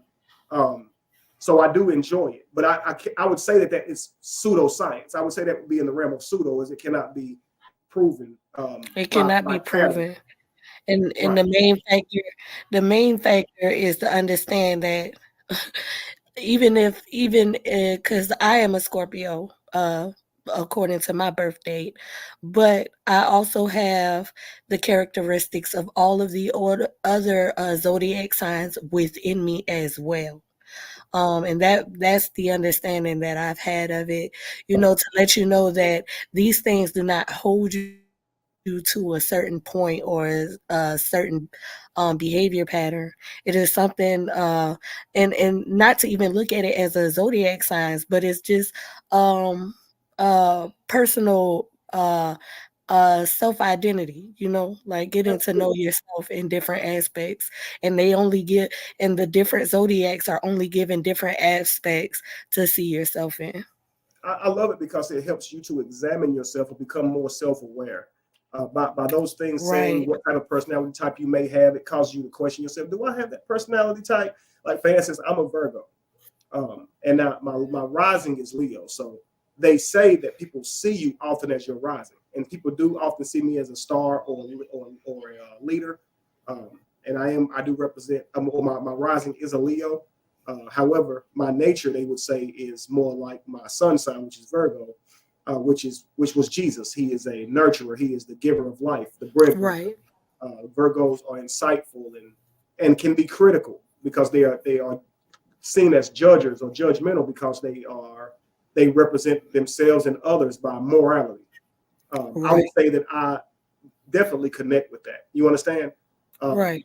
but again, it's not something that I would say, see, I'm a Virgo, because I do know other Virgos who are not so moral. You understand? So Right. that could be due to their astrological chart, or it could just be due to their lifestyle or their own, self-discipline, or whatever the case may be. Who knows? But I think it's unfortunate to try and reduce somebody down to a zodiac sign. I just think that's very unfortunate. Yeah, and a lot of people do that, and yeah, and the fact that she's doing it, it says a lot as well. And a lot of people that are in agreement with her, it is, because of, and those are the people that need to hear the words of wisdom the most. You know, they come on these social media platforms, and sometimes for entertainment, but specifically of Neo, for her to say that, say of anything that she's of any form of consciousness, you know, um, it's an effect because they're not going to be able to progress if you're relating certain things in the way that they are already familiar with. Absolutely.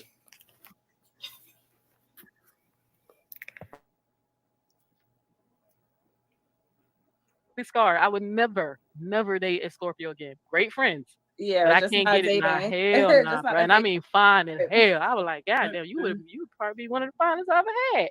But Woo. I turned her down. But what Slim is, we waiting on Slim. What Slim said. But so I mean, Caps is cool though. They mostly known for their money. So Yeah. Cap. they like that they mostly known to be workaholics. And Yes. they going and Scorpios usually that's on. I mean Capricorn usually don't date broke people. So it was No, we something special about Kevin, honey. yeah. We definitely don't Look, date pro, definitely don't. Control Girl said definitely be toxic Scorpio stuff. And y'all know this ain't no shot at Amora because I love her and I think my queen throne, I think she is Scorpio. And then y'all know I love me some conscious TV. Even my baby daddy is a He a Scorpio. he a Taurus. Who? Conscious a Scorpio, honey. No, Slim is a Taurus. So you said you wanted to know what he a Taurus. So let me see. So he a little stubborn, but y'all might work. That might be a little something. A goat and a bull. I mean, that ain't. He a little stubborn. That's a little stubborn. No, he very stubborn. Now that's what they known for, to being a little stubborn. Yeah, they. So yeah, they definitely are. But they known for being loyal though. I think like they do have a loyalty. What Sunshine said, I don't like dating Cappies. Child, I just know them damn. I know I got so many Capricorns in my family, child. I don't even keep track of people's birthday no more. We just celebrate them all around the same time. I have so many Capricorns. When she's doing the old child and stuff, she's actually literally trying to talk like a Moor. It don't even look right on her. But I don't know if you noticed that she's literally trying to emulate a Moor the way she talks.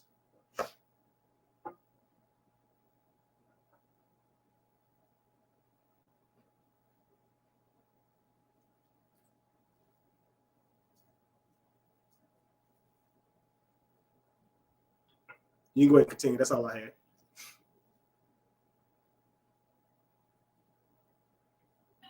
I'm sorry, I was speaking in on mute. Oh, okay.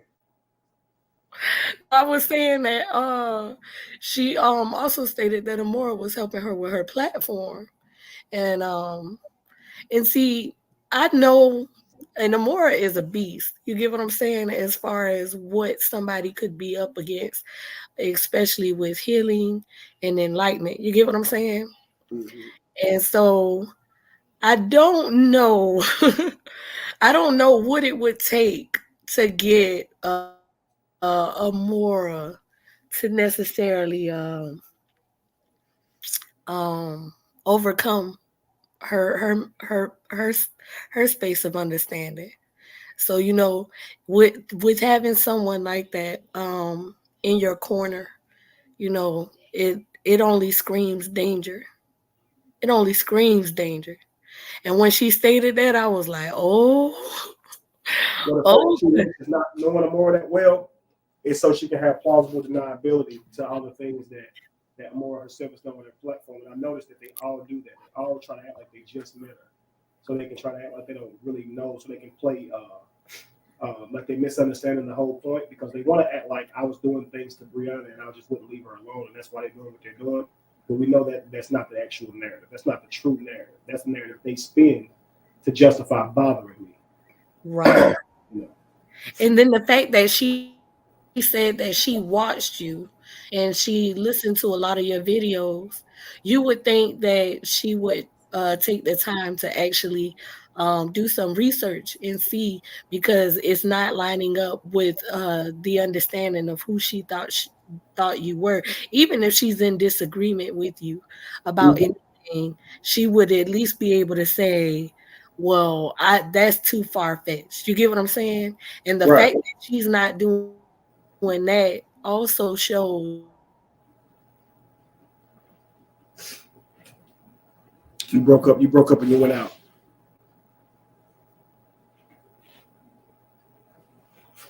I still can't hear you if you're talking.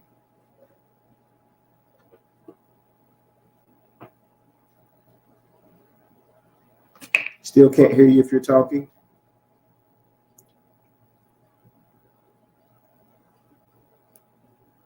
Still can't hear you. If you are trying to fix your sound on your side, you could hit play and then come back whenever you have, and I'll just let it play.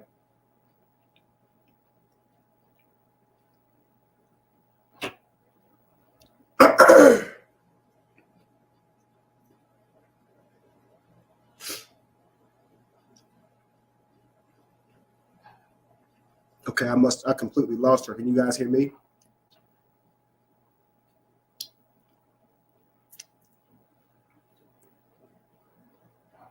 Something must have happened with her connection. Can you guys hear me? Let me know. We've lost her and the video. Okay, so V Bennett says he can hear me okay.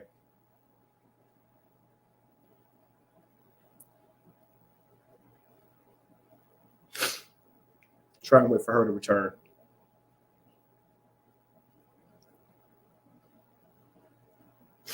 So based on the guys that's in the chat right now, What do you guys think of what you're seeing? Is it even believable? Because to me, I don't see a real reason to really respond on my channel. Because to me, it just looks like a bunch of hoopla. It looks like a bunch of foolishness.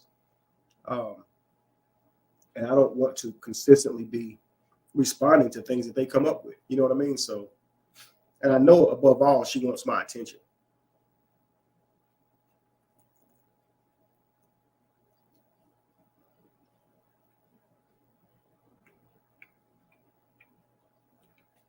Not even from what you guys know of me. When you watch her talk, when you watch her say the things she's saying, do you believe that? Do you believe her? Is she believable?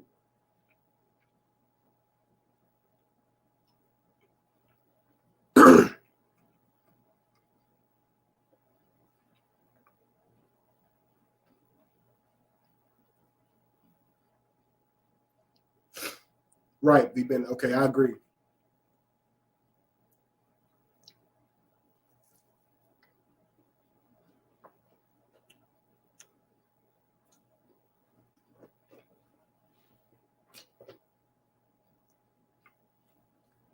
I wholeheartedly.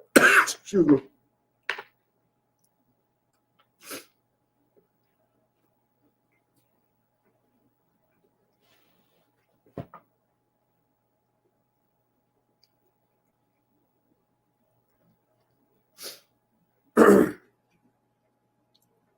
Yeah, I hear what you're saying. 100% be Bennett. I agree.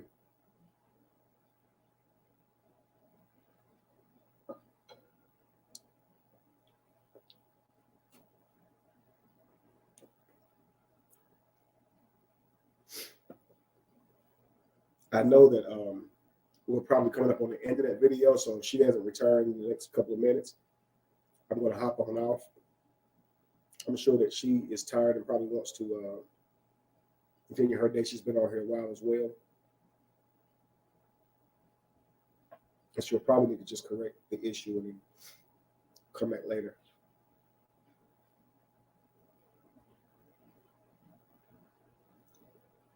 And I want to say thank you, V. Bennett, for taking the time and sitting through this. We have been up here for some time.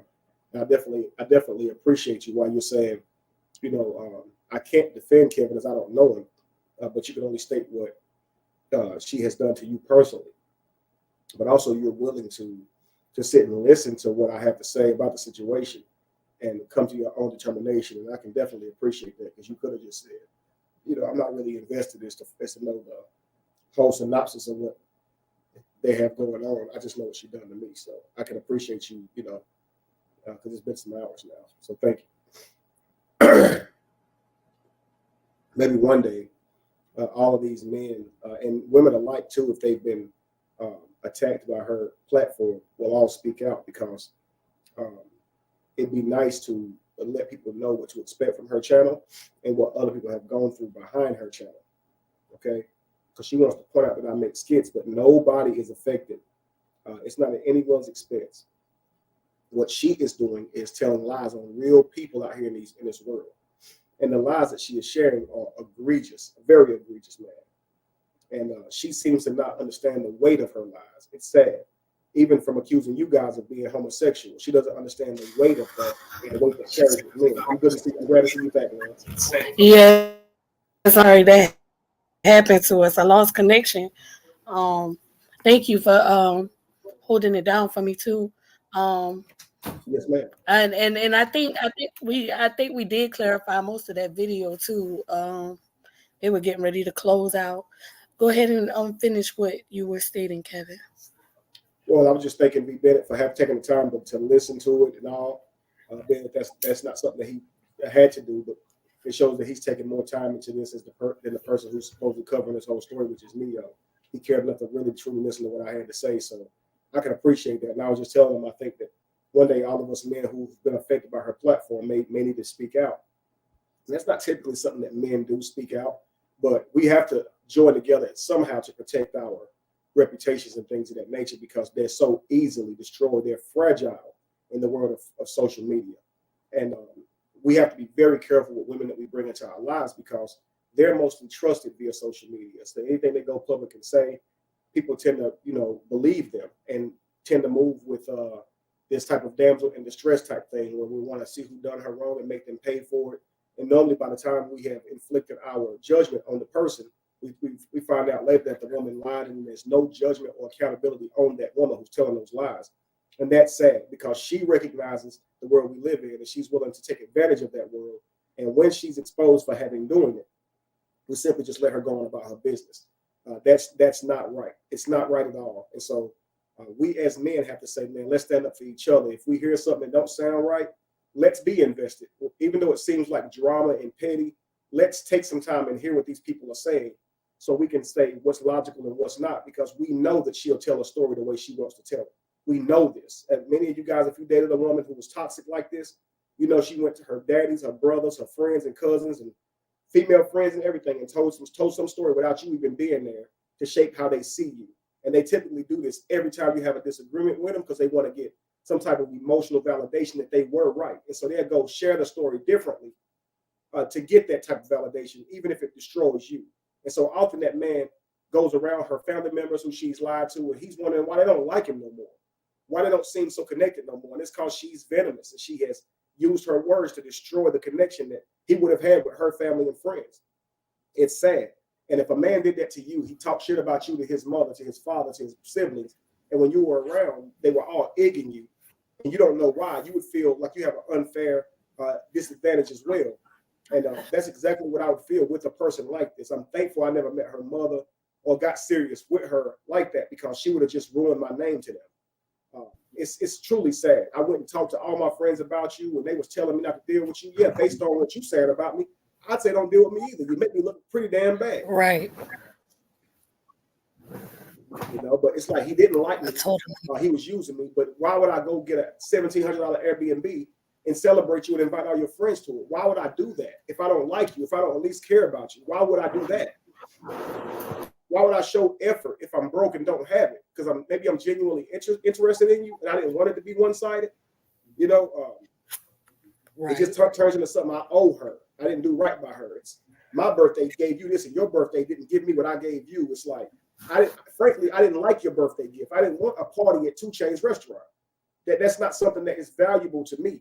It lasts maybe 2 or 3 hours, and then we left there. We went back to Dwight's house, and Callie, his friends, Shy, me, my brother, they all came to Dwight's house, and we just chilled and smoked there. That was fun to me, because I like more personal type of events. Not it's public and everybody in the world can see me.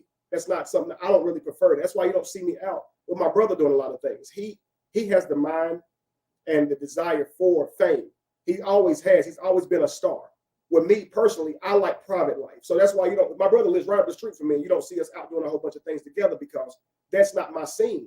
Even now, when you guys watch me on social media, I do not entertain. I teach.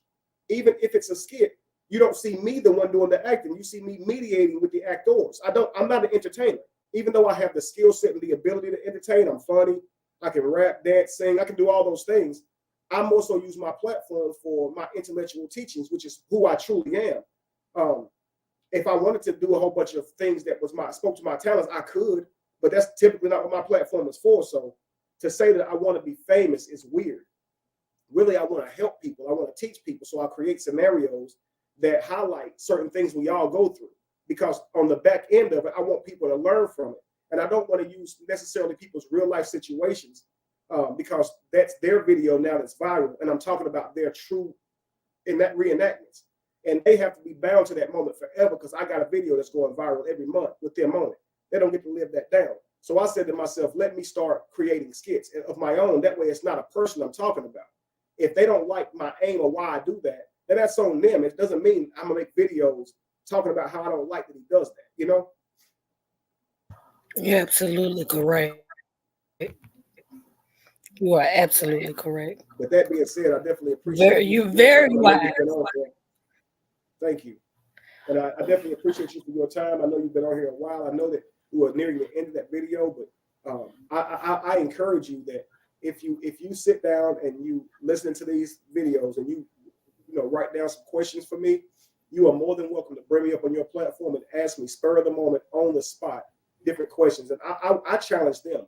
Instead of getting on Neo's platform or any platform that's just going to let you spread lies, Get on one of these other platforms and share those things with someone who will cross-examine what you say and ask you questions on what you say instead of just believing any old thing you say.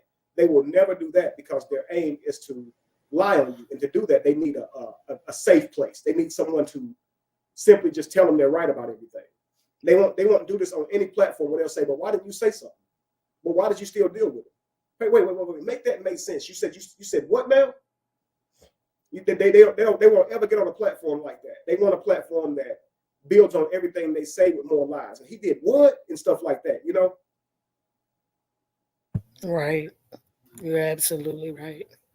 And I'll definitely be I do need to start writing stuff down too. And I'll definitely be writing things down as I go as well. I hope I did a good job today with some of the questions that I was asking. I'm not quite sure. You did very well. When You I did have a very sense well. of, thank you. Because when I have a sense of nervousness, there's like this fog that comes in my mind. So I'm trying my best to maintain my clarity in the moment. Um this isn't of my character to actually speak out. I'm actually kind of to myself a lot. So, it took a lot of courage for me to do this, but I felt like I see so many people going down the wrong path of understanding. And even if I'm not good with my words all the time, but I just wanted to make an effort to see maybe somebody can get an understanding based upon my perspective, and I think that's how things can change. Let's bring everybody and come with your perspective and see if this can help. You get what I'm saying? So I do hope that my questions were good because I'm no professional whatsoever. Well, they were very good. I can appreciate the questions that allow me to be able to express more. Um, and truthfully, that's one of the one of the things that they don't get is questions. So I appreciate that. I don't Right. mind And questions. I don't mind you asking, difficult questions or anything like that. What I don't like is someone being able to just say whatever about a person, and and another person just act like they believe them. That woman could have said I got up and hit her with something, and Neo would have said he did what? Dang, that's messed up. He a horrible guy. right. It Based wouldn't matter upon what she what said. There's just no challenge to it at all. right. I thank you for it. Even though, for the most part, I can already I have a grand assumption, but with asking those questions, it wasn't to persuade my assumption. It was to give clarity upon anyone who may have had any concerning, and that's what I wanted to do, and I hope that I got that across. You definitely did. And like I said, your first video was on point, and every video you've made about her has been on point. When you called her a femicide, that couldn't have been explained any better. When you said the guy, William O'Neill, I thought this was amazing that Neo, O-N-E, is how O'Neill's name is spelled, O-N-E-A-L. And Neo is an anagram for one. And so his name is O'Neill, and it's one and William. And that's the man who infiltrated the Black Panther movement. And the person or persons who are trying to ruin my name is Callie Williams, and Neo. And I think that's absolutely unreal how life seems to repeat itself. And it's written in, like she said, coding almost. And she still won't be able to wake up to that fact. That even if it's coincidentally, that's a pretty ridiculous coincidence that person's name was William O'Neill, William One, right? Right. Ralph, where'd you go? Ralph, I met him through V Bennett's channel. Awesome guy, very insightful as well. These positive connections, um, I think are beautiful. How things can blossom, especially with such a situation. Here goes Ralph. Ralph, how you doing? Peace to you, Ralph. What's going on? Yeah, how you doing? Me and what's up, Mr. Wesley? Peace to you, Joe. I'm just waking. I'm just waking back up. I gotta go to work. I fell asleep watching it. Listening. Um, man, Mr. Wesley, man, I gotta say, you handle things very professional. Um, as always, you always very professional when it comes to your work, your craft. But I didn't come up here to say anything really um about the subject that at hand right now. Um, I want people to understand a tactic that people use. This is all about keeping her name hot. Uh, Neil is the type of person I feel. This is in my head. This is what I feel. My heart. This is what I feel. Mm-hmm. I feel that she wants war between men. She's pulling a card that she's a man. She hates men, but she wants to do everything like a man. And I think we should treat her like a man. And I don't know if this is right to say, but I think all the men she talks about, she has a crush on. Um, it's it's very difficult to understand why a woman will make fun of a man taking pictures his way, um, and also for women to have little response for righteousness. They're like everything they say is evolves around hate and he say or gossip, and it's really trying to defame someone's name and character. And I think if you want to defame someone, somebody should have the right to try to defame you back as well. And I think Neo should show her print. I think that there's a big bulge down there, and we need to know if we working with a woman or a man. You know what I'm saying? I think that there's a print down there that's bigger than the lobster tail. You know? You Oh, know. Ralph, I can understand. I can understand where you're coming from. But see, this is the thing. I feel like when we retaliate with the same weapons that are used against us at times, it doesn't that no one wins in the end of that war. Everyone loses. Well, the sad part in this environment, this social environment, men lose.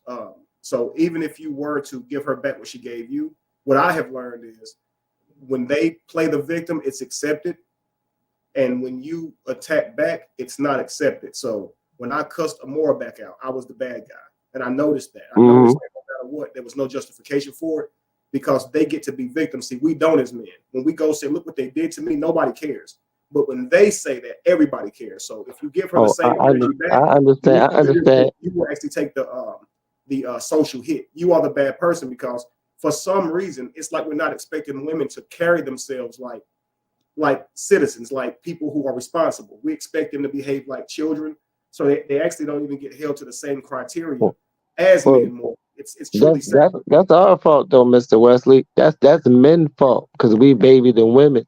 I'm not the type of guy that's going to baby a woman. I'm going to give you the straight raw, even if it hurts me as well. Um, when men don't set the standard, when we don't be great, when we're not great leaders, we can't expect our women to be good followers. And I learned that from listening to people like you and watching just watching men who have women who are just unruly and want things their way. And we take the outlook, we look in and they look out while we looking in at them. We're judging, but they look out at us and and look past us. And that's what men have to stop doing. When a woman gets up there and screams this and screams that, and we automatically give her pity, and we all put our hand out. We can't be so quick to put our hand out for women now in this day and age. And it's sad to say because we want to put our hand out for women. We want to be able to protect our sisters, but some sisters don't deserve our protection, and that's why we end up dead in jail, suicide, high STD rates. Uh, or men are just doing the most to protect women, and I'm these women are so strong, and I'm not. I'm sorry to say I'm not protecting no lesbians. um, they're the ones that are trying to endanger men's life. You know, where they're putting procreation out of whack. You know, Well, so see, now, I'm not I'll give reaching you out for this that.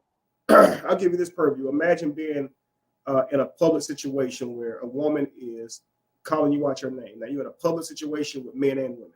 Now you know this woman's mistreating you. So let's say you go to say, okay, well, if you can talk to me any kind of way, I can talk to you any kind of way. Right and true. And you should be able to. So let's say you give her exactly what she's giving you. You start cussing her back out. But now she starts screaming and pretending that what you're saying to her hurts her. The problem with this is other men who still suffer, they're still simping hard. Damsel in distress, they're gonna come to her rescue and want to say something to you to look tough.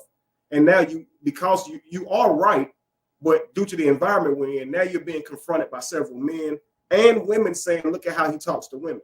And even though you're right, can you see how your reputation and your safety was threatened all in one moment, even though you're right? And that's the world that women live in. Is if you cuss her back out, you're both still on the same moral level, but your consequences are far more than hers. You may have to fight that day because some knucklehead gonna come up trying to be tough. Watch how you talk to women, man. Talk to a man like that, man. But meanwhile, while she was talking to you, nobody said a word. They let that woman talk to a man that way. And that's what Neo suffers from. And you said, check her pants. It's a lobster. Well, she does have very masculine attitude. I asked her to leave me alone. In no world should the stronger person have to ask the weaker person to just leave them alone, because they can technically make them. But now, because she knows that I don't have a right to my physicality, she can say, let me decide if I want to leave you alone or not. I can still fuck with you and I'll still do it. You have to sue me or something. You have to take these other means of making me stop. So now the strong is in a position of begging or asking that he be left alone. And we know that's not the real reality that nature lives in. In nature, you don't fuck with people because you know what they're capable of. And that's what it's about.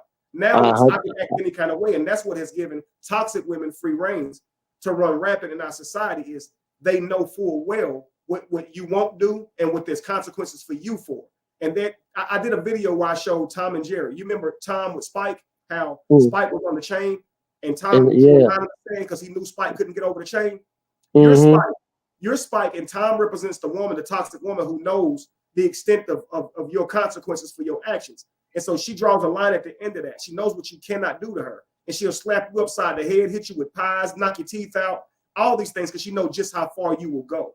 Until Spike, of course, erases the line and draws a line closer to him. And now when he runs up, you know, Spike is all over his ass. You know, and so now it's wrong what Spike is doing to him. When you see you see all the damn sparks flying and the smoke and but see, it was at one point. It was one point. There's somebody over Spike. Remember, there was that big rooster. That big rooster comes smacking Spike in the butt with that big old stick. You hear me? Absolutely. You know what I'm saying? So somebody over somebody. So you gotta, we gotta let the people see. You know what I'm saying? And that was a great analogy. That is true of what you said. There's always someone to bail that woman's out. There's always someone to jump to that woman's rescue.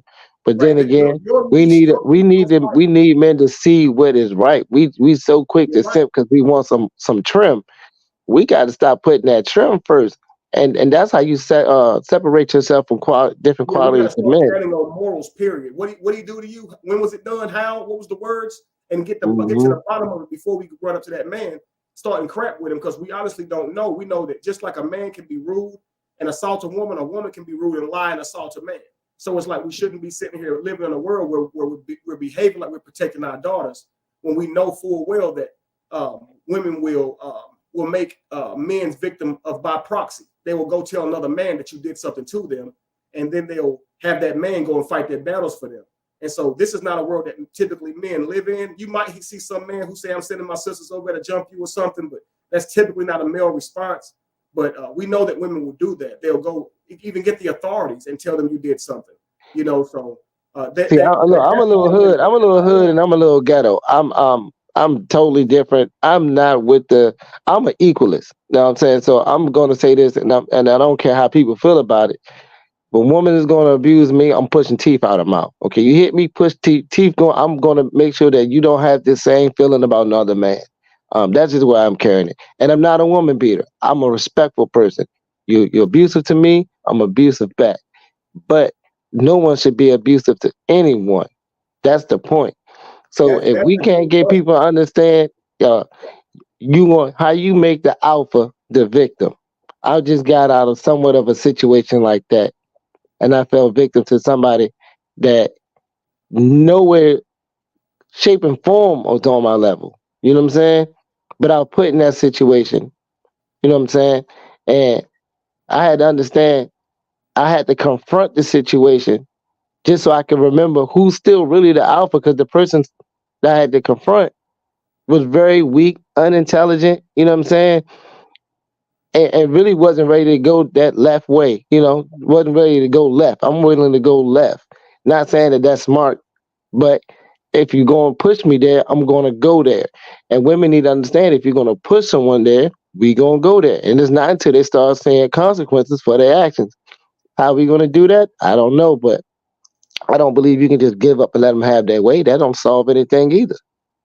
No, in the natural world, a woman is as capable of damage as the male is, and you wouldn't see a male dog lay down and allow himself to be attacked by a female simply because of her gender. He would fight back because protecting himself is imminent, and that's just the trick to it, So I understand your personality type, and I can tell you this: if a woman knows that that's what she's dealing with, she won't push you. But this is exactly what I mean by a leash. When a woman knows that you won't hit her, she'll push you. She'll do so many things to you because she knows that the violence is not a threat. It's not a threat at all.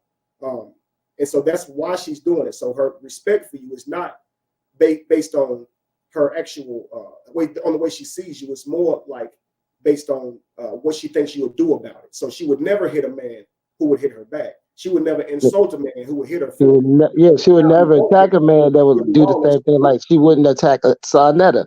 Like, she'd say little things, but the first thing she did was, I'm running to call the police, or I'm running to sue you.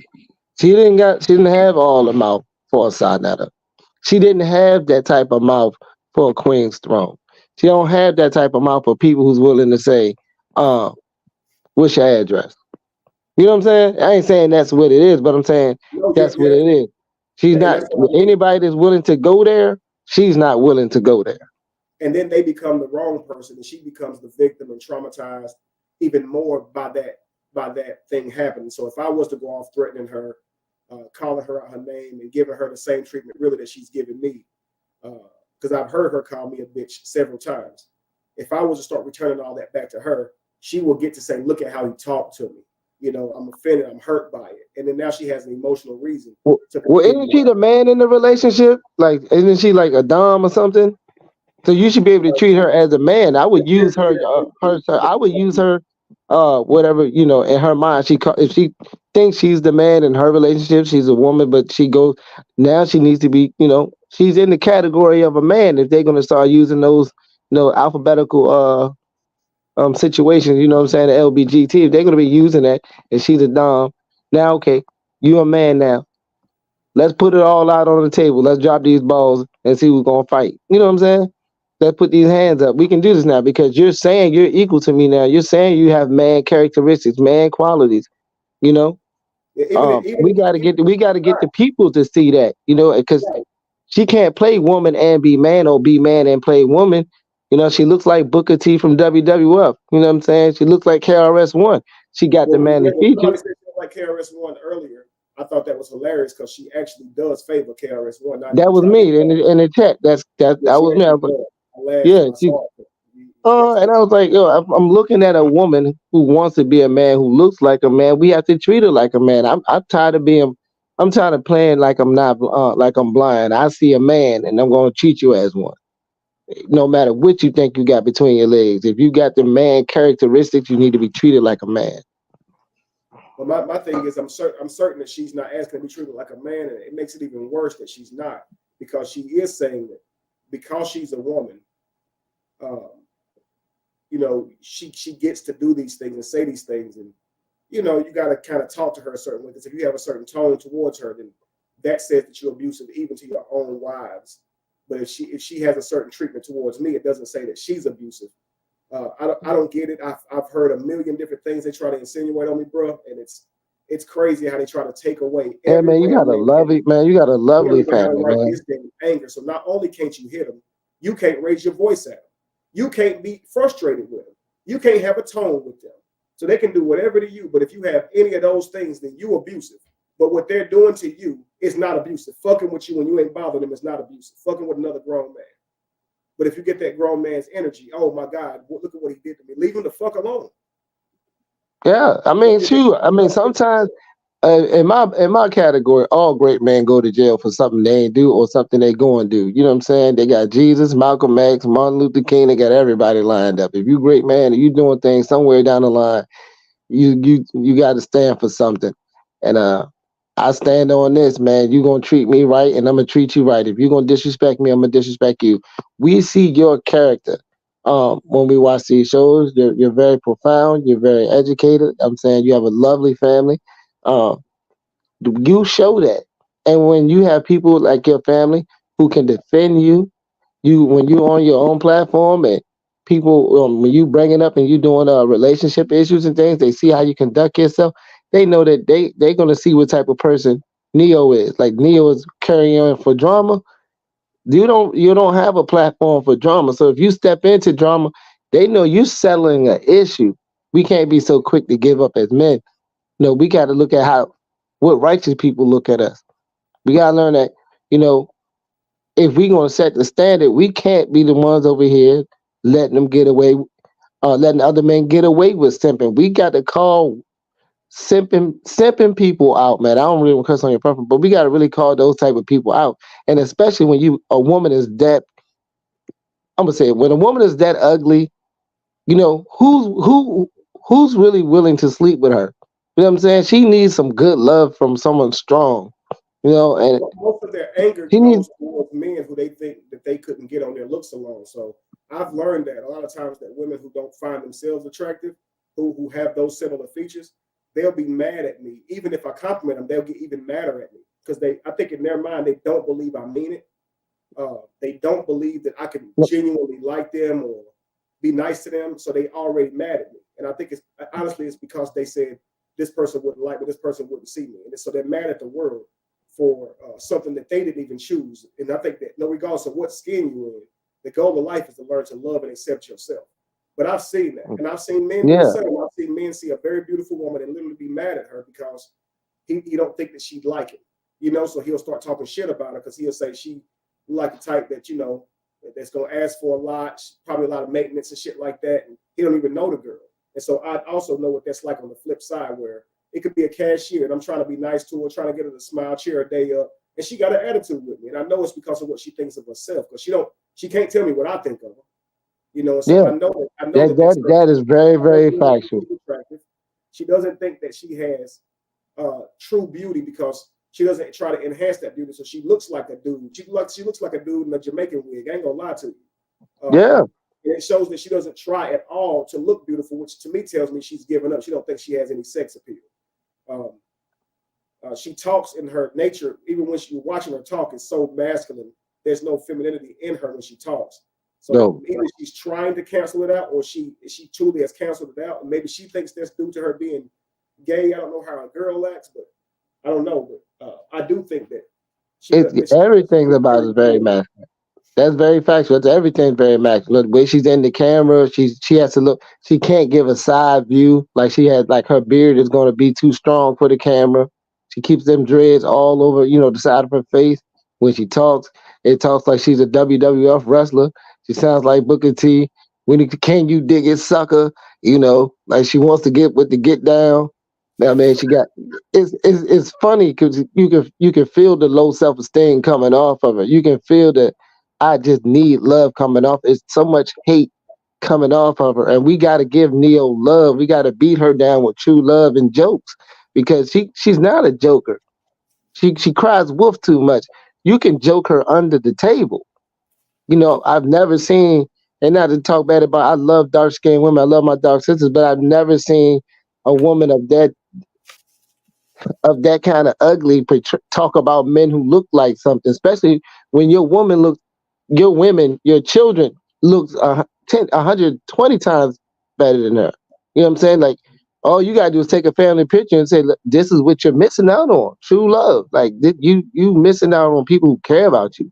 Like you too ugly to have people that care about you. You have issues with your brother, and you know you look ugly or something's wrong with you when Sarnetta passes up on you. And he's supposed his story is allegedly he got AIDS and don't want you. So I'm like, yo, who does want you? We don't see you with your girlfriend. You're a truck driver. You got the one of the most masculine jobs you can have, and with loneliness, a truck driver. Where you don't shower every day. You sit down, you stank up the seat, and run the road.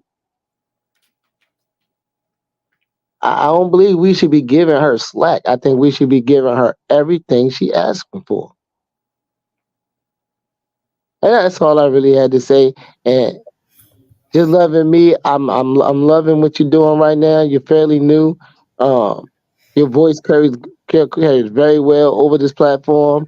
Um, I hope a lot of men come see you. You have you're beautiful, and you have a lot of positivity you bring for these negative women. I think you got to put their foot on their neck. Women got to put their foot on other women's neck. There's one thing they don't have. Women don't check other women because they're scared of confrontation. That's right. We gotta have women that are strong enough to say, I'm an alpha woman. I'm gonna put my foot on your neck till you keep on disrespecting alpha men. Thank you for that, Ralph. I really appreciate it. My whole intent is basically, yeah, to like speak to other women and not from a hateful place, which I can assume that this the situation that's happening now is going to be perceived that way, and it's probably going to be a lot of button heads and everything as far as the response that I may receive. But my whole intent is to build an understanding within us women. Like, we got to start to take accountability for some of the things that we have placed out here. And not to say that, and see, it'll be their number one defense. Well, men do wrong, men do. And I understand that, and I get that. You get what I'm saying? Yeah. Hopefully throughout my entire purpose of my platform, it'll be helpful for both men and women. But this right here specifically, this topic specifically, I hope that it helps the women to become more insightful, enlightened of themselves, and the understanding that we have, and how it has affected the men of our community. I get it. Yes, sir. Yes, ma'am. And I'm gonna step down. But Neil, if you watching this, put some leggings on and stand before the camera and so we can really see what you are. Put them leggings on and stand up and do a 360. All right, Mr. Wesley, you have a good day. Y'all have a good night. I'm gonna get ready for work. I adore y'all shows. I watch both y'all platforms, and I'm gonna keep watching and supporting you guys. Thank you, King. That means a lot. Thank you, Ralph. Thank you, Ralph. Thank you. I want to say this as well. Yes. To all the women out here who understand that, that guys can mislead, they can lie, they can do you wrong. I want you guys to please be aware that there are many women also who can do you wrong. They're not faithful, they lie, and many men are being exposed to those women as well. I do believe that when we are in relationships, we should have a certain maturity level to understand that everybody's not going to be loyal, everybody's not going to keep their promises, and when we learn this, we have to leave them alone. I don't see why it's ever a need to go public with these things, as I believe that you should be mature in relationships.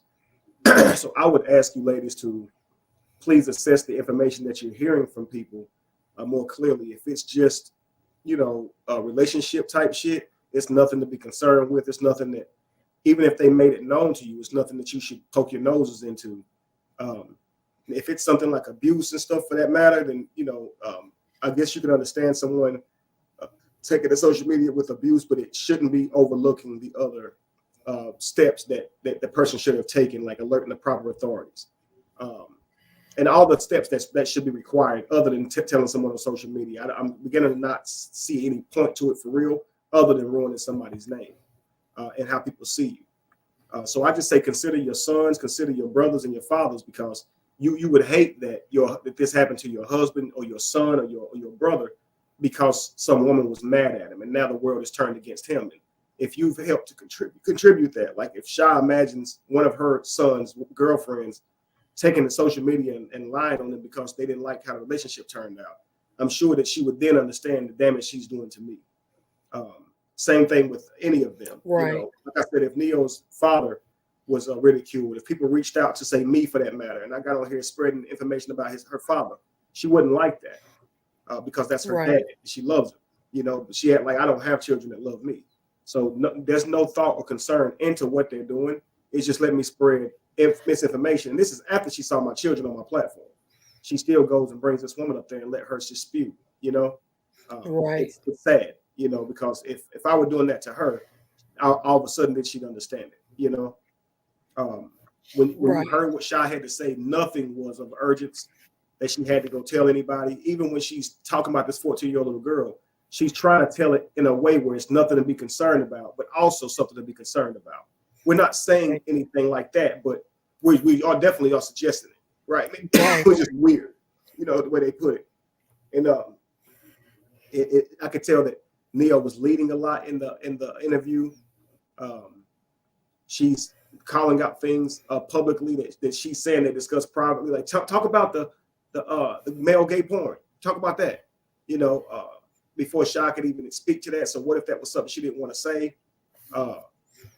But again, I appreciate it because it exposes what these people are telling her behind closed doors. So she thinks she's hurting me, but really she's just revealing them to me more. I would have never thought she was saying shit like that. And I think if she had been saying things like that, Callie would have been let that leak out. He has a big mouth. He would have been said that. Right. You're absolutely right. Thank you so much, Kevin, for coming through. I really appreciate this whole thing. And both of us sitting up here doing this sick. And so I really appreciate it, you know. And this was helpful as well. They'll say that too. They'll say that too. They was up there for hours and sick. They need to go somewhere and take some medicine somewhere and sit down.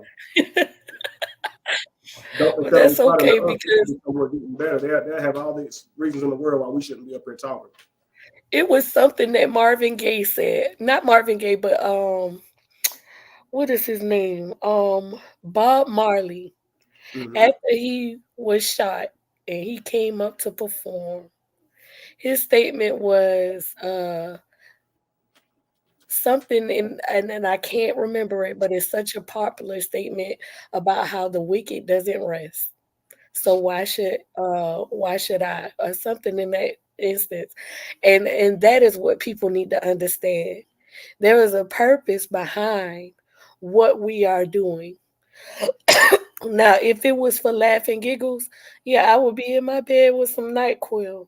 But my whole purpose right here is not for laughing giggles. It's because I see an injured.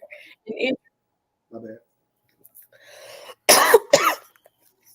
Go ahead. I'm sorry. My bad. I was just saying. I remember telling Callie some years ago that there was no rest for the wicked. Right. You know, so I think that's amazing that you're saying that now, because I told him that years ago that there's no rest for the wicked. Wow. And that's why because he was up all hours of the night and kept making videos after videos, and people to the point where people were saying, "Dude, you said this shit 20, 30 times, dude. Like, chill the fuck out." That's crazy. Mm-hmm. No, I really appreciate it. It also helped with my nervousness because I couldn't get anybody on the panel my last video, and I was nervous the entire time. And I think that's why some of the things that I stated did end up coming through emotion. You get what I'm saying? Because I kind of got so involved into the story that I started to feel it within myself. And so after I did a whole analysis, it was some things that I noticed, but it was one thing specific, and I had to highlight it because it was hurtful, you know. And then it helped me to see a different perspective as well. You know, healing is something that is continuous, and I think that a lot of people misunderstand that. They feel like once they reach a point that they got it, and that's not necessarily true. So, that's what I want to do with the platform, and I thank you so much for coming and spending this whole day with me. I appreciate it so much. Well, it was a real pleasure. I think that even in doing this, women will learn more about being accountable, or what inaccountability at least looks like. For her to talk about how she made problems out of something I was trying to do nice for her. I didn't like how he was having them, pay for their own rooms and stay or whatever, that he had them given a certain amount. All these things that she's having a problem with, to the point of where she collaborated with them and talked about it behind my back, and I didn't get to know about any of this, to the point of where now she's saying that she can do all those things, but I can't break up with her for that, or at least I can't do it on her birthday. So she gets to decide when I break up with her. She gets to decide what I break up with her for, if that's worthy of being broke up with, or whatever the case may be. And so if it's on her birthday, if it's at the wrong time, I got to pay for that. I did it wrong. And if it's for the wrong reasons per her, if she can't see why I would do that, then I did it wrong. You know what I'm saying? It makes no sense. If I say, okay, based on this encounter right here, it showed me a lot, I don't want to deal with you anymore. Why is that? Why is that something else you're mad at me for? You understand? Right. Like, imagine you get cheated on, or somebody this guy does something wrong to you, and you say that's below my standard. I no longer want to continue seeing you. You what? Now he don't think that reason is good enough. So now that's something you're doing to him, and you owe him for that. Right? It's my birthday. Like, what the hell is you talking about? And that shows you right there. Just imagine someone do something to you that's worthy of you breaking up with them on their birthday. Like, you don't care what day it is. You realize this in this moment. You ended it. And now they want you to care that it's their birthday. Right. Just imagine that. Just imagine dealing with somebody like that. That now they're talking about it's their birthday. They're supposed to settle how you feel for the fact that it's their birthday. Like, you knew it was your birthday when you treated me like that. What are you talking? Just imagine you walking on a dude doing something with another woman. He go, but it's my birthday. Don't break up with me. Or just imagine that. Like, it's my birthday though. Your dude is talking with all your friends behind your back. And you don't know about it. He just talking shit about you behind your back. You find out. You're like, well, then fuck you too. I don't want to be with you then. But it's my birthday. What the fuck is that? What are you talking about? It's the day I was born on 30-something years ago. Okay, I don't care. Why would I care? I cared enough about it when I treated you to this, but if after all that is said and done, what I got from that is all your friends together and talk junk about me, can't you see why I don't want to talk to you? You see, it's like if I did some kind gesture for you, and it turns into me being this bad guy that all your friends grouped up against, why would I still want to deal with you? Like, it just fell flat in my face. I still paid for the Airbnb, so I literally paid for all her friends to come out, see me in a negative light, and encourage her to leave me alone. You see what I'm saying? Like, I paid to have that happen. Right. And she can't see how someone like that would be a horrible person to be in a relationship with. Because, like, damn, that was a birthday gift for you, and you judged the fuck out of me for the birthday gift I got you. When meanwhile, I didn't judge you at all for the one you got me. I could have sat around and said, I don't like public places like that. These things, when she hear me say that on this live, that'll be her first time hearing that, because I didn't make her feel bad for that. I pretended to be happy about it and enjoyed it. So I didn't make a big deal out of it, but I definitely didn't like the thing that was written on the cake. It had nothing to do with who I was or how I thought as a person. It was just something about smoking weed. And I'm like, damn, that's who they think I am, just about smoking some damn weed. Like, I thought weed was just something I enjoyed smoking, but not that they saw me as, like a Snoop. A weed head. Mixing it without weed, yeah. So I thought it would have said something like, be the change you want. Not to say is anything wrong with anybody being something about 420 on it. It said something about 420 on it. So I would have thought it would have said something like, be the change you want to see, or one of my quotes or something like that, Right. And so it wasn't. She said, I heard Dwight came up with it. I didn't complain because, somebody getting you a gift, you enjoy the gift. And so I was more so appreciating their effort. She said that Dwight helped with that party. Now she says that he didn't help at all. Not with money-wise, but with helping plan it. And I don't know why she brought up that he didn't cover her bill for her. That's weird to even suggest that. But, right. I don't get it. I guess she's saying if he's a millionaire, he should just take the bill. I guess that's how she thinks, and I think that's how Callie thinks. I think that's how most people think when they come around him, is that because he's rich, he should just be taking everybody's tabs. Right. And that's not how you stay rich, certainly. And if you, and I've seen this, people go out to the movies, and because they're with him, they'll order up everything that they would normally order. And as soon as they give the ticket price, they'll be sitting there looking at him like he's supposed to reach over with his card or something. No, pay that $400 for all them bags of popcorn that you got for you and your kids. He covered your ticket. He didn't say he was paying for everything for you. I used to work for the guy, so I would have to go with him when he would take people out and shit. And so if he took people to the movies, he's paying for your ticket. They'd get in there and start ordering everything under the sun. I've watched people come to it's this place called Game Time or something like that. It's like a Dave and Buster's, and people will come in there and he'll give them all a card with unlimited play on it, and them cards they're very expensive. And I'll watch them kids go and stick their card in their pocket and come back to him for another card.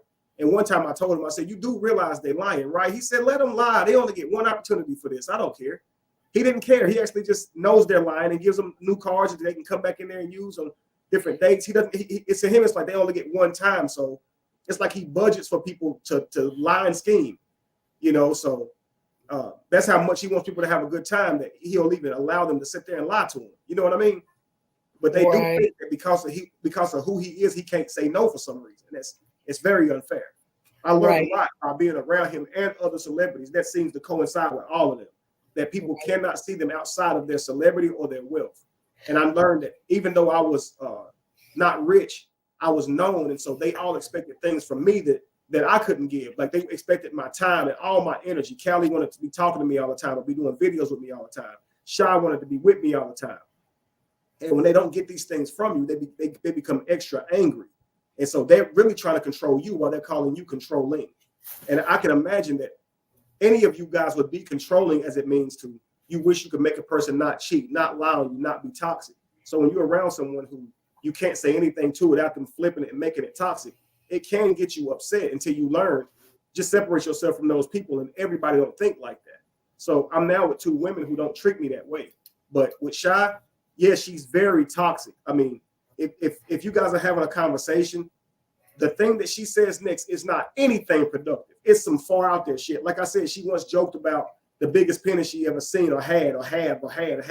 It's all these it's ridiculous. And that's just, like I said, something small and petty. She does this all the time.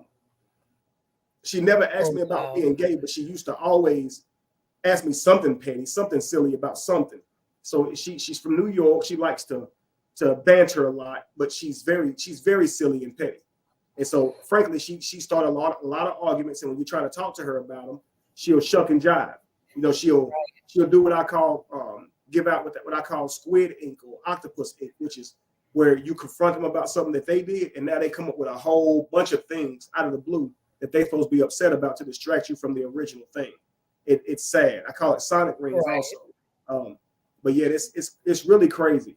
Like I said, there's a time when she came back from a family reunion saying that she swore up and down this guy was her cousin.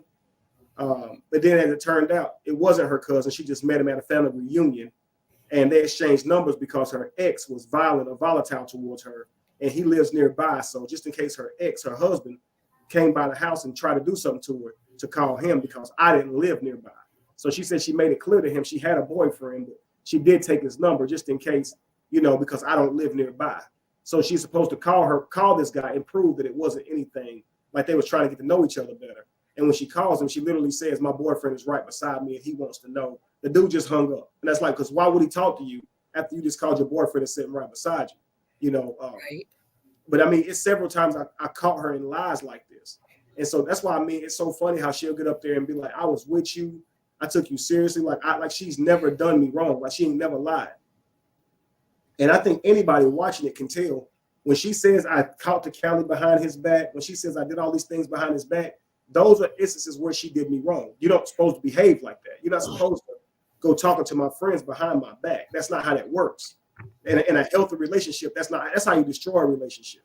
Right. The person will think they have no privacy with you. They'll think that they have a spy. And so if you're saying that's what you was doing, and Callie didn't say anything to me about it, he just talked with you about it, that says a lot. And for Angie to believe that this girl is going to her man about me and she's okay with it, that says a lot. I mean, it's just so unreal to me that they would tell these type of lies that makes them all look bad. Right. Well, let's definitely build again on this, love, and I look forward to seeing your next review. I see that normally you do, of course, a lot of breakdown, but I was on here as well, so I'd love to hear you cover more of the things that she's doing and bring some light to it. because of what you're doing so far. It's amazing. And like I said, if I covered these things, I wouldn't have said what you said. And so I think it's very much needed. Your perspective is very much needed. Well, thank you. I was worried about that. I was like, I wonder if I am in the moment. I was just wondering. I was like, I wonder if I am being as of a great representative in this moment. I did worry about that while I was doing it. Um, so I thank used to you be for that that. way too. I used to always second guess myself and all that. And now I recognize what people meant when they said I didn't need to be that way, because I was very, very good at what I did, even though I was new to it. And I think that's the same with you. I think that no one is questioning how nervous you sound, because you frankly don't sound nervous. You are more uh, precise than most when you break down certain things. So you sound real wed and well knowledgeable. You don't seem like a rookie at all. So I think that it speaks to your to how you see yourself and how much you want to sharpen yourself. That you're humble. Because I was the same way. But when I listen to you speak, I'm thinking, why is she nervous? Why does she feel like she sounds a certain way? I don't think anybody on here will agree that you sound nervous or anything. You don't. You sound like you know what you're doing. Especially when you get going, it's Thank you. precise. I'll be sitting here listening like, wow. Like I said, I've learned some things from you, and then you only got a couple videos, and I've literally learned some things from you that I didn't already know. Thank you so much for that. Hey, Mama. Hey, Lakeisha. Thank you for Yeah, coming peace to you, in. Lakeisha. It's okay. It's okay if you came in late. Thank you, love, for even coming through. We had a grand live today, so whenever you got some time to listen, like whenever you at work or if you're driving in the car, because that's usually what I do. I listen to a lot of these videos when I'm working or if I'm driving, and so whenever you got time, Mama, it's gonna always be here. I thank you for the love and the support coming through. I appreciate that. Yeah, most of my understanding comes through personal understanding, and also through just wanting to learn, to get an understanding, like what is going on with the minds of the people. You get what I'm saying? So Yes, ma'am. that that's been my whole, it's been an interest for me for a long time, and I'm actually making moves on you know getting things accomplished and growing within myself, and also uh being able to share some enlightenment to everyone. Yes, ma'am. Like I said, I'm So so appreciative of it. I'll hopefully as I progress, I'll be able to enlightenment with you just as much as you and your wives help enlightenment with me. And as a matter of fact, um last night before I went to sleep, I saw Lacey's video that she made, and when I tell you, it spoke to me, especially based upon what I was analyzing about myself. You guys are very intelligent. The wisdom is undeniable. And so it's no lie when I say that when I come to you guys platform, it's always because of the knowledge and the wisdom you guys have, like all the time. And so, and that will never stop. And then, so this thing right here with me being able to give you enlightenment just as much as you guys have given me enlightenment, this is this is a way of helping each other build and grow, and not only that, but helping to replace what you have put out. You're absolutely correct. And even in saying that, it helps me to realize that there's not much I need to do in the realm of defending myself, because everything that we do and share speaks for itself. It's difficult for them to paint a picture that my wives are these idiots who are misled or manipulated into being with men that they're dumb, and because you guys hear them speak, you see them. You see our children represented well as the things that are healthy. And my daughter, for that matter, she's not up twerking and doing things of that nature. She is raising her daughter and using her social media to show how she raises her daughter. She's grown. She could carry herself like the typical, teenage girl or 20-year-old girl, but look at how she carries herself. All that shows that she was raised well. So it's like you can't fake it, So Right. Everything that you're saying right now is just it's self-revealing that doesn't need to be I don't need to go in as much to try and defend, because it's obvious what we represent, because all you have to do is come see it. And if what they were saying was true, I wouldn't have the family, the manifesto that I have, Exactly. Thank you so much, Kevin, for coming through. My babies, they they haven't they not quite used to this. We spend a lot of time together, so they kind of looking like Yes, they, he's reached the point of fed upness where he's like, okay, now enough is enough. Yes, ma'am. Well, again, I look forward to building with you again, and thank you so much for taking the time. And I'll talk to you soon. I will I'm gonna do some catching up on some of my work and everything like that tomorrow. But I do predict that I'll, if not tomorrow, after I finish, the day after, I'm most definitely going to I'm going to be coming back. So look for me. I'm coming. I sure will. And thank all you guys for watching, and please keep supporting her as she does her thing. Peace to Yeah, you, love. peace to you. Thank you everybody for coming through. I really appreciate it. Um in closing, a changed mind is a changed life. Thank you all.